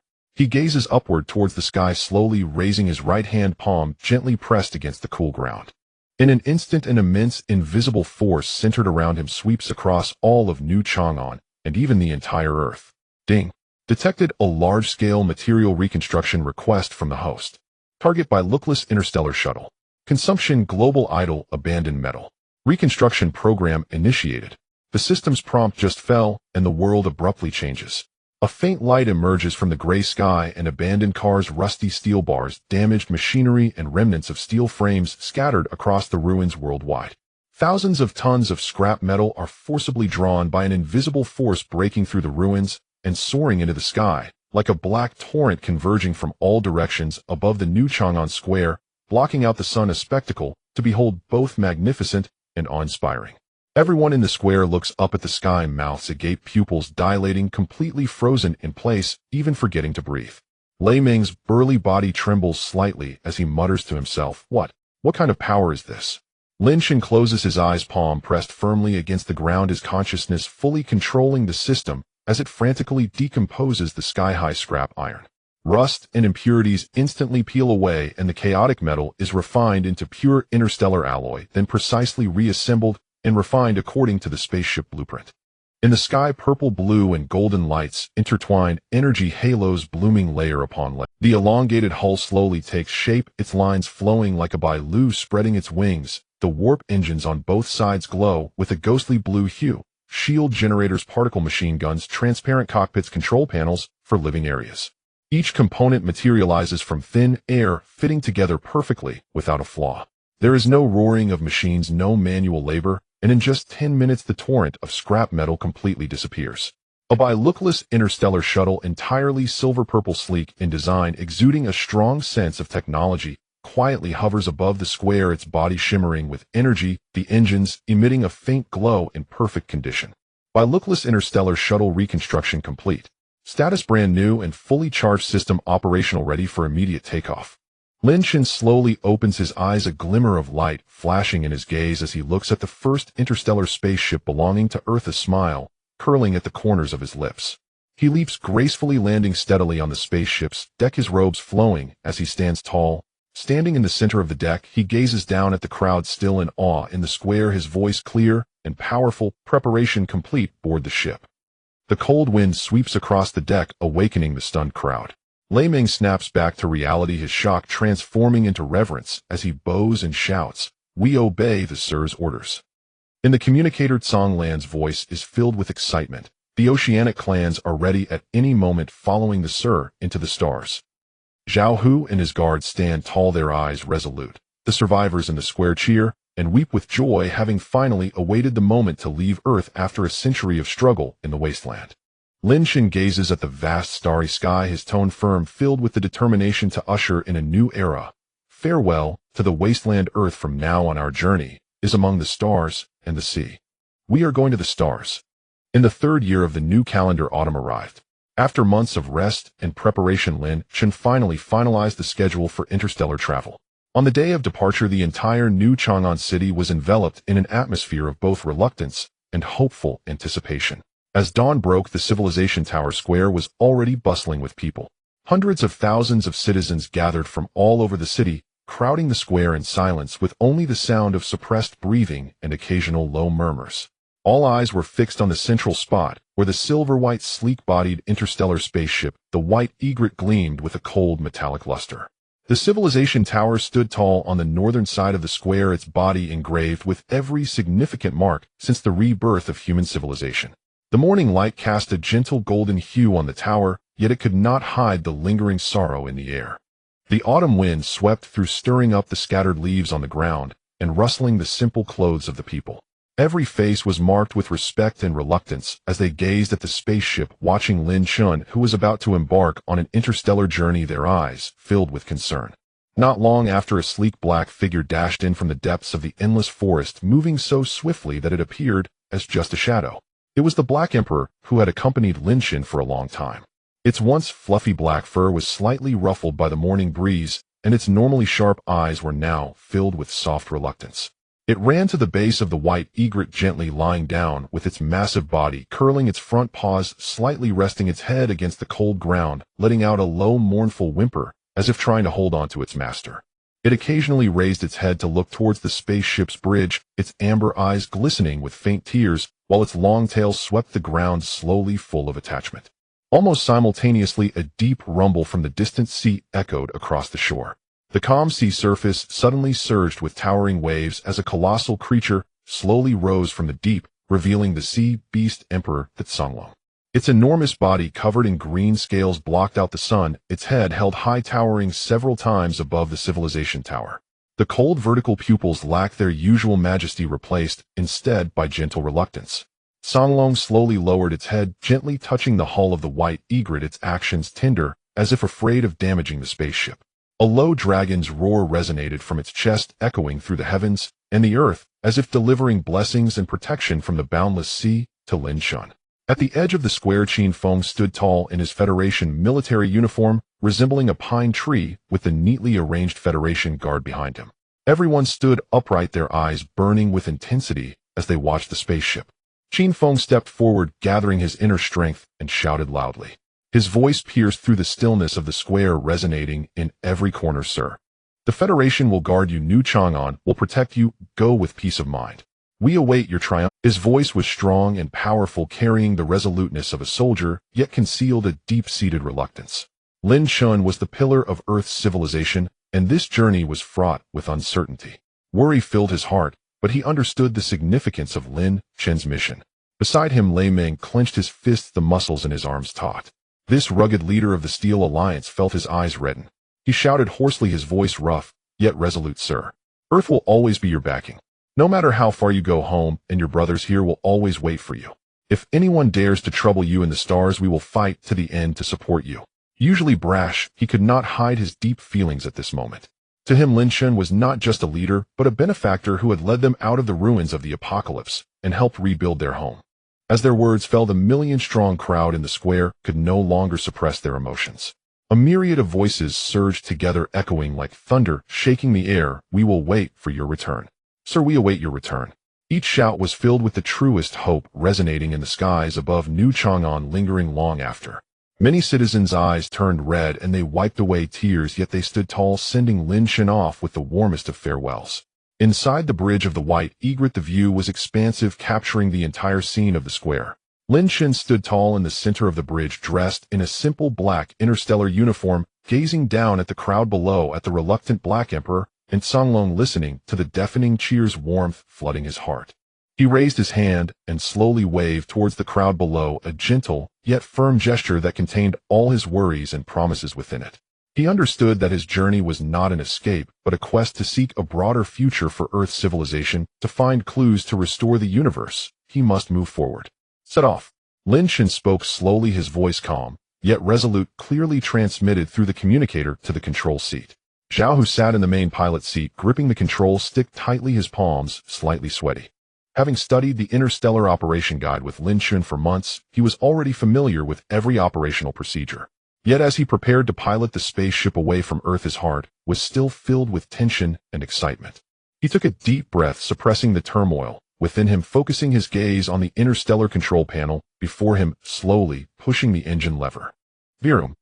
A deep, resonant engine roar suddenly erupted, causing the white egret's hull to tremble slightly. The thrusters at the rear lit up, ejecting brilliant streams of pale blue particles which spread out in the air like falling stars, generating powerful thrust that gradually lifted the spaceship off the ground, ascending higher and higher. The Black Emperor below the spaceship wailed louder, getting up and running a few steps alongside the spaceship, but ultimately stopped, looking up at the ascending white egret, unwilling to part. Songlong in the sea emitted a long dragon's roar, watching the spaceship ascend, its massive body slowly sinking into the ocean, leaving only rippling waves behind.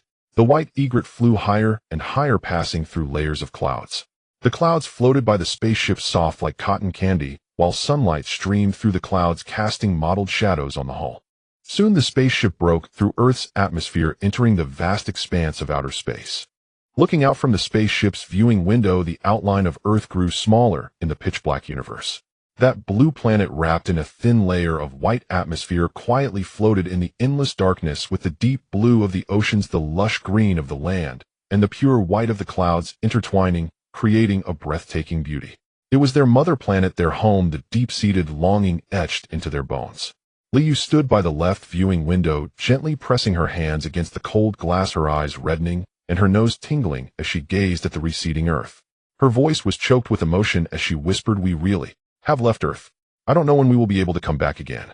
She had grown up on Earth, enduring the hardships of the apocalypse, and had finally welcomed a stable life. Now leaving her familiar home so suddenly filled her heart with reluctance and confusion. Xiaxi walked over to her side, gently patting her shoulder, her gaze tenderly fixed on Earth outside the window, her tone filled with both longing and trepidation. "Yes, we've finally left. The Sir has said that the universe is vast, with countless unknown civilizations and stars. The world outside must be even more magnificent than we imagine. But I just don't know what awaits us on this journey ahead." Lin Shan approached the main control screen, his fingertips rapidly tapping the surface as he entered the precalculated interstellar coordinates. The screen instantly displayed clear lines of text and star maps. Galactic outpost No. 737 light-years from Earth, requiring hundreds of years for conventional travel, but only 72 hours to reach with the warp drive. The screen also marked the basic information of the outpost, indicating unknown danger signals, which were the clues he sensed related to the repairer, and this was the first stop of their journey. "Activate the warp drive," Lin Shan ordered in a deep voice, his gaze firmly fixed on the star map on the screen, his eyes unwavering. Zhao Hu immediately executed the command, pressing the button to start the warp drive. In an instant, the space around the spaceship suddenly warped, the once clear starlight stretching into elongated beams of light. Colorful auras flowed around the spaceship, and time and space seemed to fold as the white egret soared through the universe at superluminal speed. The scene outside the window transformed into a surreal spectacle. The deep universe, twinkling stars, and distorted space were vividly presented before these visitors from Earth, mysterious and grand, carrying a hint of awe-inspiring unknown. Liu and Xiaxi gazed at the sights before them, instantly forgetting the sorrow of parting, their eyes filled with shock as they held their breath, in awe of the vastness and wonder of the universe. Zhao Hu widened his eyes, controlling the spaceship, feeling the shock of warp travel, his heart filled with disbelief.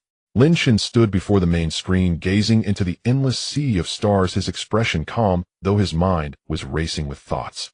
The traces of alien civilizations, the ferocious interstellar beasts, the collapsed and abandoned outposts, the mysterious signals from the repairers.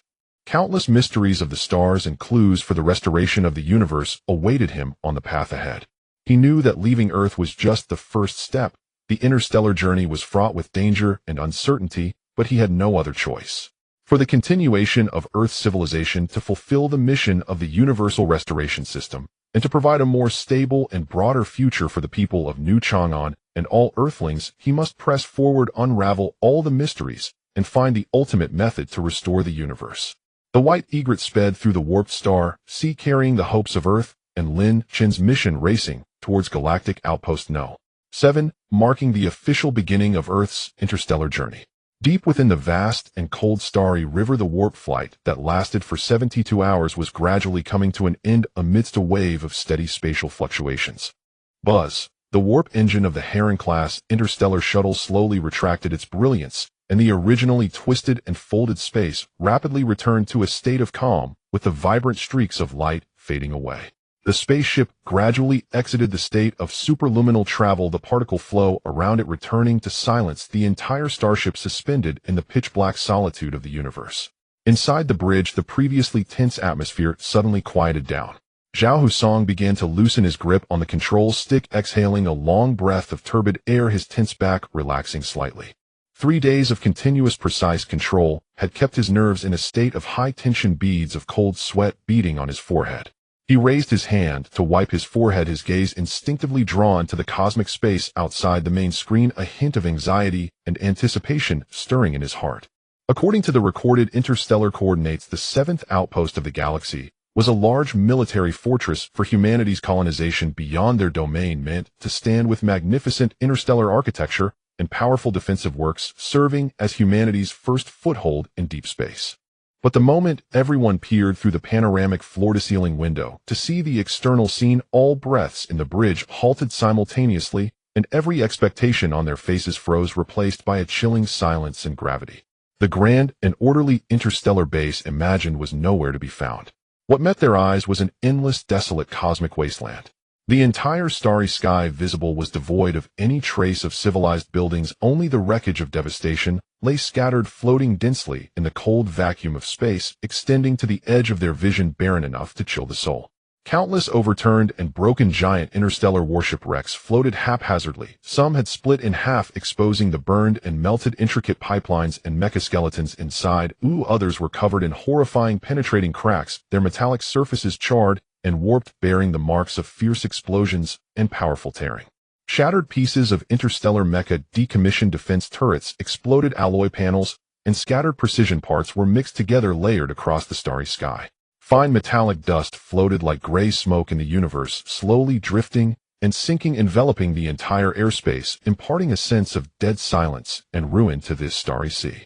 Even more chilling were the countless oddly shaped, already desiccated and carbonized corpses of alien beasts sporadically embedded in the gaps of the warship wreckage or drifting lonely amidst the debris.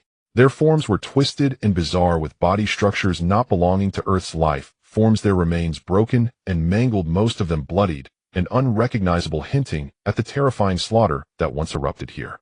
There was no light, no signs of life, no energy fluctuations. The dead darkness, ruined wreckage, and cold universe composed this desperate battlefield.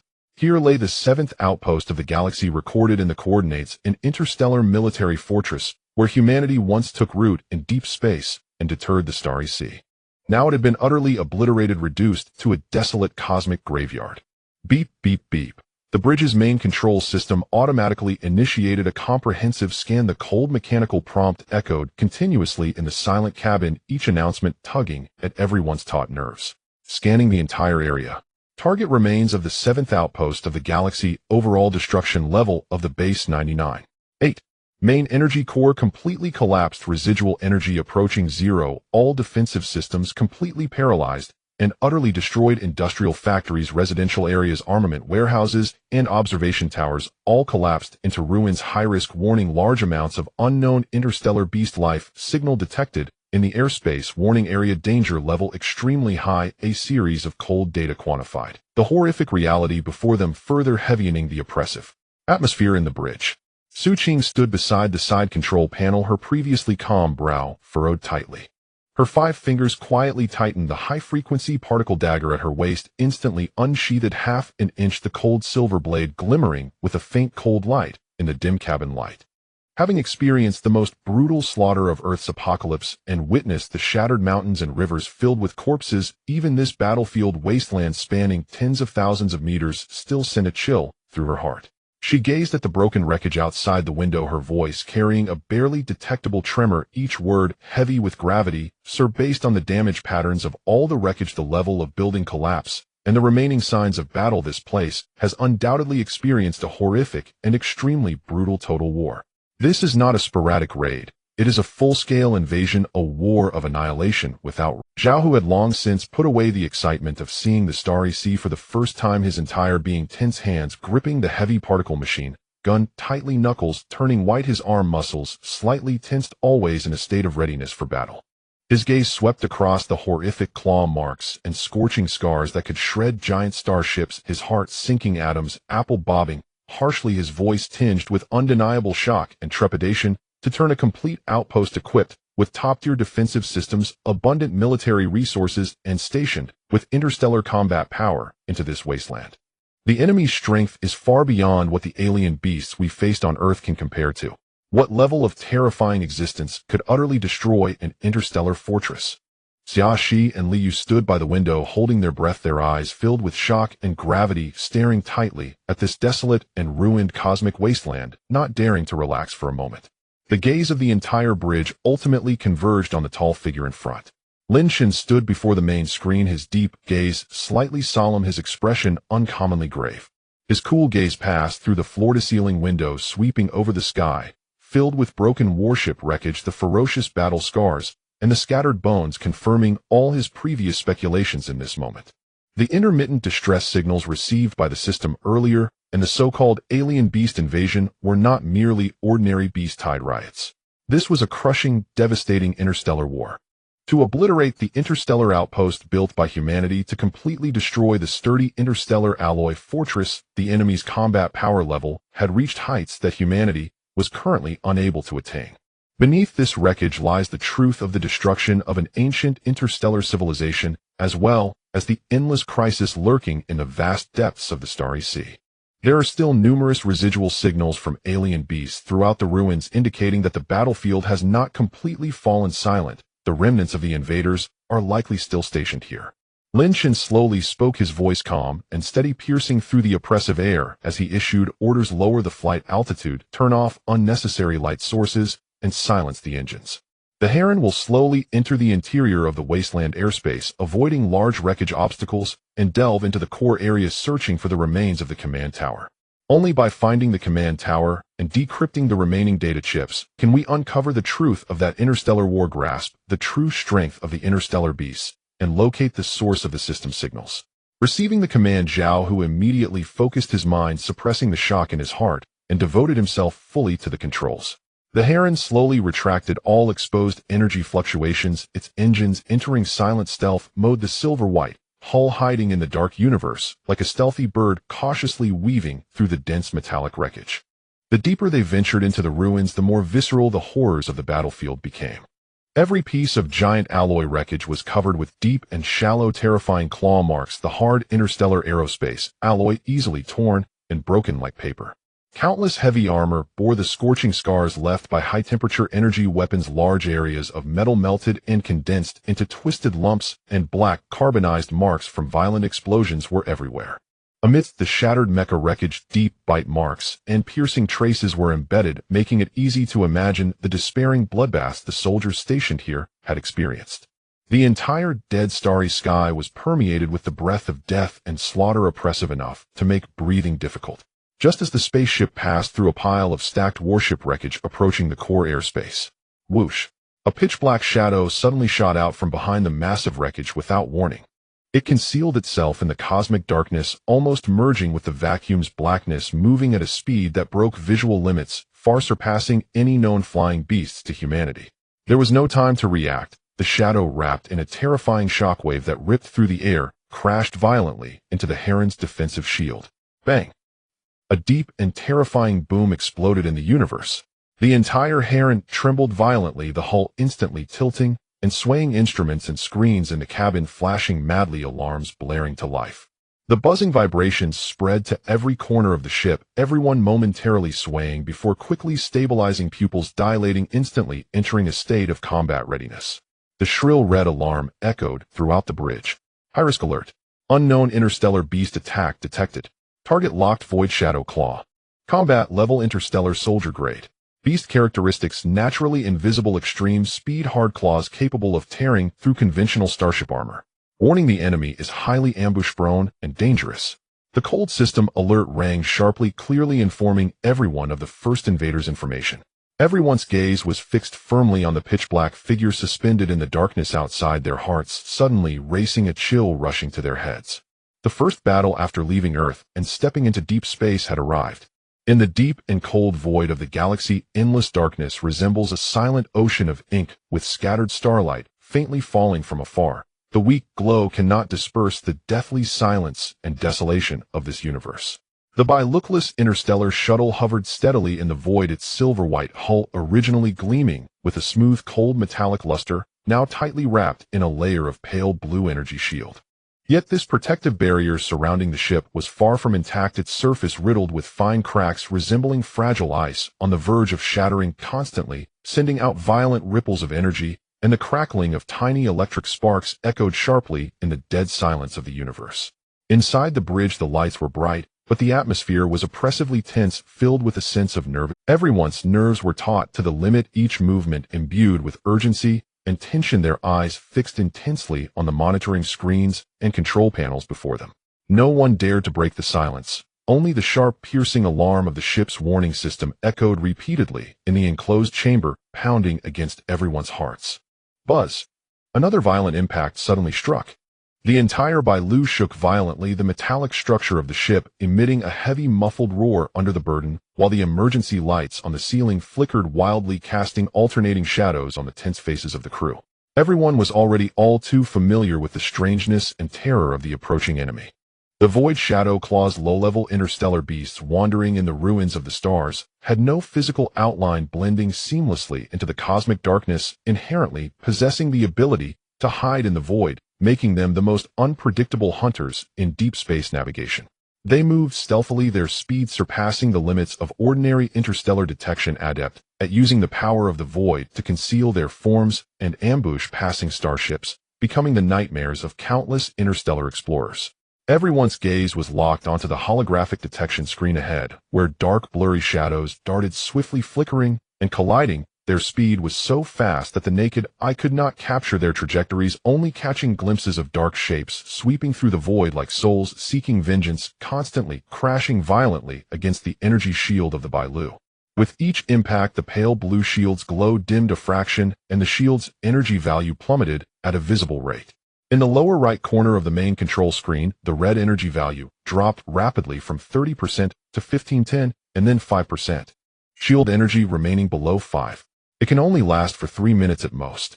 If we cannot withstand the next wave of impacts, the shield will completely shatter, and the ship's armor will be directly torn apart by the void beasts. Liyue, responsible for monitoring the shield, gripped the control joystick tightly, her knuckles turning pale from the effort, her delicate face drenched in cold sweat, her voice trembling and hurried. Her eyes were fixed on the rapidly changing dangerous numbers, her heart hanging in the air, the immense pressure making it hard for her to breathe. Since entering the ruins of the 7th forward base of this galaxy, they had been trapped by the beasts. This ancient battlefield, abandoned for thousands of years, was littered with broken metal debris and shattered interstellar components, desolate and silent, yet filled with deadly danger. These Void Shadow Claws, lurking in the shadows of the ruins, seemed to have been waiting for them, targeting the Bailu that had intruded into this forbidden zone. Damn it! This group of ghostly creatures is hiding and dodging. I can't lock onto their positions at all. Zhao Hu, a burly figure at the weapon control station, growled through clenched teeth, his eyes filled with impatience and frustration. He tightened his grip on the particle gun's trigger, his arms bulging with tension, his whole body brimming with power, yet he found himself unable to exert it. He stared intently at the weapon locking screen, where the tracking cursor flickered wildly, bouncing around, without ever locking onto a valid target. The Void Shadow Claw's ability to hide was too strange, perfectly evading all conventional detection and weapon locking systems of the ship. Without hesitation, Zhao Hu activated the weapon's maximum power mode. Buzz. The ship's particle gun instantly operated beyond its limits, emitting a harsh mechanical hum as brilliant blue particle beams erupted from the ship's main cannon, transforming into sweeping blades of light that raged through the void, crazily firing at the shadows of the beasts. The dazzling blue light instantly pierced through the pitch-black silence of the universe with a dense array of particle beams covering all suspicious areas ahead, attempting to block all movements of the beasts. But the effect was minimal. The speed of the Void Shadow Claws had already surpassed the limits of conventional interstellar detection. They used the power of the void to instantly teleport, reverse direction, and change course, moving with a ghostly agility, and all particle beams missed their targets, futilely sweeping through the cold void, shattering floating fragments of metal debris. After several rounds of firing, not only did they fail to injure any beasts, but the intense operation of the weapons also drained the ship's core energy, causing the already precarious shield's energy to drop even faster. No, blind firing is useless, it will only accelerate energy consumption. Su Qing immediately intervened, her brows furrowed, her gaze sharp as she focused on the screen, her tone gravely serious. These Void Shadow Claws rely on the void environment to conceal their forms. Conventional heat detection and radar detection are completely ineffective, and the ship's weapons cannot lock on accurately. Just then, several shadows suddenly attacked, simultaneously landing continuous impacts on the same weak point of the shield. A clear sound of cracking resonated throughout the bridge as the cracks on the shield's surface instantly expanded several times, the dim blue light wavering precariously on the verge of complete collapse. The violent jolting caused several people to sway dangerously, nearly falling. The ship's structure has suffered minor damage. The outer deck is compromised. Xiaoxi quickly swiped on the touchscreen, her fingers flying across the controls for ship repair and medical devices, her expression focused and calm. She immediately initiated the emergency stabilization program, and gentle waves of repair energy spread throughout the ship, barely stabilizing the violently shaking vessel and halting the spread of the structural damage. But everyone knew this was merely a drop in the bucket. It addressed the symptoms, not the root cause. As long as these Void Shadow Claws continued their assault, the shield would shatter and the ship would be destroyed. It was only a matter of time. Liu looked at the fuzzy heat sources continuously appearing on the scanning screen, her pupils slightly constricting as she spoke with deep dread, not just one or two. The detected anomalous heat sources were increasing. It had been confirmed that there were at least 7 Void Shadow Claws, all surrounding the ship, completely encircled. 7 interstellar beasts. This number caused the hearts of everyone in the bridge to sink to the depth. A single Void Shadow Claw was enough to render a conventional interstellar patrol ship helpless. Now, with 7 encircling them, it was almost a deadlock for the bi-lookless shuttle, which had limited endurance and combat power. A sense of despair quietly enveloped the entire bridge. Panic, anxiety, and helplessness intertwined in everyone's hearts, and many already showed a glimmer of despair in their eyes. Only in the central control position of the bridge Lin Shun remained upright and still. In contrast to the panic of others, he remained remarkably calm throughout, his deep black eyes showing no signs of upheaval, devoid of any hint of fear or disarray. He looked through the observation viewport ahead, gazing at the ghostly shadows of the beasts darting through the dark universe, his mind racing as he calmly analyzed the situation. Interstellar beasts, void shadows, seemingly mysterious and unresolvable, possessing the ability to conceal and move beyond conventional technology. But so what? Everything has its source, every matter follows rules. As long as they were life forms derived from physical matter dependent on energy cores to maintain their forms and combat power, they would never escape the control and rules of the universal repair system. The conventional technological weapons and interstellar detection methods could not deal with them, but that does not mean that the ultimate power of the system could not be balanced. With this in mind, Lin Shun felt no ripples in his heart. His steady voice rang out calmly, penetrating the chaotic alarm sounds within the cabin, clearly reaching everyone's ears. System initiate deep scanning, accurately lock onto all Void Shadow Claws, detect and mark the energy core status within each beast. Ding. Deep scanning initializing. Scanning complete. Detected targets 7 mature Void Shadow Claws. Target condition detected. All beasts' energy cores are extremely agitated. Their structures on the verge of critical damage. Core stability is extremely poor, and there exist severe fundamental defects. The cold mechanical voice of the system revealed the root of all the crises in an instant. These interstellar beasts that roamed the deep space appeared strong and strange, but in reality their foundations were unstable, their energy cores inherently flawed. This was their greatest vulnerability. Lin Shun's eyes narrowed slightly, his lips showing no sign of movement, his tone flat, yet carrying absolute authority as he ordered, system initiate reverse repair on all locked targets. Full area synchronization core, forced restoration. Ding. Ultimate ability, reverse repair fully activated. Conducting fundamental reverse restoration for the 7 Void Shadow Claws flawed energy cores, stripping away the mutated void energy, restoring the original form of matter. The moment the command was issued, the entire chaotic void suddenly fell silent. Time seemed to be paused. The 7 Void Shadow Claws that had been darting around the Bailu crazily crashing into the shield, their forms grotesque and violent, all movements were instantaneously frozen. The howling void pressure abruptly dissipated, and their ghostly trajectories of teleportation were completely interrupted. Their dark bodies hidden in the shadows abruptly stiffened in place, maintaining their menacing poses of diving and crashing completely motionless. Within the beasts' bodies, invisible to the naked eye, those agitated and distorted energy cores that relied on the power of void mutation for sustenance began to collapse, dissipate, and peel away at a speed visible to the naked eye before the absolute rule of the system. The violent powers of the void instantly receded, and their strange concealment abilities were rendered utterly ineffective.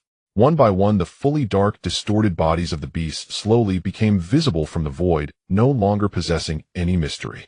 Then the core energy sustaining their lives and combat power completely reached zero. The mutated essence was entirely stripped away, and all special abilities dissipated. The vast interstellar energy scattered completely, and the once powerful beast bodies lost all support. Thud, thud, thud. 7 faint muffled thuds echoed in sequence. The 7 previously fierce and fearsome Void Shadow Claws had completely lost their life signs, transforming into cold corpses floating weightlessly amidst the dark cosmic ruins, no longer making a sound. The deadly crisis capable of obliterating the entire ship vanished in an instant, completely dissipated and no longer existent. Inside the bridge, the harsh alarm sounds gradually ceased, the flickering emergency lights stabilized, and the violent shaking of the ship finally came to a stop. Silence, and extreme silence. Everyone stared wide-eyed, dazed, looking at the earth-shattering changes before them, their minds blank, unable to react for a moment. In just a second, the interstellar beast encirclement crisis that had plagued everyone, seemingly unsolvable and fatal, was utterly eradicated. After a few seconds, the intensely taut atmosphere suddenly relaxed. A Zhao who let out a long, deep breath, his back soaked in cold sweat, his whole body going limp, as he heavily leaned back in his seat, his eyes filled with disbelief and shock. He stared blankly at the motionless bodies of the 7 beasts outside the viewport, his voice hoarse and trembling, filled with extreme awe. Sir, this is too absurd. Even such bizarre and troublesome alien beasts can be directly rendered powerless by you, instantly obliterated. Just how terrifying is this system's power? Su Qing beside him slowly came back to her senses, the shock in her eyes lingering, her clear gaze filled with deep reverence and emotion. Throughout their journey, she had witnessed Lin Chen's incredible abilities in restoring the Earth, oceans, and planetary ecosystems. But it was only at this moment that she truly understood that the power of the universal repair system extends far beyond planetary realms. Even upon entering the vast expanse of the interstellar universe faced with unknown interstellar beasts, this celestial system still possessed an invincible power that crushed everything. So the rules of the system transcend all interstellar beings, Su Qing murmured softly, her tone filled with admiration. Whether earthly creatures or interstellar beasts, as long as they are made of material essence, they cannot escape the rules of repair and restoration. Everyone slowly returned to their senses, looking at Lin Chen with eyes brimming with reverence and admiration. In times of crisis, he remained unperturbed, resolving the deadlock with a mere wave of his hand. This was the leader they chose to follow. Although the crisis was completely resolved, Lin Chen's expression remained steady and stern, without a hint of relaxation. He raised his gaze, peering through the deep viewport, his eyes penetrating layers of floating interstellar debris, looking towards the deepest part of the galaxy's 7th forward base. There at the end of the boundless darkness, a broken massive tower tip quietly floated in the void. Once towering and spanning the stars, the command tower of the forward base had long since crumbled under the erosion of time and war. Most of its structure collapsed and destroyed, leaving only a half-ruined tower body, standing solitary in the center of the dead ruins, carrying a strong aura of ancient desolation. A faint special signal was intermittently transmitted from deep within that half-tower, distant and mysterious, crossing endless star seas, attracting them to explore this far. This signal was the ultimate signal related to the heart of the ocean relic in Earth's waters, and also the only clue left by the so-called ancient restorer. Lin Chen's gaze deepened, a glimmer of inquiry and certainty flashing in his eyes as he spoke in a low voice. All anomalous signals originate from that command tower. We have traced the ancient traces and mysterious clues of the restorer. All of it is there. As his words fell, he commanded in a deep voice, "All personnel on alert, adjust the course and proceed at full speed toward the ruins of the command tower. This time we will personally see who the so-called restorer, who transcends all things buried beneath the interstellar ruins, truly is." The Bailu's engines slowly restarted, the soft blue propulsion flames illuminating the dark void as the silver-white hull adjusted its course, steadily heading towards the mysterious ancient half-tower. The unknown ancient secrets are about to be unveiled. In the boundless depths of the universe, there was not a glimmer of light nor a hint of sound, only the extreme cold and deathly silence, resembling an ancient, unchanging black tombstone, shrouding this forsaken interstellar domain. The bilookless interstellar shuttle smoothly adjusted its orientation, the engine emitting a pale blue ion trail, carving a fleeting light mark in the pitch-black universe, and gradually docking on the shattered exterior of the command tower of the 7th outpost of the Milky Way. This core hub, once guarding the borders of the galaxy, had long since fallen into ruins. The towering structure had fractured into several segments, its metallic exterior twisted and deformed by a terrifying force, with numerous jagged openings resembling ghastly wounds, exposing internal pipelines that swayed slowly in the weightlessness of space, showcasing utter decay and despair. Inside the cabin, Lin Chen stood before the observation window, gazing at the ravaged remains of the command tower outside, his fingertips involuntarily tightening. The weariness from interstellar travel dissipated upon witnessing this scene, leaving only a heavy weight surging within his heart. Behind him, Zhao, who wore a tense expression, his muscles radiating a taut power, while Su Qing furrowed her brows, her cold eyes filled with solemnity. The three were well aware that beneath this silent wreckage lay a shocking secret that could determine the fate of the entire Earth. Prepare to exit the cabin. Lin Shen turned around, his voice steady yet imbued with undeniable resolve. Put on your space suits and follow me into the command tower's interior. Understood. Zhao Hu and Su Qing replied in unison without a hint of hesitation. The three quickly donned their complete interstellar spacesuits, sealed their helmets, and confirmed that the life support system's gravity regulators and communication devices were all functioning properly before passing through the ship's airlock, stepping into this silent cosmic expanse. In the weightless environment, their bodies became light as feathers with no points of support beneath their feet, relying solely on the thrusters of their space suits to move slowly. The icy cosmic rays penetrated the broken hull, bringing a bone-chilling cold. Even with protective suits, one could feel the profound loneliness and panic arising from the depths of their soul. Leading the way was Lin Shen, followed by Zhao Hu with Su Qing in the middle. The three cautiously navigated the damaged passage along the outer wall of the command tower, slowly making their way inside. Inside the command tower, it was even darker and more oppressive than outside. There were no light sources, only the searchlights on their helmets casting two faint white beams that pierced through the thick darkness. Wherever their eyes fell, they saw shattered walls and remnants. The heavy alloy walls were covered with deep claw-like scratches, each embedded deep into the metal, a testament to the terrifying ferocity of battles that had once erupted here. On the ground, on the broken steps, and beside the collapsed control consoles lay the long-dried remains of alien skeletons.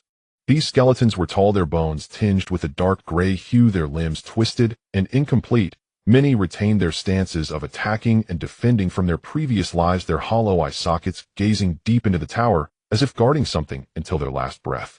A thick atmosphere of death permeated the entire space. Even without air to carry it, it tightened the heart and sent chills down the spine. These are all the alien warriors who once guarded the outpost. Su Qing's voice came through the communicator, tinged with a barely perceptible tremor. She raised her hand to scan a complete skeleton beside her, with the searchlight staring at its incomplete limbs and ghastly wounds, her heart filled with shock. Zhao Hu swallowed hard, his rough hand gripping his energy weapon tightly as he scanned the dark corners around him with caution, speaking in a low voice. What kind of terrifying enemy could slaughter such formidable alien warriors and annihilate the entire outpost? Lin Shen remained silent, only tightening his fists as he continued to walk towards the core area at the deepest part of the command tower. The searchlight's glow continued forward, traversing through the collapsed corridors, abandoned lounges, and shattered combat rooms, ultimately reaching the heart of the entire outpost, the central command hall. The level of destruction here was far more severe than that of the exterior. The massive circular command platform had completely collapsed, metal shards scattered across the floor, the holographic screens, main control buttons, and energy cores that once operated the entire outpost now reduced to scrap metal, with signs of short-circuited cables and burnt patches visible everywhere, leaving the hall in disarray as if swept by a cataclysmic storm. And amidst this pile of shattered ruins, a blue crystal the size of a thumb quietly floated in midair, impervious to the effects of weightlessness, firmly remaining in the position of the original main control core. The crystal was completely clear, emitting an extremely faint, near-extinguished pale blue halo, like the only spark of hope in this dark, silent ruin, flickering defiantly. Lin Shen and the others quickly approached, gathering around the crystal, their gazes fixed on the unassuming blue stone. Just as Lin Shen's fingertip was about to touch the crystal, a cold and clear prompt suddenly resonated in his mind, shattering the silence within the command tower. Unknown civilization, energy crystal, detected item identification, main control memory unit of the 7th outpost of the Milky Way, item level civilization grade, relic detection of host possessing ultimate repair authority. Would you like to consume a small amount of repair energy to repair and read the memory unit's contents? Lin Shen's expression sharpened, and without a moment's hesitation, he commanded in a deep voice within his heart, "Repair," and read immediately. At the instant his words fell, the pale blue crystal suddenly erupted with blinding white light. The light was gentle, yet immense, instantly engulfing the entire shattered command hall, illuminating every ruin, every skeleton, and every ghastly claw mark. The once feeble spark transformed into a magnificent light cluster floating in midair, and then countless tiny particles of light drifted out from the crystal, quickly coalescing and forming before the three. In just a few seconds, a complete three-dimensional holographic projection materialized out of thin air above the ruins of the command platform. It depicted a tall and slender female figure, her skin radiating a faint bluish luster, long hair cascading like a river of stars, clad in a sharply tailored silver interstellar commander's uniform adorned with star-patterned insignia representing high-level authority on her epaulettes. Her features were exquisite, her eyes a deep shade of blue filled with an unmistakable weariness and hardship, surrounded by a faint halo of scars, yet she maintained an upright posture, her gaze sharp and resolute, exuding an aura of solemn commitment. The three instantly held their breath, not daring to even exhale, silently watching this projection as waves of astonishment surged within their hearts. The alien woman in the projection slowly opened her eyes, her gaze piercing through time and space, as if it directly fell upon Lin Shun. Her voice was soft, yet bore a power that penetrated the soul, resonating clearly in the ears of the three. "I am Leah, the highest commander of the 7th outpost of the Milky Way. If at this moment you can see and hear this message, then congratulations and condolences. You are the last inheritor with the power of repair in this vast galaxy." The final words struck Lin Shen's heart like a heavy stone. His pupils contracted slightly, and his foreboding turned into reality. It turned out that his repair system was never just a chance encounter, but rather carried the fate of an entire civilization. Leah's projection lowered her gaze slightly, a flash of endless sorrow and desolation crossing her eyes as she slowly recounted the sealed catastrophic history, the truth washing over the three like cold tide, completely engulfing them. Hundreds of thousands of years ago, this galaxy was once filled with numerous advanced interstellar civilizations, thriving technology, coexisting races, and orderly harmony. We, the Repairers civilization, are the most unique existence in the galaxy. We possess the power to repair all things, reshape civilizations, and maintain interstellar balance, serving as the core force to protect the galaxy. Until the arrival of the void insect race. They are the destroyers from the cosmic abyss, devoid of reason, driven only by the instinct to devour and destroy. They consume the cores of planets, tear apart civilizations, and annihilate all life and order. They inherently despise the power of repair and view our Repairers civilization as their primary hunting target, leaving nothing but desolation in their wake. The home planet of the Repairers was trampled, our kin slaughtered to near extinction. The defenses of the major civilizations across the galaxy collapsed one after another, and countless interstellar races were entirely wiped out. This 7th outpost is the last line of defense at the galaxy's edge, and now it too has fallen to the swarm, its entire force annihilated. Leah's voice carried endless sorrow, but suddenly turned incredibly serious, her eyes fixed firmly on Lin Shen, each word crystal clear. "Earth is the last seed of life. We, the Repairers civilization, sent to the wild star domains with all our clan strength before our extinction, the final legacy of our civilization and the last hope of the galaxy. The repair system you possess is the ultimate heritage of our Repairers civilization, the only hope against the void insect race, and to reshape the galaxy." At this moment, the insect race's nest has finished consuming the outer star domains and is leading an endless swarm towards the core of the galaxy, leaving nothing but void in its path. "Young inheritor, in the name of the commander of the 7th outpost, I beseech you. Repair this outpost, restart the galaxy's border defense system, and reconstruct the defenses. This is not only for the fallen Repairers civilization, but also for your home, for Earth. If the galaxy's defense completely collapses, the next to be swallowed and utterly destroyed by the void insect race will be Earth and everything you cherish." As her words fell, Leah's projection revealed a hint of a relieved, yet regretful smile, her figure gradually becoming transparent, light particles slowly dissipating into the air. "Survive. Protect. The last hope." The final whisper faded, the white light completely withdrew, and the command tower fell back into boundless silence and darkness, leaving only the faint glow of the three helmets' searchlights and the lingering heaviness and despair in the air. A long silence ensued. Zhao Hu's body went rigid, the tension that had once enveloped him now completely chilling, his back soaked in cold sweat. His voice trembled with undeniable panic as he broke the silence. "Chungu, is this really the void insect race? Are they really coming? Will they truly destroy Earth?" He had witnessed the brutality of a city besieged by zombies and the despair of a post-apocalyptic wasteland, but those were nothing compared to the void insect race that could annihilate entire planets and consume civilizations. The thought of his cherished home and surviving kin being completely eradicated by these terrifying monsters sent chills through him, causing his very soul to tremble. Su Qing pressed her lips tightly together, her cold features etched with gravity. Suppressing her shock and unease, she spoke in a deep voice. "There is no falsehood in this message. The ruins of the outpost, these skeletons, the memory unit of civilization, all confirm the truth. The next target of the void insect race is Earth. We have no way out.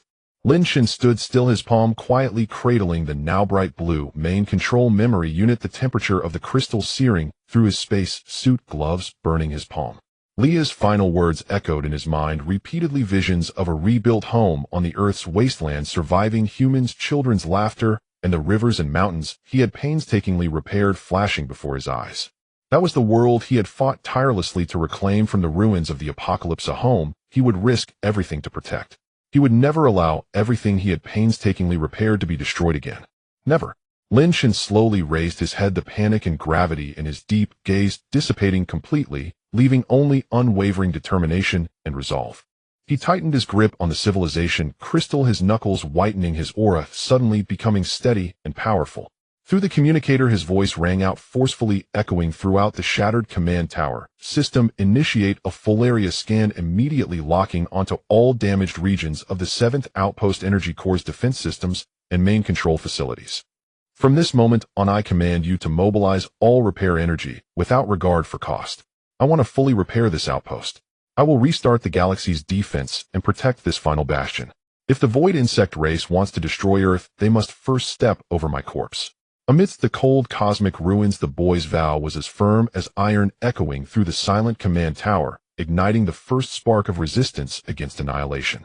The path of repair would no longer be solely for Earth, but for the vitality of the entire galaxy. At the dark, icy edge of the galaxy lies a Death Star domain that has been silent for tens of thousands of years. In the boundless starry sky, not a glimmer of starlight or life can be seen, only the floating rusted remnants of metal debris slowly drifting in the profound darkness. This was once the 7th line of defense of human civilization, guarding the galaxy's frontier, the renowned 7th outpost of the galaxy. Yet now the once formidable interstellar fortress, spanning hundreds of miles and dominating the star sea, has long been reduced to nothingness in the cataclysmic battle against the ancient insectoid race. The entire outpost has been damaged to the extent of 99.8%. The broken giant alloy hulls, twisted and deformed, resembling the skeletal remains of a dead beast silently lying in the void. The heavy defensive barriers shattered into countless pieces of varying sizes, riddled with numerous insect-eaten holes. The towering interstellar command tower was snapped in half, with the upper part slanting and floating, its intricate instruments completely rendered inoperative. The core furnace that once continuously supplied energy to the entire region has been extinguished, its weak energy fluctuations completely vanished. Compared to the utterly devastated and collapsing wasteland of Earth, repairing such an almost completely destroyed interstellar war fortress is a challenge that far exceeds hundreds or thousands of times. The damage of the wasteland is a decay accumulated over time and disasters, still having intact foundations and ecological networks to follow. But this interstellar ruin is the wreckage thoroughly annihilated by top-tier star combat power. Every inch of its structure is shattered, countless intricate interstellar technological systems completely collapsed, and restoring it is akin to reversing the destruction of the star sea, a miraculous feat. In the past, Lin Shun, who had just awakened a repair system and could barely fix firearms and damaged machinery, would have been helpless in the face of such a dire situation. But now he is no longer the same. After undergoing layers of transformation through wasteland reconstruction, Earth purification, and civilization reboot, Lin Shun, who controls the Star River repair system, has shed the image of the naive wasteland youth. Dressed in a clean and sharp black combat uniform, he stood tall and straight at the center of the void. His deep eyes gazed down at the surrounding dead and devastated star domain, devoid of any ripple, only reflecting the calmness and certainty accumulated through countless storms. Behind him, Zhao Hu and Su Qing stood closely, both holding their breath, their eyes fixed on the figure of the youth ahead, filled with awe and expectation. In the astonished gazes of the two, Lin Shin slightly raised his eyes, and with a thought, a resonant hum suddenly erupted throughout the silent star domain, as if the long-dormant star sea had finally awakened. Initiating full domain star repair.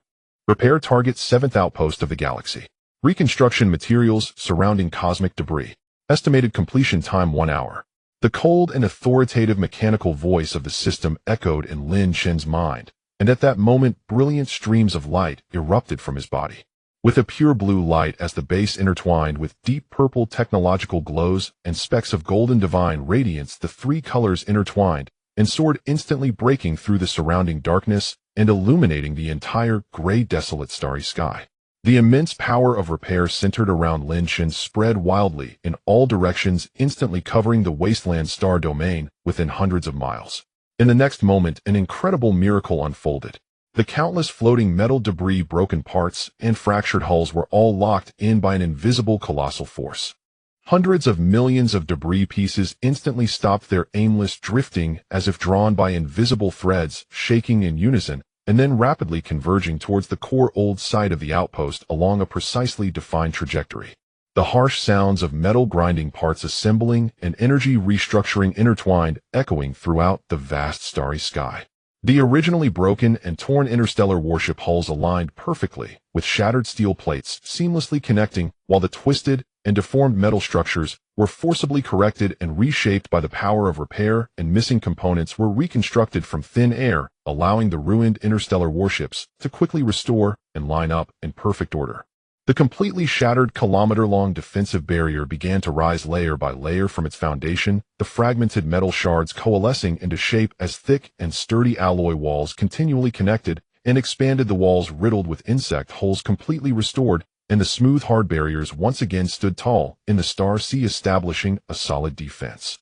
The giant command tower snapped in half, soared into the sky, its broken tower parts perfectly fitting together, as intricate radar components, sensing instruments, and communication devices were sequentially reconstructed and reset, with the towering spire piercing the void, re-establishing the interstellar central hub of the outpost. The energy core furnace, silent for tens of thousands of years, gradually shed its rust and darkness under the infusion of golden repair light, the long-dormant energy circuits reigniting with a faint glow, which then surged brightly, and the overwhelming star energy erupted violently, completely igniting the core. The blue light washed away decay, the purple light reconstructed technology, and the golden light solidified the foundation. The three colors of light crisscrossed, sweeping across the entire wasteland star domain, dispelling all ruin and desolation in their path. The silent, dark, starry sky was filled with endless brilliance, the once devastated and skeletal remains of the deathly wasteland transformed at a visible speed, rapidly evolving, reborn, and transcending. In just a few tens of minutes, a grand, heavily fortified, and technologically advanced giant interstellar fortress stood once again in the void of the galaxy's frontier.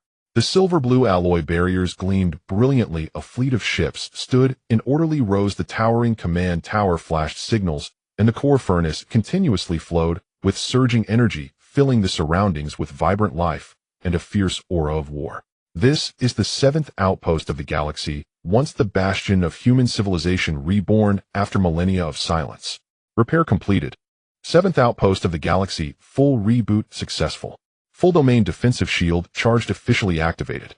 Fully automated interstellar mecha factory debugged and successfully started. Deep space radar fully connected, covering the surrounding star domain of hundreds of miles. Completeness of the galaxy's frontier defense line 15 restored. A series of uplifting system alerts rang out, echoing throughout the star domain. In the command hall, the dim light completely faded, bright, cold white ceiling lights turned on one by one, and countless holographic screens unlocked and lit up, rapidly refreshing and pulsating with complex data, star domain maps, and energy parameters. The hall, once filled with dust and desolation, instantly transformed into a clean and magnificent space brimming with the imposing aura of futuristic interstellar technology.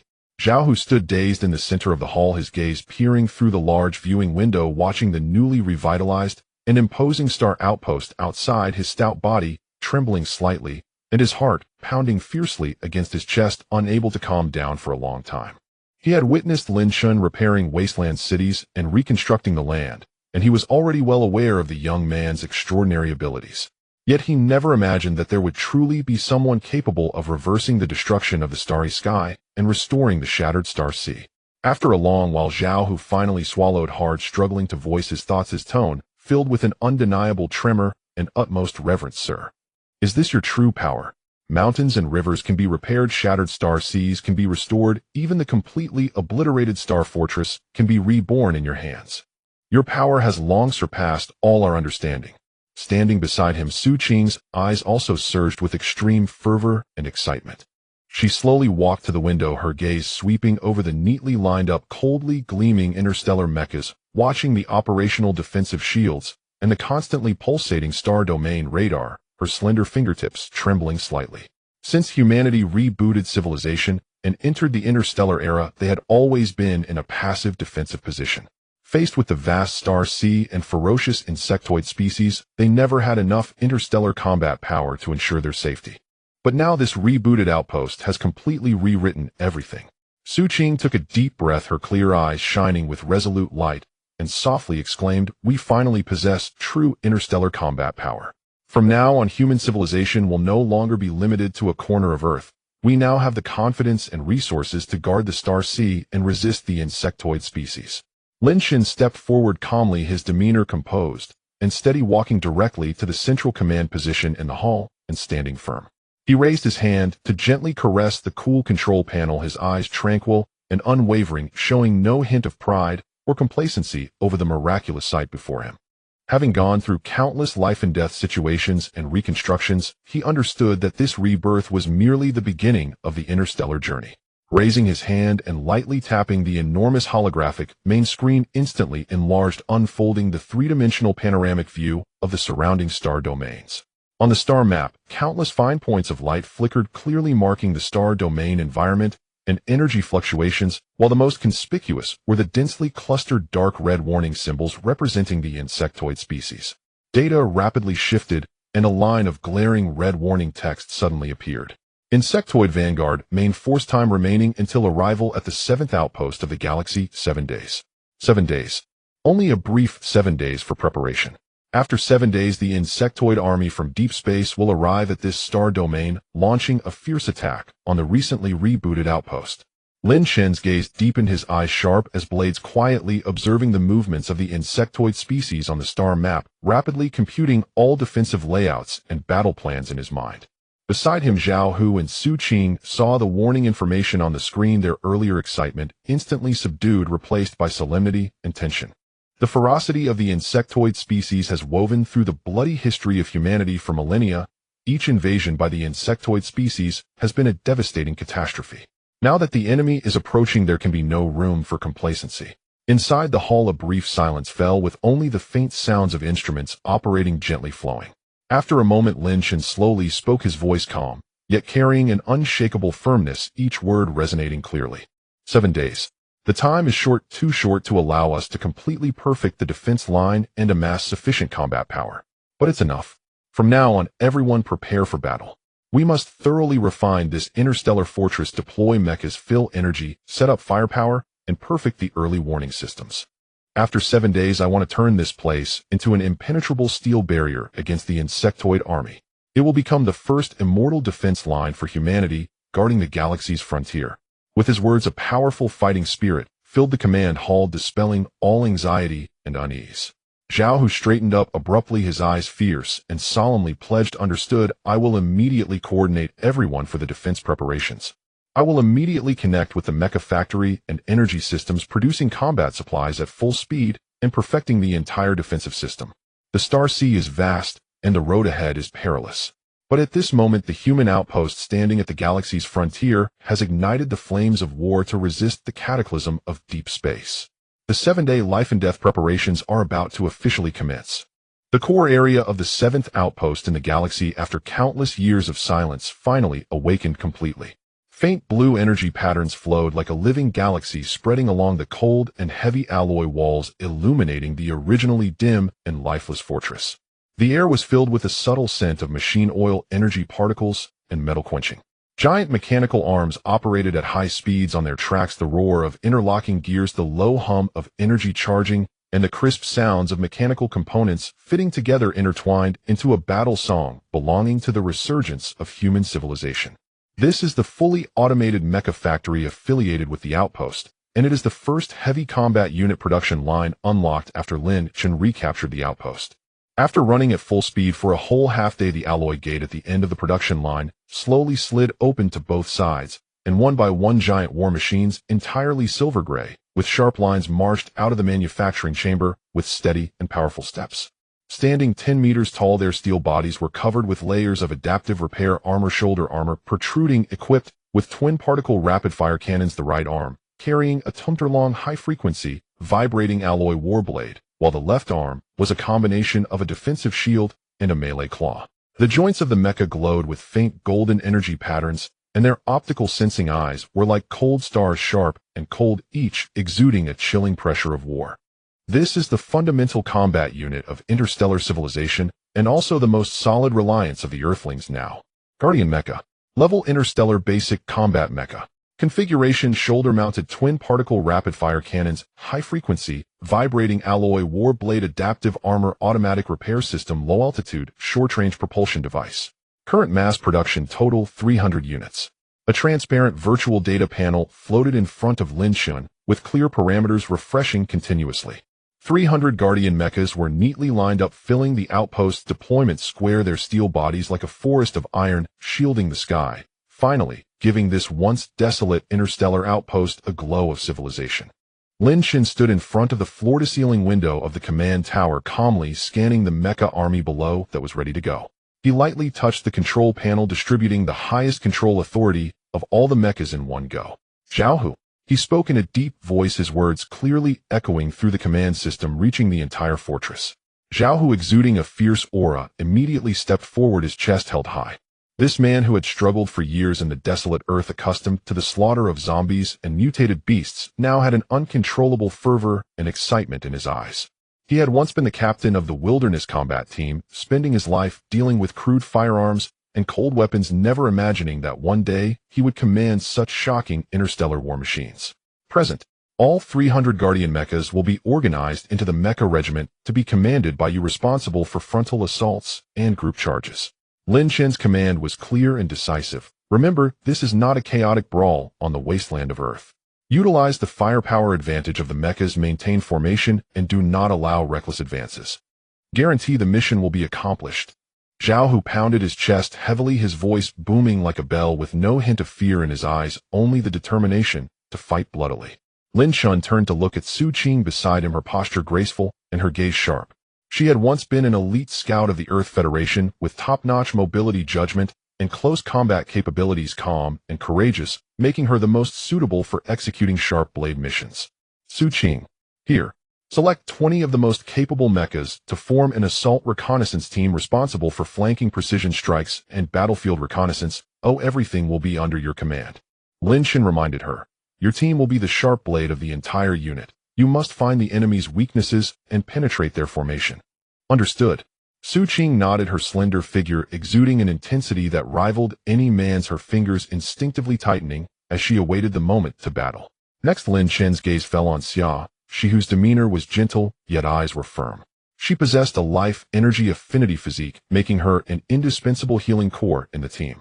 Xia, she lead the medical logistics team stationed at the rear of the battlefield, activate the life restoration chamber, and remotely control the emergency repair device carried by the mechas responsible for ensuring the life support of all personnel on the battlefield and ensure the safety of every soldier. I will never let anyone sacrifice in vain. Xiaoxi replied softly, yet her tone was incredibly firm. Finally, he looked at Li Yue, who was stationed at the main control panel. The young girl, though not very old, possessed a strong talent for mechanical control and data processing. Only she could quickly master the entire defense system of the outpost. Li Yue take full control of the outpost's radar, early warning defense turrets, and energy barriers, relay battlefield intelligence in real time, and defend our rear fortress. Yes, sir. I will keep a close watch on all enemy movements. Li Yu nodded vigorously, her eyes fixed tightly on the densely packed monitor screens, her small hands resting on the control keyboard, a mixture of nervousness and a strong sense of mission. This group of survivors from the Earth wasteland had each found their place. They had once struggled to survive in a desperate Earth besieged by zombies and engulfed in sandstorms, witnessed the collapse of their homeland, the departure of loved ones, and the fall of civilization. They were survivors in chaotic times, but they were never cowards. And today they finally stepped out of the ravaged Earth, stepping onto the vast battlefield of the stars for the first time. No longer to just survive, but for dignity, for the rebirth of human civilization, and to carve out a place for Earthlings.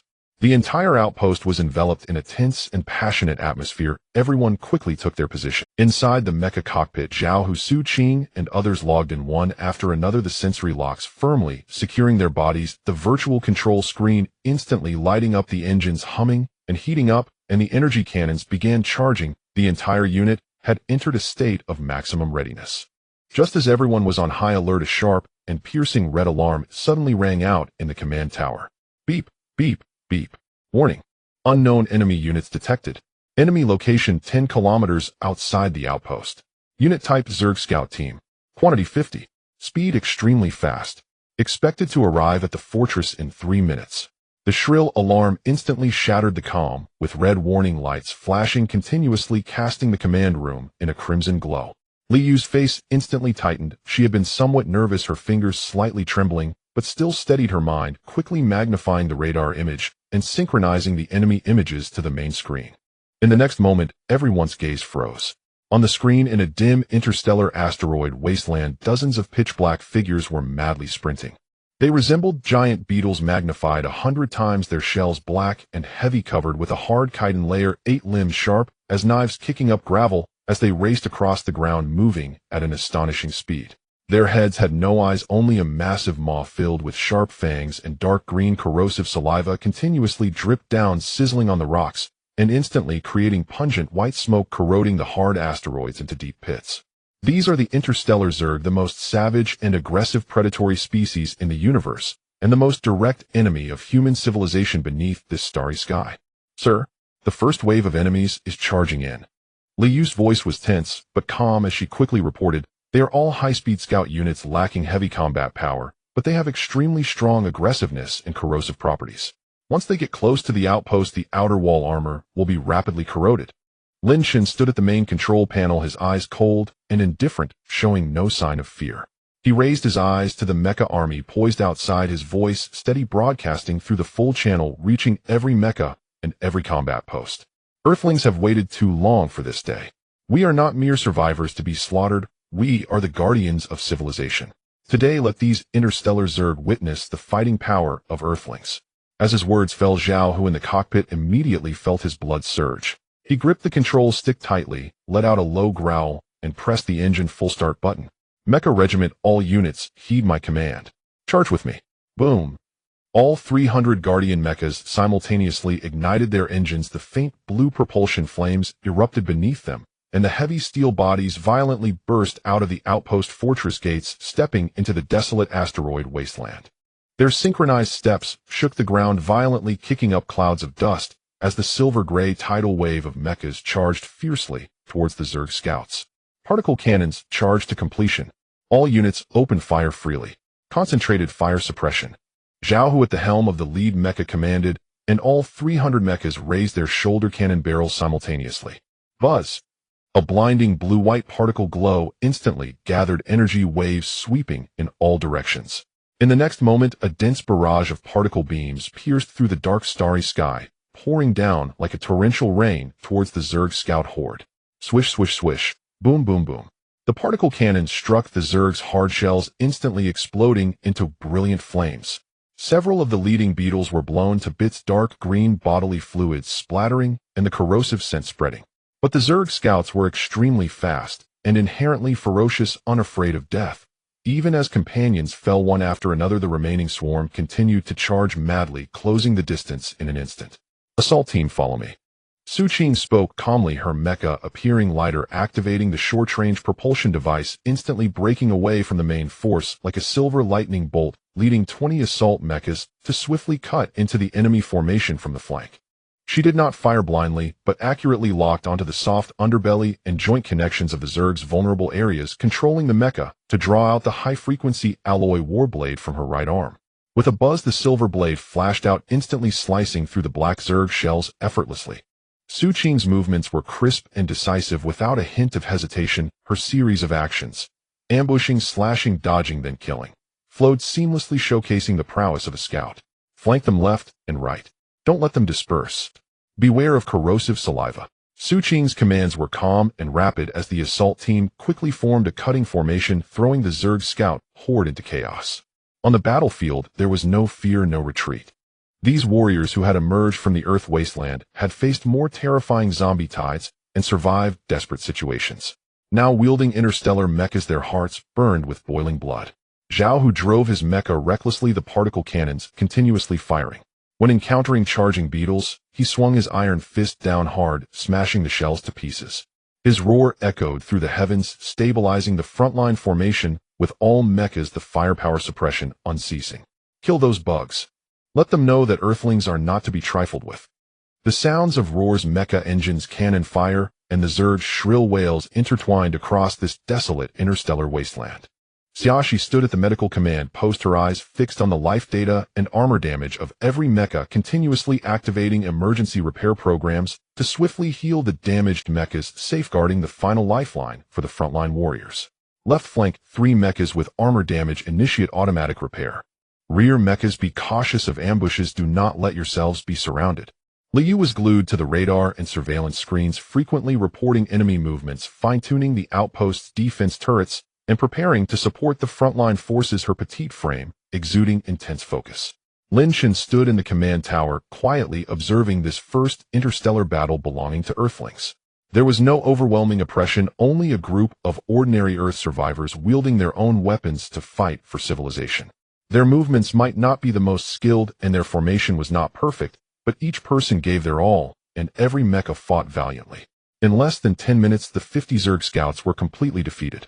The last beetle was cleaved in half by Su Qing's blade, crashing heavily onto the rubble-strewn ground, falling silent. As the smoke gradually dissipated, the flames of the particle cannons extinguished, leaving only the low hum of mecha engines cooling and the remnants of Zerg corpses on the battlefield. The 300 Guardian mechas stood neatly on the wasteland, their silver-gray bodies stained with dark green bug fluid, yet they appeared even more majestic. Victory! This was the first interstellar victory for Earthlings after stepping out of Earth. In the command channel, there was a brief silence followed by an explosive cheer. We won. We eliminated all the bugs. Earthlings triumphed. Zhao Hu gasped for breath looking at the victorious results, and this iron-blooded man felt his eyes welling up. Su Qing sheathed her war blade, a hint of warmth flashing through her optical eyes, and a relieved smile tugged at the corners of her lips. Everyone was cheering with tears and blood intermingling, despair clashing with hope. Lin Shen looked at the steel army outside the window, and slowly spoke, his voice calm, yet filled with strength. This is just the first battle. From now on, human civilization will stand firm in this starry sky. On the dim interstellar wasteland, 300 mechas stood tall, like a monument guarding human civilization. The journey of Earthlings had just begun. In the cold and desolate starfield of the galactic frontier, silence reigns as the eternal main melody. The endless dark universe stretches into the distance with scattered starlight piercing through billions of light years of void, softly cascading onto the alloy hull of the 7th outpost. This once dilapidated and near-abandoned space fortress has been rejuvenated under Lin Shen's Star River repair system. The all-black special alloy barriers are solid and heavy, with a faint blue energy aura flowing across the surface. The complete defensive shield envelopes the entire fortress like a dome, while the intricately patterned energy matrix operates steadily, emanating a calm and powerful deterrence. Outside the fortress, 12 Egret-class interstellar mechs are lined up in a deadly combat formation, their metallic bodies reflecting starlight, and all weapon systems are charged and ready. The cold mechanical bodies conceal sufficient power to tear through the void. This is humanity's last stronghold, guarding the galactic frontier, and the only defense line against the Zerg invasion at this moment. Inside the command hall, blue lights flicker as vast amounts of data flow rapidly across the giant holographic screen. The radar, thermal detection, and energy monitoring systems are operating in sync, projecting the real-time battle situation of the entire airspace. The atmosphere in the hall is tense to the extreme, with all station soldiers holding their breath, their gazes locked onto the rapidly blinking red dots on the screen. Those are 50 Zerg scouts. As the most basic vanguard reconnaissance unit of the Zerg, they move swiftly and are highly stealthy, lurking in the darkness of space for years, serving as the first line of eyes for the Zerg's invasion of the starfield. Once they breach the defense line and mark the fortress coordinates, the subsequent wave of Zerg forces will follow closely behind. Previously, the 7th outpost's equipment was outdated and its combat power was severely lacking. The station's soldiers lived under the shadow of the Zerg for years, never daring to confront the swarm directly. But today is different. With the complete repair of the fortress defenses and a fully operational mech army coupled with the real-time enhancements of Lin Shen's Star River repair system, everyone now possesses the confidence to confront the enemy head-on. Lin Shen stood quietly at the center of the command platform, his posture tall and steady. His black eyes were clear and sharp, firmly focused on the real-time battlefield images, his expression calm, devoid of any ripple. In his mind, the light curtain of the Star River repair system continuously refreshed, accurately marking the movement trajectories, armor weaknesses, and energy fluctuations of each Zerg scout, giving him control over every detail of the battlefield. All personnel take your positions, lock onto targets, and fire at will. The cool and steady command echoed throughout the hall via the all-region communication, instantly breaking the tense silence. The moment the command was given, war erupted suddenly. Buzz! Hundreds of hidden energy turrets at the outpost activated simultaneously, and dense blue-white energy beams pierced through the dark void like a raining galaxy pouring down on the Zerg scout cluster.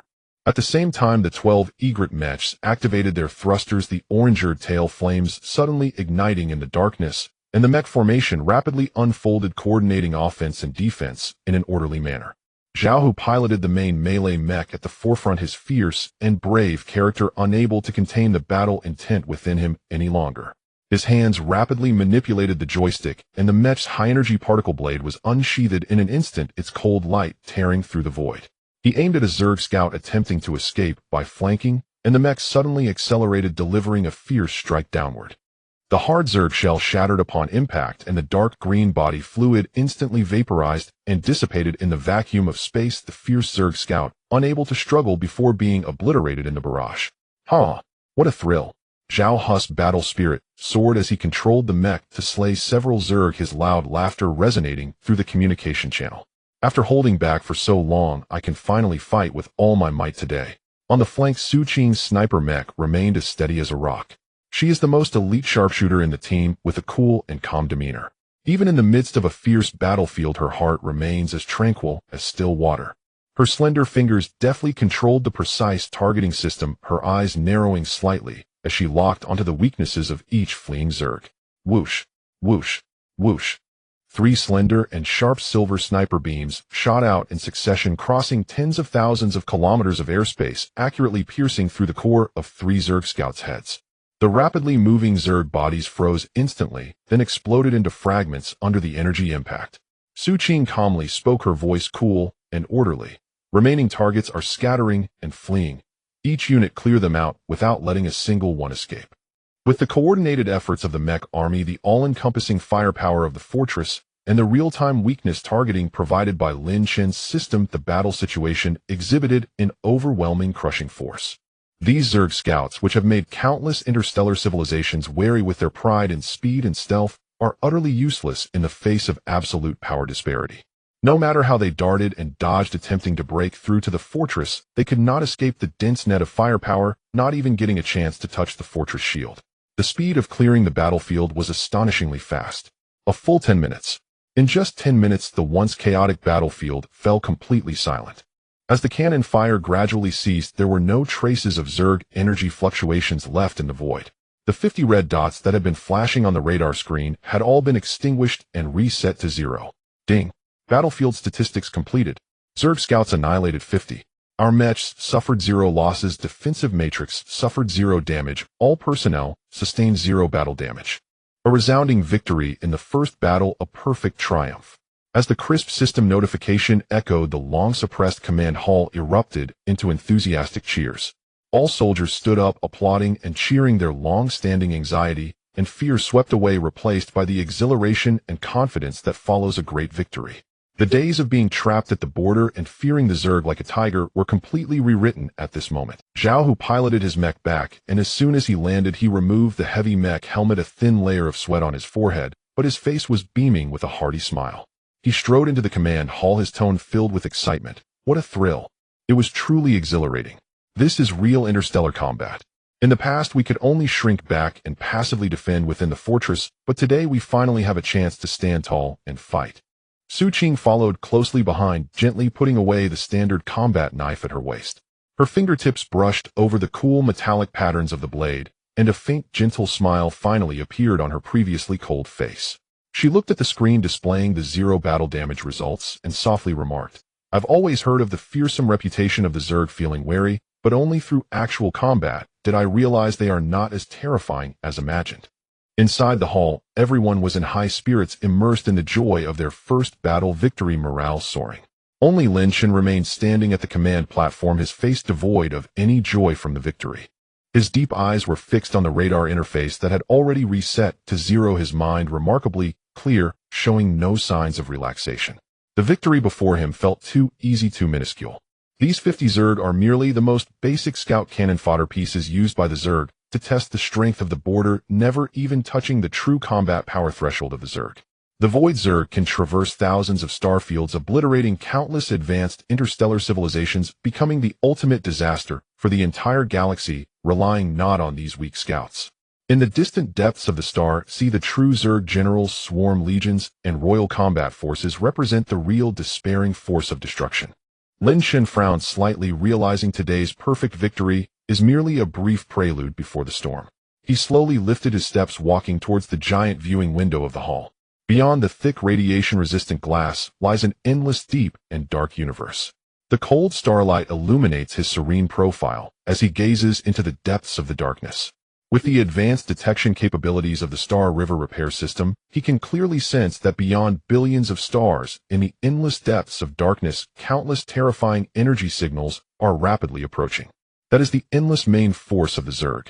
Undercurrents surge, killing intent lurks, and the airspace of the seventh frontier of the galaxy is already shrouded in a heavy war cloud.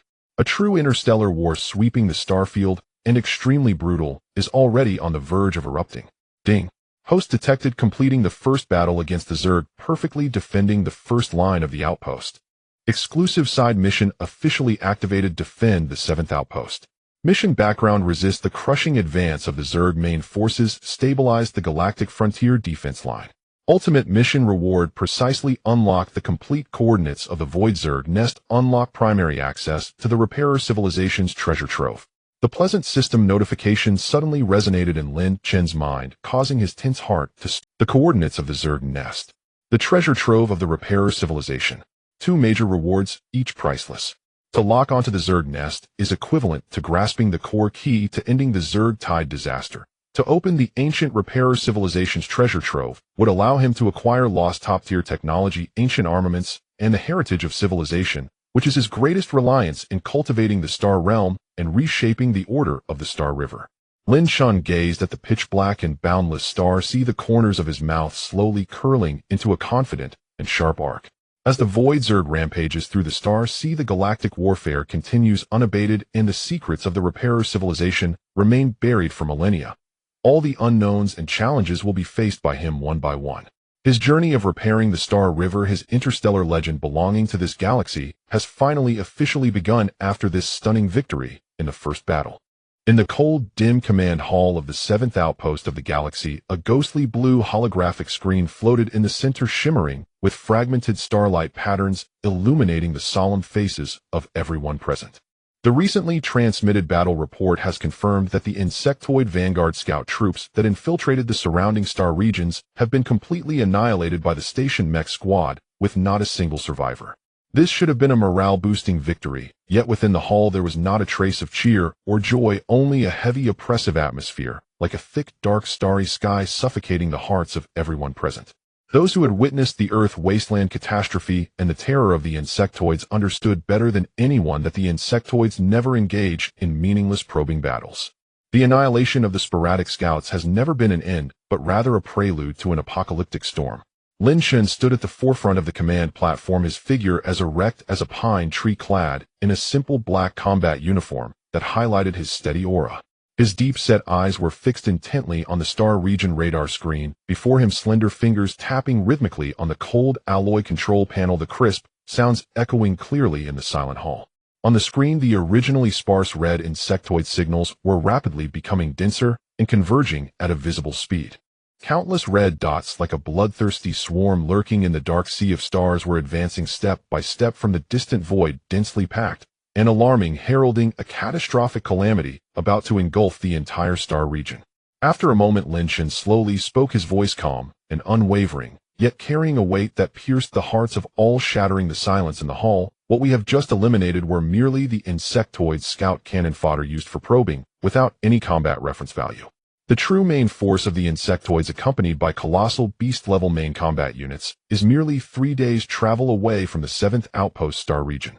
His short statement fell like a boulder into icy water, instantly dropping the atmosphere in the hall to freezing point. Zhao Hu, Su Qing, Li Yue, and others' expressions changed dramatically, their brows furrowed with gravity and anxiety, their taut bodies instinctively tightening, a deep sense of crisis surging up from within.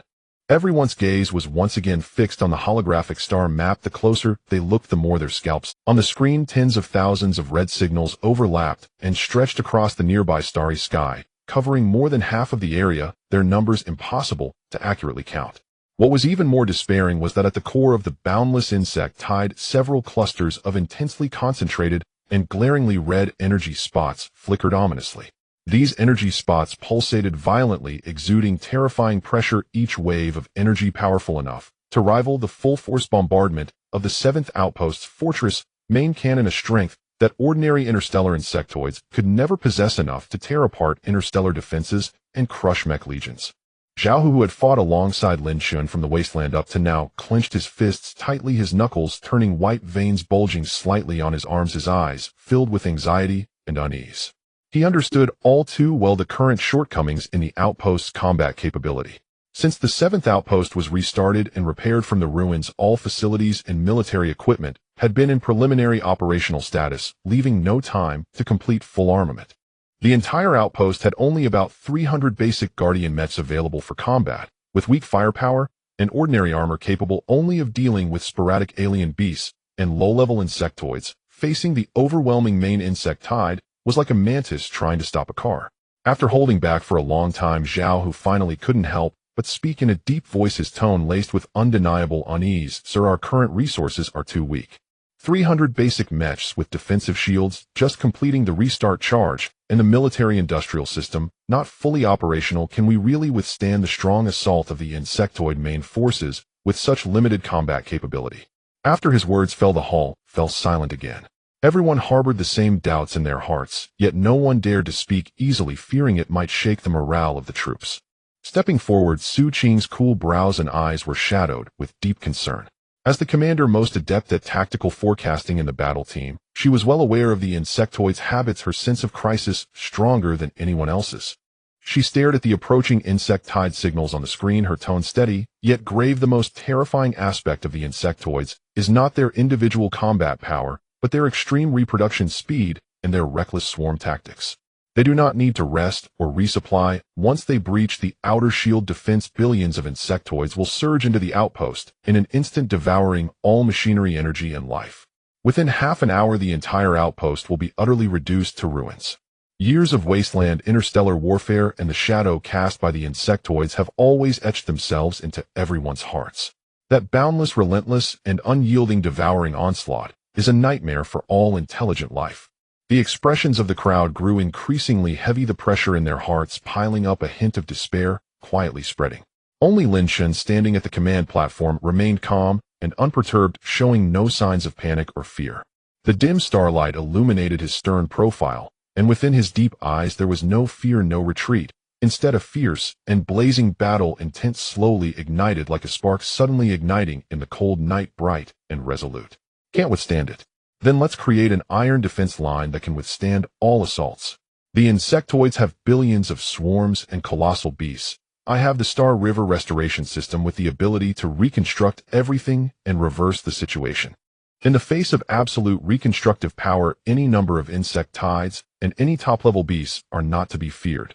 Lin Xun's gaze sharpened, no longer hesitating. With a thought, he directly activated the Star River restoration system. Within him, his clear and powerful voice resonating throughout the command hall. Star River restoration system. Retrieve all military reserve blueprints and construction data from the 7th Outpost. Initiate full domain interstellar military reconstruction mode. Ding. Successfully retrieved all military stockpile blueprints and construction parameters from the 7th Outpost.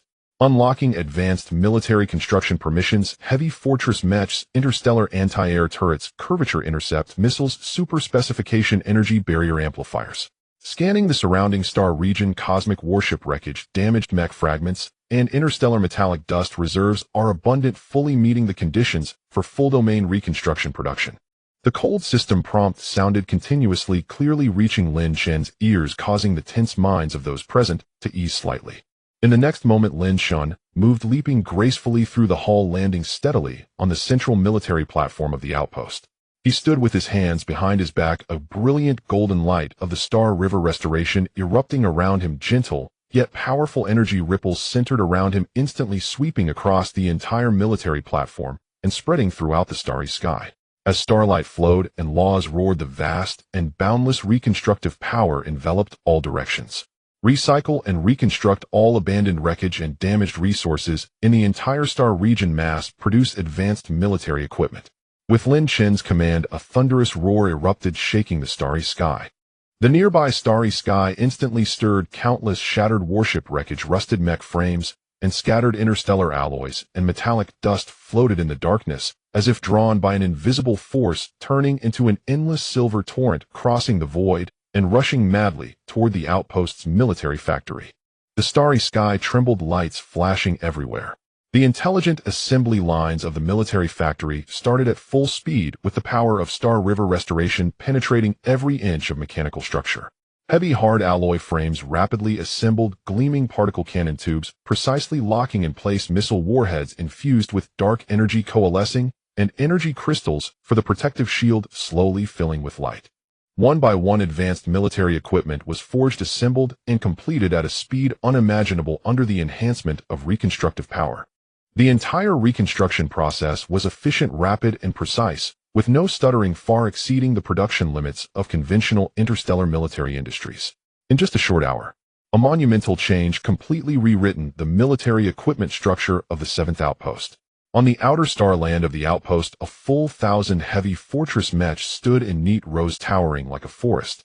Each mech stood several dozen meters tall, covered in dark silver thick alloy armor, its patterns fierce and imposing, shouldering colossal particle main cannons with chilling glints at the muzzles, all equipped with multiple defensive shields resembling moving steel fortresses firmly guarding the outer defense line of the outpost, intimidating all around.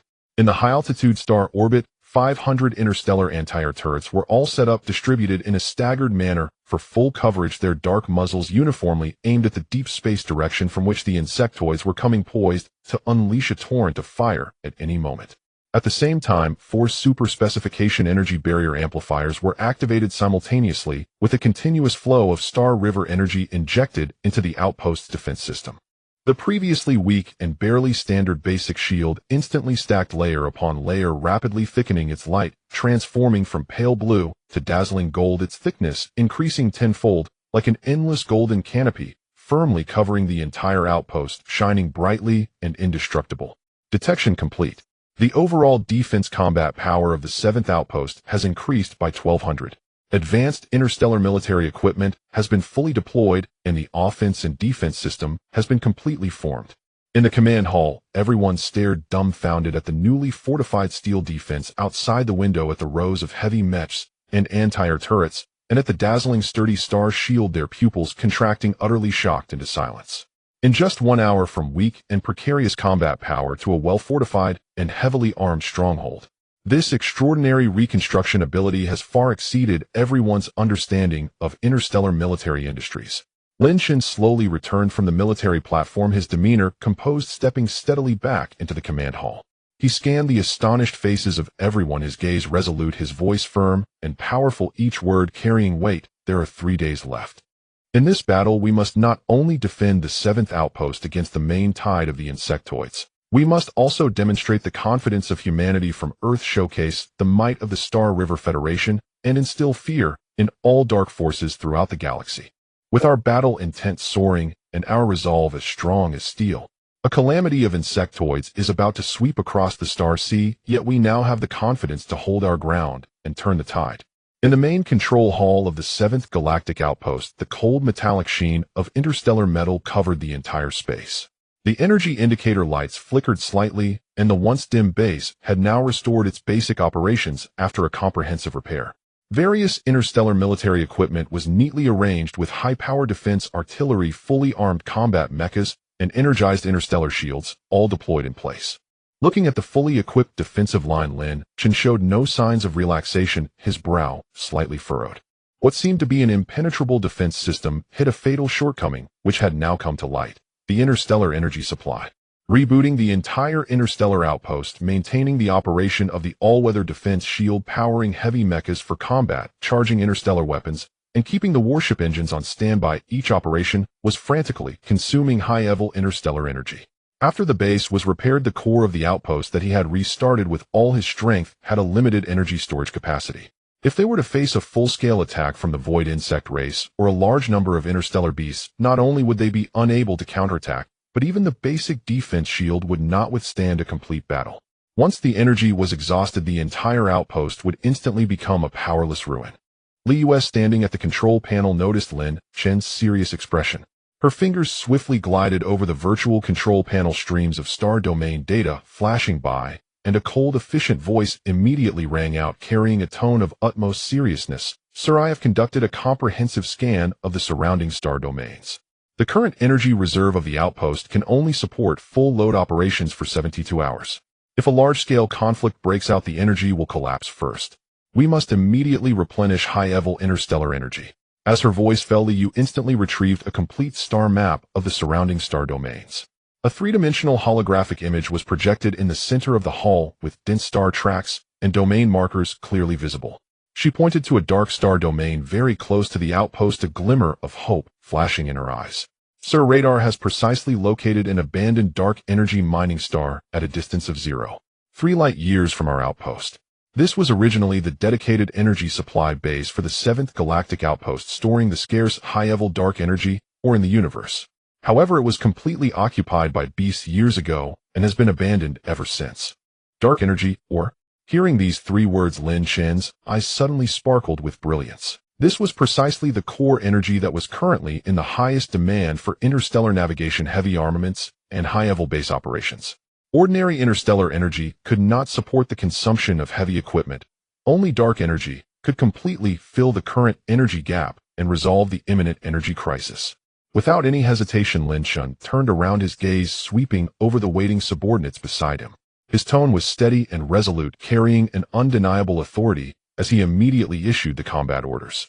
"Zhao, you are to lead 500 heavy mechas responsible for fleet escort and perimeter vigilance to prevent sudden attacks and encirclement by beasts. Su Qing, lead the elite mecha assault team to land on the mining star, eradicate the remaining beasts, and quickly secure the core of the ore vein. Xia, she will accompany the troops responsible for the medical care and emergency medical support for all personnel.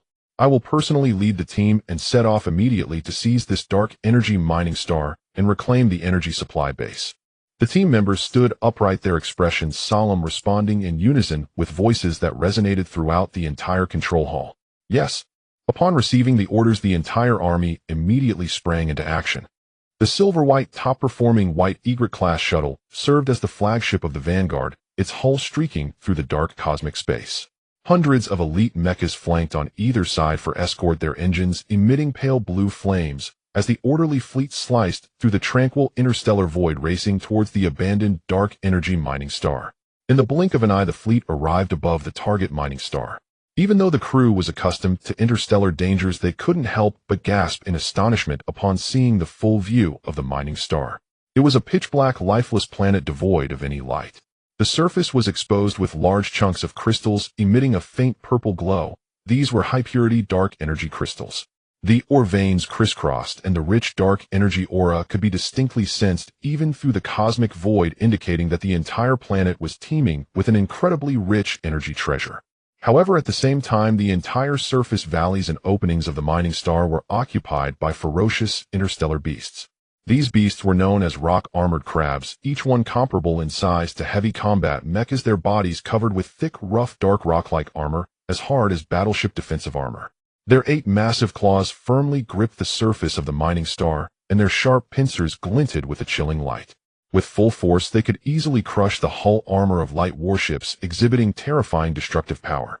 Thousands of rock-armored crabs densely filled the core or vein area of the mining star, stacked upon each other like loyal guardians, fiercely guarding the entire dark energy or vein. Any foreign creature that dared to step in would encounter their frenzied slaughter. So many rock-armored crabs, all of them adults with extremely strong defenses. They won't be easy to deal with. Su Qing's expression hardened as she gripped the mecha control stick, her body instantly igniting with battle intent, ready to engage in combat at any moment. Lin Chen stood on the bridge of the White Egret, looking coldly at the densely packed beasts below. His eyes showed no signs of fear. Instead, they were calm and composed, his tone indifferent. Beasts are born to guard high-level energy or veins. Since they have all gathered here, it saves us the trouble of clearing them one by one. It's better to take them all out in one go and completely eliminate the obstacles on the mining star. As his voice fell, Lin Chen silently activated the specialized capability of the Universal Repair System. System Reverse Disassembly lock onto the energy cores of all rock armored crabs on the mining star and completely dismantle them. Ding! Reverse Disassembly ability officially activated.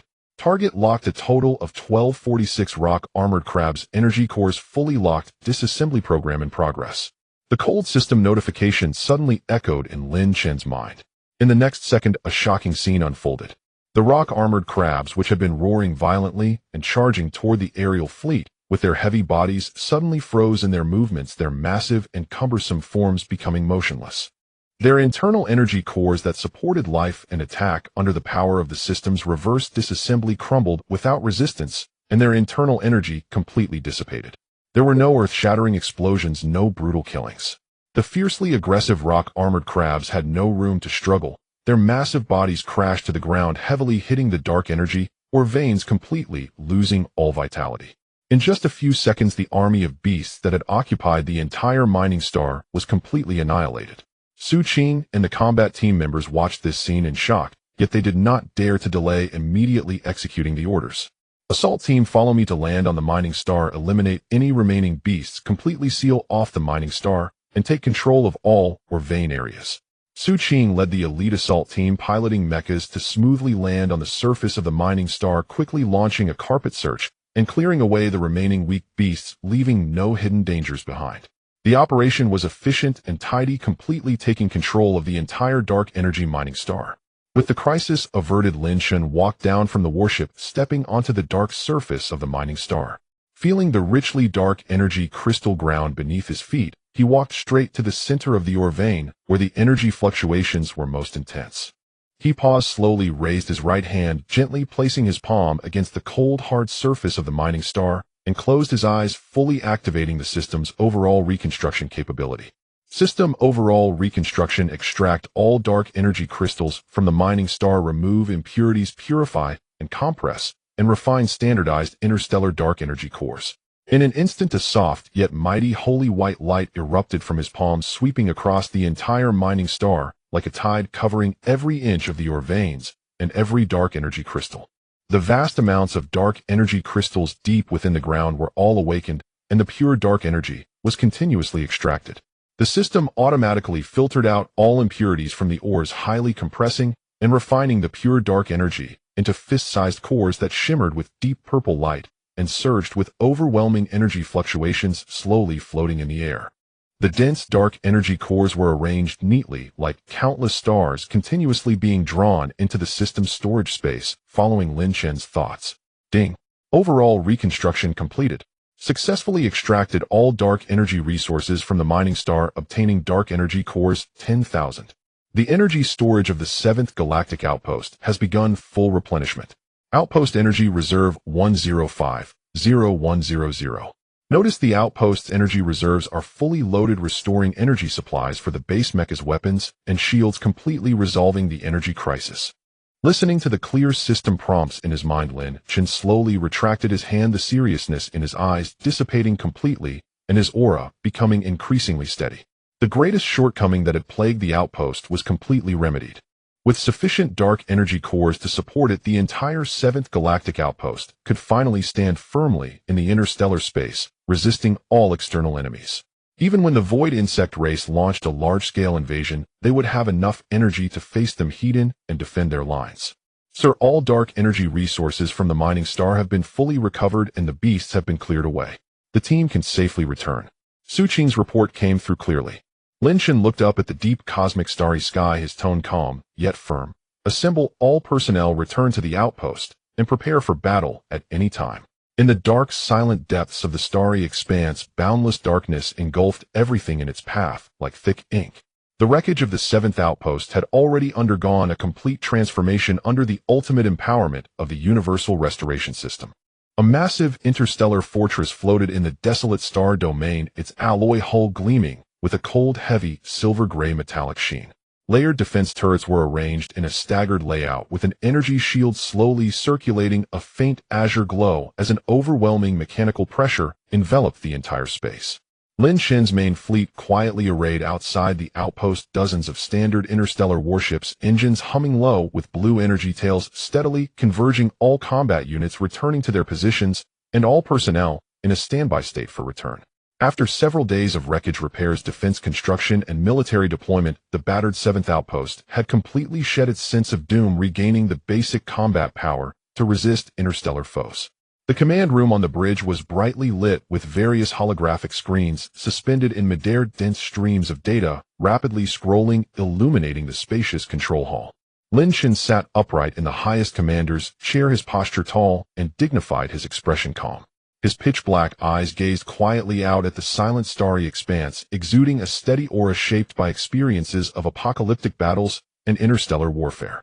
Having crossed the starry sea from New Chang'an on Earth to this border of the galaxy, he had cleared the remnants of the insectoid enemies, repaired interstellar ruins, and rebuilt the outpost's defensive line, the tense pressure of war slightly alleviated. At this moment, with all fleet deployments completed, they only needed to consolidate their forces and have everyone return to the outpost for rest, reinforcing the recently constructed interstellar defense system. But just as all warships prepared to shut down external detection radars and initiate the return procedure, the main control screen suddenly flickered violently. Beep, beep, beep. The sharp and urgent alarm sound suddenly shattered the tranquility of the bridge, the piercing noise causing all operators to snap to attention, and the previously relaxed atmosphere instantly tensed to the utmost. Li Yue, responsible for radar detection, felt her pupils suddenly constrict. Her slender fingers flew across the control panel, her gaze firmly locking onto the fluctuating detection data, her tone evidently urgent and grave. Sir, we have detected an abnormally weak electromagnetic signal, which is continuously diminishing, identified as an emergency distress wave from an intelligent civilization. The signal is locked on coordinates located 3,000 kilometers in our front left. Lin Shen's calmness suddenly faded, his gaze slightly lifted, his cold eyes fixed on the starry void ahead. The holographic screen instantly retrieved high-definition remote detection images projecting the scene of the distant star domain in real time. In the vast darkness, a small interstellar escape ship was frantically fleeing, its hull already battered and scarred, the once smooth and hard alloy exterior now riddled with numerous jagged cracks, with several sections of its shell completely shattered, exposing burnt and damaged circuits and mechanical structures inside, while many areas still bore black traces of strong acid corrosion and claw slashes. The escape ship's defense shield was nearing collapse, leaving only a thin flickering light blue energy membrane, like a candle in the wind, each tremor accompanied by numerous energy points dissipating on the verge of complete annihilation. Trailing behind this battered escape ship were 16 jet-black twisted figures, known as Void Fawn Claws, relentlessly pursuing. These insectoid-derived monsters had no solid bodies, formed purely from void black mist, standing several meters tall, with sharp black claws glinting with a chilling dark light that devoured everything in their path. They flew at high speed, creating ripples in the distorted space, firmly clinging to the escape ship, launching continuous frenzied assaults. With each impact, the already battered escape ship trembled violently, the shield's glow dimming with every hit, causing the cracks in its hull to spread further, and broken metal fragments continuously fell away, drifting into the cold void of space. No radar data analysis was needed. Just from the visuals, it was clear that this escape ship had reached the brink of annihilation, with destruction imminent. It's the Void Fawn Claw, a low-level void insectoid species adept at close-range ambush and tearing apart hulls. They operate in groups and have extreme lethality against small ships. Li Yu quickly reported the enemy information, her tone growing more urgent. The enemy's escape ship's power system is severely damaged, its speed is continuously declining, and the shield energy is down to 3%. It won't last more than 30 seconds. Lin Shen's gaze deepened, slightly peering through the shaky and blurred detection images to see the scene inside the escape ship. Inside the cabin, the lights flickered erratically, shattered glass panels and scattered mechanical parts were everywhere, and the air seemed to be permeated with an atmosphere of despair. The cabin was packed with uniquely shaped extraterrestrial intelligent beings, averaging nearly 2 meters in height, their skin a translucent clean light blue, with exquisite and deep facial features and slender sharp ears characteristic of their interstellar race. Everyone huddled tightly in the corners of the cabin, their bodies trembling uncontrollably. Young adults tightly sheltered the elderly and children in their embrace, their tense profiles filled with exhaustion and fear, their clear blue eyes bloodshot, overflowing with a deep-seated despair and helplessness. With just one glance, Lin Chun recognized their identity. They were the Blue Star Clan, the civilization that had been stationed at the 7th outpost, which appeared in the memory projections during the repairs of the outpost's wreckage, and was a long-standing allied civilization of the repairers. When the insectoids launched a massive invasion breaking through the defenses of the 7th outpost, the Blue Star Clan stationed here suffered catastrophic losses, their entire civilization nearly obliterated. He never expected that remnants would survive wandering in this shattered star domain. All personnel prepare for battle, initiate rescue operations. Lin Chen's voice was calm, yet carried an undeniable decisiveness as he issued the order. Understood. Su Qing, who had been standing by, immediately responded, her gaze sharpening in an instant. She flashed out of the bridge, her figure soaring into the interstellar void. Her silver armor shimmered, and she gathered a chilling particle energy in her palm, a long and sharp particle blade suddenly taking shape, the brilliant white blade cutting through the dark. In the void, the 16 pursuing Void Fang claws had already reached the tail of the escape ship, their black claws charged and ready to deliver the final fatal blow. At this critical moment, Su Qing's figure suddenly launched an attack. Silver light flashed, and the blade's shadows danced. The exquisitely sharp particle blade tore through the void, sweeping out with a force that broke the air, dazzling blade, light blooming in succession. With no superfluous moves, each strike precisely targeted the core void energy body of the Void Fang claws, clean and efficient, with overwhelming force.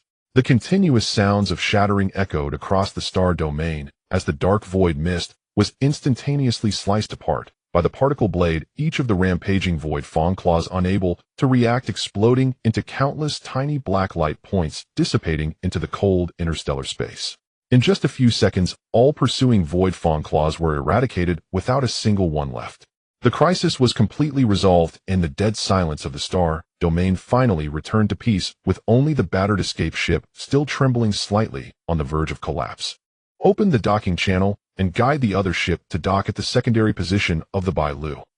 Lin Chun timely issued the command.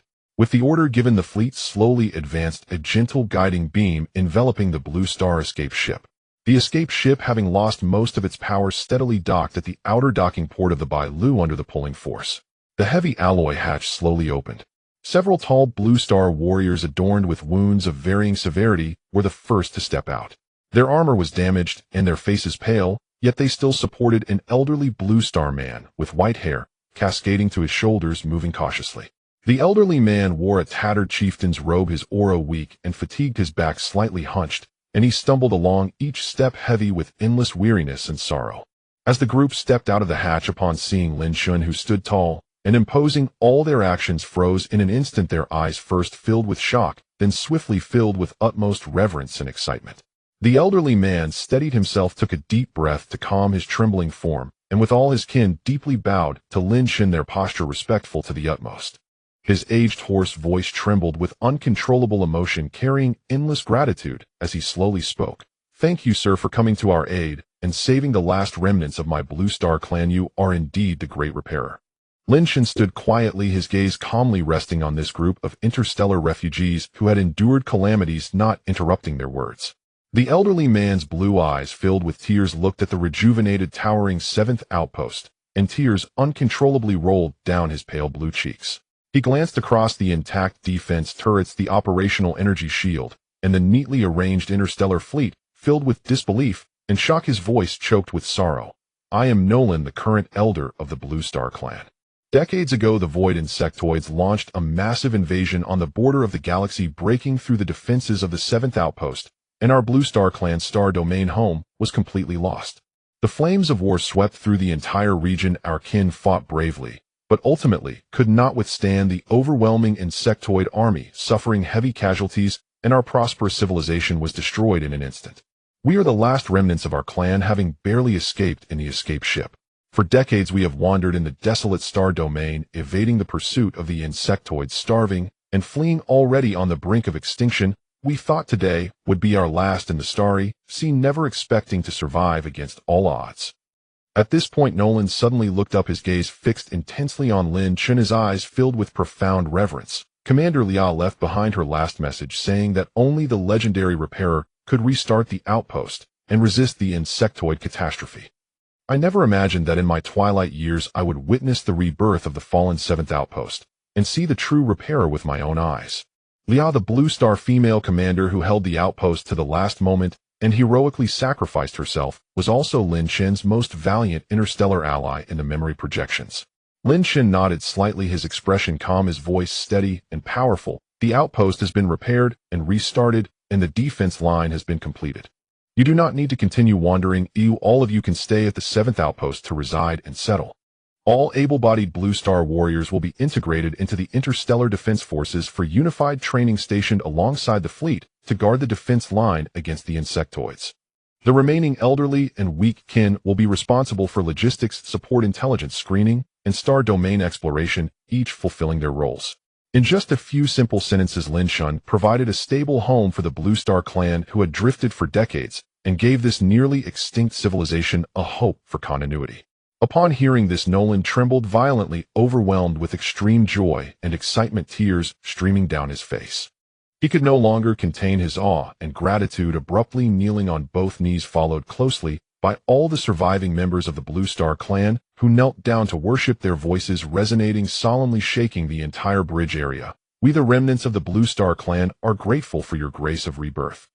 From now on, our entire clan vows to follow the repairer to the death, never to betray. We willingly charge to the front lines, fighting bloodily against the void insectoids, vowing to guard the 7th Outpost to the death. The heartfelt vow echoed across the stars, resolute and fervent. Lin Shin quietly looked down at the kneeling Blue Star people, a faint glimmer passing through his eyes. Thus he had tamed the first truly interstellar vassal race since crossing the Star Sea.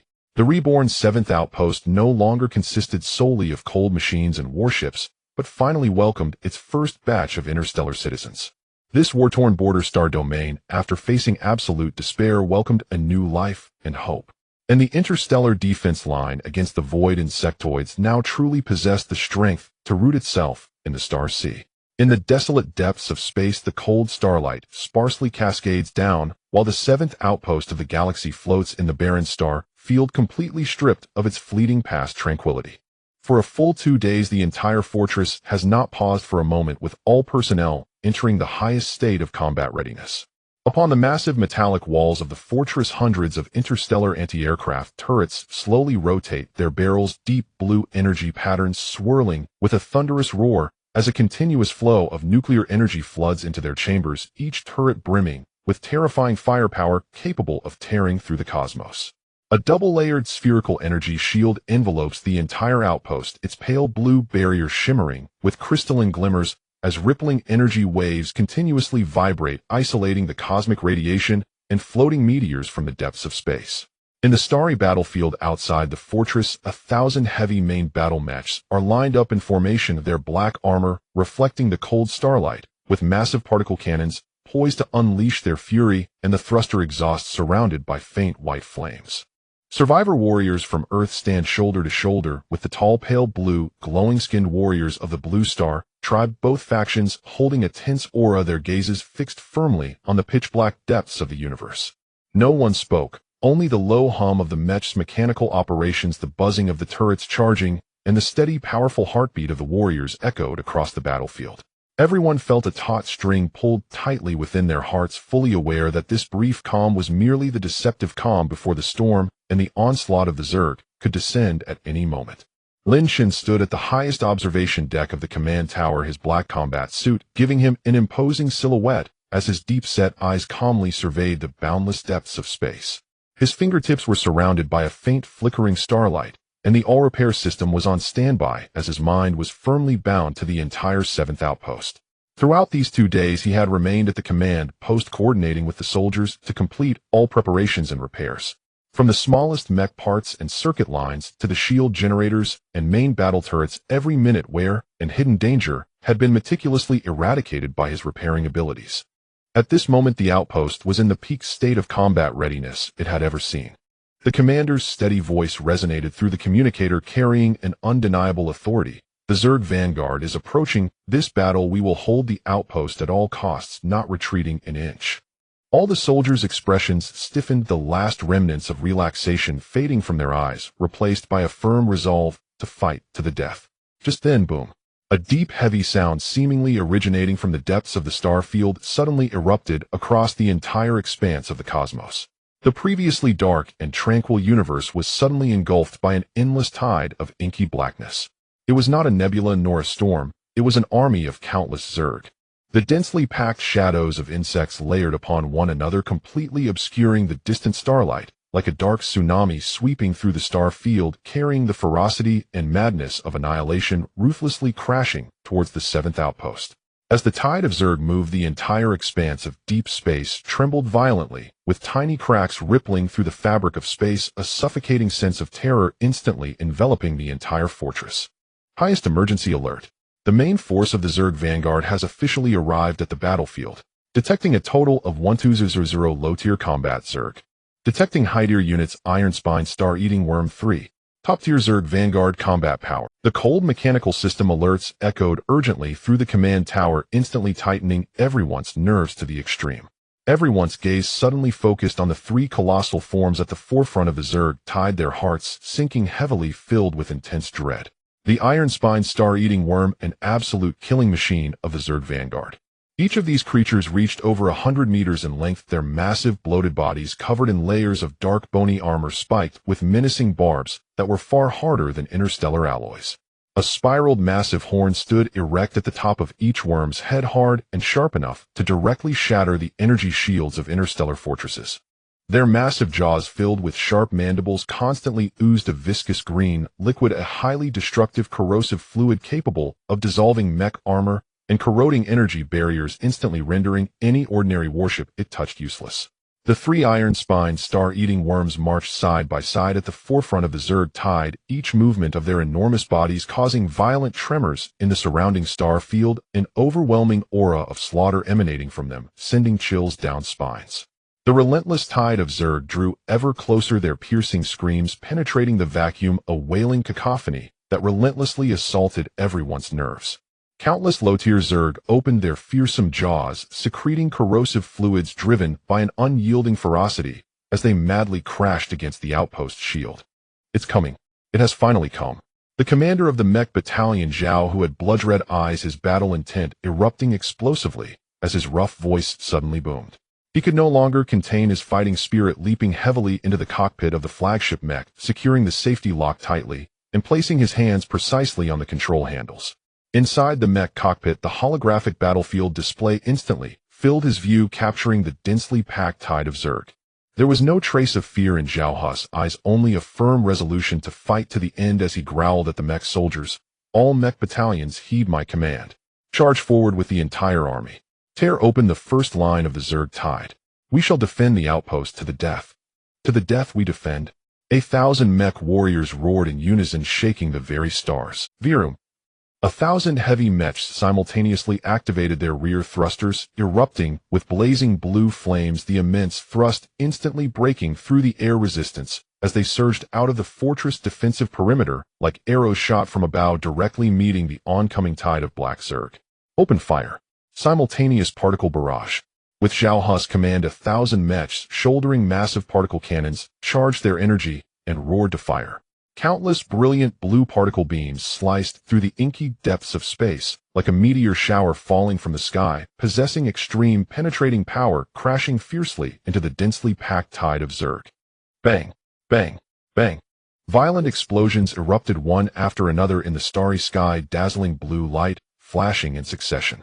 Swathes of low-tier Zerg at the forefront did not even have time to scream, their bodies instantly shredded and vaporized by the particle beams, black Zerg blood splattering everywhere as the dense tide of Zerg was instantaneously blown apart, creating large gaps. The frontline battle's firepower surged violently, the conflict instantly reaching a fever pitch. Meanwhile, at the side of the battlefield, a swift and agile silver squad suddenly darted out. Su Qing, clad in lightweight special operations armor, moved with grace, her cold eyes locking onto the hidden Zerg command unit within the tide. Holding two high-frequency vibrating blades, her aura was concentrated, calm, yet decisive. All assault team members, follow me. Flank and ambush, precisely eliminate the Zerg command insects. Cut off the Zerg's command flow. Su Qing's cool voice resonated through the communicator. As her words fell, she flashed forward, leveraging the firepower of the mechs engaged in direct combat, as cover leading dozens of elite assault team members skillfully maneuvering their high-speed warplanes through the gaps in the tide of Zerg. The Zerg command insects hidden within the tide were responsible for coordinating all Zerg offensives, serving as the core hub of the tide. Su Qing understood that as long as they could eliminate the command units, the chaotic Zerg tide's combat power would be significantly weakened. The silver blades gleamed coldly, and the high-speed vibrating edges inherently possessed armor-piercing capabilities. Su Qing's movements were extraordinarily swift, as each swing of her blade precisely struck the weak bodies of the command insects. As the cold light flashed, insect corpses flew. One by one, the special-sized Zerg responsible for relaying orders were swiftly slain, black insect bodies continuously falling from the cosmos. The assault team coordinated seamlessly with clearly defined roles, harvesting key targets, forcibly tearing open a lethal gap in the dense tide of Zerg. On the fortress defensive position, the Blue Star warriors wore solemn expressions, swiftly manipulating the massive interstellar anti-aircraft turrets. Compared to the Earth warriors' close combat ferocity, the Blue Star tribe excelled at long-range precision fire strikes. Cover the entire area with artillery fire, suppress the Zerg's advance speed. The frontline leader of the Blue Star tribe ordered in a deep voice. The massive turrets trembled as their barrels roared, unleashing a continuous barrage of high-density interstellar explosive shells, creating widespread explosions within the tide of Zerg. The searing artillery fire blanketed the entire airspace, constructing an impenetrable steel firepower defense line, firmly obstructing the Zerg's charge. The frontal assault and defense had fully commenced, yet the Zerg's onslaught was far more ferocious than anyone had anticipated. The endless tide of Zerg surged forward relentlessly, fearlessly crashing against the blue energy shields in layered waves. The pale green corrosive fluid continuously sprayed out, splattering onto the shield barrier. Sizzle, sizzle, sizzle. The piercing sound of corrosion echoed through space as large patches of white mist formed on the surface of the shield, the crystalline blue light visibly dimming. On the monitoring screens of the command tower, the shield's energy levels plummeted, wildly red warning lights flashing urgently, and the piercing sound of crisis alarms rang out continuously. Warning: the shield has suffered extensive corrosion damage. Energy loss rate exceeds limits. Warning: multiple mechs on the front line have suffered armor damage, thruster malfunctions, combat power. Warning: 3 anti-aircraft turrets on the flank are running low on energy and will cease fire soon. Continuous damage alerts popped up, causing everyone's hearts to leap into their throats. Once the shield shatters with the mech's combat power diminished, and artillery fire halted, the endless tide of Zerg will instantly engulf the entire outpost. At this critical moment, when the situation was about to turn passive, Lin Chun at the top of the command tower moved. He quietly surveyed the entire battlefield engulfed in flames of war, his expression calm and composed, showing no signs of panic. The faint starlight surrounding him suddenly erupted into a brilliant explosion as the gentle, yet powerful repairing force instantly spread, enveloping the entire 7th outpost, covering every mech, every turret, and every inch of the shield barrier. The all-repair system initiated at full speed. All areas of the shield are damaged. Initiate comprehensive repairs immediately. With Lin Chen's steady command, the dim, damaged blue shield instantly surged with light, the corroded barriers rapidly repairing the cracks, healing completely, and the plummeting energy levels rebounding instantly, once again shining with solid, brilliant blue light. The armor of the frontline mechs is damaged. Initiate synchronized repairs across the board. Reset equipment malfunctions. Above the starry battlefield, those heavy mechs with dented shells, shattered armor, and damaged parts were instantly enveloped by the starlight. The damaged armor rapidly reshaped, malfunctioning parts instantly returned to place, and the damaged thrusters erupted with powerful flames, once more restoring all mechs to full combat readiness. Outside the 7th outpost of the deep and cold galaxy, the dim starry sky was turned into a dead ink-black expanse by the endless tide of insects. Tiny starlights flickered in the darkness, yet they could not illuminate this battlefield consumed by the flames of war. Countless void insectoids surged like a roaring black flood, overwhelming everything in their path, their sharp limbs cutting through the vacuum and triggering waves of faint spatial tremors. Laser cannons and particle beams crisscrossed, exploding in the midst of the swarm and creating blinding bursts of light. Each booming sound could shred large swathes of low-tier insectoids, yet the ensuing monsters continued to charge forward, filling the gaps in the defense line with their flesh, leaving the situation perilous from beginning to end. The roar of alloy mechas, the explosions of energy weapons, and the sharp screams of the insectoids intertwined, composing a suffocating battle hymn. The seventh outpost was a crucial defense line safeguarding humanity at the edge of the galaxy. Once it fell, dozens of colonial planets behind would face the threat of insectoids. The frontline mecha warriors gritted their teeth and held on. 3 heavy mechas were firmly nailed to the front lines, their alloy blades tirelessly hacking at the encroaching swarm. The mecha exteriors were already covered in countless scratches and burn marks, several armors damaged, and smoking, their small energy shields nearing depletion. Everyone was giving their all, yet the defense line continued to retreat under the relentless assault of the insect tide. Just as they struggled to hold on, 3 enormous black shadows slowly emerged from the depths of the swarm. A dense spatial fluctuation suddenly spread out, crushing the surrounding floating meteorite fragments and broken mecha remains into powder with invisible force. It was 3 iron-spined star-eating worms. Each star-eating worm resembled a moving mountain covered in dark, heavy bone armor, with a surface gleaming with a cold metallic luster, and their backs bristling with menacing spikes that ran from head to tail. On the massive worm's head, a pair of crimson vertical pupils glinted with violent ferocity, and its serrated mandibles opened and closed continuously, dripping with highly corrosive dark green saliva. As the pinnacle of the insectoid race, iron-spine, star-eating worms possessed terrifying combat power capable of destroying a small interstellar fleet with a single head, and ordinary weapons could not breach their defenses. At this moment, the appearance of all 3 caused the hearts of the frontline warriors to sink to the bottom. Inside the command tower, the observers stared at the rising danger alerts with trembling voices. "It's the iron-spine, star-eating worms, 3 of them. Everyone be careful." Before the words fell, the 3 giant beasts had already taken heavy steps, charging straight toward the core shield of the outpost. The lower-tier insectoids that attempted to block their path were directly crushed into mush by the massive bodies, while the concentrated artillery fire from humanity merely sparked a few scattered sparks upon striking the bone armor, leaving not even a shallow mark. They brutally broke through the crumbling mecha defense line, their goal clear, directly aiming for the last barrier of the entire outpost. Thud! The largest star-eating worm at the front violently slammed its massive head against the pale blue. A deafening sound reverberated through the starry sky, shaking the entire outpost violently. The cabin lights flickered wildly, the instrument screens filled with static, and various devices rolled across the shaking floor. The originally bright and full energy shield twisted violently, its brilliance dimming instantly by more than half as fine cracks rapidly spread across its surface, on the verge of shattering completely. Shield energy plummeted by 60%, structure seriously damaged, it can't hold. The shield operator's face turned pale, panic evident in his voice. Beside him, Liu looked at the precariously shaking shield, her pupils suddenly constricting, and she exclaimed in shock, "Not good. The shield is going to break." Once the shield shattered, everyone inside the outpost would be exposed to the tide of insects and the chaotic starry currents, leading to unimaginable consequences. On the frontline battlefield, Zhao, who clad in heavy mecha, was anxious. Noticing the crisis behind, he immediately urged the mecha to retreat with all its might, firing the 2 pulse-heavy cannons continuously, trying to carve out a path for escape.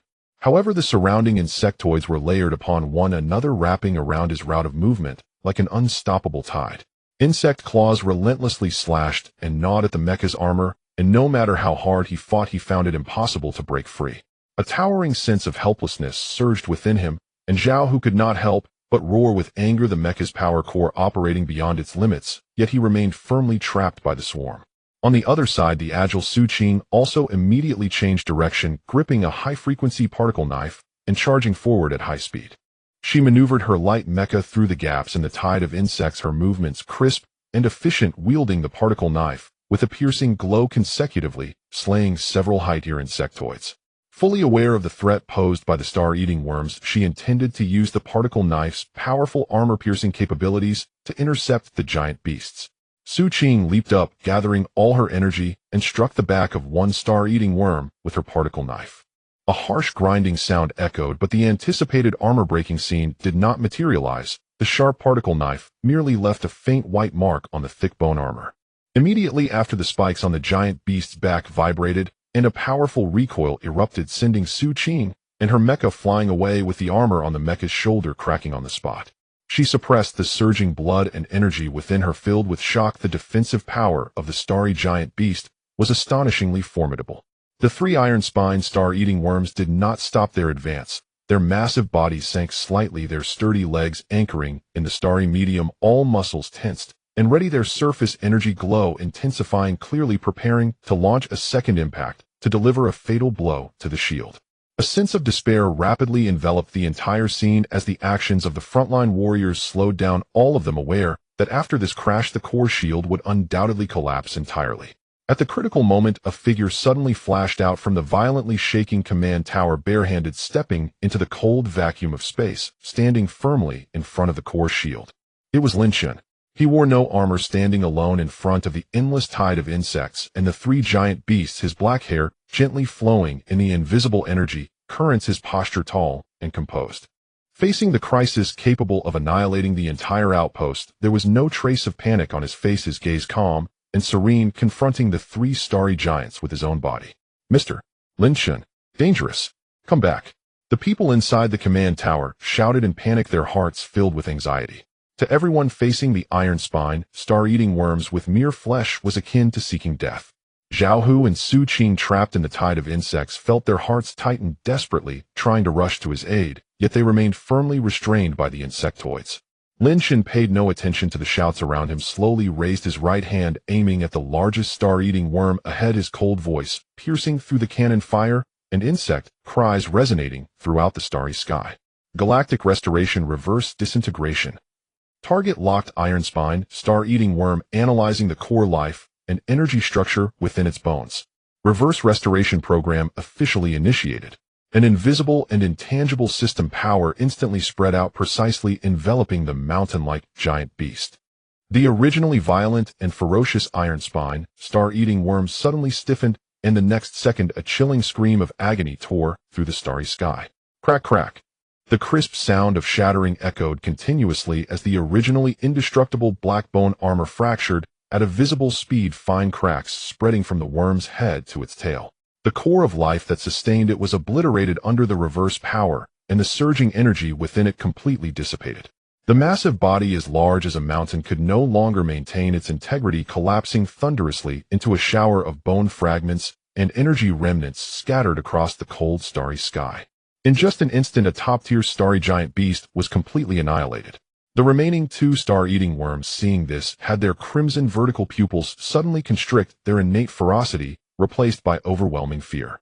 Having traversed the star sea for many years, they had never encountered such a bizarre and powerful force. The ability of this seemingly insignificant human had completely intimidated them.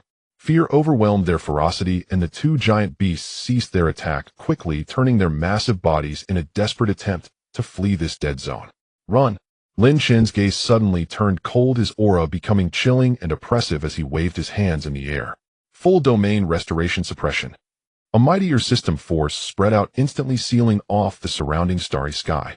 The two star-eating worms that had just turned to flee were immediately bound by invisible energy, their massive bodies frozen in place, unable to move their limbs no matter how hard they struggled. Following that, the scene of disintegration replayed. The hard bone armor shattered layer by layer, and life energy continuously vanished. After two short cries of agony, the two giant beasts disintegrated in succession, turning to ash and dissipating in the starry sky. In just a few moments, the three iron-spined star-eating worms that had rendered everyone helpless were all eliminated by Lin Shun. The entire battlefield fell into a brief silence. The endless tide of insects that were charging forward froze in place, their compound eyes trembling incessantly as the primal fear from deep within their kind spread wildly, causing the once fearless swarm to fall into disarray, their charge coming to an abrupt halt. All the humanity and Blue Star warriors who had been fighting fiercely on the front lines stopped their movements, staring blankly at the tall figure in the starry sky, shock written all over their faces, their minds blank. After the silence, a thunderous cheer erupted, the long-suppressed fear vanishing in an instant, and a wave of exhilaration and excitement swept through everyone. So strong. Mr. Lin actually killed 3 star-eating worms in seconds. With Lord Lin's station, victory is assured. All troops attack, eliminate all insectoids. The warriors roared as they picked up their weapons once more, their battle intent soaring, launching a full counterattack against the chaotic and scattering tide of insects. The crisis at the 7th outpost of the galaxy was completely reversed the moment Lin Shun made his move. In the cold and dark galactic star field, the lingering scent of war still echoed in the void. As the last colossal beast of the starry sky shattered with a resounding crash, viscous dark green insect blood mixed with fragments of hard giant shells scattered and splattered, condensing into patches of dead silent dust clouds in the vacuum of space. The three colossal beasts that dominated the entire tide of the insect race had all fallen. Without the spiritual connection and wild dominance of the high-level beasts, the once fearless and tightly formed insect army instantly collapsed. Tens of thousands of low-level insects immediately lost all offensive commands, and the originally orderly and frenzied charge formations completely disintegrated. Countless sickle insects, flying armor insects, and exploding insects dashed chaotically in the starry sky. Some blindly crashed into the energy shield of the seventh outpost, instantly vaporized by the high temperature. Others circled in place, shrieking, having completely turned into a scattered mass, raising no further threat. Lin Shun stood atop the observation deck of the highest command tower of the Star River Fortress, clad in a repairer's battle armor, stained with stardust and battle scars, the cold metallic suit still retaining the lingering heat from the recent fierce battle. His gaze was sharp as he overlooked the chaotic and crumbling tide of insects, without a trace of slackness in his eyes, only absolute calmness and resolute decisiveness. All troops attack. Completely cleanse the remaining insect race, leave not a single survivor. The cold and powerful command instantly covered the entire outpost through the global communication system. In an instant, the long-hidden human combat forces erupted in full force, initiating a one-sided crushing purge. Dozens of main battle interstellar mechs shot forth azure flames, breaking through the defensive trajectory like sharp blades piercing into the disintegrating insect swarm. The high-energy particle blades of the mechs glinted coldly, each sweep capable of severing multiple insect bodies, with shattered insect corpses continuously plummeting through the starry sky. The mech's shoulder-mounted rapid-fire cannons roared continuously, and the dense rain of armor-piercing rounds tore through the vacuum, exploding into clusters of dark green blood blooms, reaping the lives of the remaining insects. Upon the fortress walls, gigantic plasma main cannons finished charging, and dazzling red energy beams were continuously fired.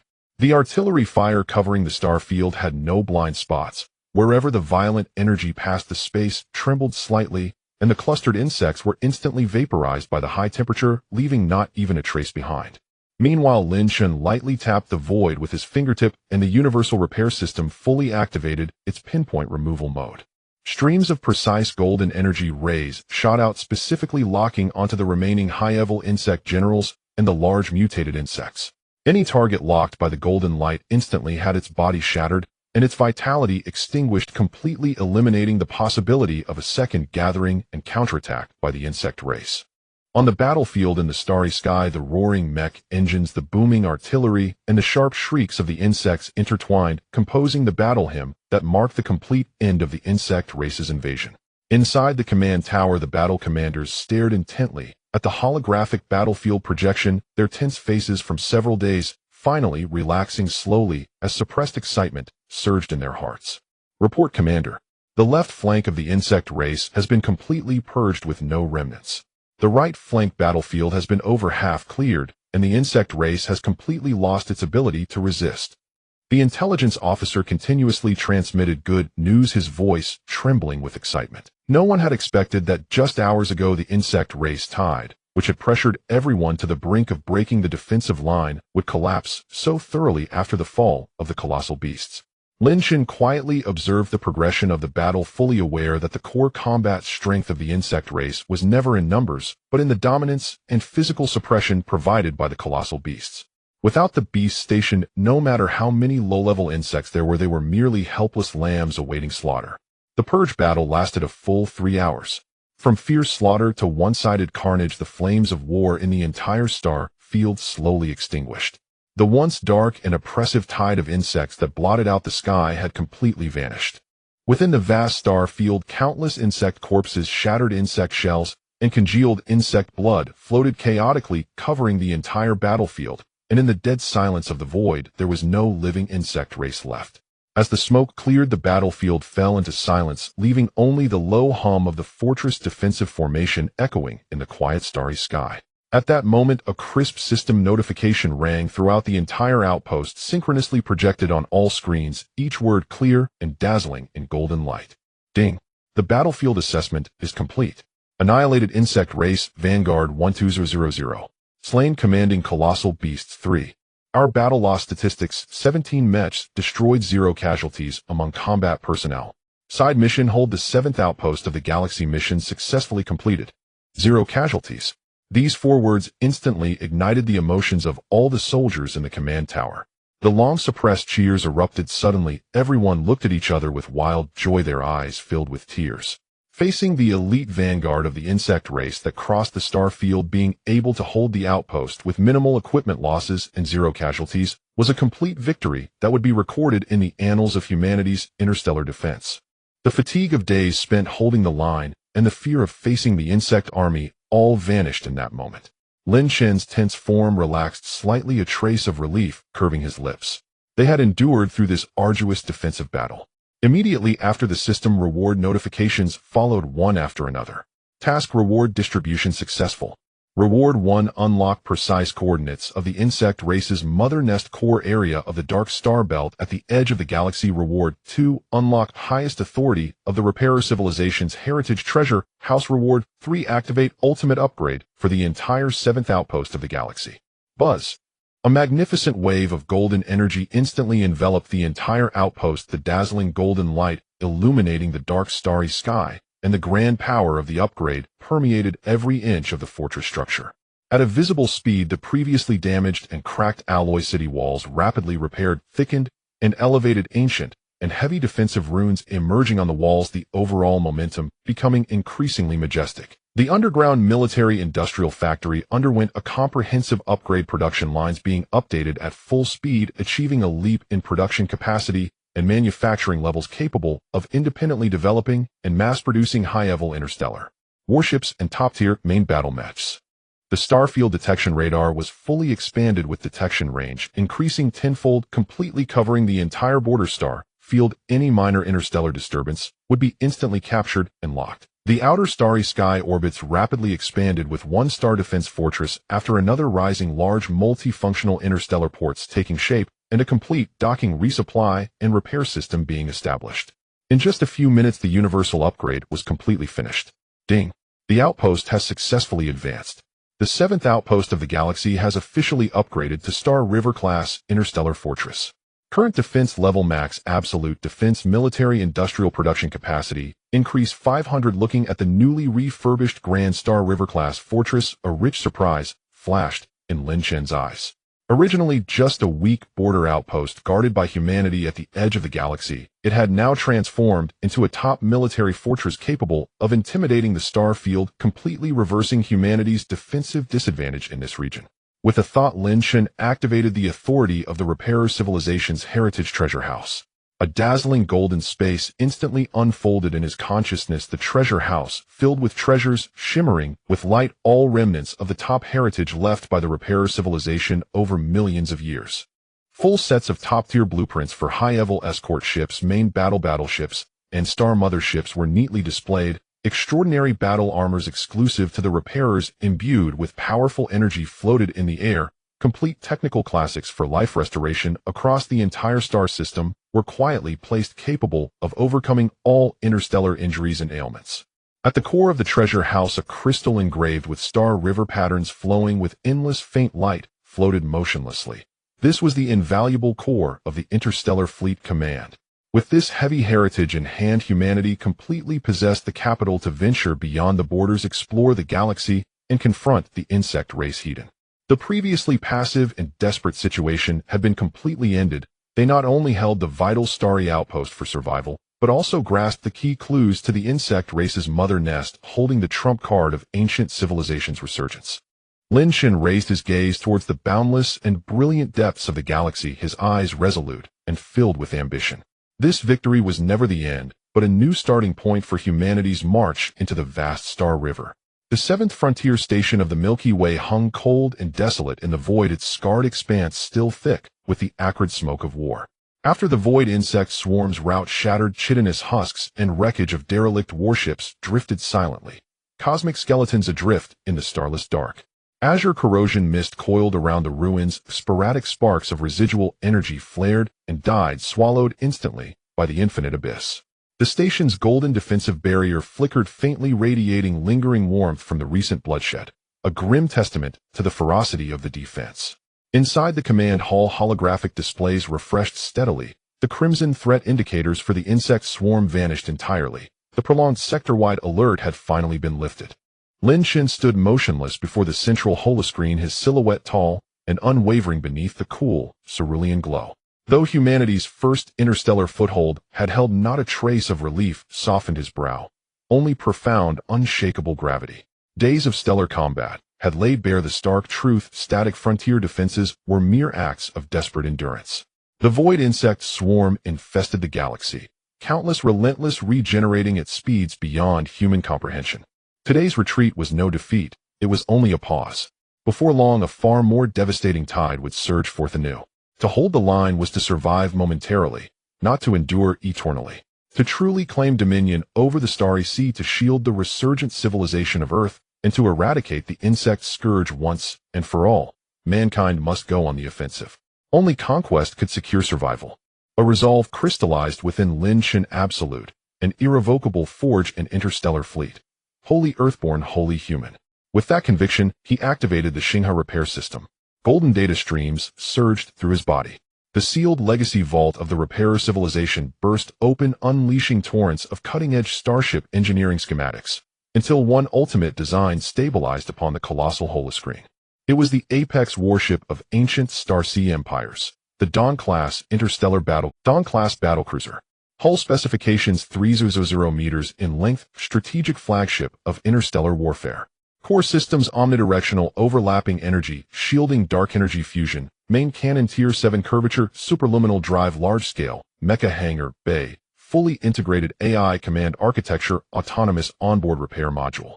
Capacity 500 combat mechas, 100 auxiliary shuttles, standard crew complement of 200 personnel.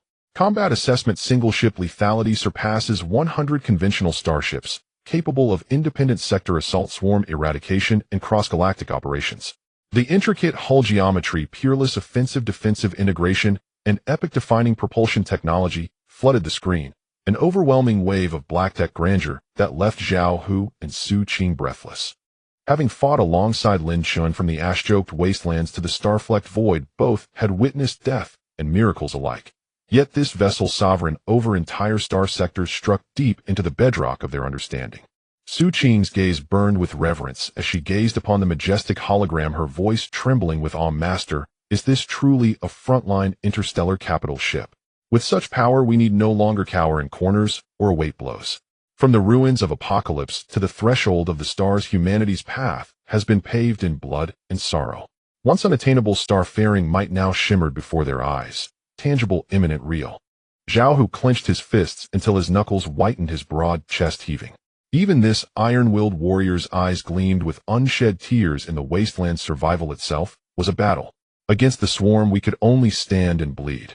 Now, with this warship, we can march forth and purge every last spawn of the galactic blight. Visions of fallen comrades, slaughtered in cataclysm and swarmed beneath chitinous hordes, flashed vividly in memory, a despair so absolute it had calcified into the marrow of every survivor. Lin Shin stared at the Dawn-class cruiser upon the holoscreen, his voice low and resonant. Passive defense can never end war. To safeguard the ember of civilization, one must wield the power to conquer the stars. Initiate construction immediately. Build 3 Dawn-class battlecruisers as the vanguard of humanity's first interstellar fleet. Designations: Dawn 1, Dawn 2, Dawn 3. The command echoed instantly across every military core of the station. In the next breath, the entire frontier station roared to life. Fully automated interstellar arms foundries, buried deep beneath the celestial crust, awoke with seismic force. The thunder of machinery reverberated through strata and echoed across the void. The Xingha repair system erupted in full power, pouring forth rivers of golden restorative energy that bathed tens of thousands of kilometers of starfield. Scattered insect carcasses, derelict steroloids, and rare cosmic ores were drawn inward by invisible fields, rushing like tributaries into the colossal interstellar drydock. The system precisely harvested ambient dark energy particles from the void, compressing and refining them into ultra-grade shipboard power, fueling the entire endeavor with inexhaustible might. Forging, casting, micro-precision assembly, energy infusion systems integration. Swarms of intelligent manipulator arms darted flawlessly, executing each phase with flawless orchestration. Top-tier alloys layered and solidified under titanic pressure. Deep blue technological filigree bloomed across hull surfaces, primary armaments, shields, drives, and hangars were calibrated and mounted with surgical precision. The entire sector blazed with light, brilliant, unbroken for 3 full days and nights. A miracle of human starship construction unfolding silently against the velvet dark. Lin Shun remained anchored at the Industrial Command Nexus, vigilant and unwavering, overseeing every micro-detail, leveraging the repair system's transcendent craftsmanship to guarantee perfection in every vessel. Zhao Hu and Su Qing bore witness, throughout their awe and anticipation swelling with every stage of completion. After 72 hours of relentless, sublime forging, the project culminated in flawless triumph. 3 deep, resonant hums shook the starfield as the sealed dry dock doors parted. 3 colossal vessels, sleek silver white and majestically streamlined, glided forth, suspending themselves in serene silence against the infinite black. Their 3,000-meter hulls loomed like mountains of forged steel, celestial monoliths suspended across the heavens. Luminous sapphire circuitry pulsed along their flanks, the energy thrummed visibly beneath polished plating. At the prow, the characters Dawn, gilded in radiant gold, shone with solemn sovereign authority beneath the faint starlight. Omnidirectional energy shields unfurled, a translucent azure dome, stable, resilient. Tier 7 curvature drives slumbered in readiness, coiling terrifying superluminal potential within their cores. Each vessel was a sovereign fortress of interstellar war. System alert: humanity's first Dawn-class interstellar fleet assembled. Fleet Supreme Commander Lin Shun, Deputy Commanders Zhao Hu, Su Qing. The crisp chime of the system announcement filled the command hall, heralding the dawn of an epic. Zhao Hu stood at the main bridge viewport, gazing upon the 3 leviathans that now ruled the starfields. This battle-scarred, unyielding general, whose eyes had seen only carnage for decades, suddenly welled with tears. Master, we've done it. Humanity has its own interstellar fleet. From the brink of extinction in the wastelands to sovereignty among the stars, from desperate survival to sovereign might, the transformation spanned mere years, yet felt like lifetimes. A dream once deemed impossible now stood gleaming before them. Su Qing's eyes softened, her long-held dread and exhaustion dissolving into pure, unassailable pride and quiet, unshakable certainty. This fleet was humanity's bulwark against darkness, the living promise of civilizational continuity. Lin Shun stood at the heart of the bridge, Starwind whispering at his hem as he gazed deep into the fathomless, enigmatic heart of the Milky Way. His voice, calm and resonant, carried the weight of galaxies. This is only the beginning. The void insect swarm has ravaged billions of star systems, extinguishing countless civilizations. Its sins are infinite. We may hold this outpost, but we cannot guard the entire galaxy. Henceforth the Dawn fleet shall traverse the starry sea, charting every parsec of the Milky Way. We will restore every civilization they shattered. We will cleanse every cosmic blight. And we will end the void insect swarm's reign of darkness, forever. The boundless starfield lay hushed and vast. 3 Dawn-class behemoths hung suspended, radiant and eternal. Dawn ascends. Embers ignite the cosmos. The age of Earth's interstellar conquest has begun. In the depths of the cold and dark galaxy, the void stretched like an endless curtain, with scattered stars transforming into tiny specks of light, gently twinkling in the distance. The new Xiangan interstellar fleet completed its preparations and initiated warp travel, with the massive armada enveloped in a distorted space-time force field, a faint energy aura flowing along the surfaces of the ships as they silently traversed the starry expanse. This fleet's maiden voyage had a clear target: the surrounding major fallen star regions. Since the void insect clans swept through the galaxy, this once thriving region had become a hellscape, with countless civilizations perishing, leaving only a few surviving intelligent races struggling to survive in the cracks. Lin Shun set the purpose of this journey to search for surviving groups, to gather scattered interstellar combat power, and to gradually accumulate strength to confront the insect armies ravaging the star sea. The command cabin was brightly lit with holographic screens floating in midair, constantly updating the star region map, energy fluctuations, and danger warning data. Lin Shun stood before the main console, his tall figure clad in a black combat coat, his calm gaze sweeping across the entire star sea map. After a full half-day of stable navigation, the fleet's core intelligence emitted a crisp notification sound. Beep. Warp travel complete. The fleet has arrived at the target star region, locking onto the rocky, desolate planet ahead, commencing comprehensive scanning. As the ripples of space-time slowly dissipated, the massive fleet revealed its full form, quietly hovering in the outer space orbit of the planet. The screen immediately displayed the real scene of the planet, which was one that had completely collapsed ecologically, with the surface riddled with deep and shallow cracks, black sand being whipped into the air by fierce winds, and lava cliffs undulating devoid of any former vitality, leaving only desolation and silence. In the next moment, a dense array of red warning lights suddenly erupted, and a sharp enemy alert sounded softly. Detected a large number of intelligent life signals totaling over 3,000 individuals with weak life signs and severe injuries. Emergency warning. Over 10,000 insect clusters have appeared on the planet's surface, encircling the surviving groups, and their defensive perimeter is about to be breached. Watching the weak groups retreating in defeat on the screen along with the frenzied onslaught of the menacing insect horde, Lin Chen's gaze turned cold. The brutality of the fallen star regions far exceeded imagination, and the lucky races that survived lived in constant fear of their lives. Without a moment's hesitation, he said in a deep voice, "Open fire across the board, eliminate all insect swarms, and save the surface tribes." With the command issued, the entire fleet began to operate in unison.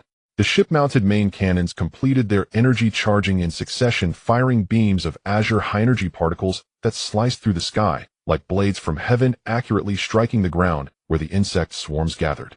The sound of violent explosions rang out continuously, energy shockwaves sweeping in all directions, dust and insect debris flying everywhere. In just a few moments, the thousands of insects besieging the settlement were utterly eradicated, and the bloody aura that lingered in the air vanished completely. As the smoke gradually cleared, Lin Shun, along with Nolan and other subordinates, smoothly landed on the shattered ground aboard a landing craft. Everyone looked up and finally saw the appearance of this surviving race. They were the renowned Stone Body clan of the galaxy. Each clan member stood about 3 meters tall, their bodies composed of hard rock and dark energy crystals, their surface layered with rocky strata, hardness comparable to specialized alloys, and their sturdy limbs contained terrifying strength. Even in quiet repose, they exuded a majestic and imposing presence. Yet at this moment, this group of natural close combat warriors appeared utterly dispirited. Many members of the Stone Body clan were covered in hideous cracks, their dark energy crystals dim, some with missing limbs, and their rocky torsos bore large wounds torn open by insect claws, rock debris constantly falling away, each person's aura at its lowest ebb.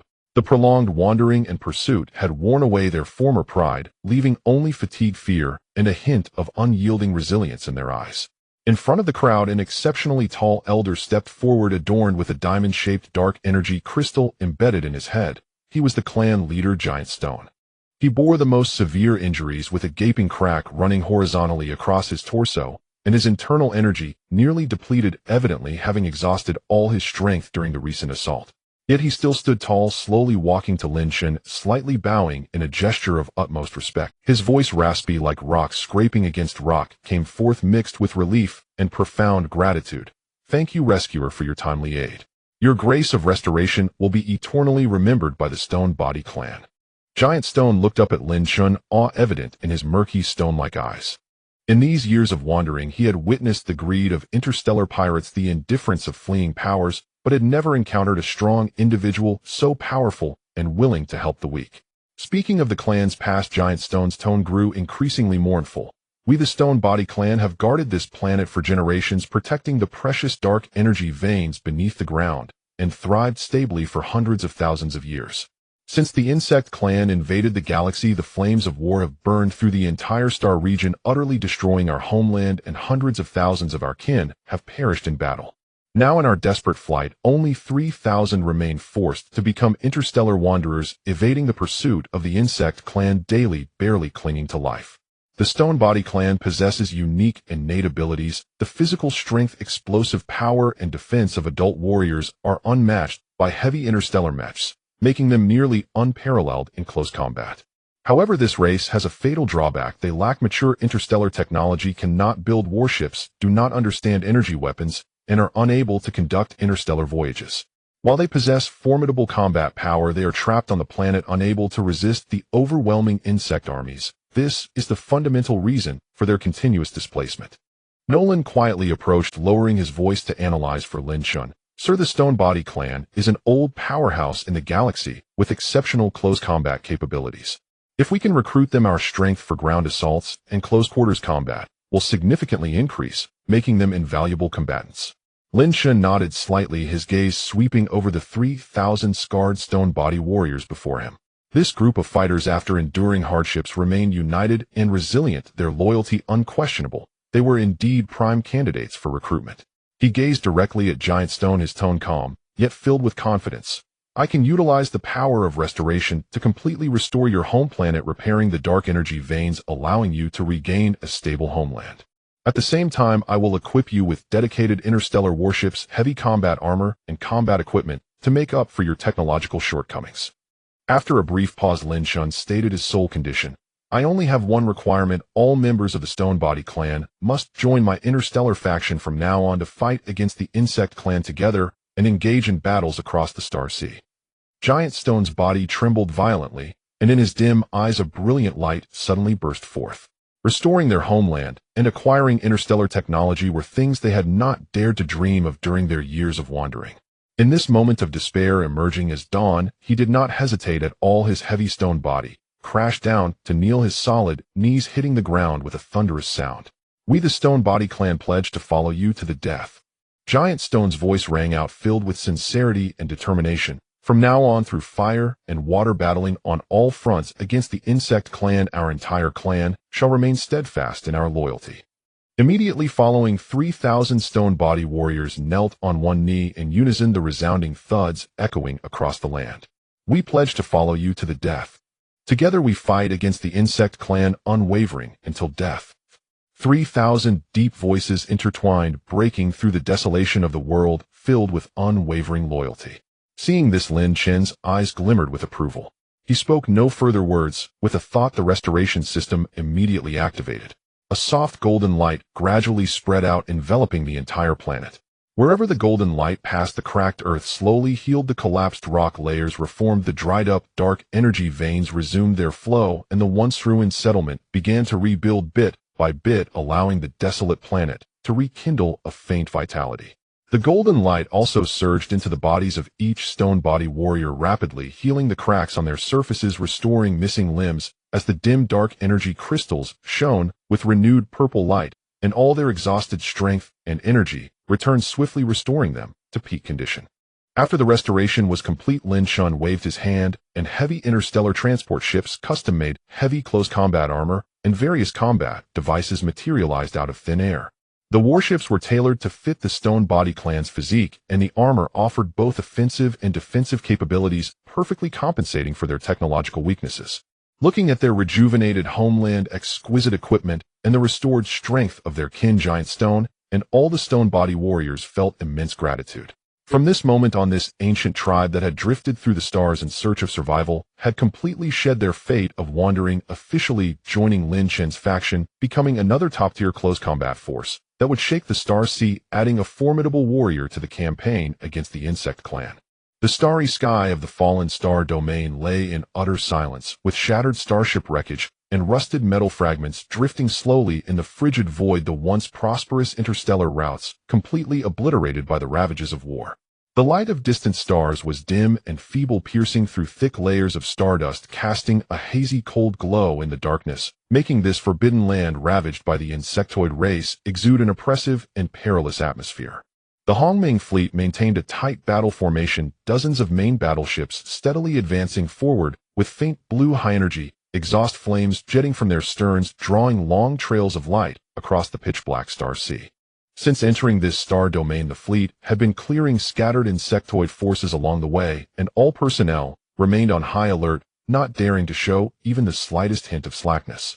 Inside the main ship's bridge, lights blazed brightly and data streams raced across the massive holographic screens, red and blue warning lines flashing in a chaotic dance as operators fixated on their instruments, fingers continuously tapping the control panels, creating a solemn atmosphere in the command center. Captain Zhao, who stood tall beside the command position, his expression calm from years of battling in the Star Sea, but his eyes concealed a hint of vigilance. This star domain was the main battlefield of the ancient civilization and the insectoid race, fraught with danger for billions of years, and no one knew how many deadly traps lurked in the darkness. At this moment, the observer at the front suddenly reported, his voice tinged with barely concealed excitement. "Report, Captain.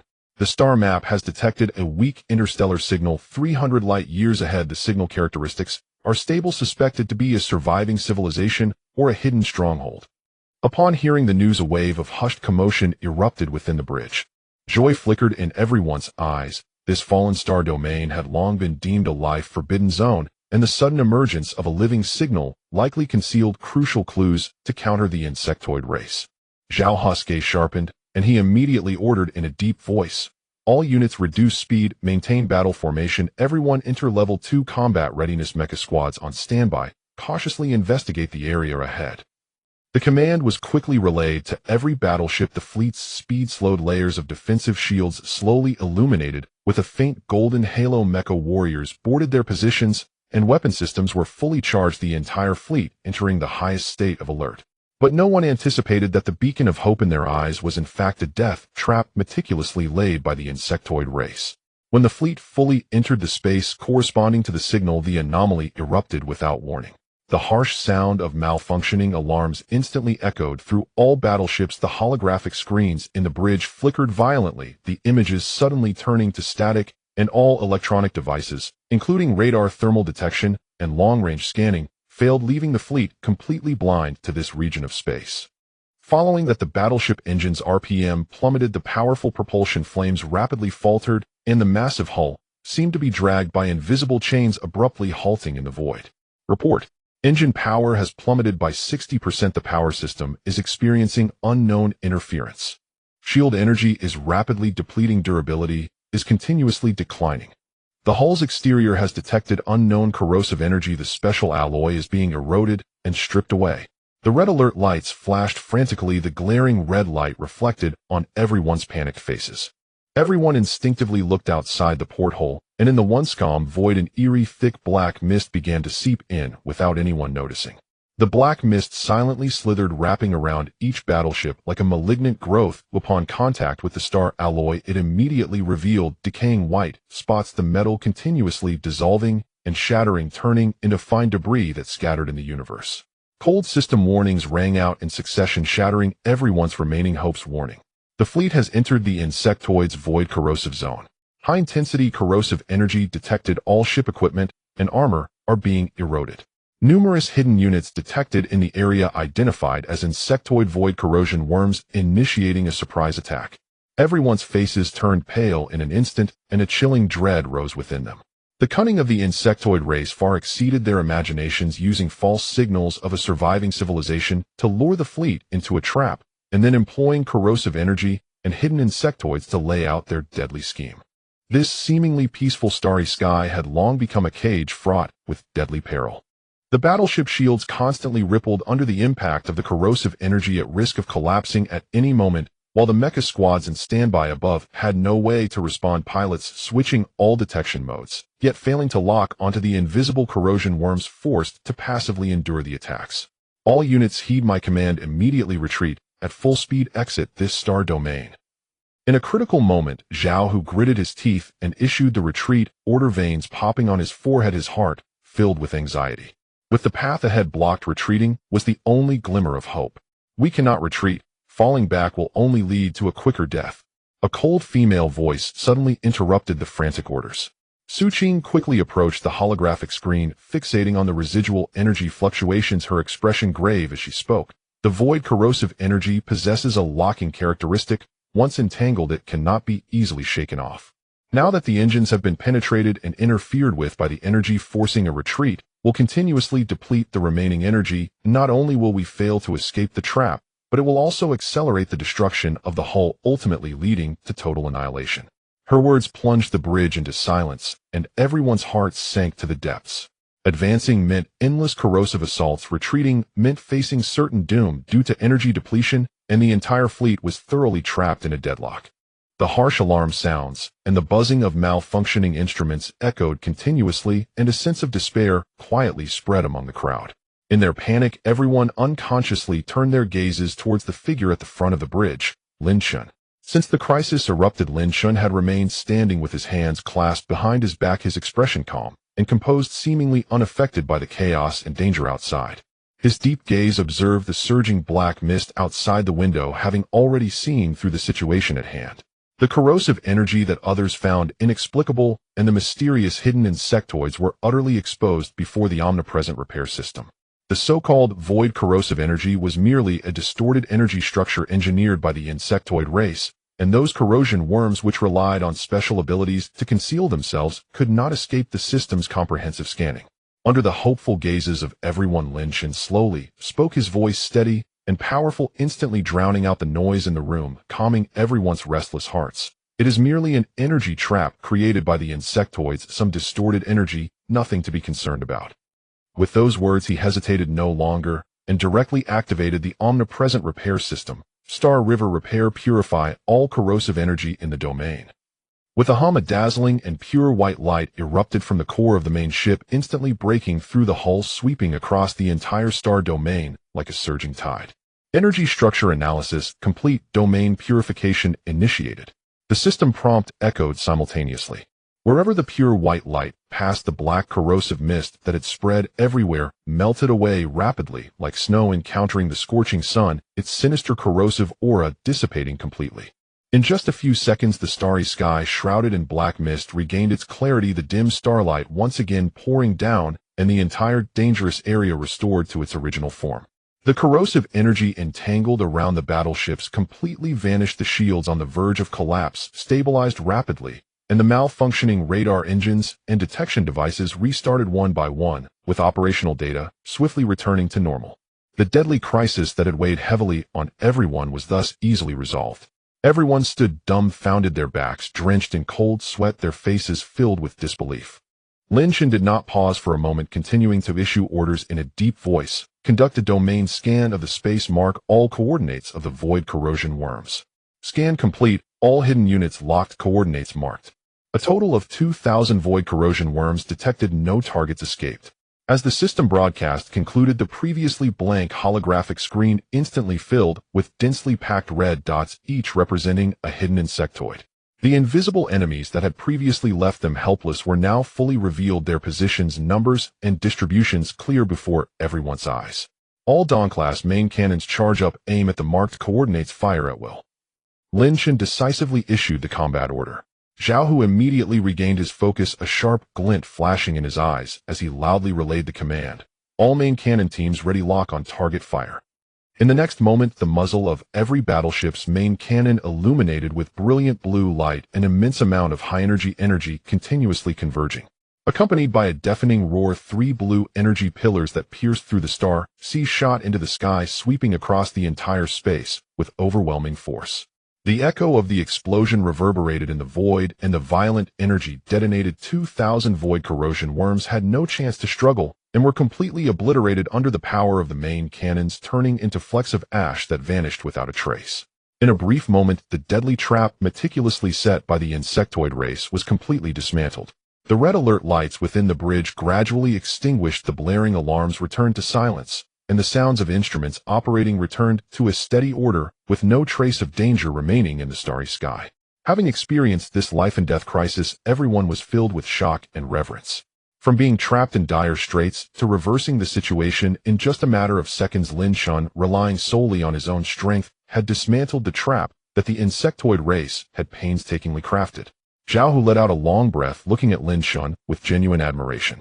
Through this battle, the Hongmeng fleet completely grasped the insidious and cunning combat tactics of the insectoid race, and it solidified the belief of everyone in the fleet that as long as Lin Shin the Restorer was present, no matter how bizarre the traps set by the insectoid race, or how fierce their attacks, all crises could be resolved. The unknown path lies ahead in the dark star sea, but as long as this figure stands firm, the entire fleet possesses the confidence to face all dangers. In the deep and cold expanse of interstellar space, the Dawn-class fleet cruised silently, its massive ships glimmering with a cold, hard silver-gray hue under the distant starlight. Not long ago, the fleet fought desperately to break through the carefully laid spatial traps of the void insect race, and the residual energy waves from the spatial rifts were still slowly dissipating at the edge of the star field. Several escort ships bore varying degrees of burn marks, while the internal alarms for post-battle inspections on the command ship emitted a faint, intermittent sound as the tense atmosphere of combat began to ease. Commander, the comprehensive deep space scan is complete, and we have accurately locked onto the intermittent life signal source. In the command hall, the operator at the holographic control panel swiftly slid their fingers across the display, isolating a faint yet persistently stable green waveform from the chaotic electromagnetic noise of the stars, which was clearly projected on the central giant holographic screen. Lin Shin stood with his hands clasped behind his back in front of the observation window, his gaze deep and focused on the direction from which the signal came. Having fought through the stars from Blue Star, conquering the Stone Body clan, and building the Star River Fortress, he had faced the main force of the insect race multiple times, and a unique aura of calm and steadiness befitting an interstellar commander had long since settled upon him. Tracking this distress signal had consumed considerable time, traversing layers of detection blind spots and spatial ambushes set by the insect race, and at this moment the target was finally no longer elusive. Zoom in on the star field imaging and retrieve the full data of the planet. Lin Shin issued the command in a low voice.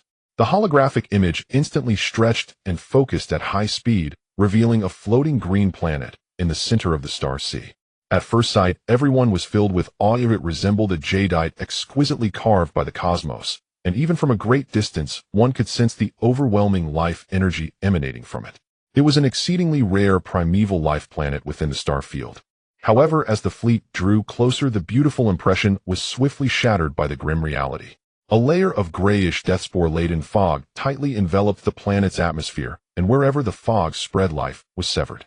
The vast primitive giant forests on the surface withered and collapsed over countless miles. The ancient trees stood blackened and broken, their leaves turned to black ash drifting in the wind. The once clear rivers became murky and foul. Wetland vegetation rotted in patches, replaced by a dense aura of death that overtook the once vibrant rhythm of life. The insect race did not deploy their fleet for a strong assault, but used highly infectious death spores to silently initiate a genocide against this life mother star. The landing pods were ejected from the main ship, smoothly descending through the spore-laden fog to the central plains of the planet. The moment the hatch opened, the decayed air rushed and filled with fine black spore particles that would damage the internal organs of ordinary people upon inhalation. Lin Shin stepped out with Xia Shi and several core guards, and not far away a group of slender beings supported by their kin approached. Their skin was a translucent tender green, their hair resembling newly sprouted twigs, with their limbs entwined in thin soft vines that were yellowed and curled, devoid of vitality. They were the planet's indigenous people, the Lingji clan. The Lingji clan were naturally blessed beings of the cosmos, inherently capable of nurturing plants, purifying toxins, healing wounds, and mobilizing the essence of life. They were the most scarce healing unit on the interstellar battlefield, yet their peaceful nature disinclined them to conflict, lacking a developed combat system, leaving them powerless against the toxic spore pollution of the insect race. At the forefront of the crowd stood a strikingly beautiful woman, dressed in a gown woven from vines, with a dim green origin mark stamped on her forehead. She appeared so weak that she could collapse at any moment. She was Lingxi, the saintess of the Lingji clan, and the bearer of the essence of life for her entire race. Lingxi struggled to steady her swaying body, her gaze firmly locked onto Lin Shin. She could clearly perceive the vast reservoir of restorative power within him, as recorded in her clan's ancient texts, the supreme healer, the only hope for the Lingji clan in their dire situation. Her voice was hoarse and weak, filled with despair and pleading. Esteemed healer, the death spores released by the insect race have penetrated the planet's core, polluting the life veins of the entire planet, and the essence of life of our kin is continually being eroded and disintegrated by toxins. If purification and restoration are not achieved soon, within a week the Lingji clan will utterly vanish from the stars, and the mother star will be reduced to a lifeless wasteland. At this point, Ling Zai's eyes reddened as she looked at the kin around her lying on the ground, gasping for breath, her tone filled with earnest sincerity.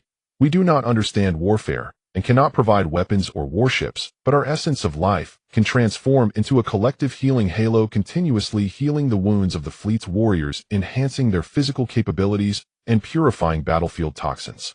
If you are willing to lend your hand to save us, the entire Lingji clan will willingly submit and follow you for eternity, pouring our essence into guarding every one of your warriors.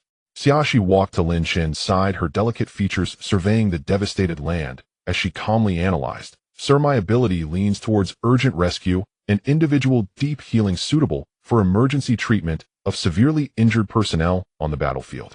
The Lingji clan's essence of life specializes in broad coverage, sustained endurance, environmental purification, and group life enhancement, making the two healing systems highly complementary. Once they are integrated into our ranks in future large-scale interstellar battles against the insect race, the post-battle casualty rate of the fleet will significantly decrease, and the endurance for long-term operations will see a qualitative improvement. Lin Shan nodded slightly, having already settled on a plan in his heart.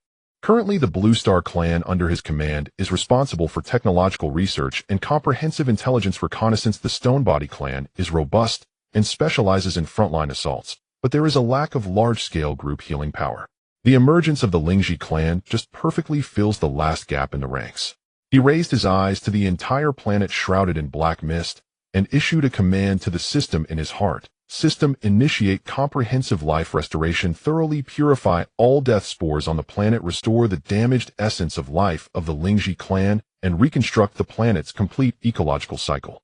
Ding! The comprehensive life restoration program has officially commenced. A soft yet penetrating emerald green light erupted from within Lin Shan, transforming into a boundless sea of light that instantly enveloped the entire planet. The light seeped into the cracked, darkened soil, revitalizing the decayed root systems underground with tender green shoots breaking through the surface one after another. The blackened ancient tree trunks were saturated with light, quickly sprouting new branches at the break points, and the withered crowns were once again adorned with dense green leaves. The polluted streams shed their toxins, the water flowed crystal clear once more, and the mountains and vegetation revived at a visibly rapid pace.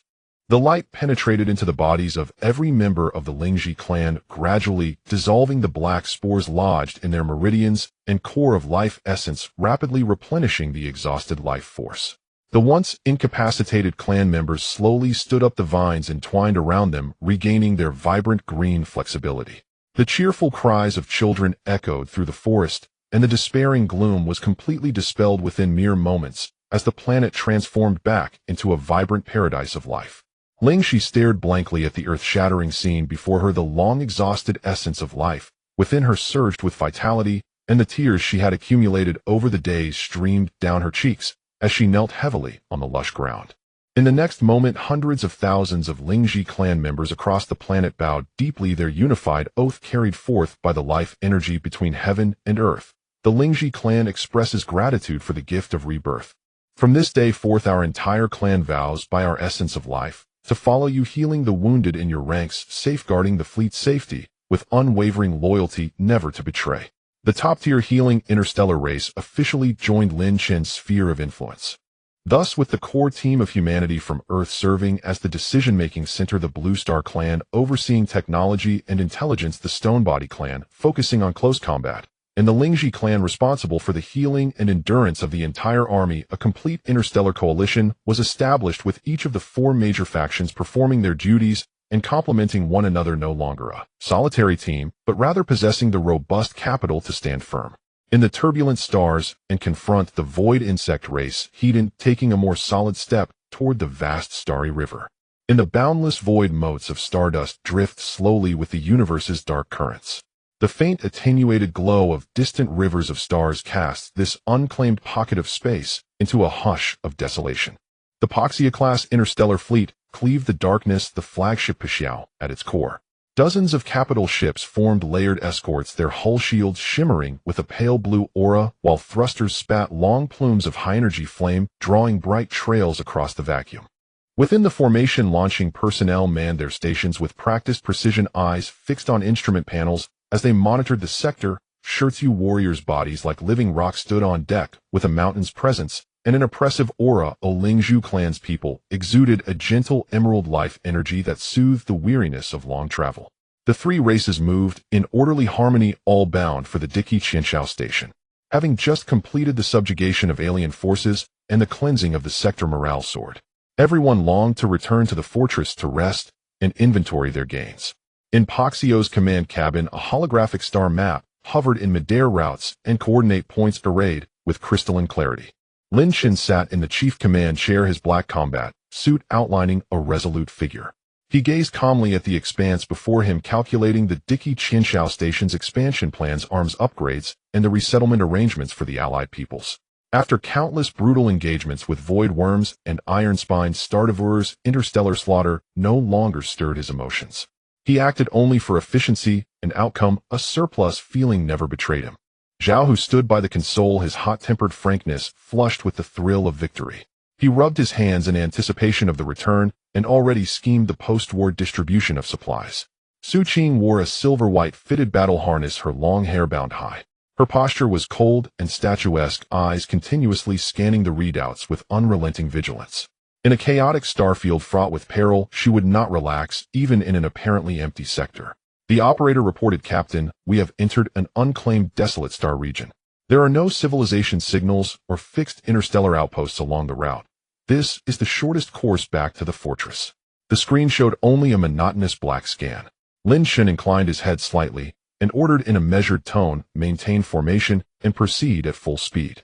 Not 10 seconds after the order, a shrill red alarm tore through the command cabin. Warning lights strobed madly as every sensor was instantly filled with dense enemy signatures. Alert: a large number of hostile warships have surged from a blind sector and formed an all-around encirclement. Our lanes are completely sealed. Identification of the enemy fleet: Haya pirate gang. 56 enemy vessels detected. Their main batteries have completed charge and locked on. Before the words had fully died, a black armada burst from the stardust. Hulls bristled with dense arrays of particle cannons and disintegration barrels. Their forms were savage and predatory. Each prow bore a black banner emblazoned with a crow, wings unfurled and talons thrust forward, a fierce and uncanny emblem. After the collapse of galactic order, the Haya pirate gang rose by preying on chaos. Its members were interstellar fugitives, desperate mercenaries, and routed soldiers roaming the lawless seams between powers. They preyed on refugee convoys, merchant transports, and solitary patrols, enslaving captured peoples, hoarding resources for the black market, and committing wanton pillage. At the mention of Haya, surrounding nomad bands and minor factions felt nothing but dread. A coarse, triumphant laugh cut into the fleet's public channel. The pirate leader's voice dripped with avarice and contempt. "Ha ha ha, today the gods have smiled upon us." What began as a routine patrol turned into a stroke of luck. They intercepted a brand new main fleet carrying 3 distinct alien peoples. Ships, supplies, slaves. All delivered to their doorstep as if fat meat had fallen from the sky. His tone was insolent, devoid of any pretense of negotiation, a bare ultimatum of plunder: abandon your vessels, open your hatches, surrender all warships and your reserves of dark energy, and hand over those alien captives. Submit without resistance. I'm feeling generous. They'll spare your lives to furnish labor for the gang. Resist, and the starry void will be your grave. The leader's contempt ignited Zhao Hu. He clenched his fists as his aura surged, and he barked a raw, furious rebuke: "Cowards who lurk in darkness to prey on the weak dare obstruct our Pashao fleet. They must be tired of living. Scoundrels who survive by looting refugees have the nerve to demand spoils." Su Qing's gaze grew colder. Her voice was a cutting decree: "The Haya pirate gang has stained its hands with the blood of innocents and sown atrocities across the sector. Left unchecked, they are a festering malignancy. There will be no parley.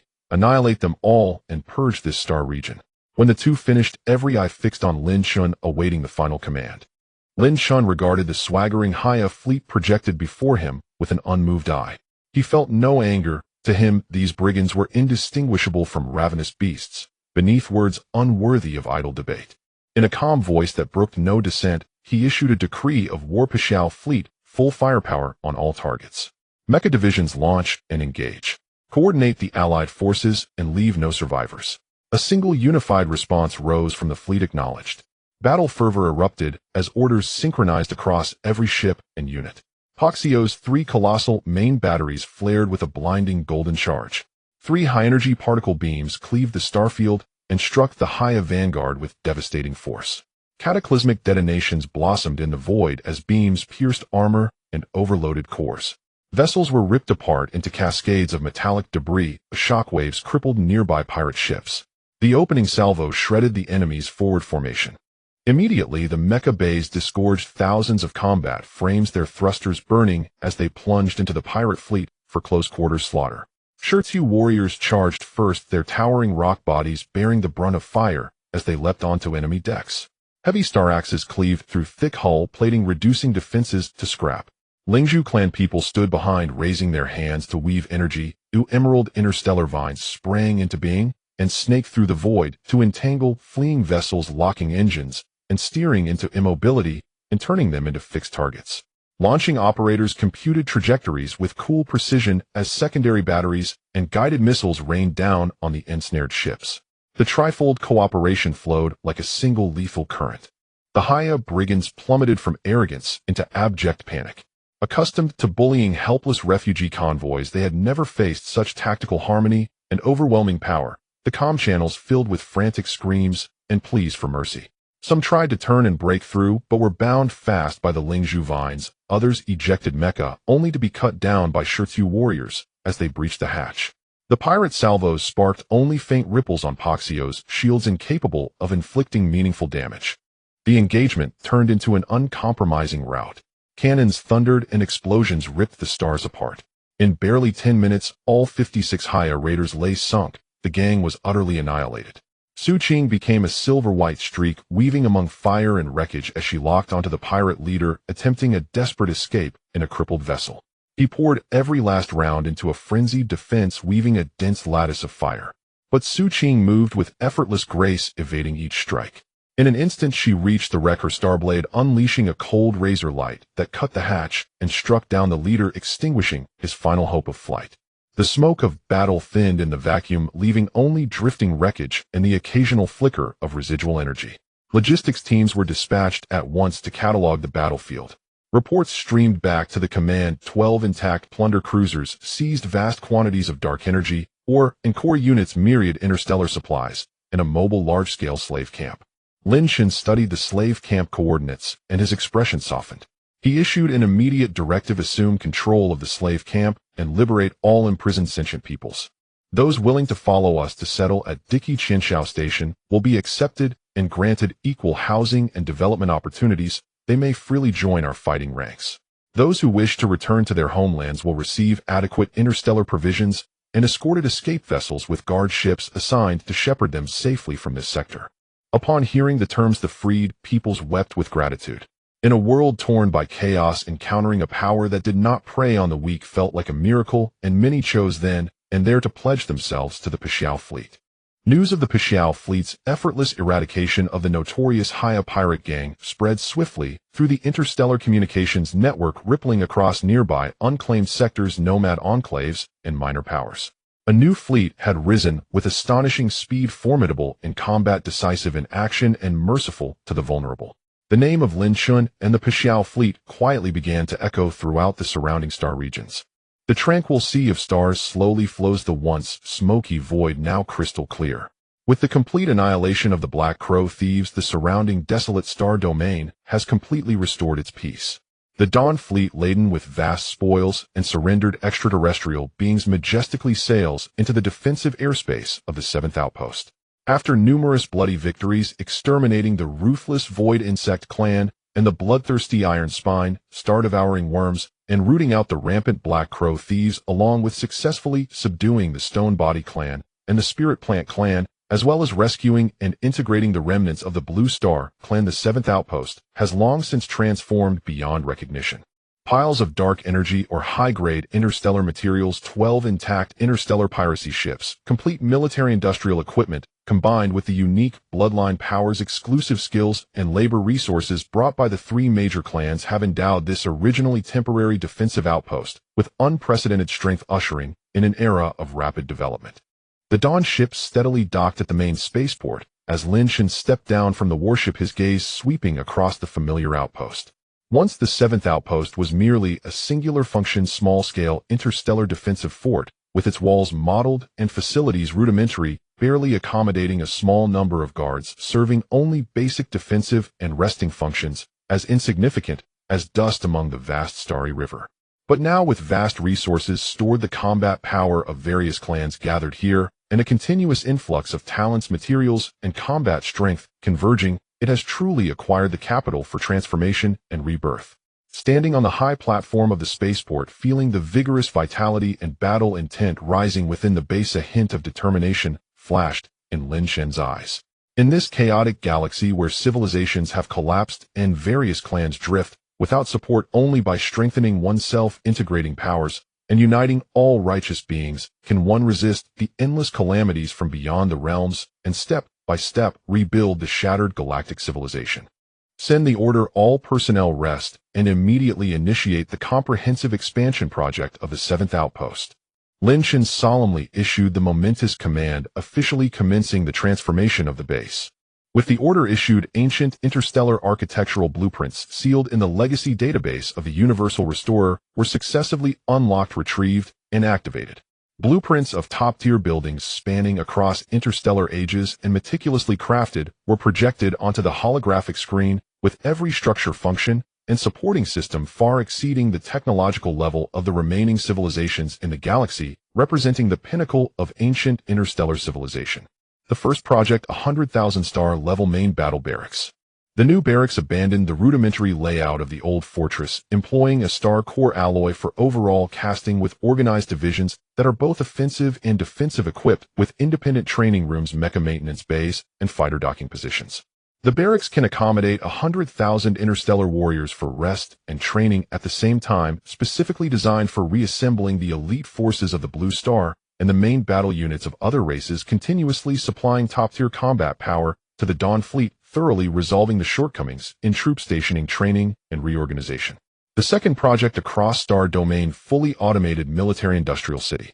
This military-industrial city is one of the core creations of ancient civilization, equipped with fully automated intelligent production lines, possessing full-chain capabilities for warship forging, mecha, assembly, weapon tempering, and energy core crafting.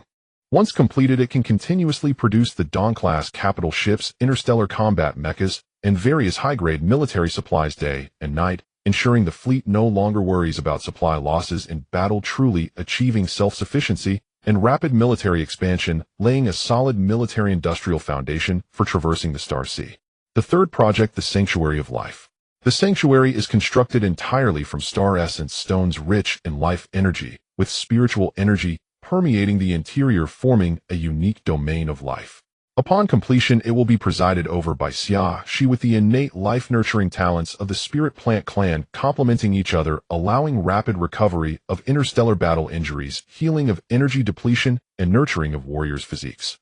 Whether it be severe external injuries, energy exhaustion, or the hidden ailments left by interstellar radiation, all can be healed here, thoroughly resolving the concerns of the army in battle. The fourth project, Interstellar Commercial Spaceport. The spaceport opens up shipping channels to all nearby safe star domains, establishing standardized interstellar trading booths, material storage areas, and extraterrestrial exchange zones, granting trading permissions to all remaining weak civilizations and wandering groups in the vicinity. With the seventh outpost as the core, gathering star domain resources and facilitating mutual exchanges, consolidating the scattered civilizational forces nearby, gradually expanding its influence in the star domain. The fifth core project, the Federal Central Council Hall. The entire hall is grand and majestic, solemn and dignified, breaking down racial barriers and establishing multi-ethnic discussion seats. It is specifically used for the Earth humans, Blue Star Clan, Stone Body Clan, and Spirit Plant Clan to collectively discuss major star domain matters, with all subsequent surrendered interstellar groups also allowed to participate in discussions, achieving multi-ethnic co-governance and equal decision-making, completely breaking the barriers and prejudices between interstellar races. With the 5 core projects commencing simultaneously, the entire 7th outpost instantly transformed into a fervent ocean of construction. The Stone Body Clan warriors, immensely strong and proficient in rock and soil forging, took on the heavy infrastructure work, transporting star core alloys and constructing the main structures, their efficiency far surpassing that of intelligent machinery. The Spirit Plant Clan members activated life energy to nurture the base vegetation, stabilize building foundations, and purify the air. The Blue Star technicians and Earth artisans worked together to debug intelligent equipment, connect military-industrial production lines, and perfect the urban infrastructure. All clans worked in unison, performing their respective roles without disputes or barriers, without hierarchy or oppression, each person harboring hopes of rebuilding civilization and establishing stability, dedicating themselves wholeheartedly to construction. In just a few short days, an earth-shattering transformation occurred.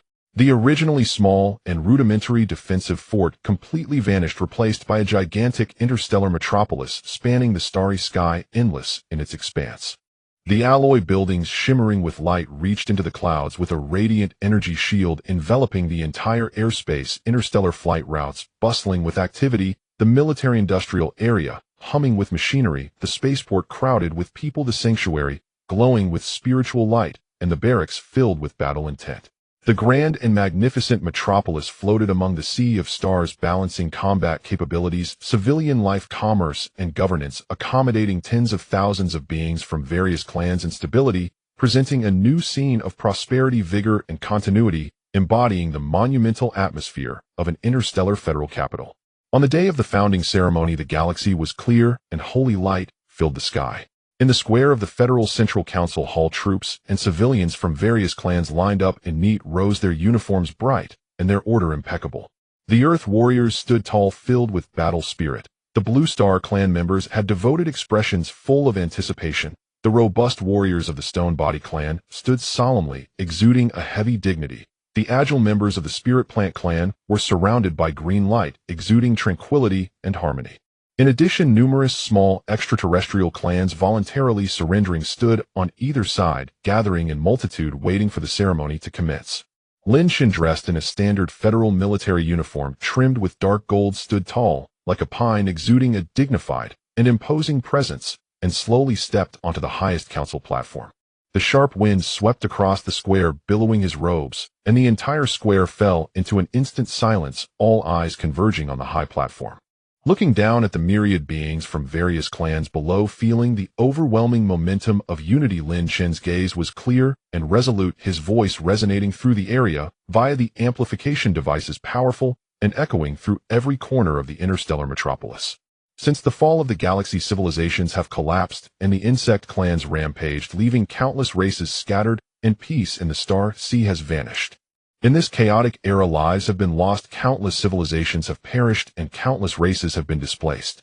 Today I announce, the former 7th Outpost is officially renamed the Star River Federal Base. With this declaration, an unspoken wave of excitement surged through the square.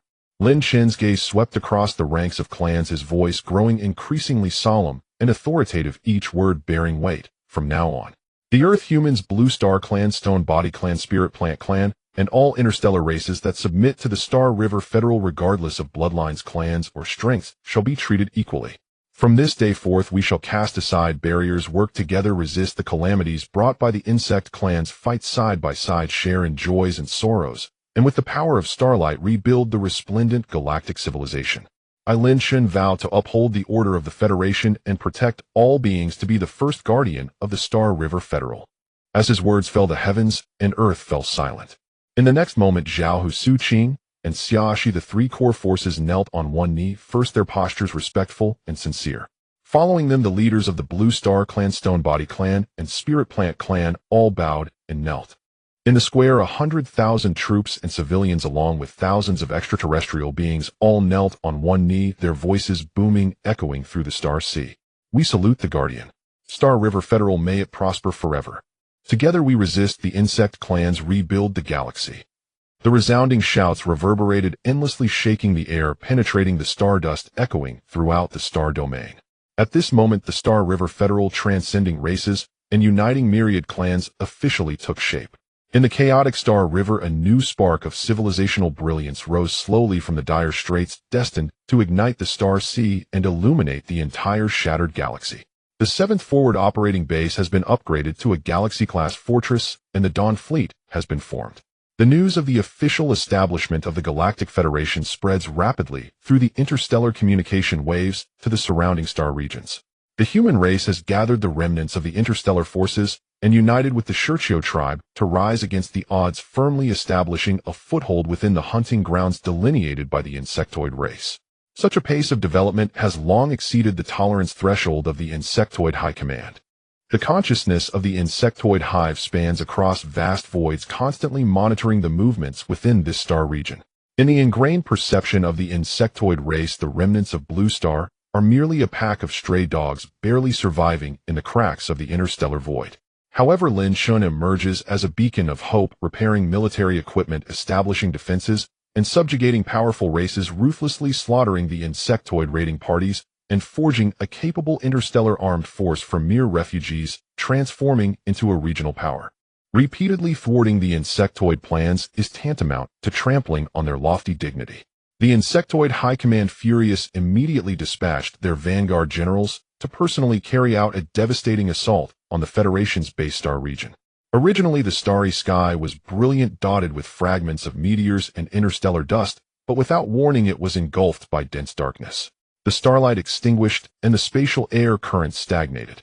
A heavy, fierce pressure laden with endless slaughter loomed over the entire star fortress like an inverted cosmic mountain.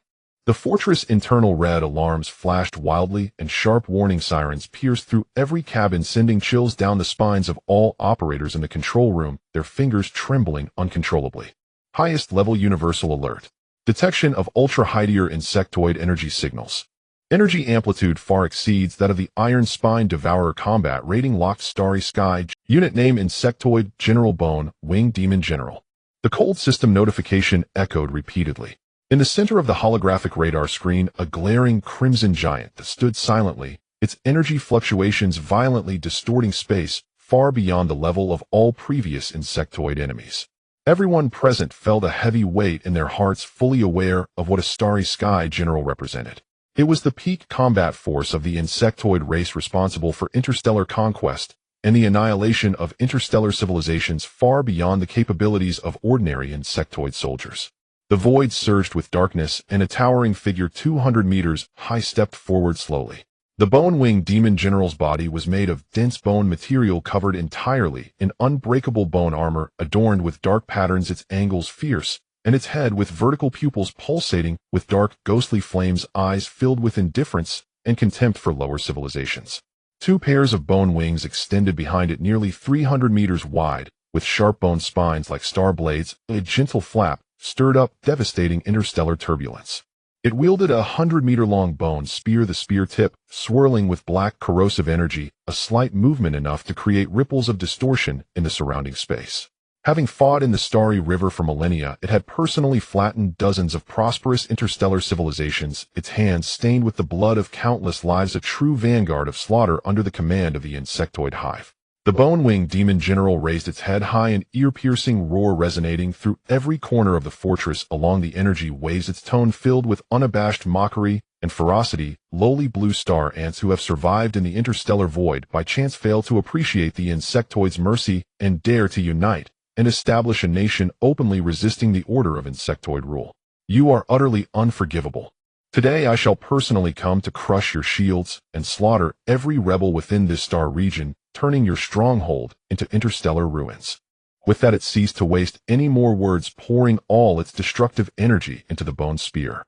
Its arms suddenly exerted force, and the spear, accompanied by a thunderous noise that tore through the starry sea, fiercely stabbed towards the blue energy shield of the fortress. With a thunderous explosion, the entire fortress trembled violently. The fortress shield, which had gathered the energy core of the entire base and was capable of withstanding the relentless bombardment of the insectoid army, instantly cracked, with a dense network of fissures centered around the spear's impact point. The blue light burst apart, energy particles scattering everywhere. With just one strike, the defense barrier was on the verge of collapse. The commander in the control room turned pale, cold sweat streaming down his forehead as he shouted orders: energy chambers, maximize output to repair the shield breaches. All combat units launch immediately and delay the main opponent at all costs. Suddenly, the fortress defense line opened up, and Zhao, who piloting the modified heavy battle mech, led all the Federation mech units, bursting forth with brilliant exhaust flames. Hundreds of mechs formed a charge formation, laser cannons, heavy battle axes, and piercing firearms, all aimed at the bone-winged demon general, their firepower instantly filling the starry sky. Zhao, who gritted his teeth and roared, brothers, behind us is the home we fought so hard to build. We must block it at all costs. He swung the battle axe with all his might, but the bone-winged demon general merely waved its spear, casually sweeping out a violent force. The sound of mech shattering echoed continuously, the alloy bodies crumbled like thin porcelain under the overwhelming power. Zhao Hu's mech was the first to be struck, sent flying hundreds of meters, its exterior shell shattered over a large area, sparks flying from damaged circuits, and only by activating the emergency escape pod did he manage to save his life. The following mech units disintegrated in succession, metallic debris floating in the starry sky. A full-force charge turned into a rapid retreat, and the surviving mech warriors floated in the void, a heavy sense of powerlessness rising in their hearts. Seeing this, the leader of the Shurchio tribe, Giant Stone, could no longer hold back and led the elite warriors of the tribe to rush forward for support. The Shurchio tribe possesses a naturally sturdy physique surpassing steel, making them excellent frontline shields. Giant Stone's body swelled and grew taller, his rocky fists clenched with the power of the earth roaring as he smashed towards the demon general. Vile beast, do not be presumptuous. However, the gap in levels between the two sides was enormous. The bone-winged demon general lightly flapped its wings, and a violent gale transformed into a massive palm wind that swept towards them. Several frontline Shurchio warriors were instantly blown away, their rocky bodies cracked deeply, spewing rock fragments as they fell to the distance. Giant Stone braced himself to withstand the impact, but his armored chest cracked, and his large body was sent flying 1,000 meters, struggling for a long time to rise again, his combat ability severely diminished. With the mech units crumbling and the Shurchio tribe obstructed, the battle situation was suddenly driven into dire straits. A silver flash suddenly darted from the side of the fortress. Su Qing, clad in lightweight high-speed battle armor, used the cover of meteors to continuously change direction and maneuver, behind her hand conjuring the Federation's most penetrating particle knife, radiating a blinding light blade. She was aware that a direct confrontation held no chance of victory and could only seek to exploit the gaps in the bone armor for a sneak attack. With her heart taut, she held her breath and seized the fleeting opportunity, delivering a full-force strike against the demon general's back armor.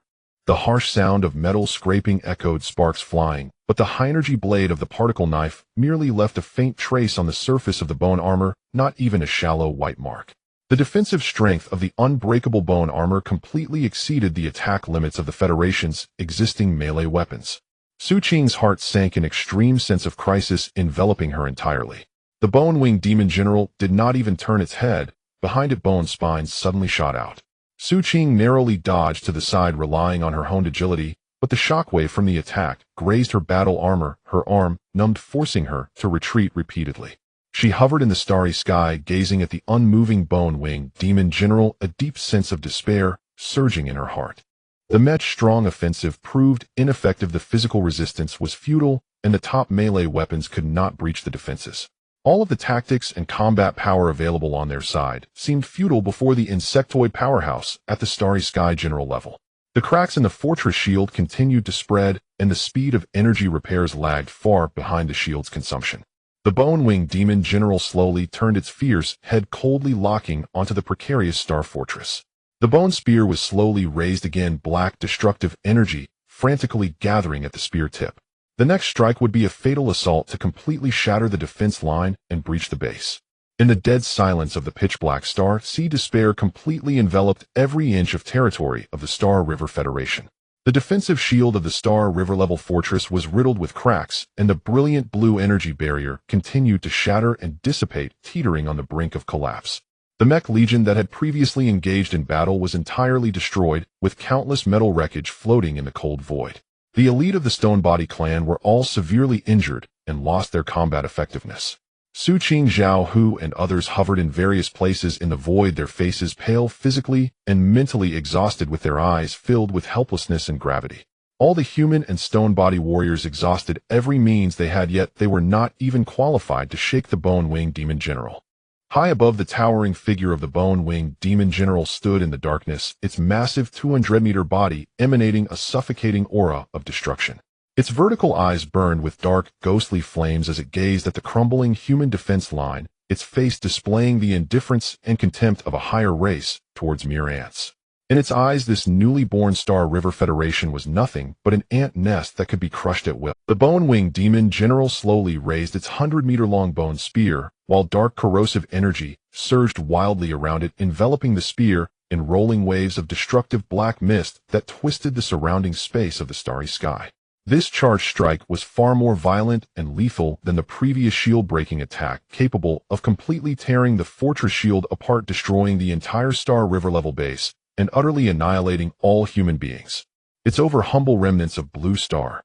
The bone-winged demon general let out a furious roar, its sound waves sweeping across the Star Sea with an absolute dominance that pronounced death. Inside and outside the fortress, everyone's hearts sank to the bottom, a thick despair suffocating them. Was the home they had built through countless bloody battles really going to be completely destroyed today? Just as everyone was on the brink of despair, a calm and authoritative shout suddenly resonated throughout the Star domain, piercing through the pervasive silence. Everyone retreat. The clear shout was like a thunderclap at dawn, instantly stabilizing the panicked military morale. Everyone looked up in shock to see a tall figure breaking through the chaotic interstellar currents, ascending against the odds. Lin Shun, dressed in black, faced the overwhelming pressure of the insectoid warrior, standing alone in front of the entire fortress, challenging the starry sky-level beast. From the desperate struggle for survival of the human race to the establishment of the forward base and the formation of the Star River Federation, Lin Shun had always been the last hope for everyone. Seeing him step forward now, a faint glimmer of survival reignited in the eyes of the warriors on the brink of collapse. The gale howled in the high altitude, and the star pressure was chillingly fierce. Lin Shen's expression was calm, but cold, killing intent surged in his gaze. The insectoid tribe had been pressing forward, slaughtering the human survivors and destroying human strongholds. Now they had even dispatched a starry sky general attempting to completely annihilate human civilization. Previously, he had been restraining his combat power, focusing on repairing, constructing, stabilizing territories, and accumulating strength, always holding back his trump card to buy time for the development of the Federation. But now, with no retreat possible, there was no need to endure any longer, nor to hold back. Since the insectoid tribe insists on exterminating us, then today let you witness the true combat power of the repairer civilization. Lin Shen's mind focused, and with a thought he connected directly to the Star River repair system deep within his mind, unlocking the ancient ultimate legacy of the repairers and activating the ultimate divine armor kept in reserve. Buzz! A golden resonance that shook billions of stars suddenly exploded. The extremely brilliant golden divine light surged from the depths of the void, tearing apart the entire pitch-black star domain and dispelling the suffocating aura of destruction. Countless intricate ancient Star River runes appeared out of thin air, layers upon layers of gilded armor components rapidly assembling and covering his body from limbs to torso to head and shoulders, instantly enveloping him. An ancient divine armor engraved with endless star path patterns and flowing with starlight was fully formed. The armor was resplendently gilded with a heavy and grand texture, each inch of armor embodying the pinnacle of repairer civilization's technology and the crystallization of divine power. Two pairs of transparent jade-like Star River wings slowly unfurled from his back, with starlight flowing between the wings. A gentle flutter scattered countless star fragments, sacred and domineering, radiating an aura of supreme power that crushed all. Ding! Ultimate divine armor. Repairer Starry Sky Battle Armor fully activated. Host attributes have instantly skyrocketed, combat power increased by 1,000. Star River Repair System. Ultimate Combat Power Mode fully activated. The cold and domineering system prompt echoed in his mind, and Lin Shen's aura underwent a transformative evolution. The previously gentle and healing repair energy completely shed its softness, transforming into a surging and violent star sea combat power, surging skyward, violently shattering and crushing the terrifying pressure of the bone-winged demon general that enveloped the star domain. The formerly dark and silent starry sky was now ablaze with golden light, divine might sweeping through, completely reversing the atmosphere of the battlefield. Below, all the warriors were stunned, staring blankly at the small, yet towering gilded figure in the sky. Zhao Hu's pupils constricted, his clenched fists filled with excitement. Su Qing's tense body completely relaxed, her eyes filled with incredulous joy. The heavily injured Stone Body clan leader, Giant Stone, struggled to look up, his face filled with shock, finally understanding how terrifying Lin Shen's true strength was. No one could have imagined that their leader had hidden such a shocking trump card. In the starry sky, Lin Shen, clad in gilded armor and with Star River wings unfurled, looked cold as frost, staring directly at the overwhelming bone-winged demon general before him, his voice indifferent, yet echoing throughout the star sea. A mere insectoid warrior dares to act recklessly in human territory. Before the words fell, Lin Shen's figure suddenly blurred. His extreme speed broke through the limits of the starry sky, fast enough to leave countless overlapping afterimages, instantly crossing a distance of 1,000 meters.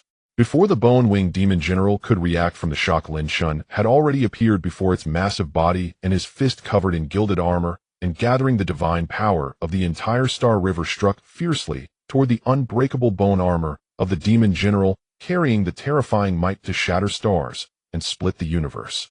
Boom! The earth-shattering explosion resonated throughout the star domain. The violent energy shockwave swept outwards, instantly turning the surrounding floating meteorite debris into cosmic dust, causing the chaotic interstellar currents to spiral into madness. The previously indestructible and immune to all human weapons, even the top particle knife, leaving no trace, unbreakable bone armor, caved in and shattered under this punch. Dense cracks rapidly spread, and the dark blood of the insectoid tribe surged out frantically through the fissures. Ah!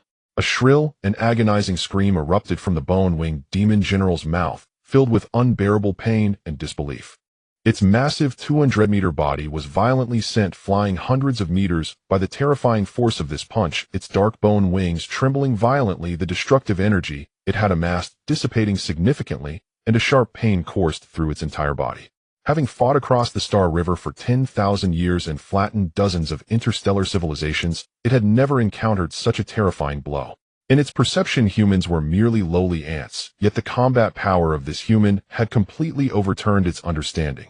Stabilizing its flying body, the bone-winged demon general's vertical eyes no longer held any trace of contempt, replaced instead by extreme fear and wariness, fixating on Lin Shun, its voice trembling violently. What exactly are you? Lin Shun hovered in the starry sky, the Star River wings lightly flapping, golden divine power surging around him, his gaze cold and piercing, showing no signs of fluctuation. Facing the fearful question of the insectoid warrior, he spoke with unwavering determination, his voice resonating across the Star River. I have long said that I will annihilate all invading insectoid tribes, end your slaughter across the Star Sea, and completely resolve this calamity of the human race. At this moment, the sky was enveloped in golden light, and the balance of victory and defeat was completely reversed.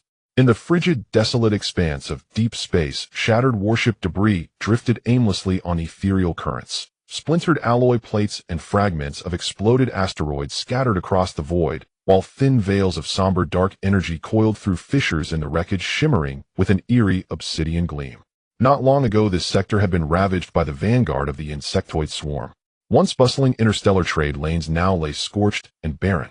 Faint scattered starlight fell upon the ruins, deepening the silence and austerity of the realm. Fierce spatial turbulence tore relentlessly at the surroundings, a grim herald of a supreme confrontation about to erupt here.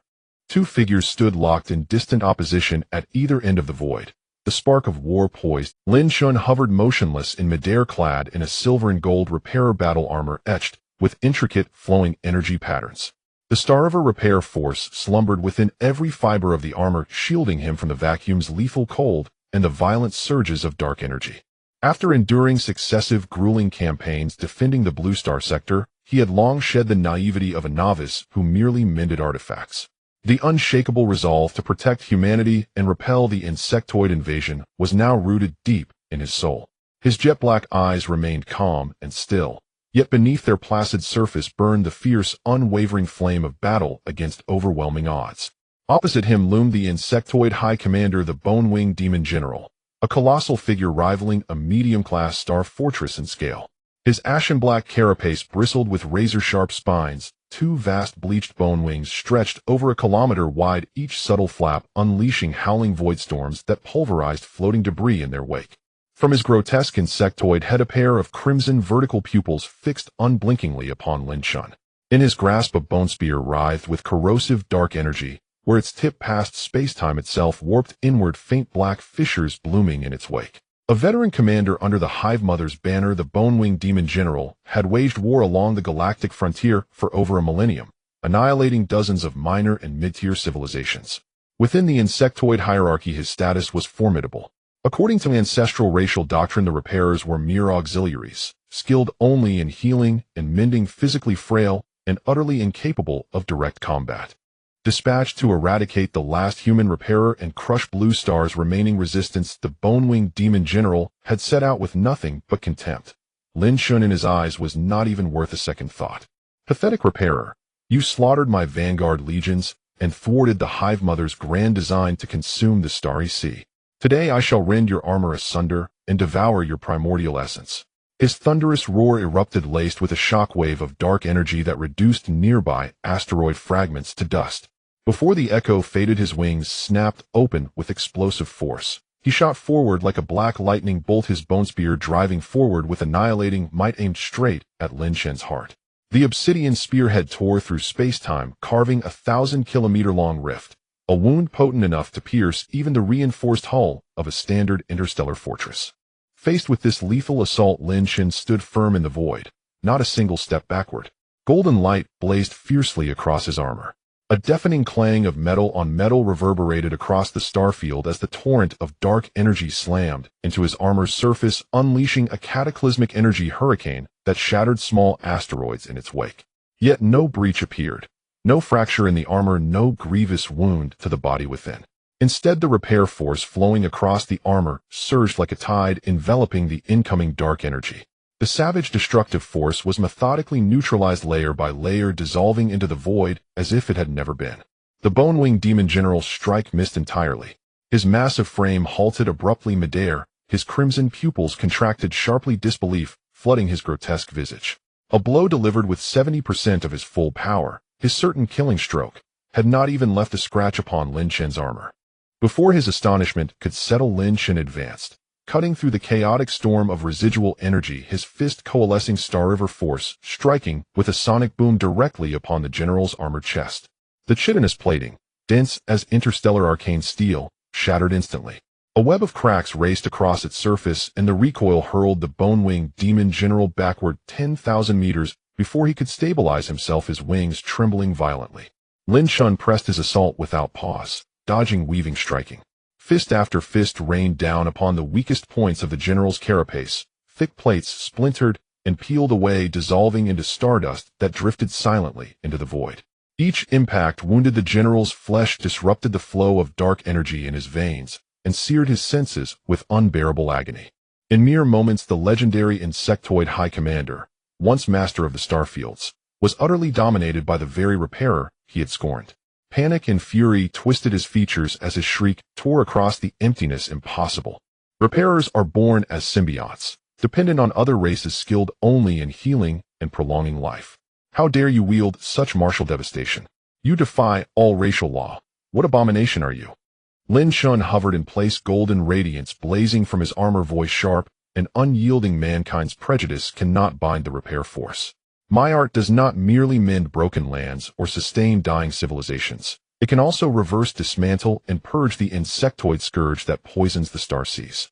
As the words faded, Lin Chen seized the opening, just as the general swung his spear once more, and lunged forward, gripping the bone spear's shaft with absolute certainty.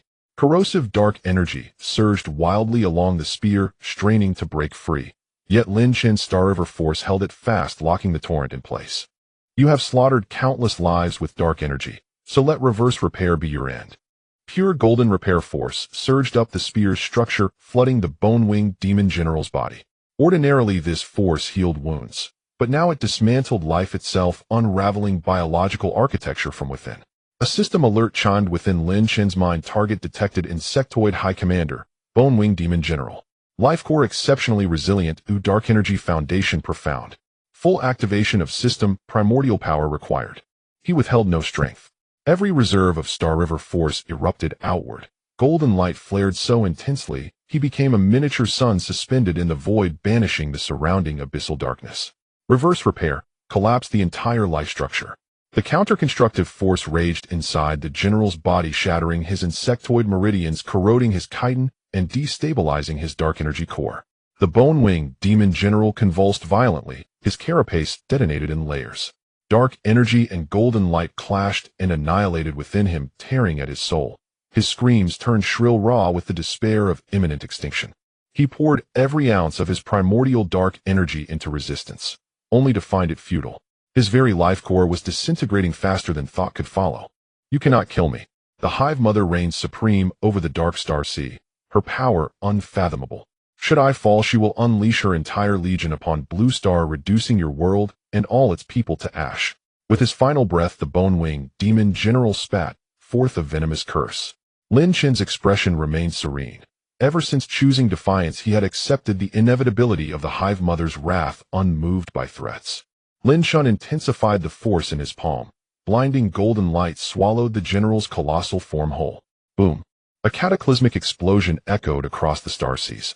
Radiant gold dispersed in all directions. Bone, flesh, and dark energy core alike dissolved into fine stardust, drifting across the silent void. Thus perished a legendary insectoid high commander. System alert chimed: insectoid high commander, bone-winged demon general, successfully eliminated.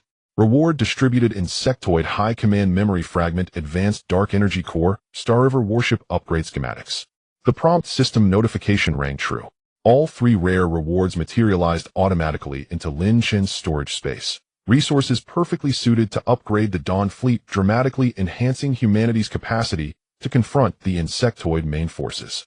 His gaze shifted far beyond, to the galactic rim where the insectoid prime territory lay shrouded in perpetual darkness. No suns, no stars pierced its gloom, dense black mist enshrouded the entire region, and free-floating waves of destructive dark energy drifted ceaselessly. At its center floated the Hive Mother herself, an entity of unimaginable scale rooted deep in the void's blackness. Countless fleshy tendrils extended from her body across the cosmos, while millions of spawning orifices pulsed rhythmically, exhaling dark energy and birthing low-tier insectoids. The entire sector's dark energy flowed inexorably into her. At the precise instant the bone-winged demon general crumbled into stardust, the ancient, immovable Hive Mother convulsed violently. Her fleshy tendrils writhed and twisted in frenzy. The ambient dark energy of the entire dark domain roiled chaotically, and from her core erupted a wave of wrath, so immense it swept across 10,000 leagues of deep space. An ancient, brutal voice, low and resonant, pierced dimensional barriers, echoing with apocalyptic authority across the insectoid dominions. The surviving human repairer has slain my favored commander, decimated frontline vanguards, and repeatedly sabotaged the Hive Mother's conquest of the galaxy. This insignificant blue star civilization dares challenge the insectoid sovereignty. Rage swelled within the Hive Mother's core, boundless malice coalesced in the darkness. I shall mobilize my border legions at full strength and cross realms to wage war. Blue Star's territory shall be ground to dust, its civilization devoured entirely. That repairer shall be captured, his primordial essence extracted, his soul shattered. Let every race opposing the insectoids witness with their own eyes the wretched fate of defiance. Dark currents churned across the heavens. Across the Milky Way, dormant insectoid legions stirred, receiving the Hive Mother's command. A colossal swarm capable of extinguishing humanity now gathered in silence within the shadows. The ultimate war between humankind and the insectoid swarm loomed, imminent, inevitable. The remnants of the starry sky dissipated, and the calm brought by the complete demise of the bone-winged demon general thoroughly soothed the battle scars of the Blue Star's border star domain. Lin Chen utilized the power of the galactic restoration, completely repairing the devastated frontline base of the Star Federation. The damaged defense barrier was reassembled, the scrapped interstellar artillery reactivated with a roar, and the damaged patrol battleships regained their combat capabilities. The prolonged threat from the Zerg was completely lifted, stabilizing the once shaky Federation defense line. The surviving human warriors exhaled deeply as the long-awaited peace finally descended upon this star domain. Lin Chen stood in the void, the golden light on his battle armor gradually receding as his consciousness sank into the system, meticulously analyzing the spoils obtained from slaying the bone-winged demon general. The high-level dark energy core and battleship upgrade blueprints were stored, while the most critical memory fragments from the Zerg High Command continuously flowed into the vast interstellar intelligence database. Countless chaotic star maps, racial secrets, and Zerg strategic layouts rapidly circulated in his mind. After quick screening by the system, a groundbreaking key piece of information firmly locked Lin Chen's gaze. The pinnacle of galactic technological civilization, the Mechanical Clan. This was a fierce race that once stood at the summit of galactic civilization, inheriting knowledge for tens of thousands of years, boasting the galaxy's top military technology and interstellar combat power. The Mechanical Clan specialized in mechanical forging, advanced warship development, intelligent core simulations, and interstellar weapon crafting, mastering countless lost ancient galactic technologies. Their individual battle mechs, intelligent combat systems, interstellar fortress main cannons, and curvature assault technologies are unrivaled in the galaxy, being the only top civilization capable of directly confronting the main Zerg forces for thousands of years. However, the images within the memory fragments suddenly made Lin Chen's expression turn grave. Deep within the vast galaxy, the homeworld of the Mechanical Clan was isolated in a dire situation, surrounded by billions of Zerg forces. Endless swarms of Zerg obscured the starry sea, while dark energy artillery bombarded the homeworld day and night. This magnificent technological homeworld, which had flourished for millennia, was battered and bruised, with its defensive barrier on the verge of collapse, as the entire civilization stood at the brink of annihilation, desperately holding on being the last remaining top technological race in the galaxy. In that moment, an unwavering determination arose within Lin Chen's heart. The current Star Federation had just escaped the brink of destruction with shallow foundations, and its battleship technology, military-industrial system, and high-end combat capabilities lagging far behind the Zerg. Faced with the imminent total assault from the Zerg's nest, the existing strength of the human race could not withstand for long. The top technology of the mechanical clan presented an excellent opportunity for the rise of humanity. Once the remnants of the mechanical clan were rescued, absorbing their millennia of technological heritage and integrating it with the human race's unique galactic restoration power, the Federation's military manufacturing, battleship performance, and overall combat strength would undergo a leap forward, completely widening the gap with lower civilizations and providing the capital to confront the main Zerg forces directly. More importantly, the fall of the mechanical clan would lead to the Zerg's unchecked dominance in the galaxy. The next civilization to be trampled would undoubtedly be the newly reborn Blue Star civilization. Rescuing the mechanical clan is a chance for humanity to fight for survival. Without a moment's hesitation, Lin Shan immediately issued the highest expedition order, his voice resonating powerfully throughout the interstellar base. All members of the Dawn Fleet assemble, immediately prepare energy load weapons, and calibrate interstellar coordinates. With the order given, the entire spaceport instantly operated at full speed. 3 Dawn-class battleships radiated a chilling light, their hulls adorned with glowing star patterns.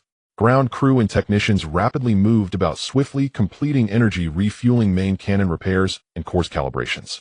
In just a few minutes, all pre-battle preparations were completed, and this strongest interstellar fleet of humanity was already poised to launch. Target the mechanical clan's homeworld star domain, initiate curvature, hyperspeed travel, and deploy the entire army. Boom. The propulsion units at the rear of the battleships erupted with azure flames, immense power tearing apart the void as the 3 massive warships surged into the curvature channel, crossing the endless star sea, racing towards the war-torn mechanical clan star domain. Lin Shan stood in the command cabin of the flagship, gazing through the porthole at the swiftly retreating void, his expression solemn. He understood that this mission was perilous. The Zerg forces capable of subduing the top-level mechanical clan were undoubtedly elite troops, and this cross-domain rescue was destined to be a bloody battle. After 3 days and nights of rapid cross-domain travel, the curvature channel slowly faded, and the Dawn Fleet officially arrived at the target star domain. The scene that greeted them was so tragic, it was heart-wrenching. The entire Black Star domain was shrouded in an endless tide of Zerg, with billions of flying insects, Zerg battleships, and assault beast waves layered upon one another, transforming into a dark ocean, completely sealing off all airspace around the mechanical clan's homeworld, leaving no gaps for a breakout. The battlefield raged across the starry sky, with remnants of shattered mechanical warships visible everywhere. Broken alloy hulls, scrapped mech fragments, and exploded weapon parts covered the outer star domain, with residual heat from the heated metal still lingering everywhere, marked by the energy scars of battle. Countless warships were torn apart by the Zerg tide, and continuous bloodshed melted by dark energy artillery, enough to envision the tragic and heroic nature of this defense battle. In the face of despair, the mechanical clan never retreated.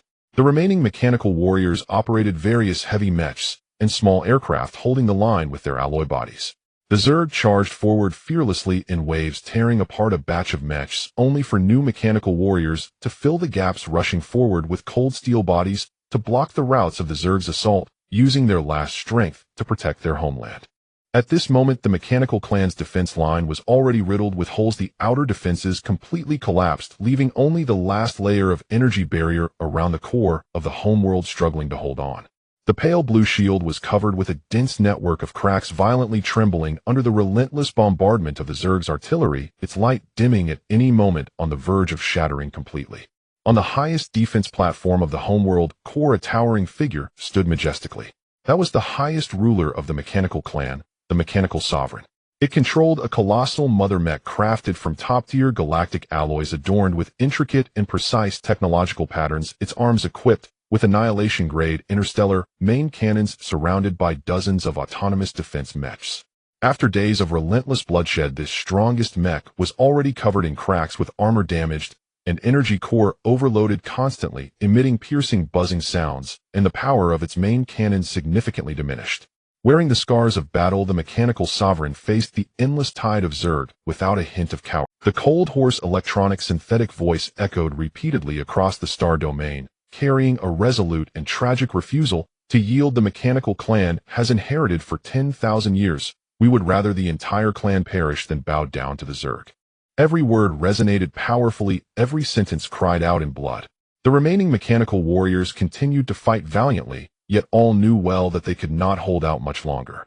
Ammunition was running low, the mechs were nearly destroyed, energy was on the brink of depletion, and the last line of defense was at its wit's end.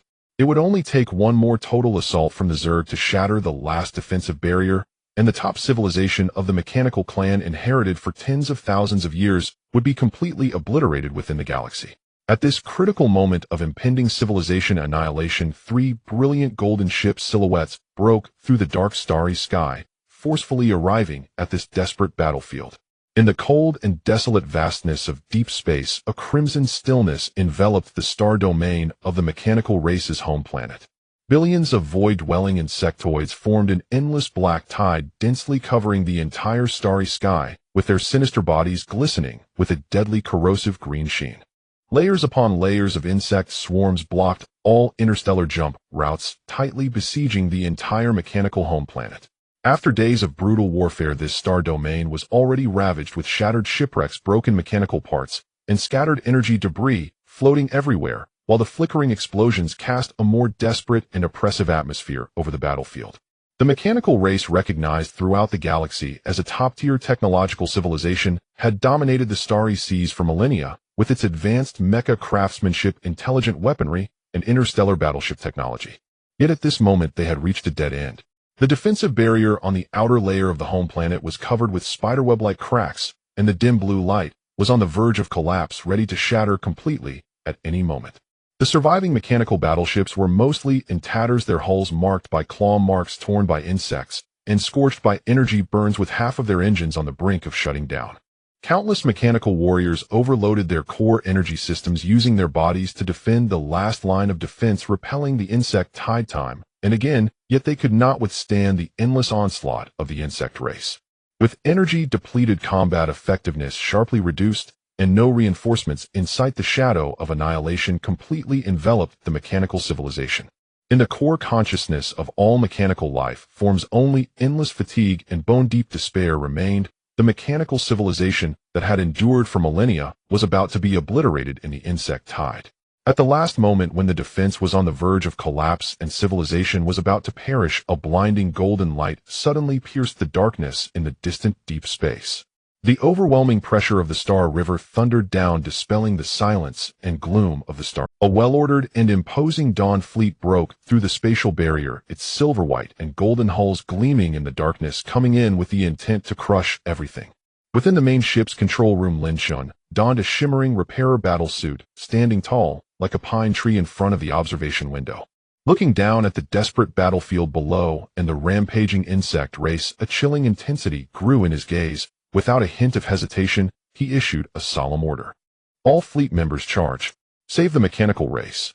The resounding command echoed throughout the fleet, piercing through the vastness of deep space. In the next second, the main cannons of the Dawn fleet roared in unison, shaking the star domain with thunderous sounds.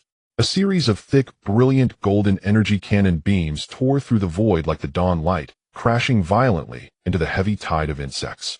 Fierce chain explosions erupted one after another, blinding flames devouring large swathes of insect swarms, the hard insect bodies instantly shattering into fine ashes, and the originally impenetrable encirclement of the insect tide was suddenly ripped apart, creating a massive gap across the starry sky. Following the main cannon's assault, the Federal Coalition surged forward, coordinating perfectly, each fulfilling their role. The elite mecha units were the first to penetrate the battlefield, their alloy armor glinting coldly, melee blades sweeping through the air as they charged through the insect tide, harvesting swathes of insectoids. The physically strong stone-body warriors charged fearlessly into the insect swarm, smashing through layers of insect tidal barriers to clear the way for the artillery. The Blue Star race's battleships formed precise battle formations, unleashing a dense barrage of fire to achieve full domain fire coverage, suppressing the counterattack of the insect race. The rear-line Flora warriors continuously released rich vitality, with gentle green healing light showering down from the sky, instantly repairing the injuries of frontline soldiers and mending the damage to battleships and mechs, steadily stabilizing the overall battlefield situation. Lin Shen's gaze became sharp. He no longer observed, but flashed forward, directly breaking through the void to charge into the core area of the most concentrated insect tide. The pure white and sacred repairer battle armor radiated the source spiritual light of everlasting vitality, carrying a divine pressure that purified all. Faced with the frenzied assaults of the oncoming insect race, he focused his mind, and the overwhelming power of the universal repair system erupted, sweeping across the entire battlefield from his center.